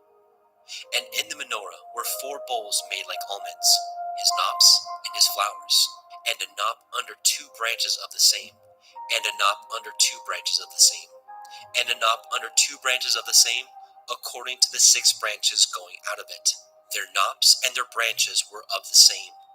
All of it was one beaten work of pure gold. And he made his 7 lamps, and his snuffers, and his snuff dishes of pure gold. Of a talent of pure gold made he it, and all the vessels thereof. And he made the incense altar of shittim wood. The length of it was a cubit, and the breadth of it a cubit. It was 4 square. 2 cubits was the height of it. The horns thereof were of the same. And he overlaid it with pure gold, both the top of it, and the sides thereof round about. And the horns of it also he made unto it a crown of gold round about. And he made 2 rings of gold for it under the crown thereof, by the 2 corners of it, upon the 2 sides thereof, to be places for the staves to bear it withal. And he made the staves of shittim wood, and overlaid them with gold. And he made the holy anointing oil, and the pure incense of sweet spices, according to the work of the apothecary. Shemot, Exodus chapter 38. And he made the altar of burnt offering of shittim wood. 5 cubits was the length thereof, and 5 cubits the breadth thereof. It was 4 square, and 3 cubits the height thereof. And he made the horns thereof on the 4 corners of it. The horns thereof were of the same, and he overlaid it with brass. And he made all the vessels of the altar, the pots, the shovels, and the basins, and the flesh hooks, and the fire pans, all the vessels thereof he made of brass. And he made for the altar a brazen grate of network under the compass thereof, beneath unto the midst of it. And he cast 4 rings for the 4 ends of the grate of brass, to be places for the staves. And he made the staves of shittim wood, and overlaid them with brass. And he put the staves into the rings on the sides of the altar, to bear it withal. He made the altar hollow with boards. And he made the laver of brass, and the foot of it brass, of the looking glasses of the women assembling, which assembled at the door of the tabernacle of the assembly. And he made the court on the south side southward. The hangings of the court were of fine twined linen, 100 cubits. Their pillars were 20, and their brazen sockets 20. The hooks of the pillars and their fillets were of silver. And for the north side the hangings were 100 cubits. Their pillars were 20, and their sockets of brass 20. The hooks of the pillars and their fillets of silver. And for the west side were hangings of 50 cubits, their pillars 10, and their sockets 10. The hooks of the pillars and their fillets of silver. And for the east side, eastward, 50 cubits. The hangings of the one side of the gate were 15 cubits, their pillars 3, and their sockets 3. And for the other side of the court gate, on this hand and on that hand, were hangings of 15 cubits, their pillars 3, and their sockets 3. All the hangings of the court round about were of fine twined linen, and the sockets for the pillars were of brass, the hooks of the pillars and their fillets of silver, and the overlaying of their chapiters of silver, and all the pillars of the court were filleted with silver. And the hanging for the gate of the court was needlework of blue, and purple, and scarlet, and fine twined linen, and 20 cubits was the length, and the height in the breadth was 5 cubits, answerable to the hangings of the court. And their pillars were 4, and their sockets of brass 4, their hooks of silver, and the overlaying of their chapiters and their fillets of silver. And all the pins of the tabernacle and of the court round about were of brass. This is the sum of the tabernacle, even of the tabernacle of the assembly, as it was counted according to the commandment of Moshe, for the service of the Leviim, by the hand of Ithamar, son to Aharon the priest. And Bezalel, the son of Uri, the son of Horai, of the tribe of Yehudah, made all that Yahweh commanded Moshe, and with him was Aholibah, son of Achisamach, of the tribe of Dan, an engraver, and a cunning workman, and an embroiderer in blue, and in purple, and in scarlet, and fine linen. All the gold that was occupied for the work in all the work of the holy place, even the gold of the offering, was 29 talents, and 730 shekels, after the shekel of the sanctuary. And the silver of them that were numbered of the assembly was 100 talents, and 100,703 shekels, after the shekel of the sanctuary. A beka for every man, that is, half a shekel, after the shekel of the sanctuary, for every one that went to be numbered from 20 years old and upward, for 600,000 and 3,550 men. And of the 100 talents of silver were cast the sockets of the sanctuary, and the sockets of the veil, 100 sockets of 100 talents, a talent for a socket. And of the 1,775 shekels he made hooks for the pillars, and overlaid their chapiters, and filleted them. And the brass of the offering was 70 talents, and 2,400 shekels. And therewith he made the sockets to the door of the tabernacle of the assembly, and the brazen altar, and the brazen grate for it, and all the vessels of the altar, and the sockets of the court round about, and the sockets of the court gate, and all the pins of the tabernacle, and all the pins of the court round about. Shemot, Exodus chapter 39. And of the blue, and purple, and scarlet, they made cloths of service, to do service in the holy place, and made the holy garments for Aharon, as Yahweh commanded Moshe. And he made the ephod of gold, blue, and purple, and scarlet, and fine twined linen. And they did beat the gold into thin plates, and cut it into wires, to work it in the blue, and in the purple, and in the scarlet, and in the fine linen, with cunning work. They made shoulder pieces for it, to couple it together. By the two edges was it coupled together. And the belt of his ephod, that was upon it, was of the same, according to the work thereof, of gold, blue, and purple, and scarlet, and fine twined linen, as Yahweh commanded Moshe. And they wrought onyx stones enclosed in ouches of gold, graven as signets are graven, with the names of the children of Yasharel. And he put them on the shoulders of the ephod, that they should be stones for a memorial to the children of Yasharel, as Yahweh commanded Moshe. And he made the breastplate of cunning work, like the work of the ephod, of gold, blue, and purple, and scarlet, and fine twined linen. It was foursquare. They made the breastplate double. A span was the length thereof, and a span the breadth thereof, being doubled. And they set in it 4 rows of stones. The first row was a sardius, a topaz, and a carbuncle. This was the first row. And the second row, an emerald, a sapphire, and a diamond. And the third row, a ligure, an agate, and an amethyst. And the fourth row, a beryl, an onyx, and a jasper.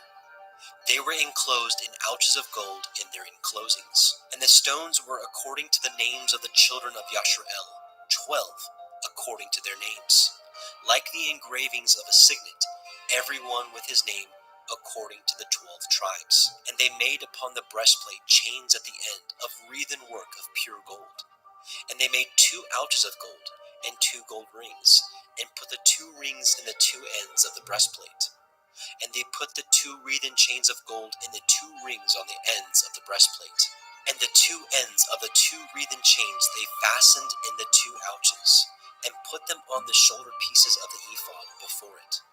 And they made 2 rings of gold, and put them on the 2 ends of the breastplate, upon the border of it, which was on the side of the ephod inward. And they made 2 other golden rings, and put them on the 2 sides of the ephod underneath, toward the forepart of it, over against the other coupling thereof, above the belt of the ephod. And they did bind the breastplate by his rings unto the rings of the ephod with a lace of blue, that it might be above the belt of the ephod, and that the breastplate might not be loosed from the ephod, as Yahweh commanded Moshe. And he made the robe of the ephod of woven work, all of blue.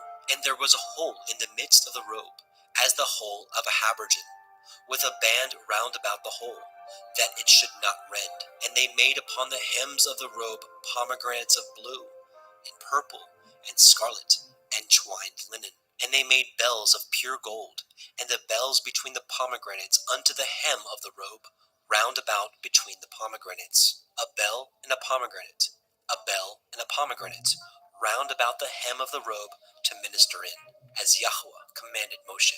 And they made coats of fine linen of woven work for Aharon, and for his sons, and a turban of fine linen, and goodly bonnets of fine linen, and linen breeches of fine twined linen, and a belt of fine twined linen, and blue, and purple, and scarlet of needlework, as Yahweh commanded Moshe.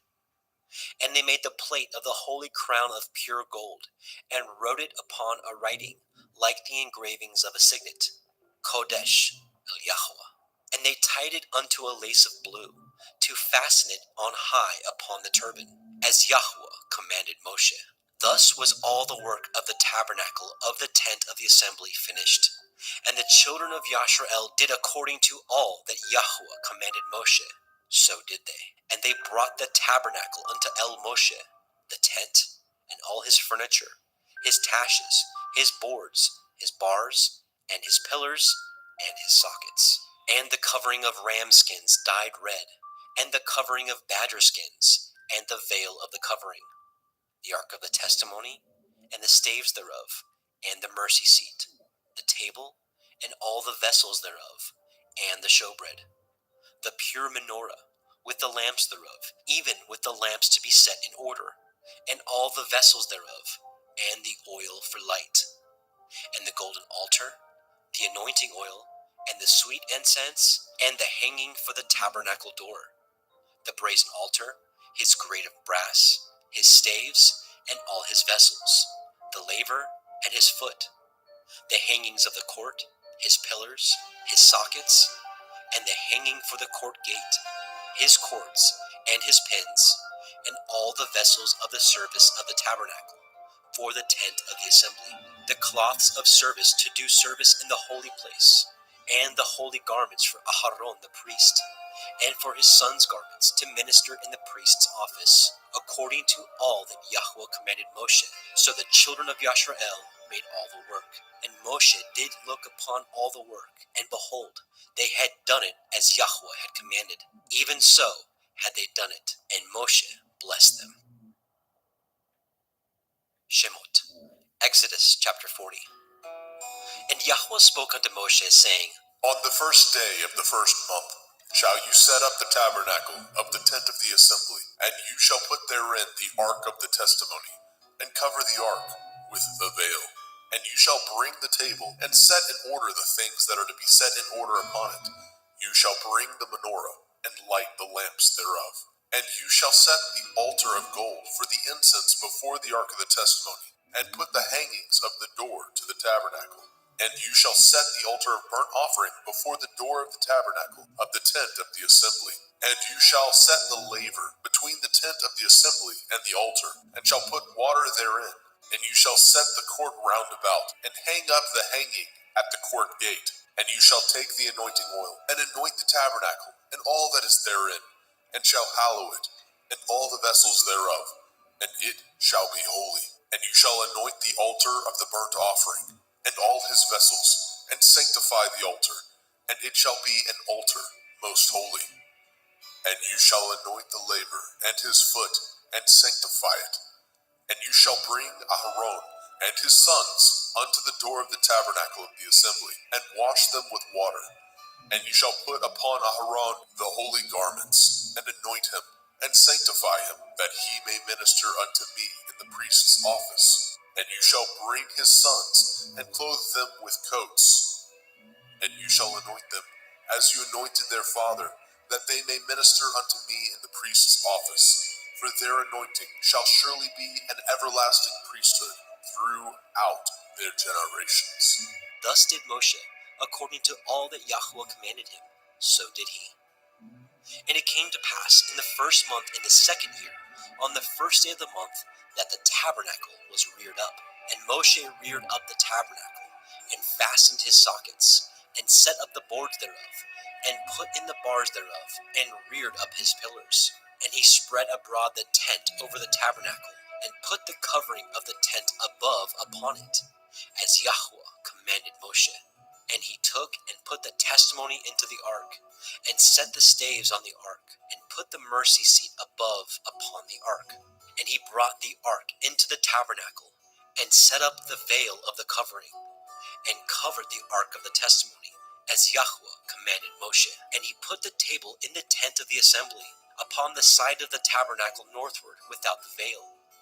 And he set the bread in order upon it before Yahweh, as Yahweh commanded Moshe. And he put the menorah in the tent of the assembly, over against the table, on the side of the tabernacle southward.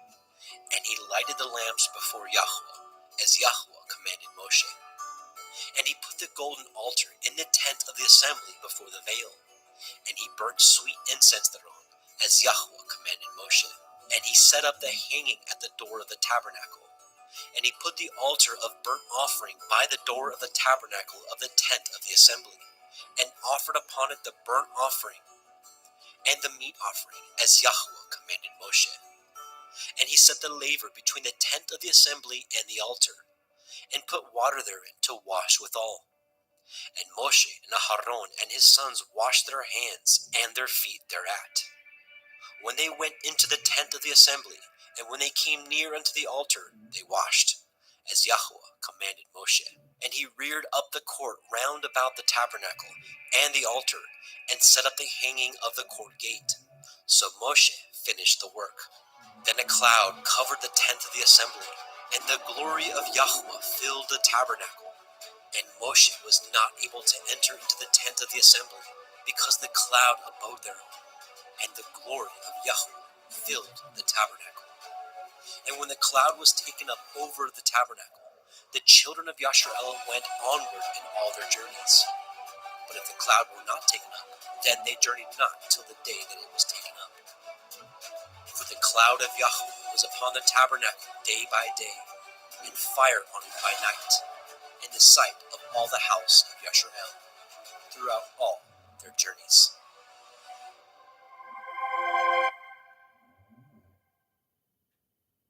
Come from Yahweh, but look what she sent for me. It's the Aaronic blessing in both English and Hebrew, and in phonetic Hebrew. So I'm going to read it for you in English, and I'm going to read it for you in Hebrew.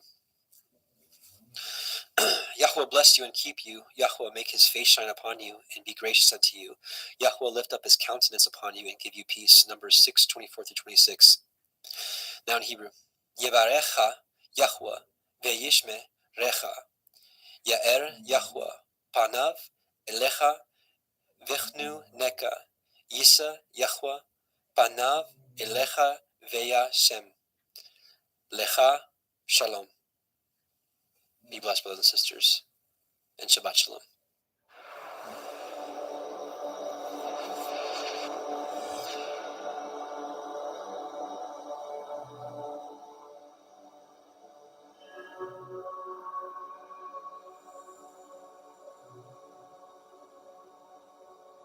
I sing to Yahweh, for he is highly exalted. The horse and its rider he has thrown into the sea. Yah is my strength and song, and he has become my deliverance. He is my El, and I praise him, Elohim of my father. And I exalt him. Yahweh is a man of battle.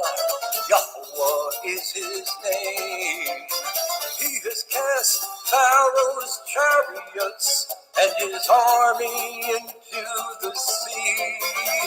And his chosen officers are drowned in the sea of reeds.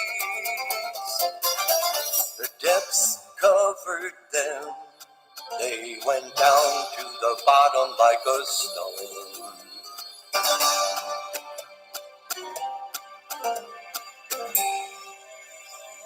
Your right hand, O Yahuwah, has become great in power. Your right hand, O Yahuwah, has crushed the enemy. And in the greatness of your excellence, you pulled down those who rose up against you. You sent forth your wrath. It consumed them like stubble, and with the wind of your nostrils, the waters were heaped up. The floods stood like a wall, the depths became stiff in the heart of the sea. The enemy said, I pursue, I overtake, I divide the spoil, my being is satisfied on them. I draw out my sword, my hand destroys them. You blew with your wind, the sea covered them, they sank like lead in the mighty waters. Who is like you? Oh, Yahuwah, among the mighty ones. Who is like you? Great in Kodeshah, awesome in praises, working wonders. You stretched out your right hand, the earth swallowed them. In your kindness, you led the people whom you have redeemed. In your strength, you guided them to your Kodesh dwelling. Peoples heard, they trembled. Anguish gripped the inhabitants of Pelasheth. Then the chiefs of Edom were troubled, the mighty men of Moab. Trembling grips them, all the inhabitants of Canaan melted. Fear and dread fell on them by the greatness of your arm. They are as silent as a stone. Until your people pass over, oh Yahuwah. Until the people whom you have bought pass over. You bring them in and plant them in the mountain of your inheritance, in the place, oh Yahuwah, which you have made for your own dwelling, the Mikdash, oh Yahuwah, which your hands have prepared. Yahweh reigns forever and ever.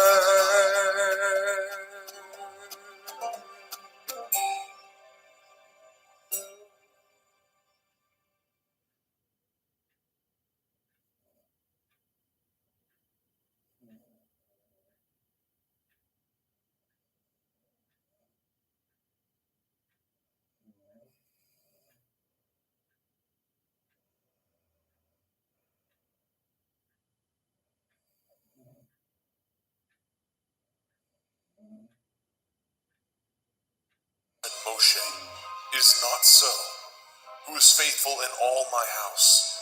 With him will I speak mouth to mouth, even apparently, and not in dark speeches, and in similitudes. Of Yahuwah shall he behold. Wherefore then were ye not afraid to speak against my servant Moshe. And the anger of Yahuwah was kindled against him, and he departed. And the cloud departed from off the tabernacle, and behold, Miriam became leprous, white as snow. And Aharon looked upon Miriam, and behold, she was leprous. And Aharon said unto Moshe, Alas, my Lord, I beseech you, lay not the sin upon us, wherein we have done foolishly, and wherein we have sinned. Let her not be as one dead, of whom the flesh is half consumed when he comes out of his mother's womb. And Moshe cried unto El Yahweh, saying, Heal her now, O El, I beseech you. And Yahweh said unto Moshe, If her father had but spit in her face, should she not be ashamed 7 days? Let her be shut out from the camp 7 days, and after that, let her be received in again. And Miriam was shut out from the camp 7 days, and the people journeyed not till Miriam was brought in again.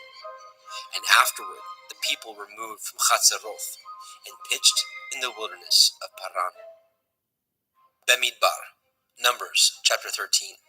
And Yahweh spoke unto Moshe, saying, Send you men, that they may search the land of Canaan, which I give unto the children of Yasharel. Of every tribe of their fathers shall ye send a man, every one a ruler among them. And Moshe, by the commandment of Yahweh, sent them from the wilderness of Paran. All those men were heads of the children of Yasharel.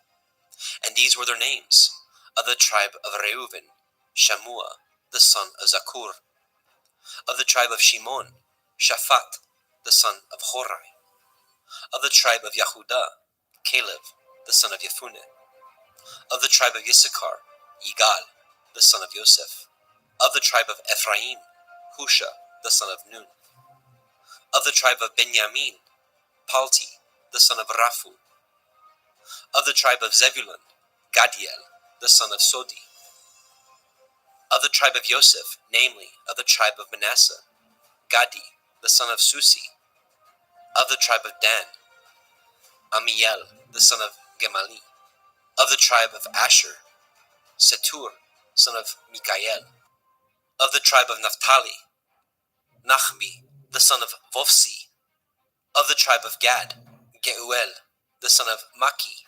These are the names of the men which Moshe sent to spy out the land.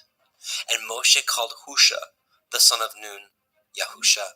And Moshe sent them to spy out the land of Canaan, and said unto them, Get you up this way southward, and go up into the mountain, and see the land, what it is, and the people that dwell therein, whether they be strong or weak, few or many, and what the land is that they dwell in, whether it be good or bad, and what cities they be that they dwell in, whether in tents or in strongholds, and what the land is, whether it be fat or lean, whether there be wood therein or not.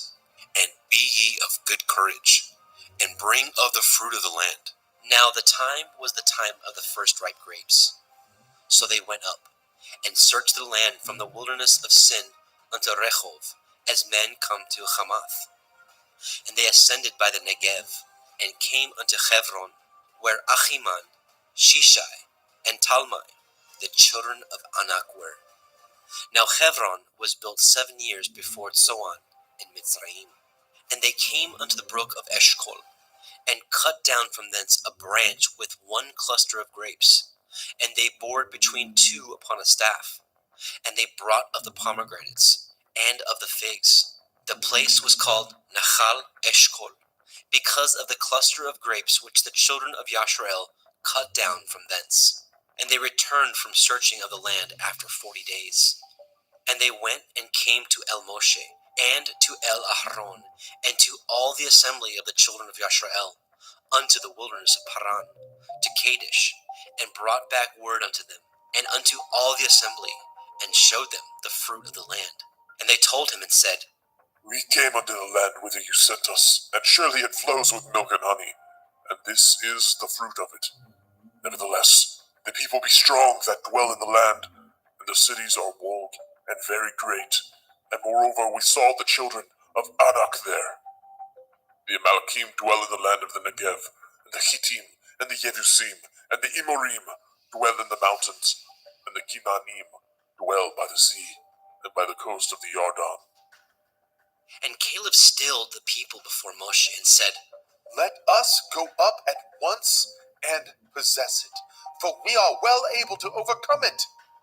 But the men that went up with him said, We be not able to go up against the people, for they are stronger than we.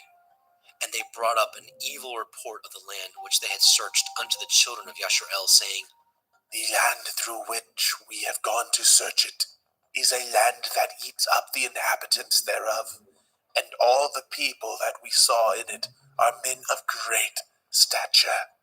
And there we saw the Nephilim, the sons of Anak, which come of the Nephilim, and we were in our own sight as grasshoppers, and so we were in their sight. Bamidbar, Numbers chapter 14. And all the assembly lifted up their voice and cried, and the people wept that night. And all the children of Yasharel murmured against Moshe and against Aharon.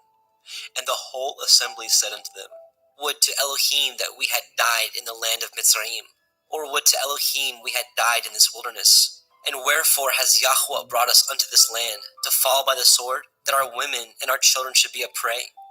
Were it not better for us to return into Mitzrayim? And they said one to another, Let us make a captain, and let us return into Mitzrayim. Then Moshe and Aharon fell on their faces before all the assembly of the multitude of the children of Yasharel. And Yahusha the son of Nun, and Caleb the son of Yefuneh, which were of them that searched the land, rent their clothes. And they spoke unto all the company of the children of Yasharel, saying, The land which we passed through to search it is an exceeding good land. If Yahweh delight in us, then he will bring us into this land, and give it us, a land that flows with milk and honey. Only rebel ye not against Yahweh, neither fear ye the people of the land, for they are bread for us. Their defense is departed from them, and Yahweh is with us. Fear them not. But all the assembly bade stone them with stones. And the glory of Yahweh appeared in the tabernacle of the assembly before all the children of Yasharel. And Yahweh said unto Moshe, How long will this people provoke me? And how long will it be ere they believe me?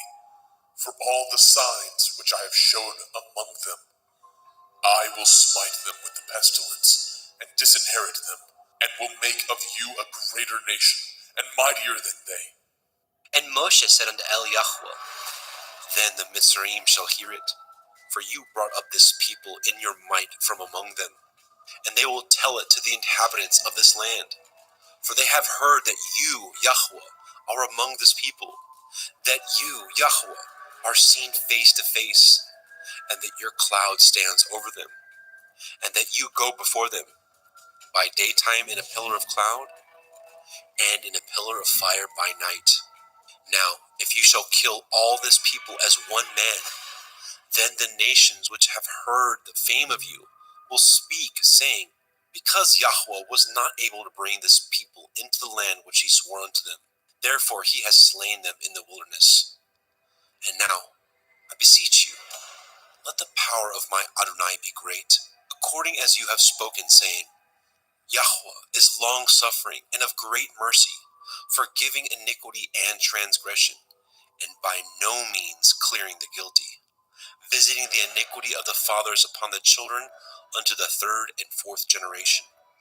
Pardon, I beseech you, the iniquity of this people according unto the greatness of your mercy, and as you have forgiven this people from Mitzrayim even until now. And Yahweh said, I have pardoned according to your word. But as truly as I live, all the earth shall be filled with the glory of Yahweh. Because all those men which have seen my glory and my miracles, which I did in Mitzrayim and in the wilderness, and have tempted me now these 10 times, and have not hearkened to my voice, surely they shall not see the land which I swore unto their fathers, neither shall any of them that provoked me see it. But my servant Caleb, because he had another Ruach with him, and has followed me fully, him will I bring into the land whereinto he went, and his seed shall possess it. Now the Amalekim and the Canaanim dwelt in the valley. Tomorrow turn you, and get you into the wilderness, by the way of the Red Sea. And Yahweh spoke unto Moshe and unto Aharon, saying, How long shall I bear with this evil assembly, which murmur against me? I have heard the murmurings of the children of Yasharel, which they murmur against me. Say unto them, As truly as I live, says Yahuwah, as ye have spoken in my ears, so will I do to you. Your carcasses shall fall in this wilderness, and all that were numbered of you, according to your whole number, from 20 years old and upward, which have murmured against me.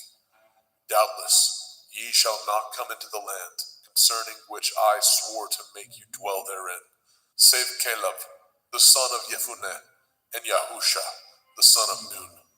But your little ones, which ye said should be a prey, them will I bring in, and they shall know the land which ye have despised.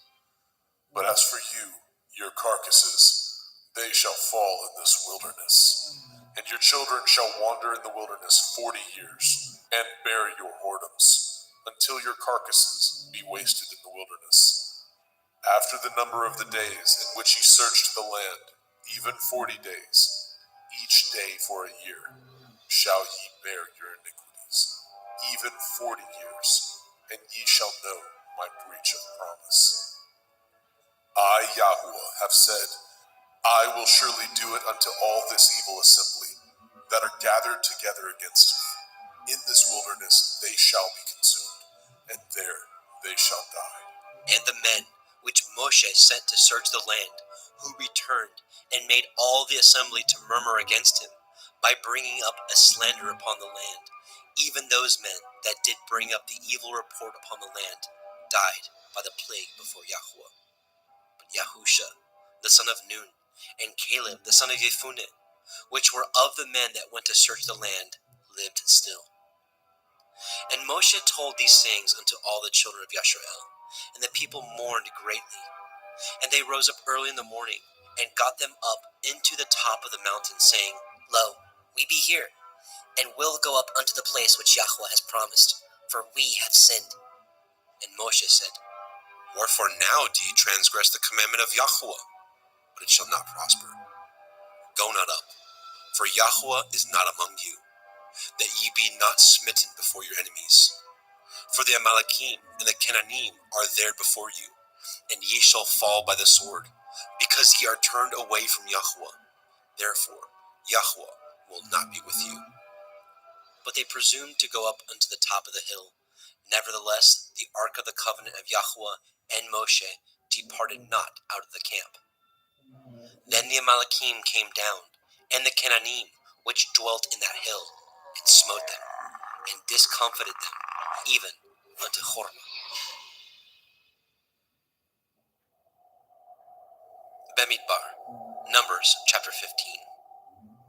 And Yahuwah spoke unto El Moshe, saying, Speak unto the children of Yasharel, and say unto them, When ye are come into the land of your habitations, which I give unto you, and will make an offering by fire unto Yahuwah, a burnt offering, or a sacrifice in performing a vow, or in a freewill offering, or in your solemn feasts, to make a sweet savor unto Yahuwah, of the herd or of the flock, then shall he that offers his offering unto Yahuwah bring a meat offering of a 10th deal of flour, mingled with the 4th part of a hin of oil, and the 4th part of a hin of wine. For a drink offering shall you prepare with the burnt offering or sacrifice, for 1 lamb, or for a ram you shall prepare for a meat offering 2/10 deals of flour mingled with the 3rd part of a hin of oil, and for a drink offering you shall offer the 3rd part of a hin of wine, for a sweet savor unto Yahuwah. And when you prepare a bullock for a burnt offering, or for a sacrifice in performing a vow, or peace offerings unto Yahuwah, then shall he bring with a bullock a meat offering of 3/10 deals of flour mingled with a half a hin of oil. And you shall bring for a drink offering half a hin of wine, for an offering made by fire, of a sweet savor unto Yahuwah.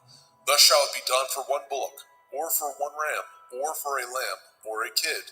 According to the number that ye shall prepare, so shall ye do to every one according to their number. All that are born of the country shall do these things after this manner, an offering made by fire, of a sweet savor unto Yahuwah. And if a stranger sojourn with you, or whosoever be among you in your generations, and will offer an offering made by fire, of a sweet savor unto Yahweh. As ye do, so he shall do. One ordinance shall be both for you of the assembly, and also for the stranger that sojourns with you, an ordinance forever in your generations. As ye are, so shall the stranger be before Yahweh.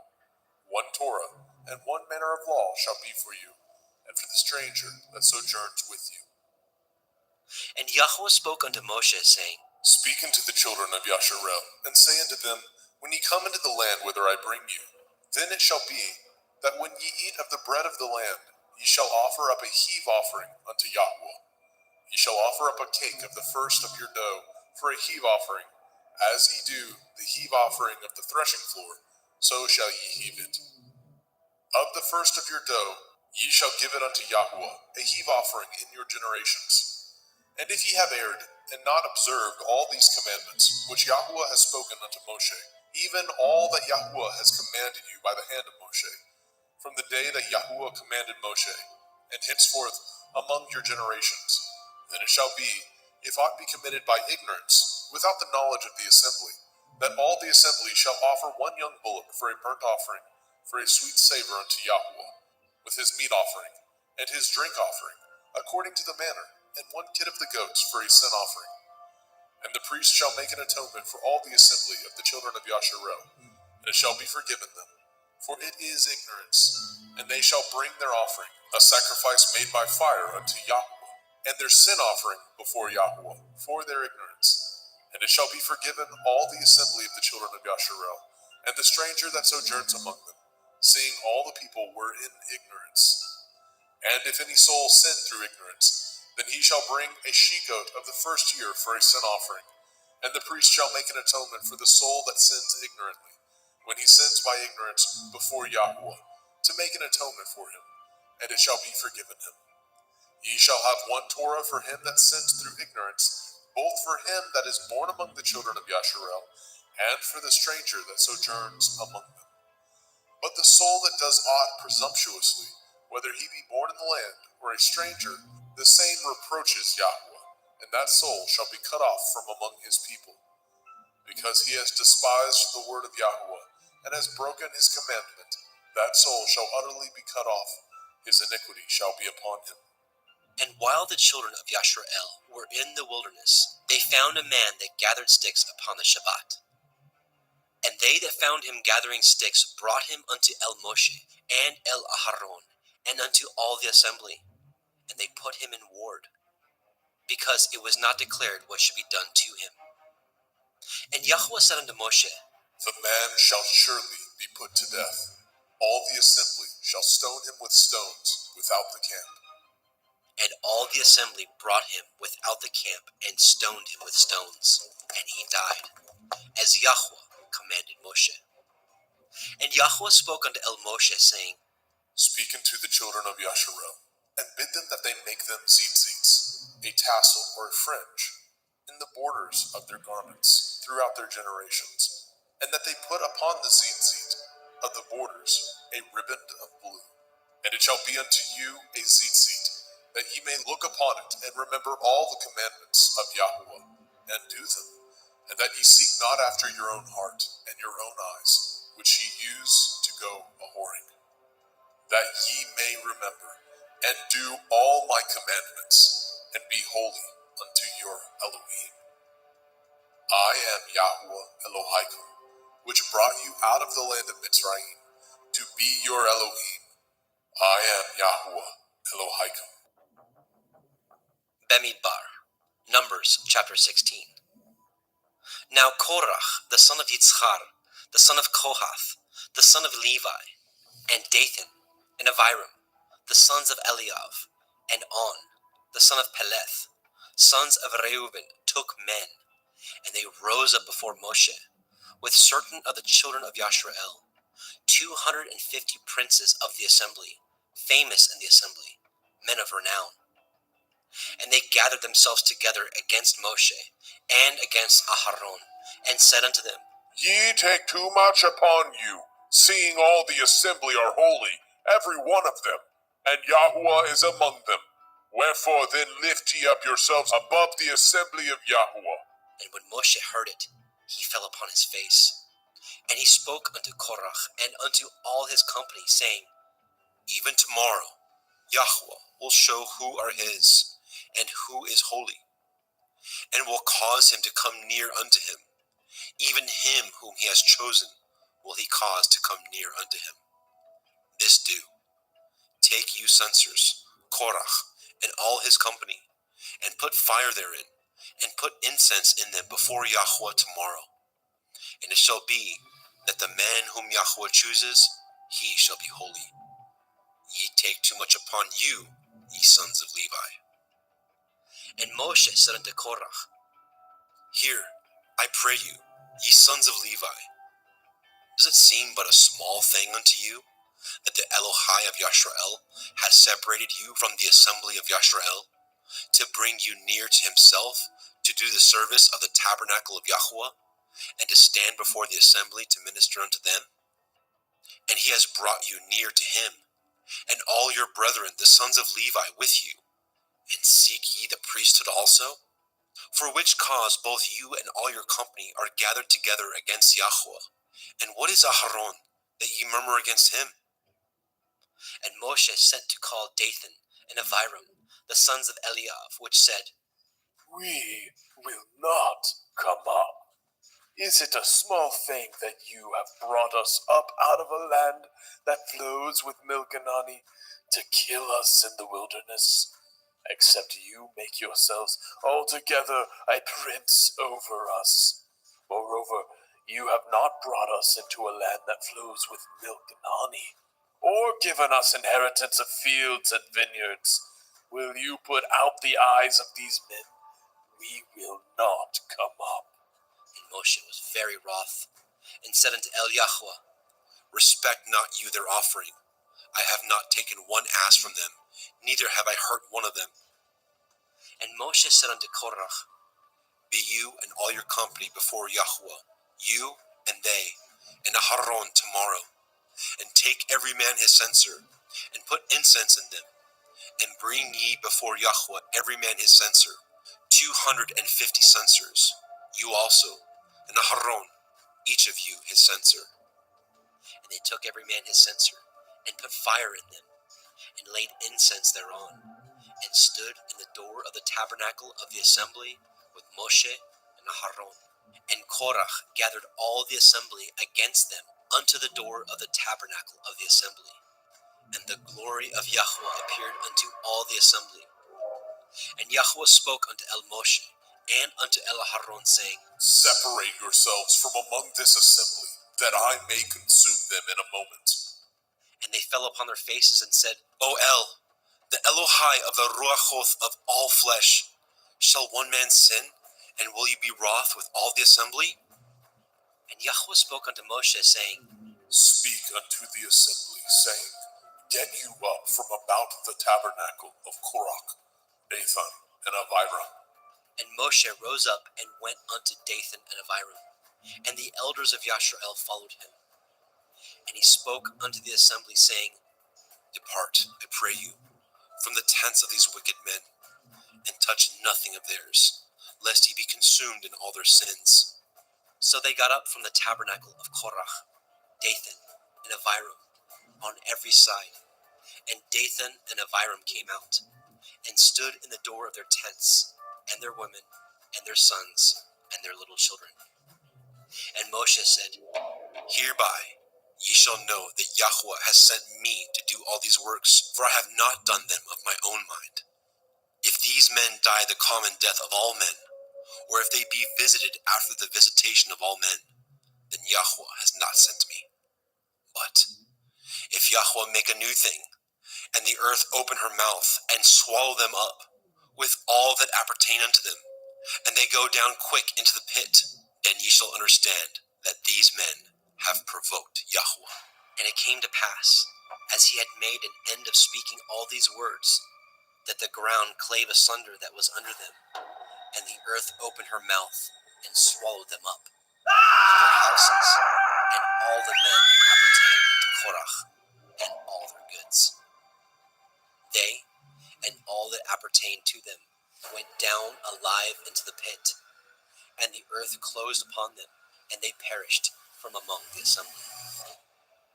And all Yashrael that were round about them fled at the cry of them, for they said, Lest the earth swallow us up also! And there came out a fire from Yahweh, and consumed the 250 men that offered incense. And Yahweh spoke unto Moshe, saying, Speak unto Eleazar, the son of Aharon the priest, that he take up the censers out of the burning, and scatter you the fire yonder, for they are hallowed. The censers of these sinners against their own souls, let them make them broad plates for a covering of the altar. For they offered them before Yahweh, therefore they are hallowed, and they shall be a sign unto the children of Yasharel. And Eleazar the priest took the brazen censers, wherewith they that were burnt had offered. And they were made broad plates for a covering of the altar, to be a memorial unto the children of Yasharel, that no stranger, which is not of the seed of Aharon, come near to offer incense before Yahweh, that he be not as Korach and his company, as Yahweh said to him by the hand of Moshe. But on the morrow, all the assembly of the children of Yashrael murmured against Moshe and against Aharon, saying, Ye have killed the people of Yahweh. And it came to pass, when the assembly was gathered against Moshe and against Aharon, that they looked toward the tabernacle of the assembly, and, behold, the cloud covered it, and the glory of Yahweh appeared. And Moshe and Aharon came before the tabernacle of the assembly. And Yahweh spoke unto Moshe, saying, Get you up from among this assembly, that I may consume them as in a moment. And they fell upon their faces. And Moshe said unto Aharon, Take a censer, and put fire therein from off the altar, and put on incense, and go quickly unto the assembly, and make an atonement for them, for there is wrath gone out from Yahweh. The plague is begun. And Aharon took as Moshe commanded, and ran into the midst of the assembly, and, behold, the plague was begun among the people. And he put on incense, and made an atonement for the people. And he stood between the dead and the living, and the plague was stayed. Now they that died in the plague were 14,700, beside them that died about the matter of Korach. And Aharon returned unto Moshe, unto the door of the tabernacle of the assembly, and the plague was stayed. Bemidbar, Numbers chapter 17. And Yahweh spoke unto Moshe, saying, Speak unto the children of Yasharel, and take of every one of them a rod according to the house of their fathers. Of all their princes according to the house of their fathers, 12 rods. Write you every man's name upon his rod. And you shall write Aharon's name upon the rod of Levi. For one rod shall be for the head of the house of their fathers. And you shall lay them up in the tabernacle of the assembly, before the testimony, where I will meet with you. And it shall come to pass, that the man's rod whom I shall choose shall blossom, and I will make to cease from me the murmurings of the children of Yasharel, whereby they murmur against you. And Moshe spoke unto the children of Yashrael, and every one of their princes gave him a rod apiece, for each prince one, according to their fathers' houses, even 12 rods. And the rod of Aharon was among their rods. And Moshe laid up the rods before Yahweh in the tabernacle of witness. And it came to pass that on the morrow Moshe went into the tabernacle of witness, and, behold, the rod of Aharon for the house of Levi was budded, and brought forth buds, and blossomed blossoms, and yielded almonds. And Moshe brought out all the rods from before Yahweh unto the children of Yashrael. And they looked, and took every man his rod. And Yahweh said unto Moshe, Bring Aharon's rod again before the testimony, to be kept for a sign against the sons of rebellion. And you shall quite take away their murmurings from me, that they die not. And Moshe did so, as Yahweh commanded him. So did he. And the children of Yashrael spoke unto Moshe, saying, Behold, we die, we perish, we all perish. Whosoever comes anything near unto the tabernacle of Yahweh shall die. Shall we be consumed with dying? Bamidbar, Numbers chapter 18.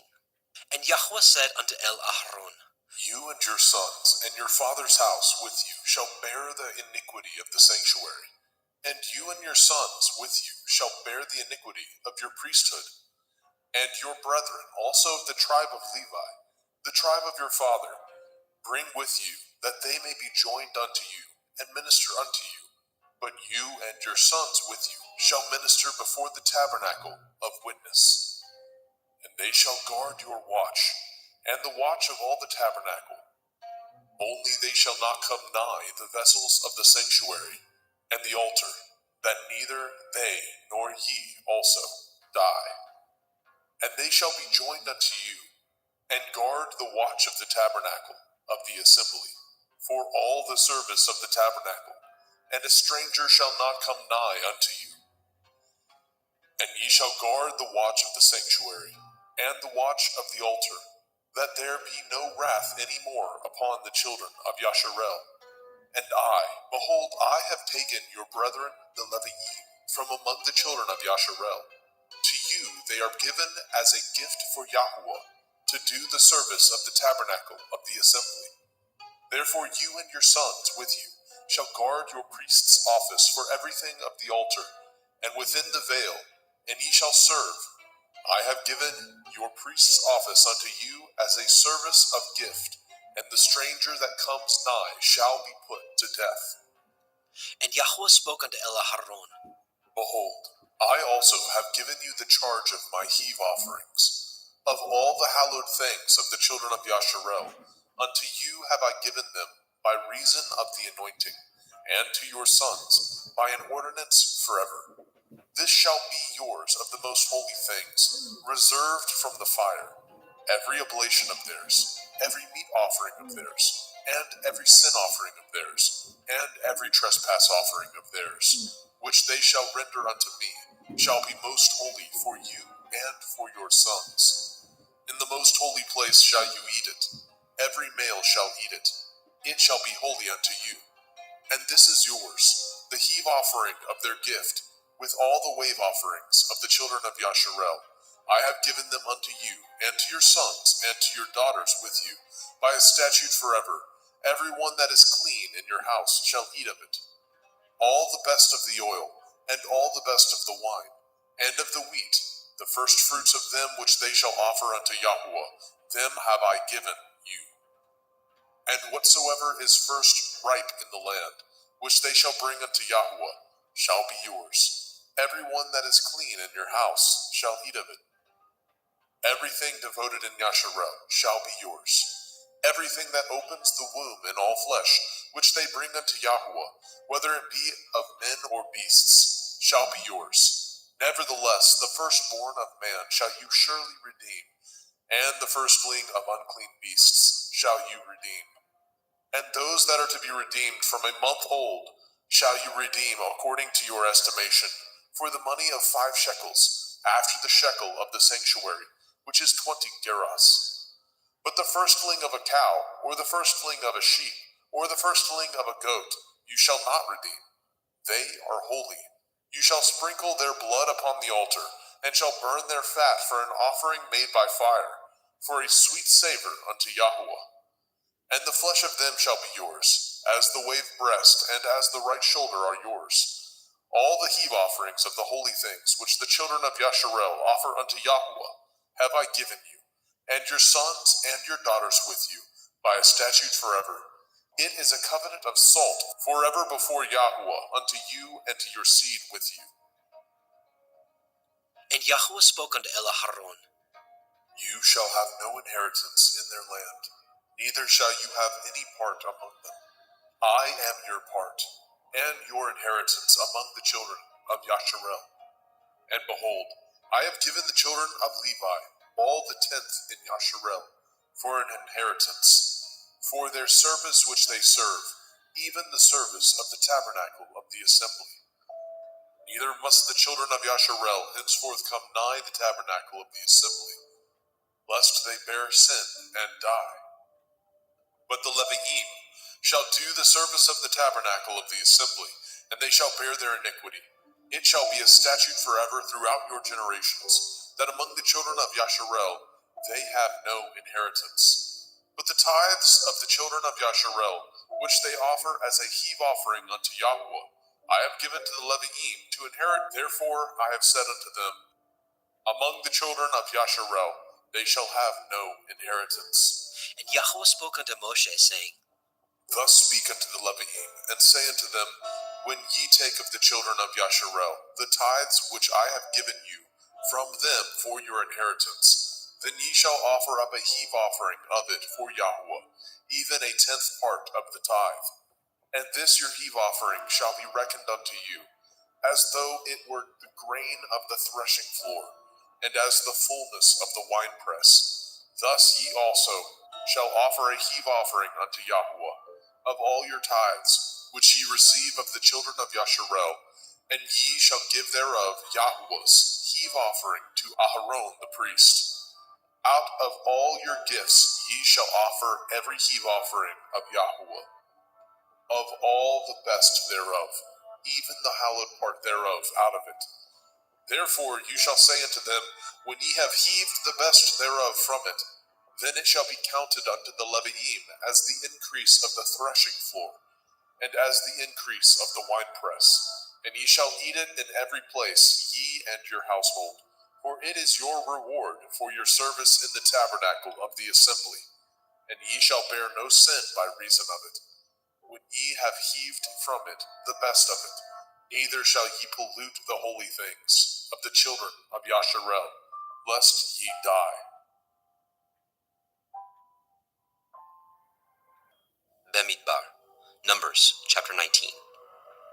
And Yahweh spoke unto El Moshe, and unto El Aharon, saying, This is the ordinance of the Torah which Yahweh has commanded, saying, Speak unto the children of Yasharel, that they bring you a red heifer without spot, wherein is no blemish, and upon which never came yoke.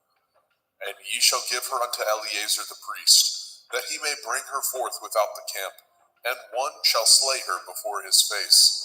And Eleazar the priest shall take of her blood with his finger, and sprinkle of her blood directly before the tabernacle of the assembly 7 times. And one shall burn the heifer in his sight, and her skin, and her flesh, and her blood, with her dung shall he burn. And the priest shall take cedar wood, and hyssop, and scarlet, and cast it into the midst of the burning of the heifer. And the priest shall wash his clothes, and he shall bathe his flesh in water. And afterward he shall come into the camp, and the priest shall be unclean until the evening. And he that burns her shall wash his clothes in water, and bathe his flesh in water, and shall be unclean until the evening. And a man that is clean shall gather up the ashes of the heifer, and lay them up without the camp in a clean place, and it shall be kept for the assembly of the children of Yasharel, for a water of separation. It is a purification for sin.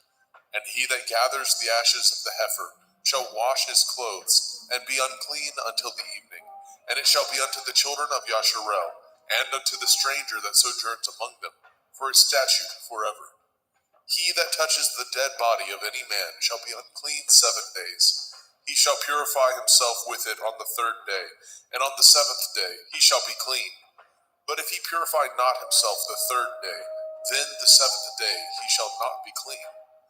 Whosoever touches the dead body of any man that is dead, and purifies not himself, defiles the tabernacle of Yahweh. And that soul shall be cut off from Yasharel, because the water of separation was not sprinkled upon him. He shall be unclean. His uncleanness is yet upon him. This is the Torah when a man dies in a tent. All that come into the tent, and all that is in the tent, shall be unclean 7 days.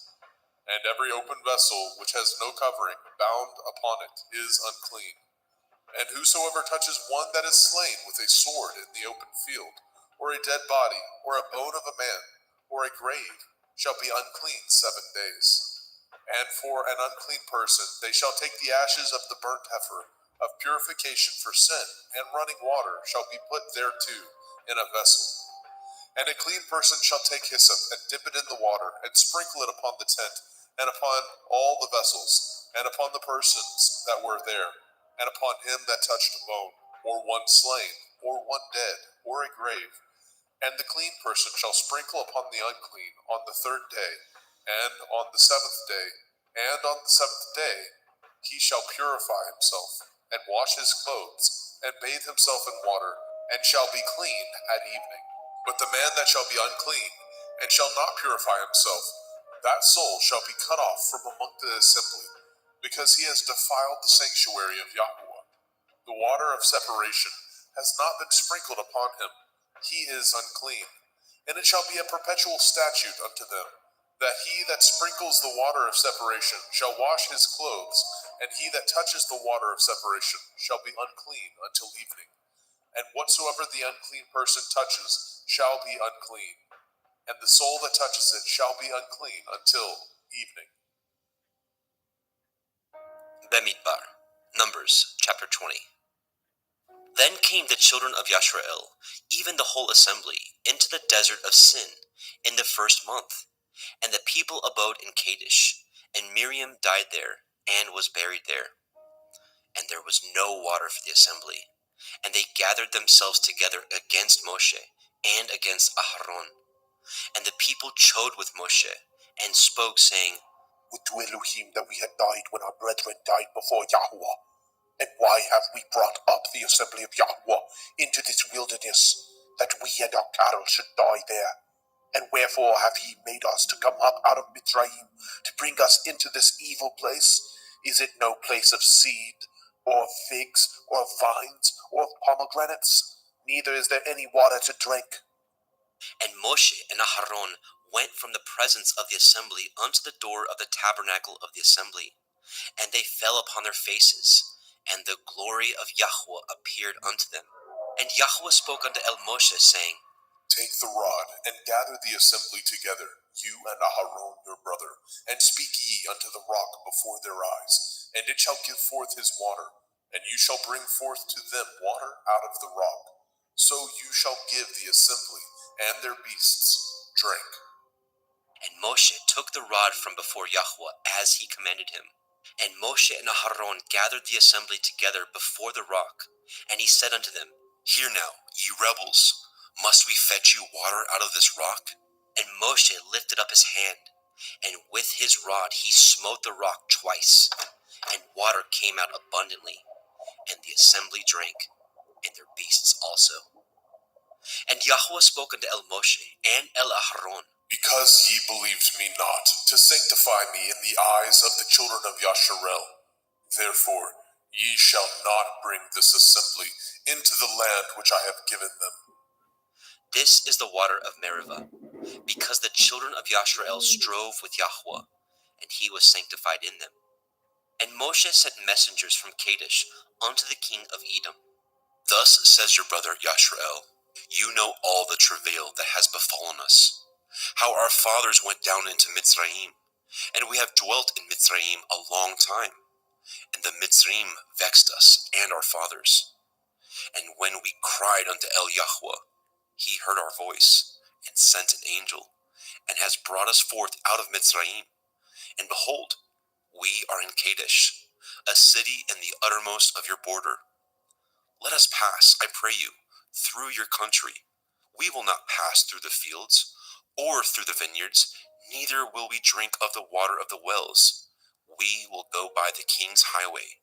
We will not turn to the right hand, nor to the left, until we have passed your borders. And Edom said unto him, You shall not pass by me, lest I come out against you with the sword. And the children of Yashrael said unto him, We will go by the highway, and if I and my cattle drink of your water, then I will pay for it. I will only, without doing anything else, go through on my feet. And he said, You shall not go through. And Edom came out against him with much people, and with a strong hand. Thus Edom refused to give Yashrael passage through his border. Wherefore Yashrael turned away from him. And the children of Yashrael, even the whole assembly, journeyed from Kadesh, and came unto Mount Hor. And Yahweh spoke unto El Moshe and El Aharon in Mount Hor, by the coast of the land of Edom, saying, Aharon shall be gathered unto his people, for he shall not enter into the land which I have given unto the children of Yasharel, because ye rebelled against my word at the water of Meribah. Take Aharon and Eleazar his son, and bring them up unto Mount Hor, and strip Aharon of his garments, and put them upon Eleazar his son, and Aharon shall be gathered unto his people, and shall die there. And Moshe did as Yahweh commanded, and they went up into Mount Hor in the sight of all the assembly. And Moshe stripped Aharon of his garments, and put them upon Eleazar his son, and Aharon died there in the top of the mount. And Moshe and Eleazar came down from the mount. And when all the assembly saw that Aharon was dead, they mourned for Aharon 30 days, even all the house of Yashrael.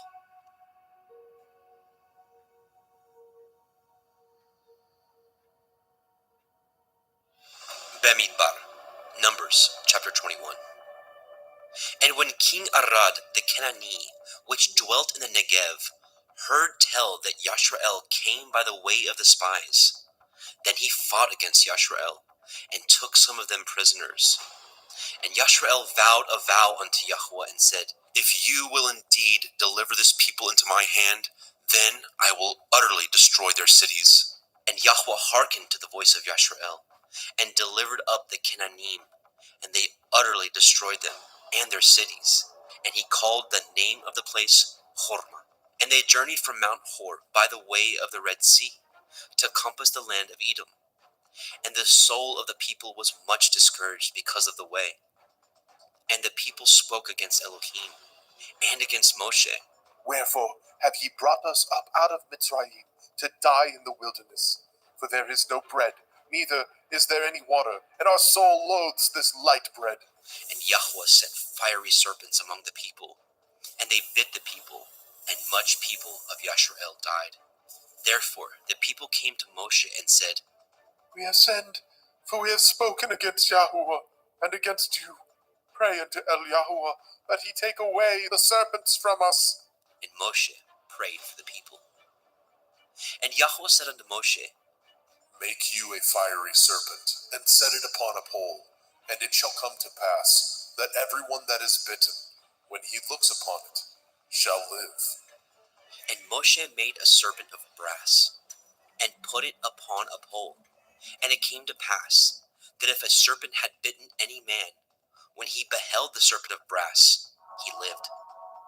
And the children of Yashrael set forward, and pitched in Ovoth. And they journeyed from Ovoth, and pitched at Iye ha-Avairim, in the wilderness which is before Moab, toward the sunrising. From thence they removed, and pitched in the valley of Zered. From thence they removed, and pitched on the other side of Arnon, which is in the wilderness that comes out of the coast of the Amorim. For Arnon is the border of Moab, between Moab and the Amorim. Wherefore it is said in the Sefer of the wars of Yahweh, what he did in the Red Sea, and in the brooks of Arnon, and at the stream of the brooks that goes down to the dwelling of Ar, and lies upon the border of Moab. And from thence they went to Be'er, that is the well whereof Yahweh spoke unto Moshe. Gather the people together, and I will give them water. Then Yashrael sang this song. Spring up, O well, sing ye unto it. The princess dug the well. The nobles of the people dug it by the direction of the Torah giver with their staffs. And from the wilderness they went to Matana, and from Matana to Nachaliel, and from Nachaliel to Bamoth, and from Bamoth in the valley that is in the country of Moab to the top of Pigkah, which looks towards Yeshimon. And Yashrael sent messengers unto Sihon, king of the Amorim, saying, Let me pass through your land. We will not turn into the fields, or into the vineyards. We will not drink of the waters of the well. but we will go along by the king's highway until we be past your borders. And Sihon would not suffer Yashrael to pass through his border. But Sihon gathered all his people together and went out against Yashrael into the wilderness. And he came to Yachatz and fought against Yashrael. And Yashrael smote him with the edge of the sword, and possessed his land from Arnon unto Yabok, even unto the children of Ammon. For the border of the children of Ammon was strong. And Yashrael took all these cities, and Yashrael dwelt in all the cities of the Amorim, in Heshbon, and in all the villages thereof. For Heshbon was the city of Sihon, the king of the Amorim, who had fought against the former king of Moab, and taken all his land out of his hand, even unto Arnon. Wherefore, they that speak in Proverbs say, Come into Heshbon, let the city of Sihon be built and prepared. For there is a fire gone out of Heshbon, a flame from the city of Sihon. It has consumed Ar of Moab, and Baale Bamoth of Arnon. Woe to you, Moab! You are undone, O people of Chemosh. He has given his sons that escaped, and his daughters, into captivity unto Sihon, king of the Amorim. We have shot at them. Heshbon is perished even unto Dibon, and we have laid them waste even unto Nophach, which reaches unto Medeba. Thus Yashrael dwelt in the land of the Amorim. And Moshe sent to spy out Yaezer, and they took the villages thereof, and drove out the Amorim that were there. And they turned and went up by the way of Bashan. And Og, king of Bashan, went out against them, he and all his people, to the battle of Edrei.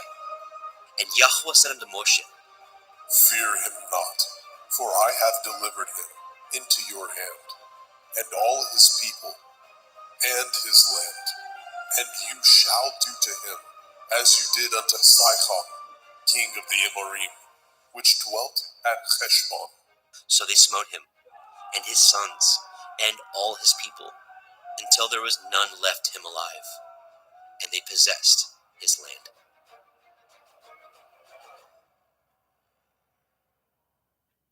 Bamidbar, Numbers, chapter 22.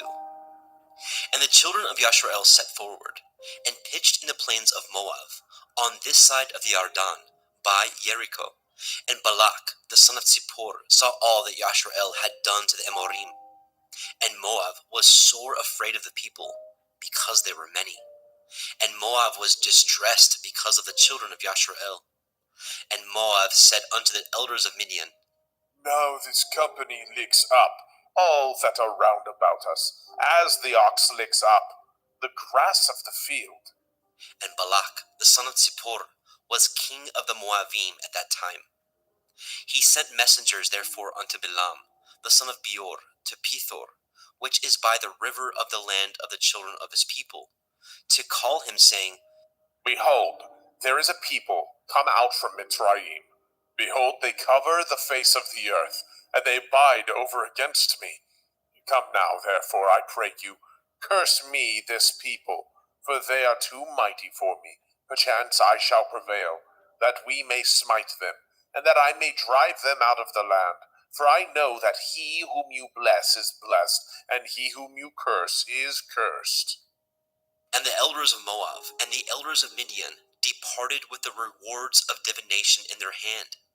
And they came unto Bilam, and spoke unto him the words of Balak. And he said unto them, Lodge here this night, and I will bring you word again, as Yahweh shall speak unto me. And the princes of Moab abode with Bilam. And Elohim came unto Bilam and said, What men are these with you? And Bilam said unto Elohim, Balak, the son of Zippor, king of Moab, has sent unto me, saying, Behold, there is a people come out of Mitzrayim, which covers the face of the earth. Come now, curse me them. Perchance I shall be able to overcome them, and drive them out. And Elohim said unto Bilam, You shall not go with them. You shall not curse the people, for they are blessed.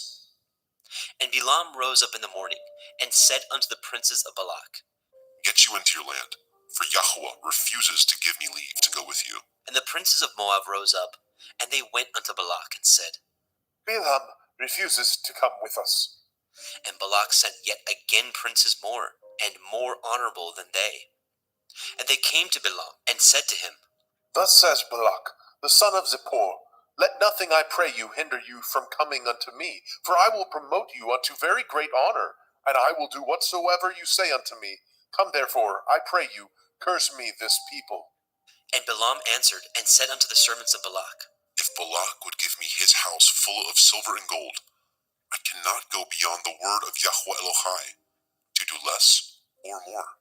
Now therefore, I pray you, tarry ye also here this night, that I may know what Yahweh will say unto me. And Elohim came unto Balaam at night, and said unto him, If the men come to call you, rise up and go with them. But yet the word which I shall say unto you, that shall you do. And Balaam rose up in the morning, and saddled his ass, and went with the princes of Moab. And Elohim's anger was kindled because he went. And the angel of Yahweh stood in the way for an adversary against him. Now he was riding upon his ass, and his 2 servants were with him. And the ass saw the angel of Yahweh standing in the way, and his sword drawn in his hand.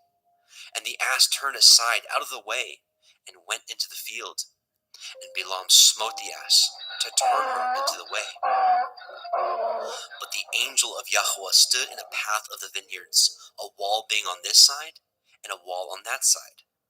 And when the ass saw the angel of Yahweh, she thrust herself unto the wall, and crushed Balaam's foot against the wall, and he smote her again. And the angel of Yahweh went further, and stood in a narrow place, where was no way to turn either to the right hand or to the left. And when the ass saw the angel of Yahweh, she fell down under Balaam, and Balaam's anger was kindled, and he smote the ass with a staff.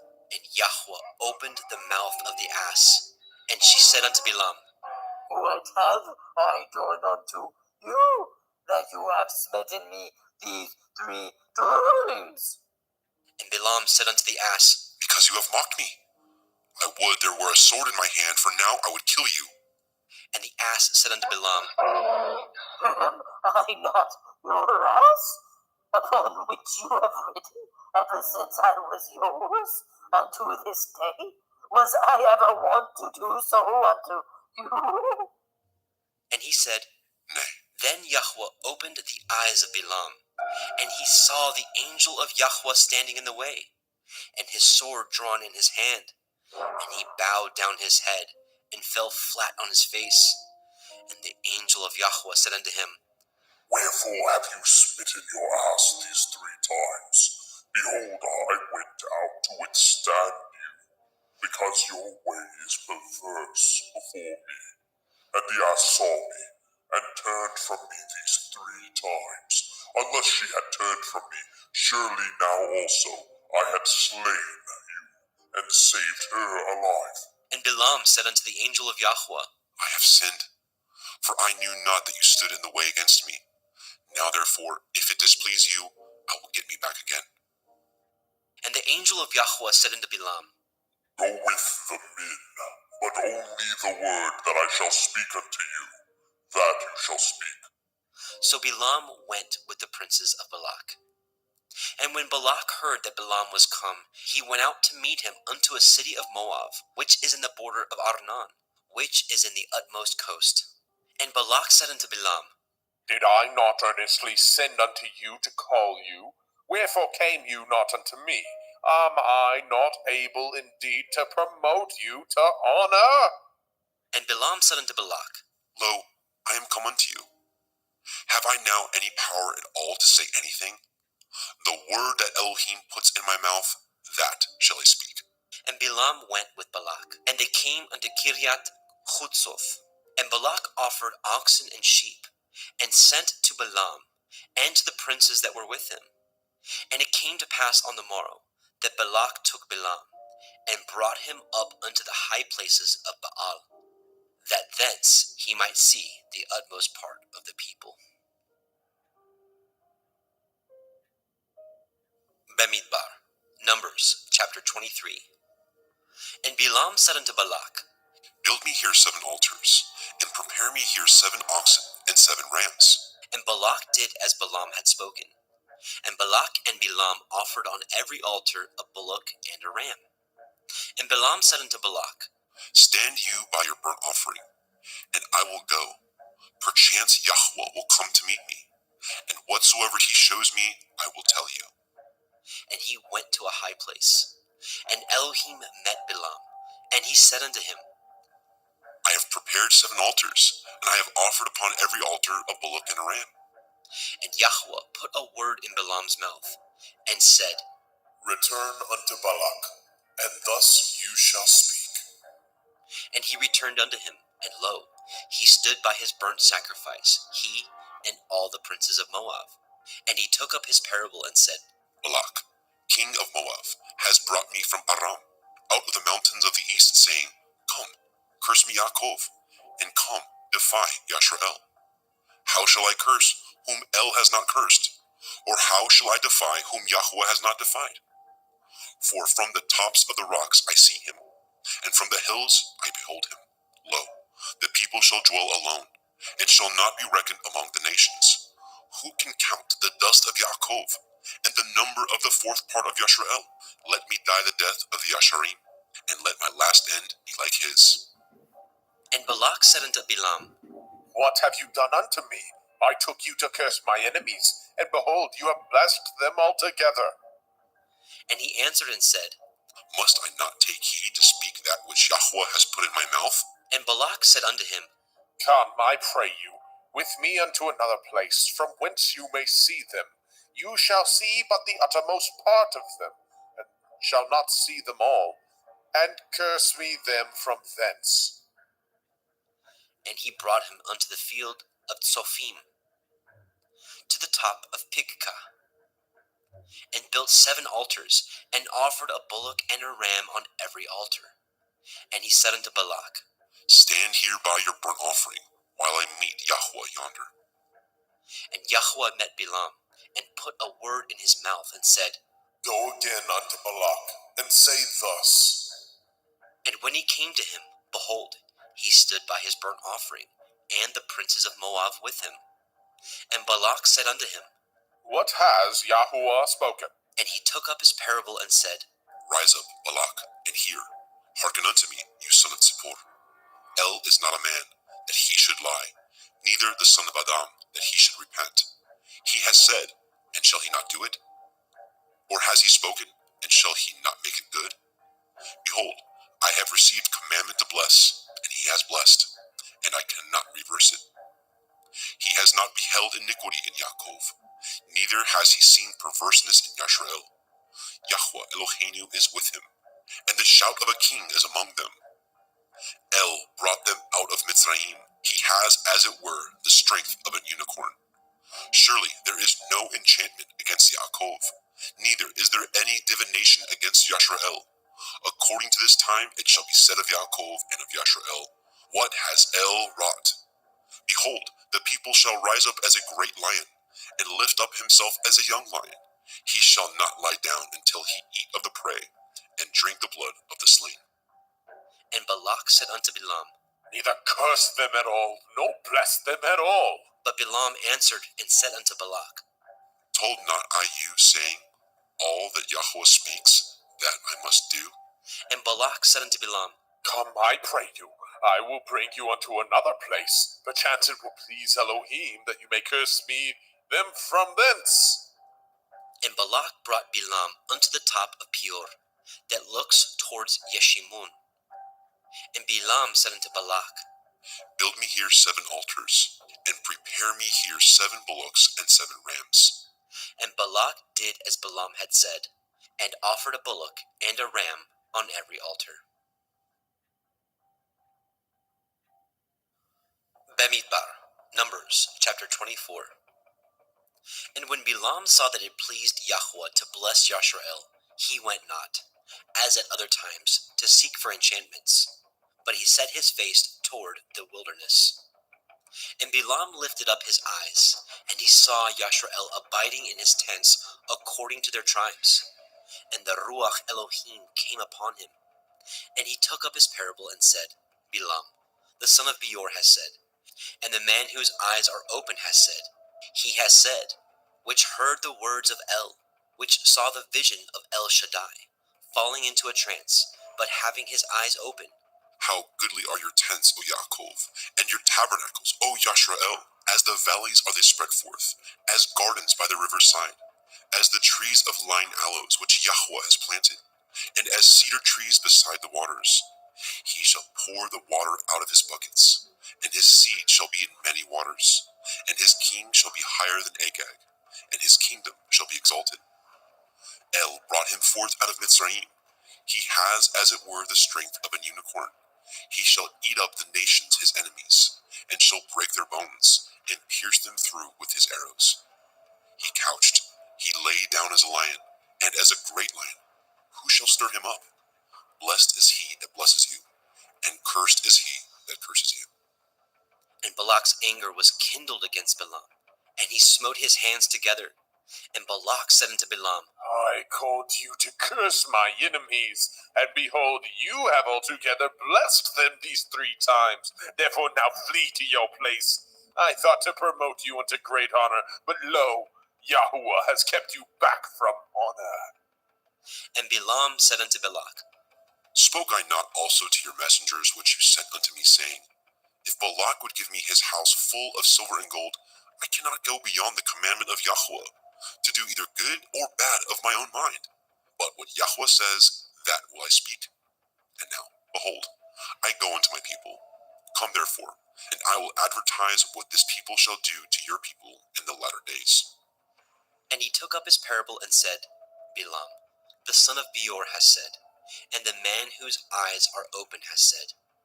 He has said, which heard the words of El, and knew the knowledge of El Elyon, which saw the visions of El Shaddai, falling into a trance, but having his eyes open. I shall see him, but not now. I shall behold him, but not nigh. There shall come a star out of Yaakov, and a scepter shall rise out of Yashrael, and shall smite the corners of Moab, and destroy all the children of Sheth. And Edom shall be a possession, Seir also shall be a possession for his enemies, and Yashrael shall do valiantly. Out of Yaakov shall come he that shall have dominion, and shall destroy him that remains of the city. And when he looked on Amalek, he took up his parable and said, Amalek was the first of the nations, but his latter end shall be that he perish forever. And he looked on the Kenyaim, and took up his parable and said, Strong is your dwelling place, and you put your nest in a rock. Nevertheless, Geni shall be wasted, until Ashur shall carry you away captive. And he took up his parable and said, Alas, who shall live when El does this? And ships shall come from the coast of Kittim, and shall afflict Ashur, and shall afflict Eber, and he also shall perish forever. And Balaam rose up and went and returned to his place, and Balak also went his way. Bamidbar, Numbers chapter 25. And Yashrael abode in Shittim, and the people began to commit whoredom with the daughters of Moab. And they called the people unto the sacrifices of their Elohim. And the people did eat, and bowed down to their Elohim. And Yashrael joined himself unto Baal Peor, and the anger of Yahweh was kindled against Yashrael.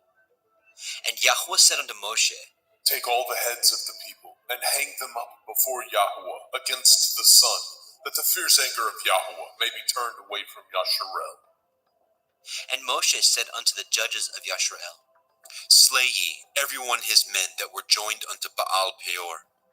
And behold, one of the children of Yashrael came and brought unto his brethren a Midianiteth woman, in the sight of Moshe, and in the sight of all the assembly of the children of Yashrael, who were weeping before the door of the tabernacle of the assembly. And when Pinechas, the son of Eleazar, the son of Aharon the priest, saw it, he rose up from among the assembly, and took a javelin in his hand. And he went after the man of Yashrael into the tent, and thrust both of them through, the man of Yashrael and the woman through her belly. So the plague was stayed from the children of Yashrael. And those that died in the plague were 24,000.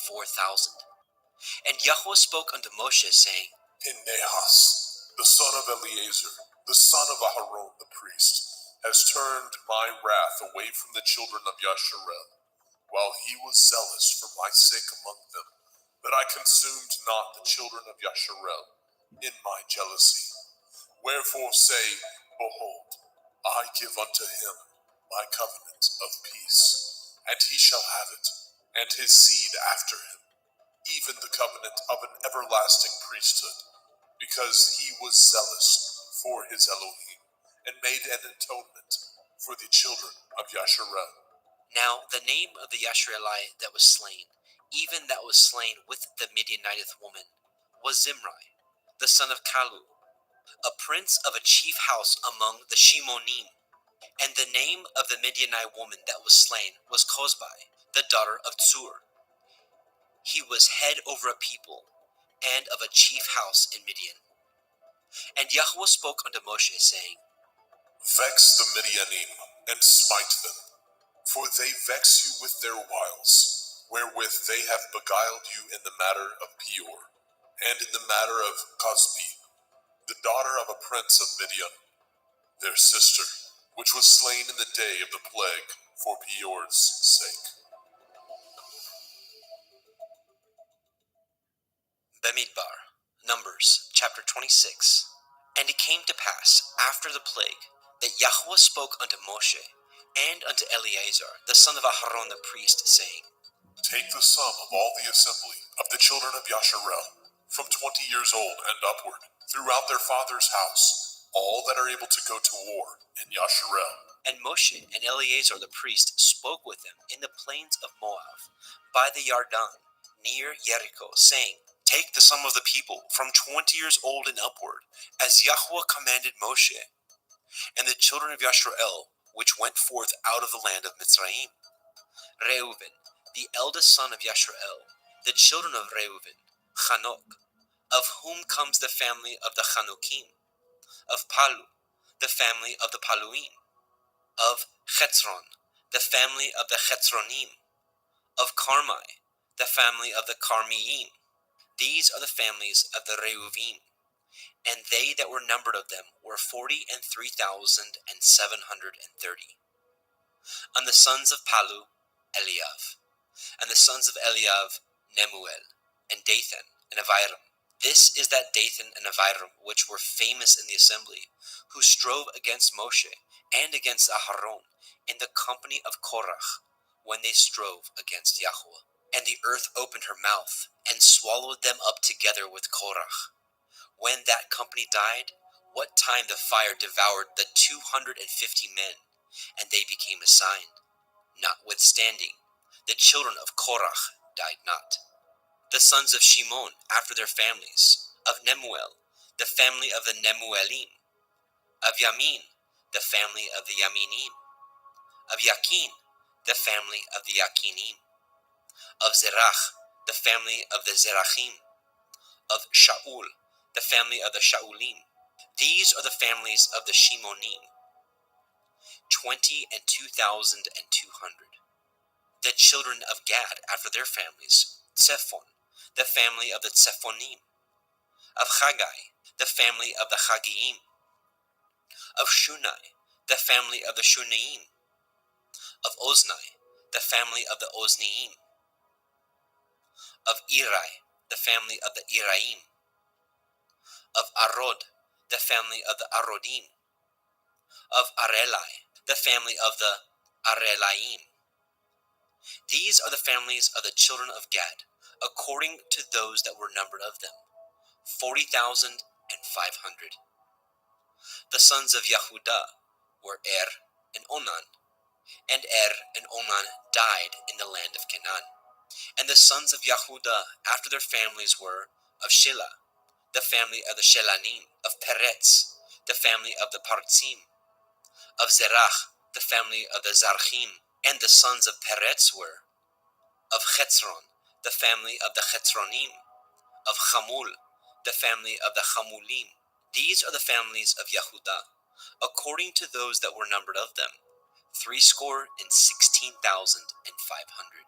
Of the sons of Yissachar, after their families, of Tola, the family of the Tolaim, of Pua, the family of the Punim. Of Yashuv, the family of the Yashuvim. Of Shimron, the family of the Shimronim. These are the families of Issachar, according to those that were numbered of them, 64,004,300. Of the sons of Zebulun, after their families, of Sered, the family of the Kardim. Of Elon, the family of the Elonim. Of Yachleel, the family of the Yachleelim. These are the families of the Zebulonim, according to those that were numbered of them, 64,500. The sons of Joseph, after their families, were Manasseh and Ephraim. Of the sons of Manasseh, of Machir, the family of the Machirim. And Machir begat Gilad. Of Gilad come the family of the Giladim. These are the sons of Gilad. Of Iezer, the family of the Iezerim. Of Chelek, the family of the Chelekim. And of Asriel, the family of the Asrielim. And of Shechem, the family of the Shechemim. And of Shemida, the family of the Shemidaim. And of Chefer, the family of the Cheferim. And Zelophehad, the son of Chefer, had no sons, but daughters. And the names of the daughters of Zelophehad were Machla, and Noah, Chogla, Milcah, and Tirzah. These are the families of Manasseh, and those that were numbered of them, 52,700. These are the sons of Ephraim, after their families. Of Shuthelach, the family of the Shuthelachim. Of Becher, the family of the Bakrim. Of Tachan, the family of the Tachanim. And these are the sons of Shuthelach.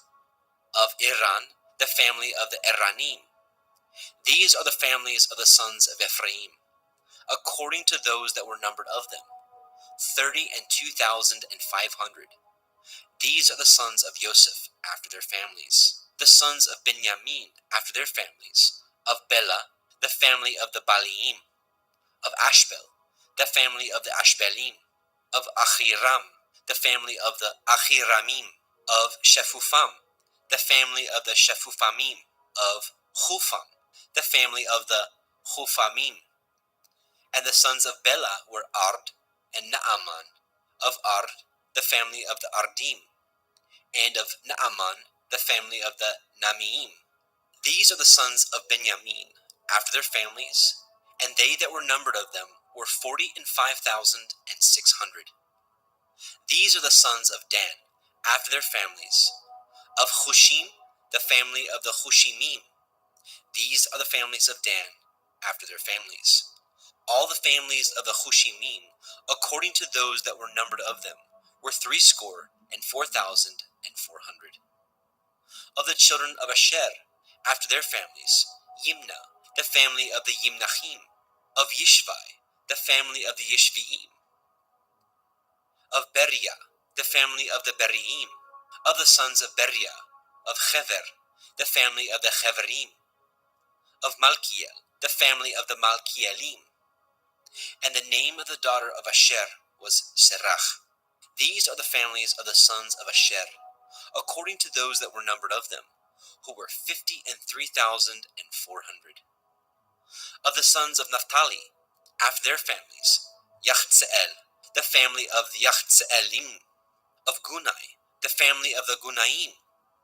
Of Yetzer, the family of the Yetzerim. Of Shilem, the family of the Shimeleim. These are the families of Naphtali, according to their families, and they that were numbered of them were 45,400. These were numbered of the children of Yashrael, 600,001,730. And Yahweh spoke unto Moshe, saying, Unto these the land shall be divided for an inheritance, according to the number of names. To many you shall give the more inheritance, and to few you shall give the less inheritance. To everyone shall his inheritance be given according to those that were numbered of him. Notwithstanding, the land shall be divided by lot, according to the names of the tribes of their fathers. They shall inherit. According to the lot shall the possession thereof be divided between many and few. And these are they that were numbered of the Leviim, after their families: of Gershon, the family of the Gershonim; of Kohath, the family of the Kohathim; of Merari, the family of the Merarim. These are the families of the Leviim. The family of the Leviim, the family of the Chevronim, the family of the Machlim, the family of the Mushim, the family of the Korchiim. And Kohath begat Amram. And the name of Amram's woman was Jochebed, the daughter of Levi, whom her mother bore to Levi in Mitzrayim. And she bore unto Amram Aharon, and Moshe, and Miriam their sister. And unto Aharon was born Nadab, and Abihu, Eleazar, and Ithamar. And Nadab and Abihu died, when they offered strange fire before Yahweh. And those that were numbered of them were 23,000, all males from a month old and upward. For they were not numbered among the children of Yashrael, because there was no inheritance given them among the children of Yashrael. These are they that were numbered by Moshe and Eleazar the priest, who numbered the children of Yashrael in the plains of Moab, by the Yarden near Jericho. But among these was not a man of them whom Moshe and Aharon the priest numbered. For when they numbered the children of Yashrael in the wilderness of Sinai, for Yahweh had said of them, They shall surely die in the wilderness. And there was not left a man of them, save Caleb the son of Jephunneh, and Yahusha the son of Nun. Bemidbar, Numbers, chapter 27.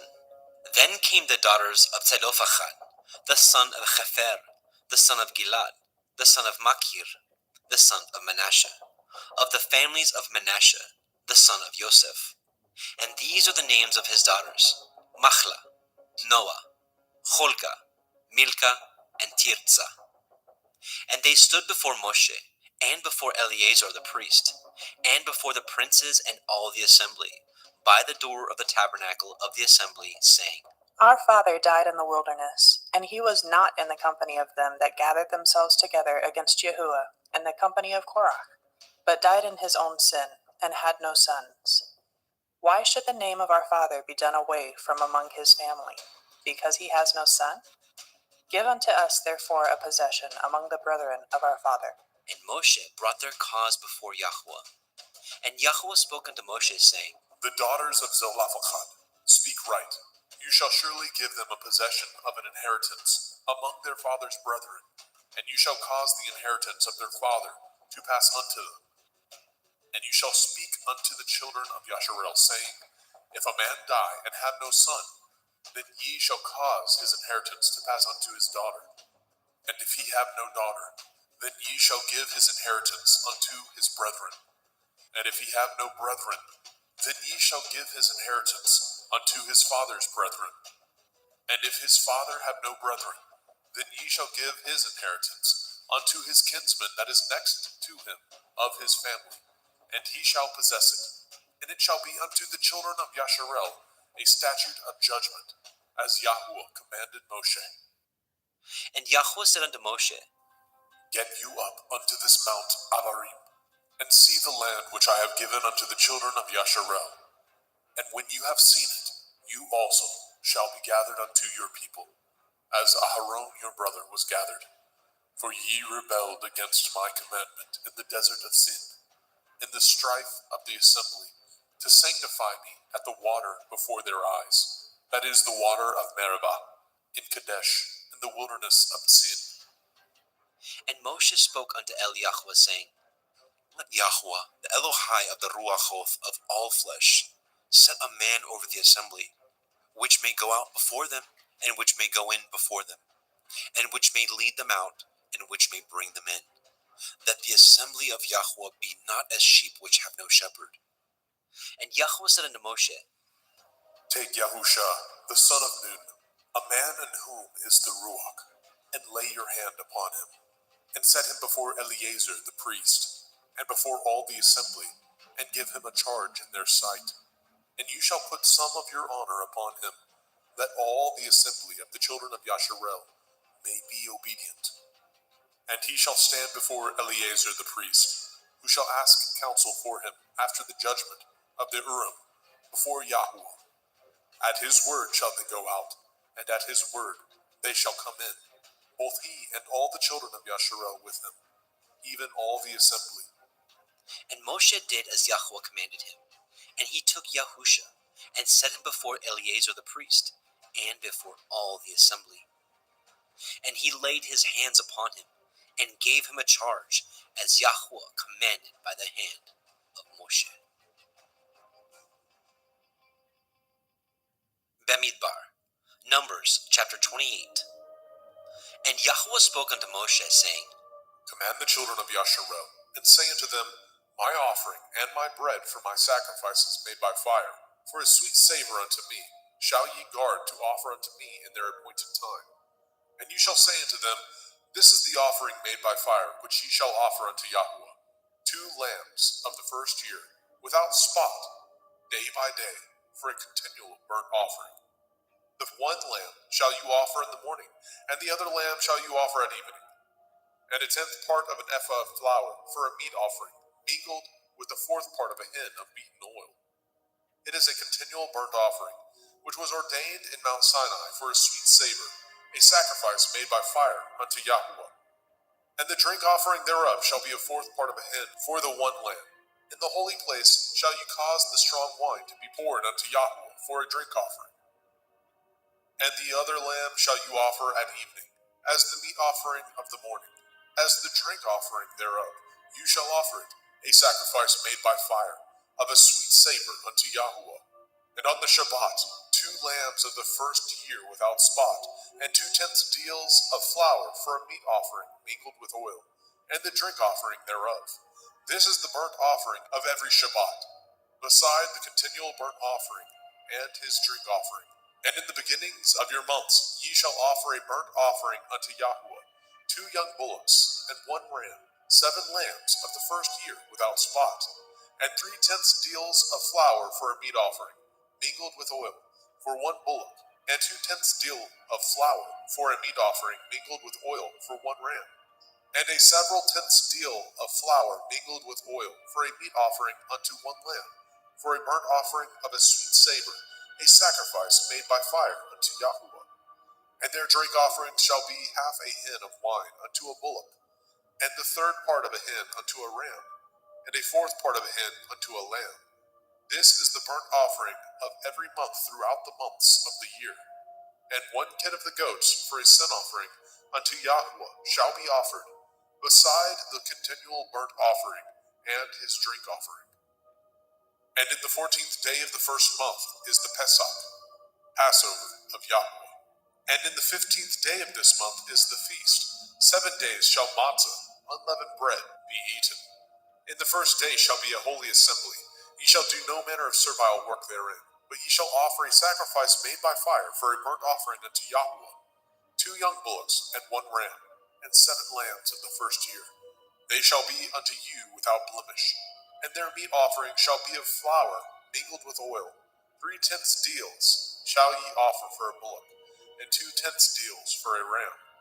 A several tenth deal shall you offer for every lamb, throughout the 7 lambs, and 1 goat for a sin offering, to make an atonement for you. Ye shall offer these beside the burnt offering in the morning, which is for a continual burnt offering. After this manner ye shall offer daily, throughout the 7 days, the meat of the sacrifice made by fire, of a sweet savor unto Yahweh. It shall be offered beside the continual burnt offering, and his drink offering. And on the 7th day ye shall have a holy assembly. Ye shall do no servile work. Also in the day of the first fruits, when ye bring a new meat offering unto Yahweh, after your weeks be out, ye shall have a holy assembly. Ye shall do no servile work. But ye shall offer the burnt offering for a sweet savor unto Yahweh, 2 young bullocks, 1 ram, 7 lambs of the first year, and their meat offering of flour mingled with oil, 3/10 deals unto 1 bullock, 2/10 deals unto 1 ram, and several tenths deal unto 1 lamb, throughout the 7 lambs, and 1 kid of the goats to make an atonement for you. Ye shall offer them beside the continual burnt offering, and his meat offering. They shall be unto you without blemish, and their drink offerings. Bemidbar. Numbers chapter 29. And in the 7th month, on the 1st day of the month, ye shall have a holy assembly. Ye shall do no servile work. It is Yom Teruah, the day of blowing the shofar, the day of the awakening blast unto you. And ye shall offer a burnt offering for a sweet savor unto Yahuwah, 1 young bullock, 1 ram, and 7 lambs of the first year, without blemish. And their meat offering shall be of flour mingled with oil, 3/10 deals for a bullock, and 2/10 deals for a ram, and 1/10 deal for 1 lamb, throughout the 7 lambs, and 1 kid of the goats for a sin offering, to make an atonement for you, beside the burnt offering of the month, and his meat offering, and the daily burnt offering, and his meat offering, and their drink offerings, according unto their manner, for a sweet savor, a sacrifice made by fire unto Yahuwah. And ye shall have on the 10th day of this 7th month a holy assembly. Ye shall afflict your souls. Ye shall not do any work therein. But ye shall offer a burnt offering unto Yahuwah, for a sweet savor, 1 young bullock, 1 ram, and 7 lambs of the first year. They shall be unto you without blemish. And their meat offering shall be of flour mingled with oil, 3/10 deals to a bullock, and 2/10 deals to 1 ram, a several tenth deal for 1 lamb, throughout the 7 lambs, 1 kid of the goats for a sin offering, beside the sin offering of atonement, and the continual burnt offering, and the meat offering of it, and their drink offerings. And on the 15th day of the 7th month, ye shall have a holy assembly. Ye shall do no servile work, and ye shall keep a feast unto Yahuwah 7 days. And ye shall offer a burnt offering, a sacrifice made by fire, of a sweet savor unto Yahuwah, 13 young bullocks, 2 rams, and 14 lambs of the first year. They shall be without blemish. And their meat offering shall be of flour mingled with oil, 3/10 deals unto every bullock of the 13 bullocks, 2/10 deals to each ram of the 2 rams, and a several tenth deal to each lamb of the 14 lambs, and 1 kid of the goats for a sin offering, beside the continual burnt offering, his meat offering and his drink offering. And on the 2nd day ye shall offer 12 young bullocks, 2 rams, 14 lambs of the first year without spot, and their meat offering and their drink offerings, for the bullocks, for the rams, and for the lambs, shall be according to their number, after the manner, and 1 kid of the goats for a sin offering, beside the continual burnt offering, and the meat offering thereof, and their drink offerings. And on the 3rd day 11 bullocks, 2 rams, 14 lambs of the first year without blemish, and their meat offering, and their drink offerings, for the bullocks, for the rams, and for the lambs, shall be according to their number after the manner, and 1 goat for a sin offering, beside the continual burnt offering, and his meat offering, and his drink offering. And on the 4th day 10 bullocks, 2 rams, and 14 lambs of the first year, without blemish. Their meat offering and their drink offering, for the bullocks, for the rams, and for the lambs, shall be according to their number, after the manner, and 1 kid of the goats for a sin offering, beside the continual burnt offering, his meat offering and his drink offering. And on the 5th day 9 bullocks, 2 rams, and 14 lambs of the first year, without spot, and their meat offering and their drink offerings, for the bullocks, for the rams, and for the lambs, shall be according to their number, after the manner. And 1 goat for a sin offering, beside the continual burnt offering, and his meat offering, and his drink offering. And on the 6th day 8 bullocks, 2 rams, and 14 lambs of the first year without blemish, and their meat offering, and their drink offerings, for the bullocks, for the rams, and for the lambs, shall be according to their number, after the manner. And 1 goat for a sin offering, besides the continual burnt offering, his meat offering and his drink offering. And on the 7th day 7 bullocks, 2 rams, and 14 lambs of the first year, without blemish, and their meat offering, and their drink offerings for the bullocks, for the rams, and for the lambs shall be according to their number, after the manner, and 1 goat for a sin offering, beside the continual burnt offering, his meat offering, and his drink offering. On the 8th day ye shall have a solemn assembly. Ye shall do no servile work therein, but ye shall offer a burnt offering, a sacrifice made by fire, of a sweet savor unto Yahweh, 1 bullock, 1 ram, 7 lambs of the first year, without blemish. Their meat offering and their drink offerings, for the bullock, for the ram, and for the lambs, shall be according to their number, after the manner, and 1 goat for a sin offering, beside the continual burnt offering, and his meat offering, and his drink offering. These things ye shall do unto Yahweh in your set feasts, beside your vows, and your freewill offerings, for your burnt offerings, and for your meat offerings, and for your drink offerings, and for your peace offerings. And Moshe told the children of Yasharel according to all that Yahweh commanded Moshe. Bemidbar, Numbers chapter 30. And Moshe spoke unto the heads of the tribes concerning the children of Yasharel, saying, This is the thing which Yahweh has commanded. If a man vow a vow unto Yahweh, or swear an oath to bind his soul with a bond, he shall not break his word. He shall do according to all that proceeds out of his mouth.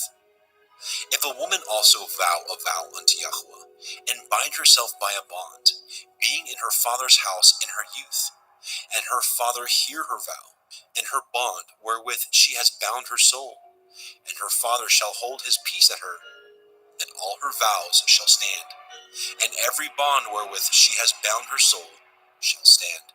But if her father disallow her in the day that he hears, not any of her vows, or of her bonds wherewith she has bound her soul shall stand, and Yahweh shall forgive her, because her father disallowed her.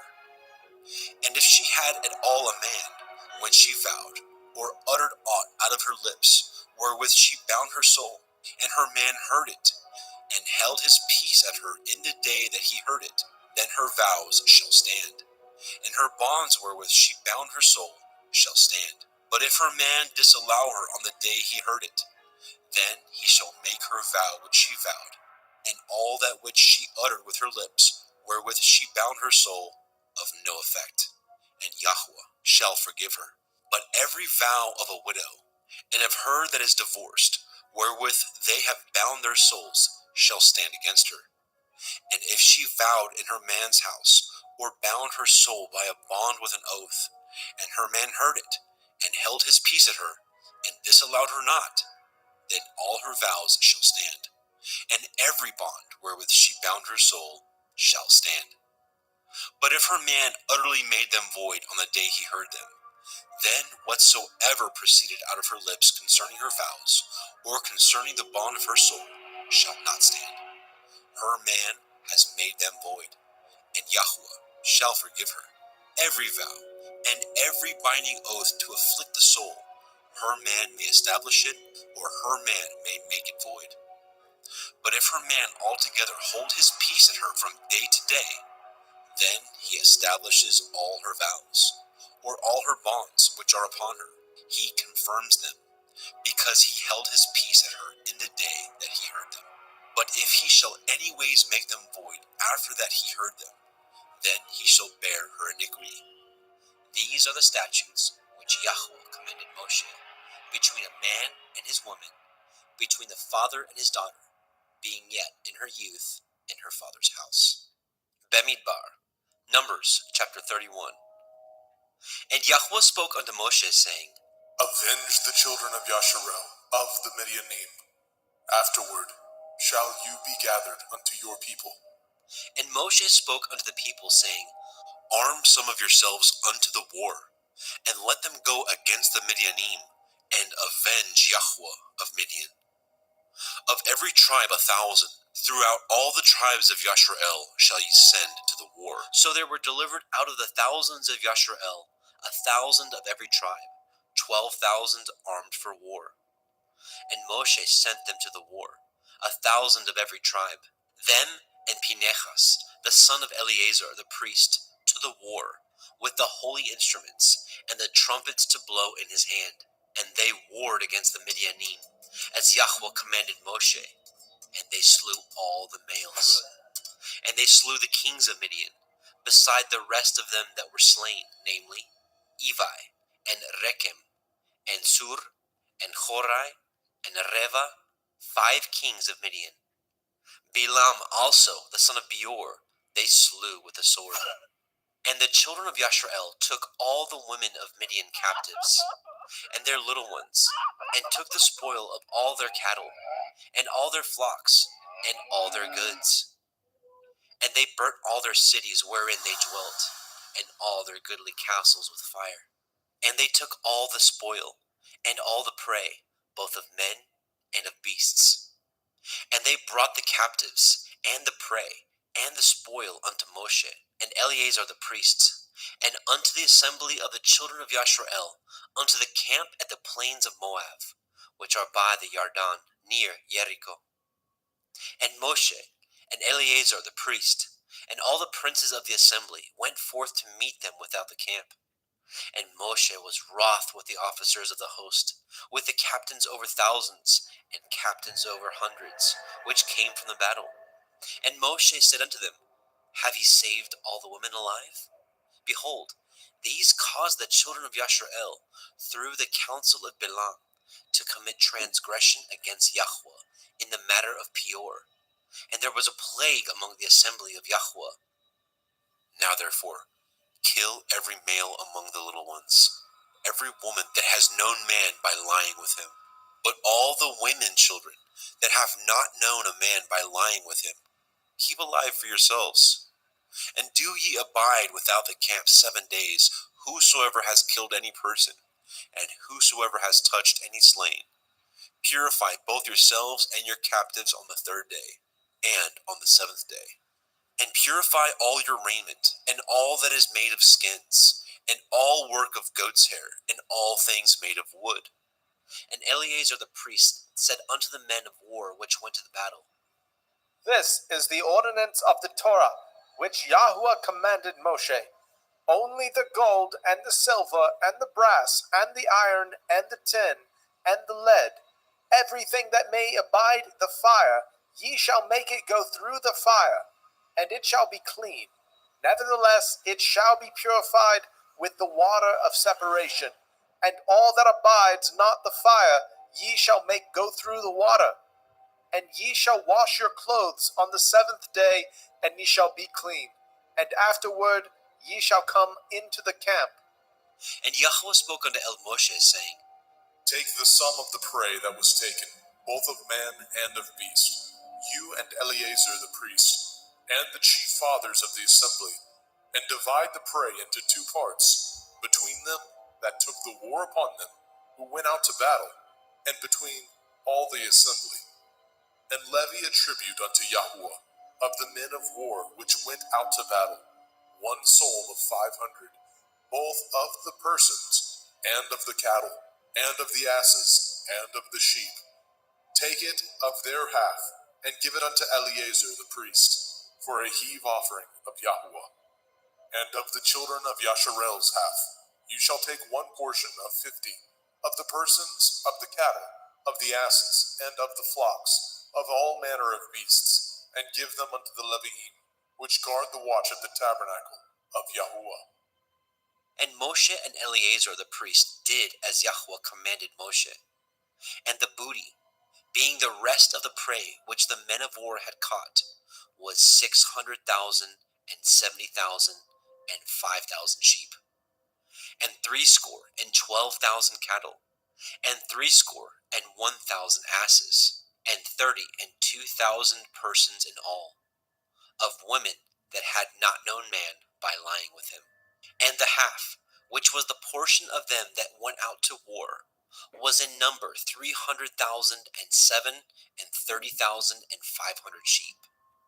And Yahweh's tribute of the sheep was 615, and the cattle were 36,000, of which Yahweh's tribute was 312. And the asses were 30,500, of which Yahweh's tribute was 61. And the persons were 16,000, of which Yahweh's tribute was 32 persons. And Moshe gave the tribute, which was Yahweh's heave offering, unto Eleazar the priest, as Yahweh commanded Moshe. And of the children of Yasharel's half, which Moshe divided from the men that warred, now the half that pertained unto the assembly was 300,000, and 30,000, and 7,000, and 500 sheep, and 36,000 cattle, and 30,000 asses, and 500, and 16,000 persons. Even the children of Yasharel's half, Moshe took one portion of 50, both of man and of beast, and gave them unto the Leviim, which did guard the watch of the tabernacle of Yahweh, as Yahweh commanded Moshe. And the officers which were over thousands of the host, the captains of thousands, and captains of hundreds, came near unto El Moshe. And they said unto El Moshe, Your servants have taken the sum of the men of war which are under our charge, and there lacks not one man of us.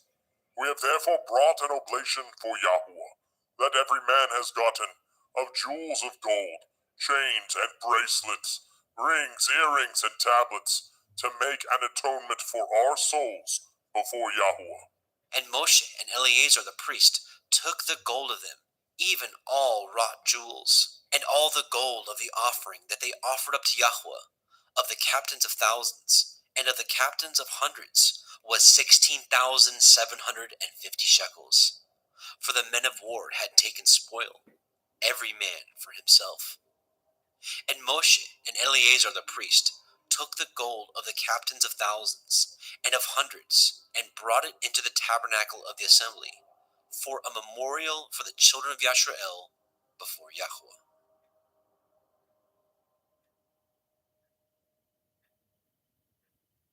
Bemidbar, Numbers chapter 32.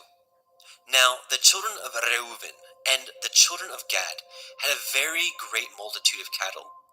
And when they saw the land of Yaazer and the land of Gilead, that behold, the place was for cattle, the children of Gad and the children of Reuben came and spoke unto Moshe, and to Eleazar the priest, and unto the princes of the assembly, saying, Adoroth, Divon, Yaezir, and Nimrah, and Heshbon, and El Allah, and Sevam, and Nevu, and Beon, even the country which Yahweh smote before the assembly of Yasharel, is a land for cattle, and your servants have cattle. Wherefore said they, If we have found grace in your sight, let this land be given unto your servants for a possession, and bring us not over the Yarden. And Moshe said unto the children of Gad and to the children of Reuben, Shall your brethren go to war, and shall ye sit here? And wherefore discourage ye the heart of the children of Yasharel from going over into the land which Yahweh has given them? Thus did your fathers, when I sent them from Kadesh Barnea to see the land. For when they went up unto the valley of Eshcol and saw the land, they discouraged the heart of the children of Yasharel, that they should not go into the land which Yahweh had given them. And Yahweh's anger was kindled the same time. And he swore, saying, Surely none of the men that came up out of Mitzrayim, from 20 years old and upward, shall see the land which I swore unto Avraham, unto Yitzchak, and unto Yaakov, because they have not wholly followed me, save Caleb, the son of Yephuneh, the Kenizzite, and Yahusha, the son of Nun, for they have wholly followed Yahweh. And Yahweh's anger was kindled against Yasharel, and he made them wander in the wilderness 40 years, until all the generation that had done evil in the sight of Yahweh was consumed.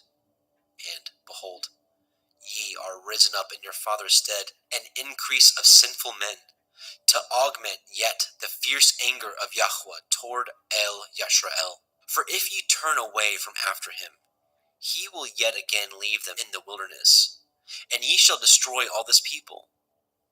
And they came near unto him and said, We will build sheepfolds here for our cattle, and cities for our little ones. But we ourselves will go ready armed before the children of Yasharel, until we have brought them in unto their place, And our little ones shall dwell in the fenced cities because of the inhabitants of the land. We will not return unto our houses until the children of Yasharel have inherited every man his inheritance. For we will not inherit with them on yonder side of the Yarden, or forward, because our inheritance has fallen to us on this side of the Yarden, eastward. And Moshe said unto them, If ye will do this thing, if ye will go armed before Yahweh to war, and will go all of you armed over the Yarden before Yahweh, until he has driven out his enemies from before him, and the land be subdued before Yahweh, then afterward ye shall return, and be guiltless before Yahweh, and before Yashrael, and this land shall be your possession before Yahweh. But if ye will not do so, behold, ye have sinned against Yahweh, and be sure your sin will find you out. Build you cities for your little ones, and folds for your sheep, and do that which has proceeded out of your mouth. And the children of Gad and the children of Reuben spoke unto Moshe, saying, Your servants will do as my Lord commands. Our little ones, our women, our flocks, and our cattle shall be there in the cities of Gilad. But your servants will pass over, every man armed for war, before Yahweh to battle, as my Lord says. So concerning them Moshe commanded Eleazar the priest, and Yahusha the son of Nun, and the chief fathers of the tribes of the children of Yashrael. And Moshe said unto them, If the children of Gad and the children of Reuben will pass with you over of the Yarden, every man armed to battle, before Yahweh, and the land shall be subdued before you, then ye shall give them the land of Gilead for a possession. But if they will not pass over with you armed, they shall have possessions among you in the land of Canaan. And the children of Gad and the children of Reuben answered, saying, As Yahweh has said unto your servants, so will we do. We will pass over armed before Yahweh into the land of Canaan, that the possession of our inheritance on this side of the Yarden may be ours. And Moshe gave unto them, even to the children of Gad, and to the children of Reuben, and unto the half tribe of Manasseh, the son of Joseph, the kingdom of Sihon, king of the Amorim, and the kingdom of Og, king of Bashan, the land, with the cities thereof in the coasts, even the cities of the country round about. And the children of Gad built Divon, and Ataroth, and Aroer, and Atroth, Shofan, and Yazer, Yogbeha, and Beit Nimrah, and Beit Haran, fenced cities, and folds for sheep. And the children of Reuben built Heshbon, and Elaeh, and Kiriathaim, and Nevu, and Baal Meon, their names being changed, and Sevam, and gave other names unto the cities which they built. And the children of Machir, the son of Manasseh, went to Gilead, and took it, and dispossessed the Emori which was in it. And Moshe gave Gilead unto Machir, the son of Manasseh, and he dwelt therein. And Yair, the son of Manasseh, went and took the small towns thereof, and called them Chavoth Yair. And Novach went and took Kenath, and the villages thereof, and called it Novach after his own name. Bamidbar, Numbers, chapter 33.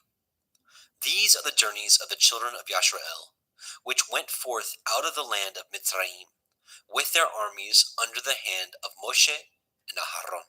And Moshe wrote their goings out according to the journeys by the commandment of Yahweh, and these are their journeys according to their goings out.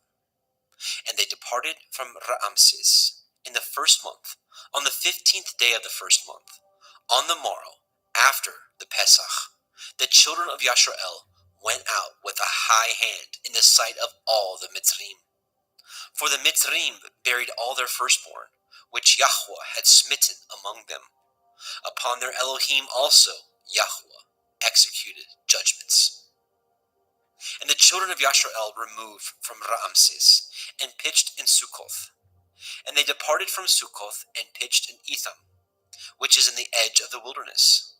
and they removed from Etham, and they turned again unto Pi ha Chairoth, which is before Baal Zephon, and they pitched before Migdol, and they departed from before Pi ha Chairoth, and passed through the midst of the sea into the wilderness, and went 3 days' journey into the wilderness of Etham, and pitched in Marah. And they removed from Marah, and came unto Elim, and in Elim were 12 fountains of water, and 60 palm trees, and they pitched there.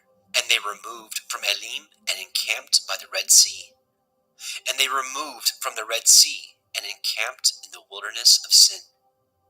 And they took their journey out of the wilderness of Sin, and encamped in Dovka. And they departed from Dovka, and encamped in Alush. And they removed from Alush, and encamped in Rephidim, where there was no water for the people to drink. And they departed from Rephidim, and pitched in the wilderness of Sinai. And they removed from the desert of Sinai, and pitched at Kivrot hat Ta'ava. And they departed from Kivrot hat Ta'ava, and they encamped at Chatzeroth. And they departed from Chatzeroth, and pitched in Rithma. And they departed from Rithma, and pitched at Rimon Peretz. And they departed from Rimon Peretz, and pitched in Livna. And they removed from Livna, and pitched in Rika. And they journeyed from Rika, and pitched in Kehelatha. And they went from Kehelatha, and pitched in Mount Shefer. And they removed from Mount Shefer, and encamped in Harada. And they removed from Harada, and pitched in Makheloth. And they removed from Makheloth, and encamped at Tachath. And they departed from Tachath, and pitched at Terach. And they removed from Terach, and pitched in Mithka. And they went from Mithka, and pitched in Chashmona. And they departed from Chashmona, and encamped at Moseroth. And they departed from Moseroth, and pitched in Bnei Yakan. And they removed from Bnei Yakan, and encamped at Hor Hag Gidgad. And they went from Hor Hag Gidgad, and pitched in Yotvatha. And they removed from Yotvatha, and encamped at Ebrona. And they departed from Ebrona, and encamped at Etzon Gever. And they removed from Etzon Gever, and pitched in the wilderness of Sin, which is Kadesh. And they removed from Kadesh, and pitched in Mount Hor, in the edge of the land of Edom. And Aharon the priest went up into Mount Hor at the commandment of Yahweh, and died there, in the 40th year after the children of Yasharel were come out of the land of Mitzrayim, in the 1st day of the 5th month. And Aharon was 123 years old when he died in Mount Hor. And King Arad the Kenani, which dwelt in the Negev, in the land of Canaan, heard the coming of the children of Yasharel. And they departed from Mount Hor, and pitched in Salmona. And they departed from Salmona, and pitched in Punon. And they departed from Punon, and pitched in Ovoth. And they departed from Ovoth, and pitched in Iye ha-Avarim, in the border of Moab. And they departed from Iyim, and pitched in Divon. And they removed from Divon, and encamped in Almon Divlataima. And they removed from Almon Divlataima, and pitched in the mountains of Avarim, before Nevu. And they departed from the mountains of Avarim, and pitched in the plains of Moab, by the Yarden, near Jericho. And they pitched by the Yarden, from Beit Ha-Yeshimoth, even unto Avel Hash-Shittim, in the plains of Moab.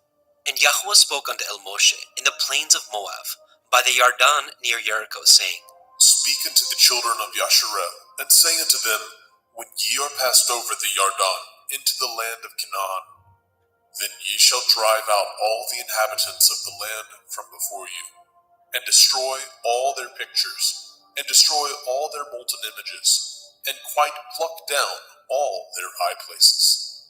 And ye shall dispossess the inhabitants of the land, and dwell therein, for I have given you the land to possess it.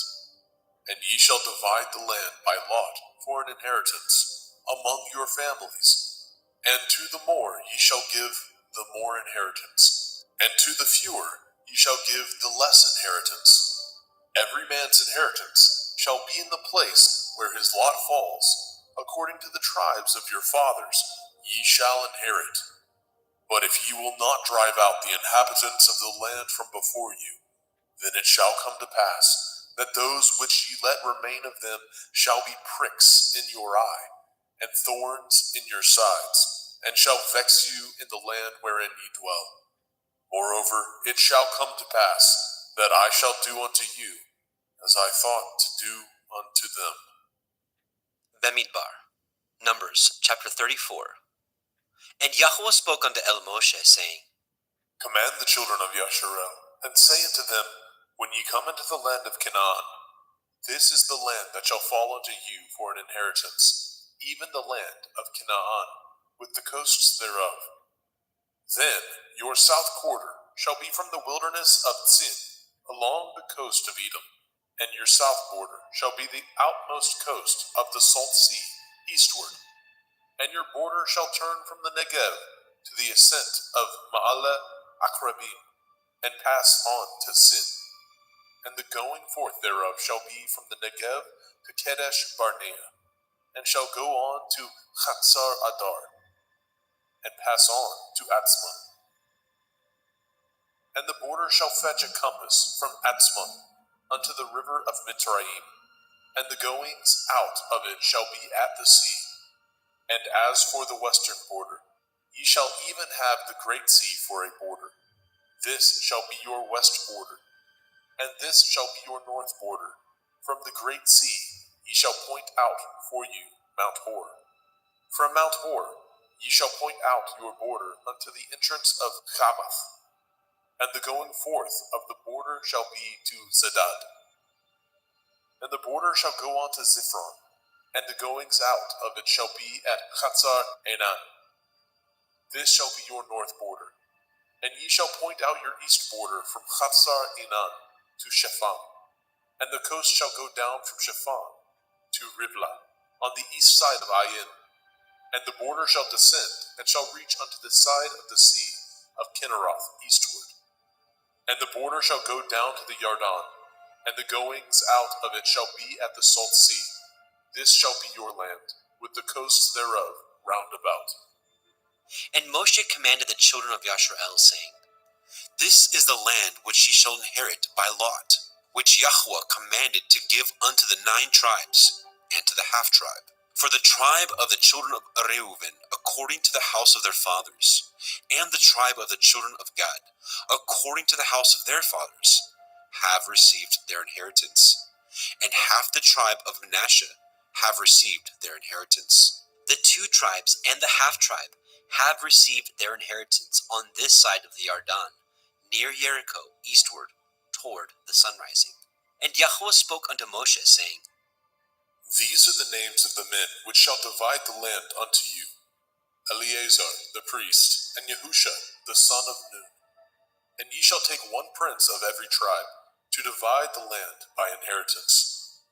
The names of the men are these: of the tribe of Yehuda, Caleb the son of Jephunneh; and of the tribe of the children of Shimon, Shemuel the son of Ammihud; of the tribe of Benjamin, Elidad the son of Kiklon; and the prince of the tribe of the children of Dan, Bukiah the son of Yoglai, prince of the children of Joseph, for the tribe of the children of Manasseh, Chaniel the son of Ephod; and the prince of the tribe of the children of Ephraim, Temuel the son of Shiptan; and the prince of the tribe of the children of Zebulun, Elitzaphan the son of Parnak; and the prince of the tribe of the children of Issachar, Paltiel the son of Azan; and the prince of the tribe of the children of Asher, Achihud the son of Shelomiah; and the prince of the tribe of the children of Naphtali, Bedahel the son of Ammihud.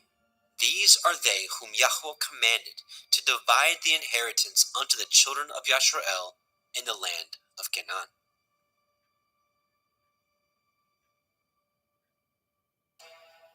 Bamidbar, Numbers chapter 35. And Yahweh spoke unto Moshe in the plains of Moab, by the Yarden, near Jericho, saying, Command the children of Yasharel that they give unto the Leviim of the inheritance of their possession cities to dwell in. And ye shall give also unto the Leviim suburbs for the cities round about them. And the cities shall they have to dwell in, and the suburbs of them shall be for their cattle, and for their goods, and for all their beasts. And the suburbs of the cities which ye shall give unto the Leviim shall reach from the wall of the city outward 1,000 cubits round about. And ye shall measure from without the city on the east side 2,000 cubits, and on the south side 2,000 cubits, and on the west side 2,000 cubits, and on the north side 2,000 cubits. And the city shall be in the midst, and this shall be to them the suburbs of the cities. And among the cities which ye shall give unto the Leviim, there shall be 6 cities for refuge, which ye shall appoint for the manslayer, that he may flee thither. And to them ye shall add 42 cities. So all the cities which ye shall give to the Leviim shall be 48 cities. Them shall ye give with their suburbs. And the cities which ye shall give shall be of the possession of the children of Yasharel. From them that have many ye shall give many, but from them that have few ye shall give few. Every one shall give of his cities unto the Leviim according to his inheritance, which he inherits. And Yahweh spoke unto El Moshe, saying, Speak unto the children of Yasharel, and say unto them, When ye are come over the Yarden into the land of Canaan, then ye shall appoint your cities to be cities of refuge for you, that the slayer may flee thither, which kills any person at unawares. And they shall be unto you cities for refuge from the avenger, that the manslayer die not, until he stand before the assembly in judgment. And of these cities which ye shall give, 6 cities shall ye have for refuge. Ye shall give 3 cities on this side of the Yarden, and 3 cities shall ye give in the land of Canaan, which shall be cities of refuge. These 6 cities shall be a refuge, both for the children of Yasharel, and for the stranger, and for the sojourner among them, that every one that kills any person unawares may flee thither. And if he smite him with an instrument of iron, so that he die, he is a murderer. That murderer shall surely be put to death. And if he smite him with throwing a stone, wherewith he may die, and he die, he is a murderer. The murderer shall surely be put to death. Or if he smite him with a hand weapon of wood, wherewith he may die, and he die, he is a murderer. The murderer shall surely be put to death. The revenger of blood himself shall slay the murderer. When he meets him, he shall slay him. But if he thrust him of hatred, or hurl at him by laying of weight, that he die, or in enmity smite him with his hand, that he die, he that smote him shall surely be put to death, for he is a murderer. The revenger of blood shall slay the murderer when he meets him. But if he thrust him suddenly without enmity, or have cast upon him anything without laying of weight, or with any stone, wherewith a man may die, seeing him not, and cast it upon him that he die, and was not his enemy, neither sought his harm, then the assembly shall judge between the slayer and the revenger of blood, according to these judgments. And the assembly shall deliver the slayer out of the hand of the revenger of blood, and the assembly shall restore him to the city of his refuge, whither he has fled. And he shall abide in it unto the death of the high priest, which was appointed with the holy oil. But if the slayer shall at any time come without the border of the city of his refuge, whither he has fled, and the revenger of blood find him without the border of the city of his refuge, and the revenger of blood kill the slayer, he shall not be guilty of blood, because he should have remained in the city of his refuge until the death of the high priest. But after the death of the high priest, the slayer shall return into the land of his possession. So these things shall be for a statute of judgment unto you throughout your generations in all your dwellings. Whoso kills any person, the murderer shall be put to death by the mouth of witnesses. But one witness shall not testify against any person to cause him to die. Moreover, ye shall make no satisfaction for the life of a murderer, which is guilty of death, but he shall be surely put to death. And ye shall take no satisfaction for him that is fled to the city of his refuge, that he should come again to dwell in the land. until the death of the priest. So ye shall not pollute the land wherein ye are. For blood it defiles the land, and the land cannot be cleansed of the blood that is shed therein, but by the blood of him that shed it. Defile not therefore the land which ye shall inhabit, wherein I dwell, for I, Yahuwah, dwell among the children of Yasharel.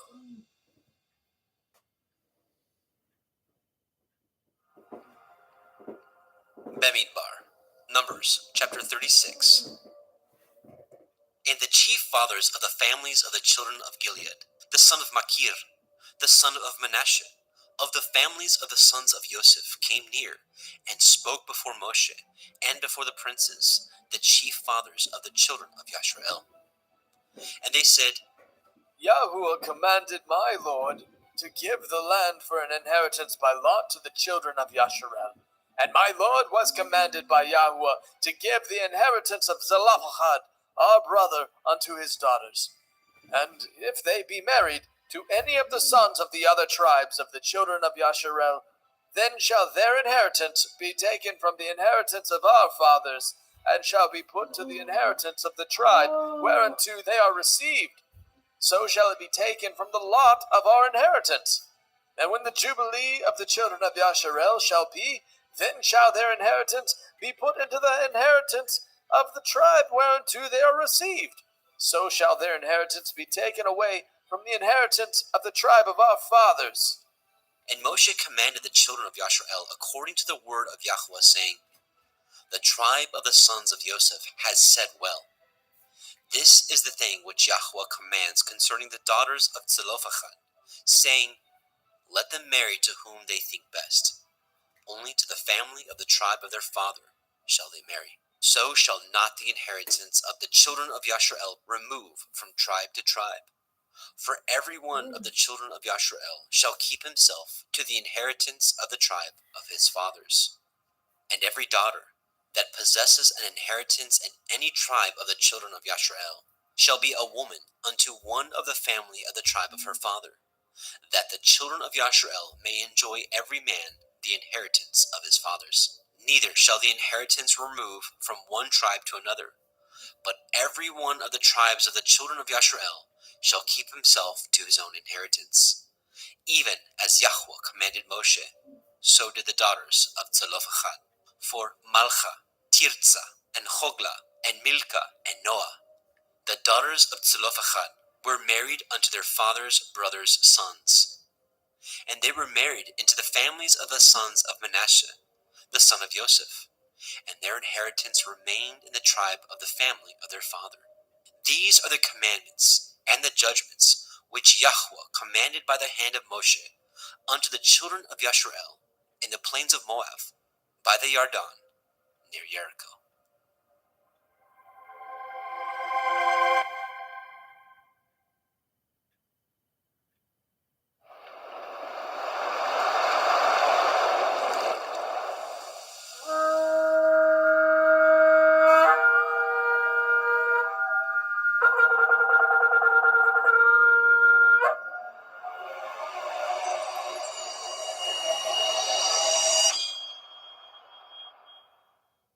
Devarim, Deuteronomy, chapter 1. These are the words which Moshe spoke unto all Yasharel, on this side of the Yarden, in the wilderness, in the plain over against the Red Sea, between Paran and Tophel, and Lavan, and Chatzeroth, and Dai-Zachav. There are 11 days' journey from Horeb, by the way of Mount Seir, unto Kadesh Barnea. And it came to pass in the 40th year, in the 11th month, on the first day of the month, that Moshe spoke unto the children of Yasharel, according unto all that Yahuwah had given him in commandment unto them. After he had slain Sihon, the king of the Amorim, which dwelt in Heshbon, and Og, the king of Bashan, which dwelt at Ashtaroth in Edrei. On this side of the Yarden, in the land of Moab, began Moshe to declare this Torah, saying, Yahuwah Eloheinu spoke unto us in Horeb, saying, Ye have dwelt long enough in this mount. Turn you, and take your journey, and go to the mount of the Amorim, and unto all the places nigh thereunto, in the plain, in the hills, and in the valley, and in the Negev, and by the seaside, to the land of the Canaanim, and unto Lebanon, unto the great river, the river Perath. Behold, I have set the land before you.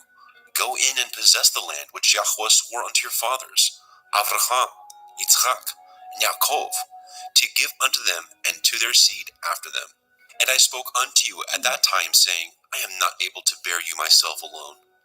Yahweh Elohim has multiplied you, and behold, ye are this day as the stars of heaven for multitude. Yahweh Elohim your fathers make you 1,000 times so many more as ye are, and bless you, as he has promised you. How can I myself alone bear your cumbrance, and your burden, and your strife? Take you, wise men, and understanding, and known among your tribes, and I will make them rulers over you. And he answered me and said, The thing which you have spoken is good for us to do. So I took the chief of your tribes, wise men, and known, and made them heads over you, captains over thousands, and captains over hundreds, and captains over 50s, and captains over 10s, and officers among your tribes. And I charged your judges at that time, saying, Hear the causes between your brethren, and judge righteously between every man and his brother, and the stranger that is with him. Ye shall not respect persons in judgment, but ye shall hear the small as well as the great. Ye shall not be afraid of the face of men, for the judgment is Elohim's. And the cause that is too hard for you, bring it unto me, and I will hear it. And I commanded you at that time all things which ye should do. And when we departed from Horeb, we went through all that great and terrible wilderness, which ye saw by the way of the mountain of the Amorim, as Yahweh Eloheinu commanded us, and we came to Kadesh Barnea. And I said unto you, Ye are come unto the mountain of the Amorim, which Yahweh Eloheinu gives unto us. Behold, Yahweh Elohim has set the land before you. Go up and possess it, as Yahweh Elohim of your fathers has said unto you. Fear not, neither be discouraged. And ye came near unto me, every one of you, and said, We will send men before us, and they shall search us out the land, and bring us word again, by what way we must go up, and into what cities we shall come. And this saying pleased me well. And I took 12 men of you, one of a tribe. And they turned and went up into the mountain, and came unto the valley of Eshcol, and searched it out. And they took of the fruit of the land in their hands, and brought it down unto us, and brought us word again, and said, It is a good land which Yahweh Eloheinu gives us. Notwithstanding, ye would not go up, but rebelled against the commandment of Yahweh Elohim. And ye murmured in your tents, and said, Because Yahweh hated us, he has brought us forth out of the land of Mitzrayim, to deliver us into the hand of the Amorim, to destroy us. Whither shall we go up? Our brethren have discouraged our hearts, saying, The people are greater and taller than we. The cities are great and walled up to heaven. And moreover, we have seen the sons of the Anakim there. Then I said unto you, Dread not, neither be afraid of them. Yahweh Elohim, which goes before you, he shall fight for you, according to all that he did for you in Mitzrayim before your eyes, and in the wilderness, where you have seen how that Yahweh Elohim bore you, as a man bears his son, in all the way that you went, until you came into this place. Yet in this thing ye did not believe Yahweh Elohim, who went in the way before you, to search you out a place to pitch your tents in fire by night, to show you by what way ye should go, and in a cloud by day. And Yahweh heard the voice of your words, and was wroth, and swore, saying, Surely there shall not one of these men of this evil generation see that good land, which I swore to give unto your fathers, save Caleb, the son of Jephunneh. He shall see it, and to him will I give the land that he has trodden upon, and to his children, because he has wholly followed Yahweh. Also, Yahweh was angry with me for your sakes, saying, You also shall not go in thither. But Yahusha, the son of Nun, which stands before you, he shall go in thither. Encourage him, for he shall cause Yashrael to inherit it. Moreover, your little ones, which ye said should be a prey, and your children, which in that day had no knowledge between good and evil, they shall go in thither, and unto them will I give it, and they shall possess it. But as for you, turn you, and take your journey into the wilderness by the way of the Red Sea. Then he answered and said unto me, We have sinned against Yahweh. We will go up and fight, according to all that Yahweh Eloheinu commanded us. And when ye had girded on every man his weapons of war, ye were ready to go up into the hill. And Yahweh said unto me, Say unto them, Go not up, neither fight, for I am not among you, lest ye be smitten before your enemies. So I spoke unto you, and ye would not hear, but rebelled against the commandment of Yahweh, and went presumptuously up into the hill. And the Amorim which dwelt in that mountain came out against you, and chased you as bees do, and destroyed you in Seir, even unto Hormah. And ye returned and wept before Yahweh. But Yahweh would not hearken to your voice, nor give ear unto you. So ye abode in Kadesh many days, according unto the days that ye abode there. Devarim, Deuteronomy, chapter 2. Then we turned and took our journey into the wilderness by the way of the Red Sea, as Yahweh spoke unto me, and we compassed Mount Seir many days. And Yahweh spoke unto me, saying, Ye have compassed this mountain long enough. Turn ye northward, and command the people, saying, Ye are to pass through the coast of your brethren, the children of Esau, which dwell in Seir, and they shall be afraid of you. Take ye good heed unto yourselves, therefore, meddle not with them, for I will not give you of their land, no, not so much as a foot breadth, because I have given Mount Seir unto Esau for a possession. Ye shall buy food of them for money, that ye may eat, and ye shall also buy water of them for money, that ye may drink. For Yahweh Elohika has blessed you in all the works of your hand. He knows you're walking through this great wilderness. These 40 years, Yahweh Elohika has been with you. You have lacked nothing. And when we passed by from our brethren, the children of Esau, which dwelt in Seir, through the way of the plain from Elath, and from Etzon Gever, we turned and passed by the way of the wilderness of Moab. And Yahweh said unto me, Distress not the Moabim, neither contend with them in battle, for I will not give you of their land for a possession, because I have given Ar unto the children of Lot for a possession. The Emim dwelt there in times past, a people great and many, and tall as the Anakim, which also were accounted Rephaim, as the Anakim, but the Moabim called them Emim. The Horim also dwelt in Seir before time, but the children of Esau succeeded them, when they had destroyed them from before them, and dwelt in their stead, as Yashrael did unto the land of his possession, which Yahweh gave unto them. Now rise up, said I, and get you over the brook Zered. And we went over the brook Zered, and the space in which we came from Kadesh Barnea, until we were come over the brook Zered, was 38 years, until all the generation of the men of war were wasted out from among the host, as Yahweh swore unto them. For indeed the hand of Yahweh was against them, to destroy them from among the host, until they were consumed. So it came to pass, when all the men of war were consumed and dead from among the people, that Yahweh spoke unto me, saying, You are to pass over through Ar, the coast of Moab, this day.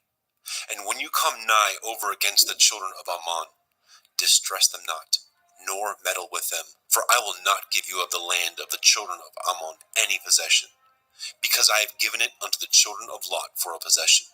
That also was accounted a land of Rephaim. Rephaim dwelt there in old time, and the Ammonim called them Zamzumim, a people great and many and tall as the Anakim. But Yahweh destroyed them before them, and they succeeded them, and dwelt in their stead. As he did to the children of Esau, which dwelt in Seir, when he destroyed the Horim from before them, and they succeeded them, and dwelt in their stead even unto this day. And the Avim, which dwelt in Chatzerim, even unto Gaza, the Caphtorim, which came forth out of Caphtor, destroyed them, and dwelt in their stead. Rise ye up, take your journey, and pass over the river Arnon. Behold, I have given into your hand Sihon, the Amorite, king of Heshbon, and his land.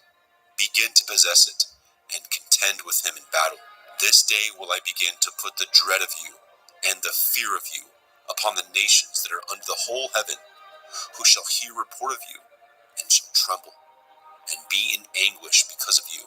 And I sent messengers out of the wilderness of Kedemoth unto Sihon, king of Heshbon, with words of peace, saying, Let me pass through your land. I will go along by the highway.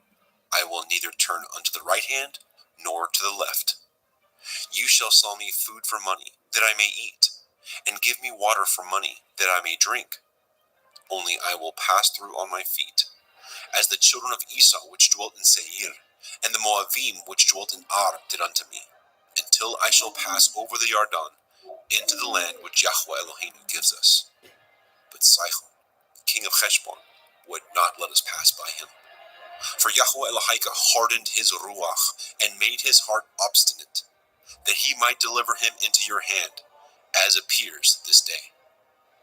And Yahweh said unto me, Behold, I have begun to give Sihon and his land before you. Begin to possess, that you may inherit his land. Then Sihon came out against us, he and all his people, to fight at Yachatz. And Yahweh Eloheinu delivered him before us, and we smote him, and his sons, and all his people. We took all his cities at that time, and utterly destroyed the men, and the women, and the little ones. Of every city we left none to remain.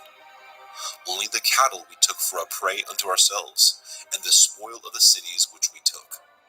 From Aroer, which is by the brink of the river Arnon, and from the city that is by the river, even unto Gilead, there was not one city too strong for us.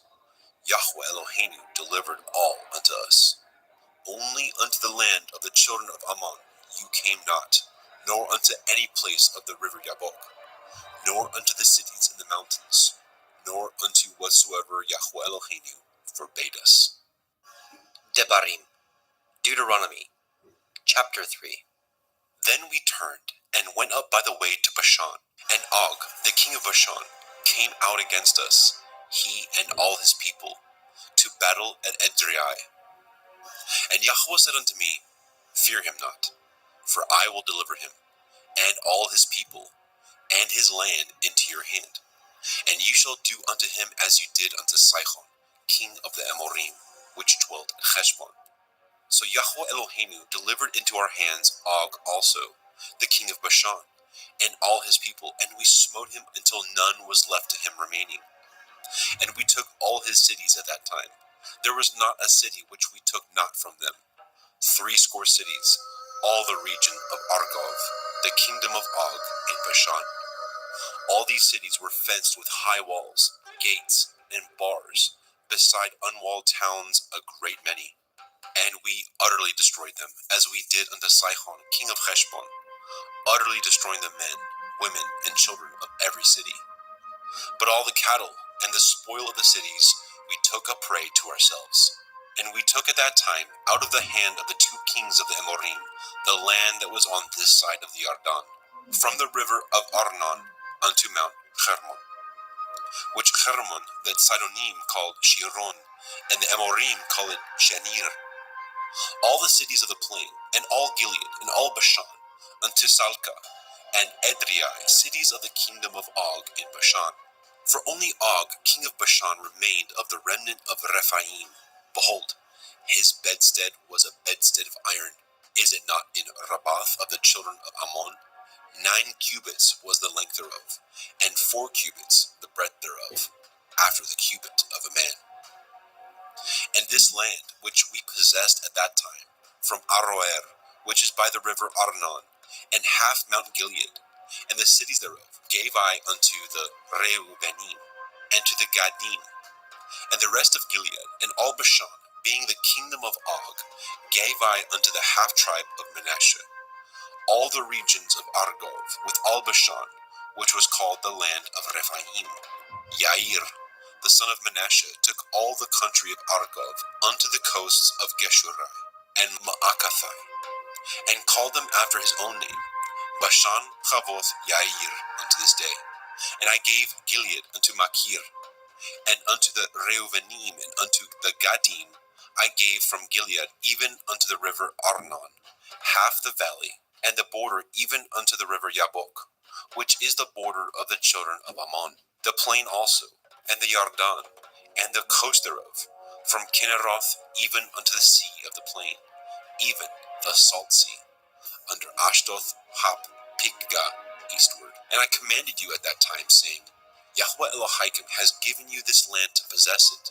Ye shall pass over armed before your brethren, the children of Yasharel, all their meat for the war, but your women, and your little ones, and your cattle, for I know that ye have much cattle, shall abide in your cities which I have given you, until Yahweh have given rest unto your brethren, as well as unto you, and until they also possess the land which Yahweh Elohim has given them beyond the Yarden. And then shall you return every man unto his possession, which I have given you. And I commanded Yahusha at that time, saying, Your eyes have seen all that Yahweh Elohim has done unto these two kings. So shall Yahweh do unto all the kingdoms whither you pass. You shall not fear them, for Yahweh Elohim, he shall fight for you. And I besought El Yahweh at that time, saying, O Adonai Yahweh, you have begun to show your servant your greatness and your mighty hand. For what else is there in the heavens or in earth that can do according to your works and according to your might? I pray you, let me go over and see the good land that is beyond the Yarden, that goodly mountain and Lebanon. Yahweh was wroth with me for your sakes, and would not hear me. And Yahweh said unto me, Let it suffice you. Speak no more unto me of this matter. Get you up into the top of Pigga, and lift up your eyes westward, and northward, and southward, and eastward, and behold it with your eyes, for you shall not go over this Yarden, but charge Yahusha, and encourage him, and strengthen him, for he shall go over before this people, and he shall cause them to inherit the land which you shall see. So we abode in the valley over against Beit Peor. Devarim, Deuteronomy, chapter 4. Now therefore hearken, O Yashrael, unto the statutes and unto the judgments which I teach you, for to do them, that ye may live, and go in and possess the land which Yahweh Elohai of your fathers gives you. Ye shall not add unto the word which I command you, neither shall ye diminish aught from it, that ye may guard the commandments of Yahweh Elohim which I command you. Your eyes have seen what Yahweh did because of Baal Peor. For all the men that followed Baal Peor, Yahweh Elohim has destroyed them from among you. But ye that did cleave unto Yahweh Elohim are alive, every one of you this day. Behold, I have taught you commandments and judgments, even as Yahweh Elohai commanded me, that ye should do so in the land whither ye go to possess it. Guard therefore, and do them. For this is your wisdom and your understanding in the sight of the nations, which shall hear all these statutes and say, Surely this great nation is a wise and understanding people. For what nation is there so great, who has Elohim so nigh unto them, as Yahweh Eloheinu is in all things that we call upon him for? And what nation is there so great that has commandments and judgments so righteous as all this Torah, which I set before you this day? Only take heed to yourself, and guard your soul diligently, lest you forget the things which your eyes have seen,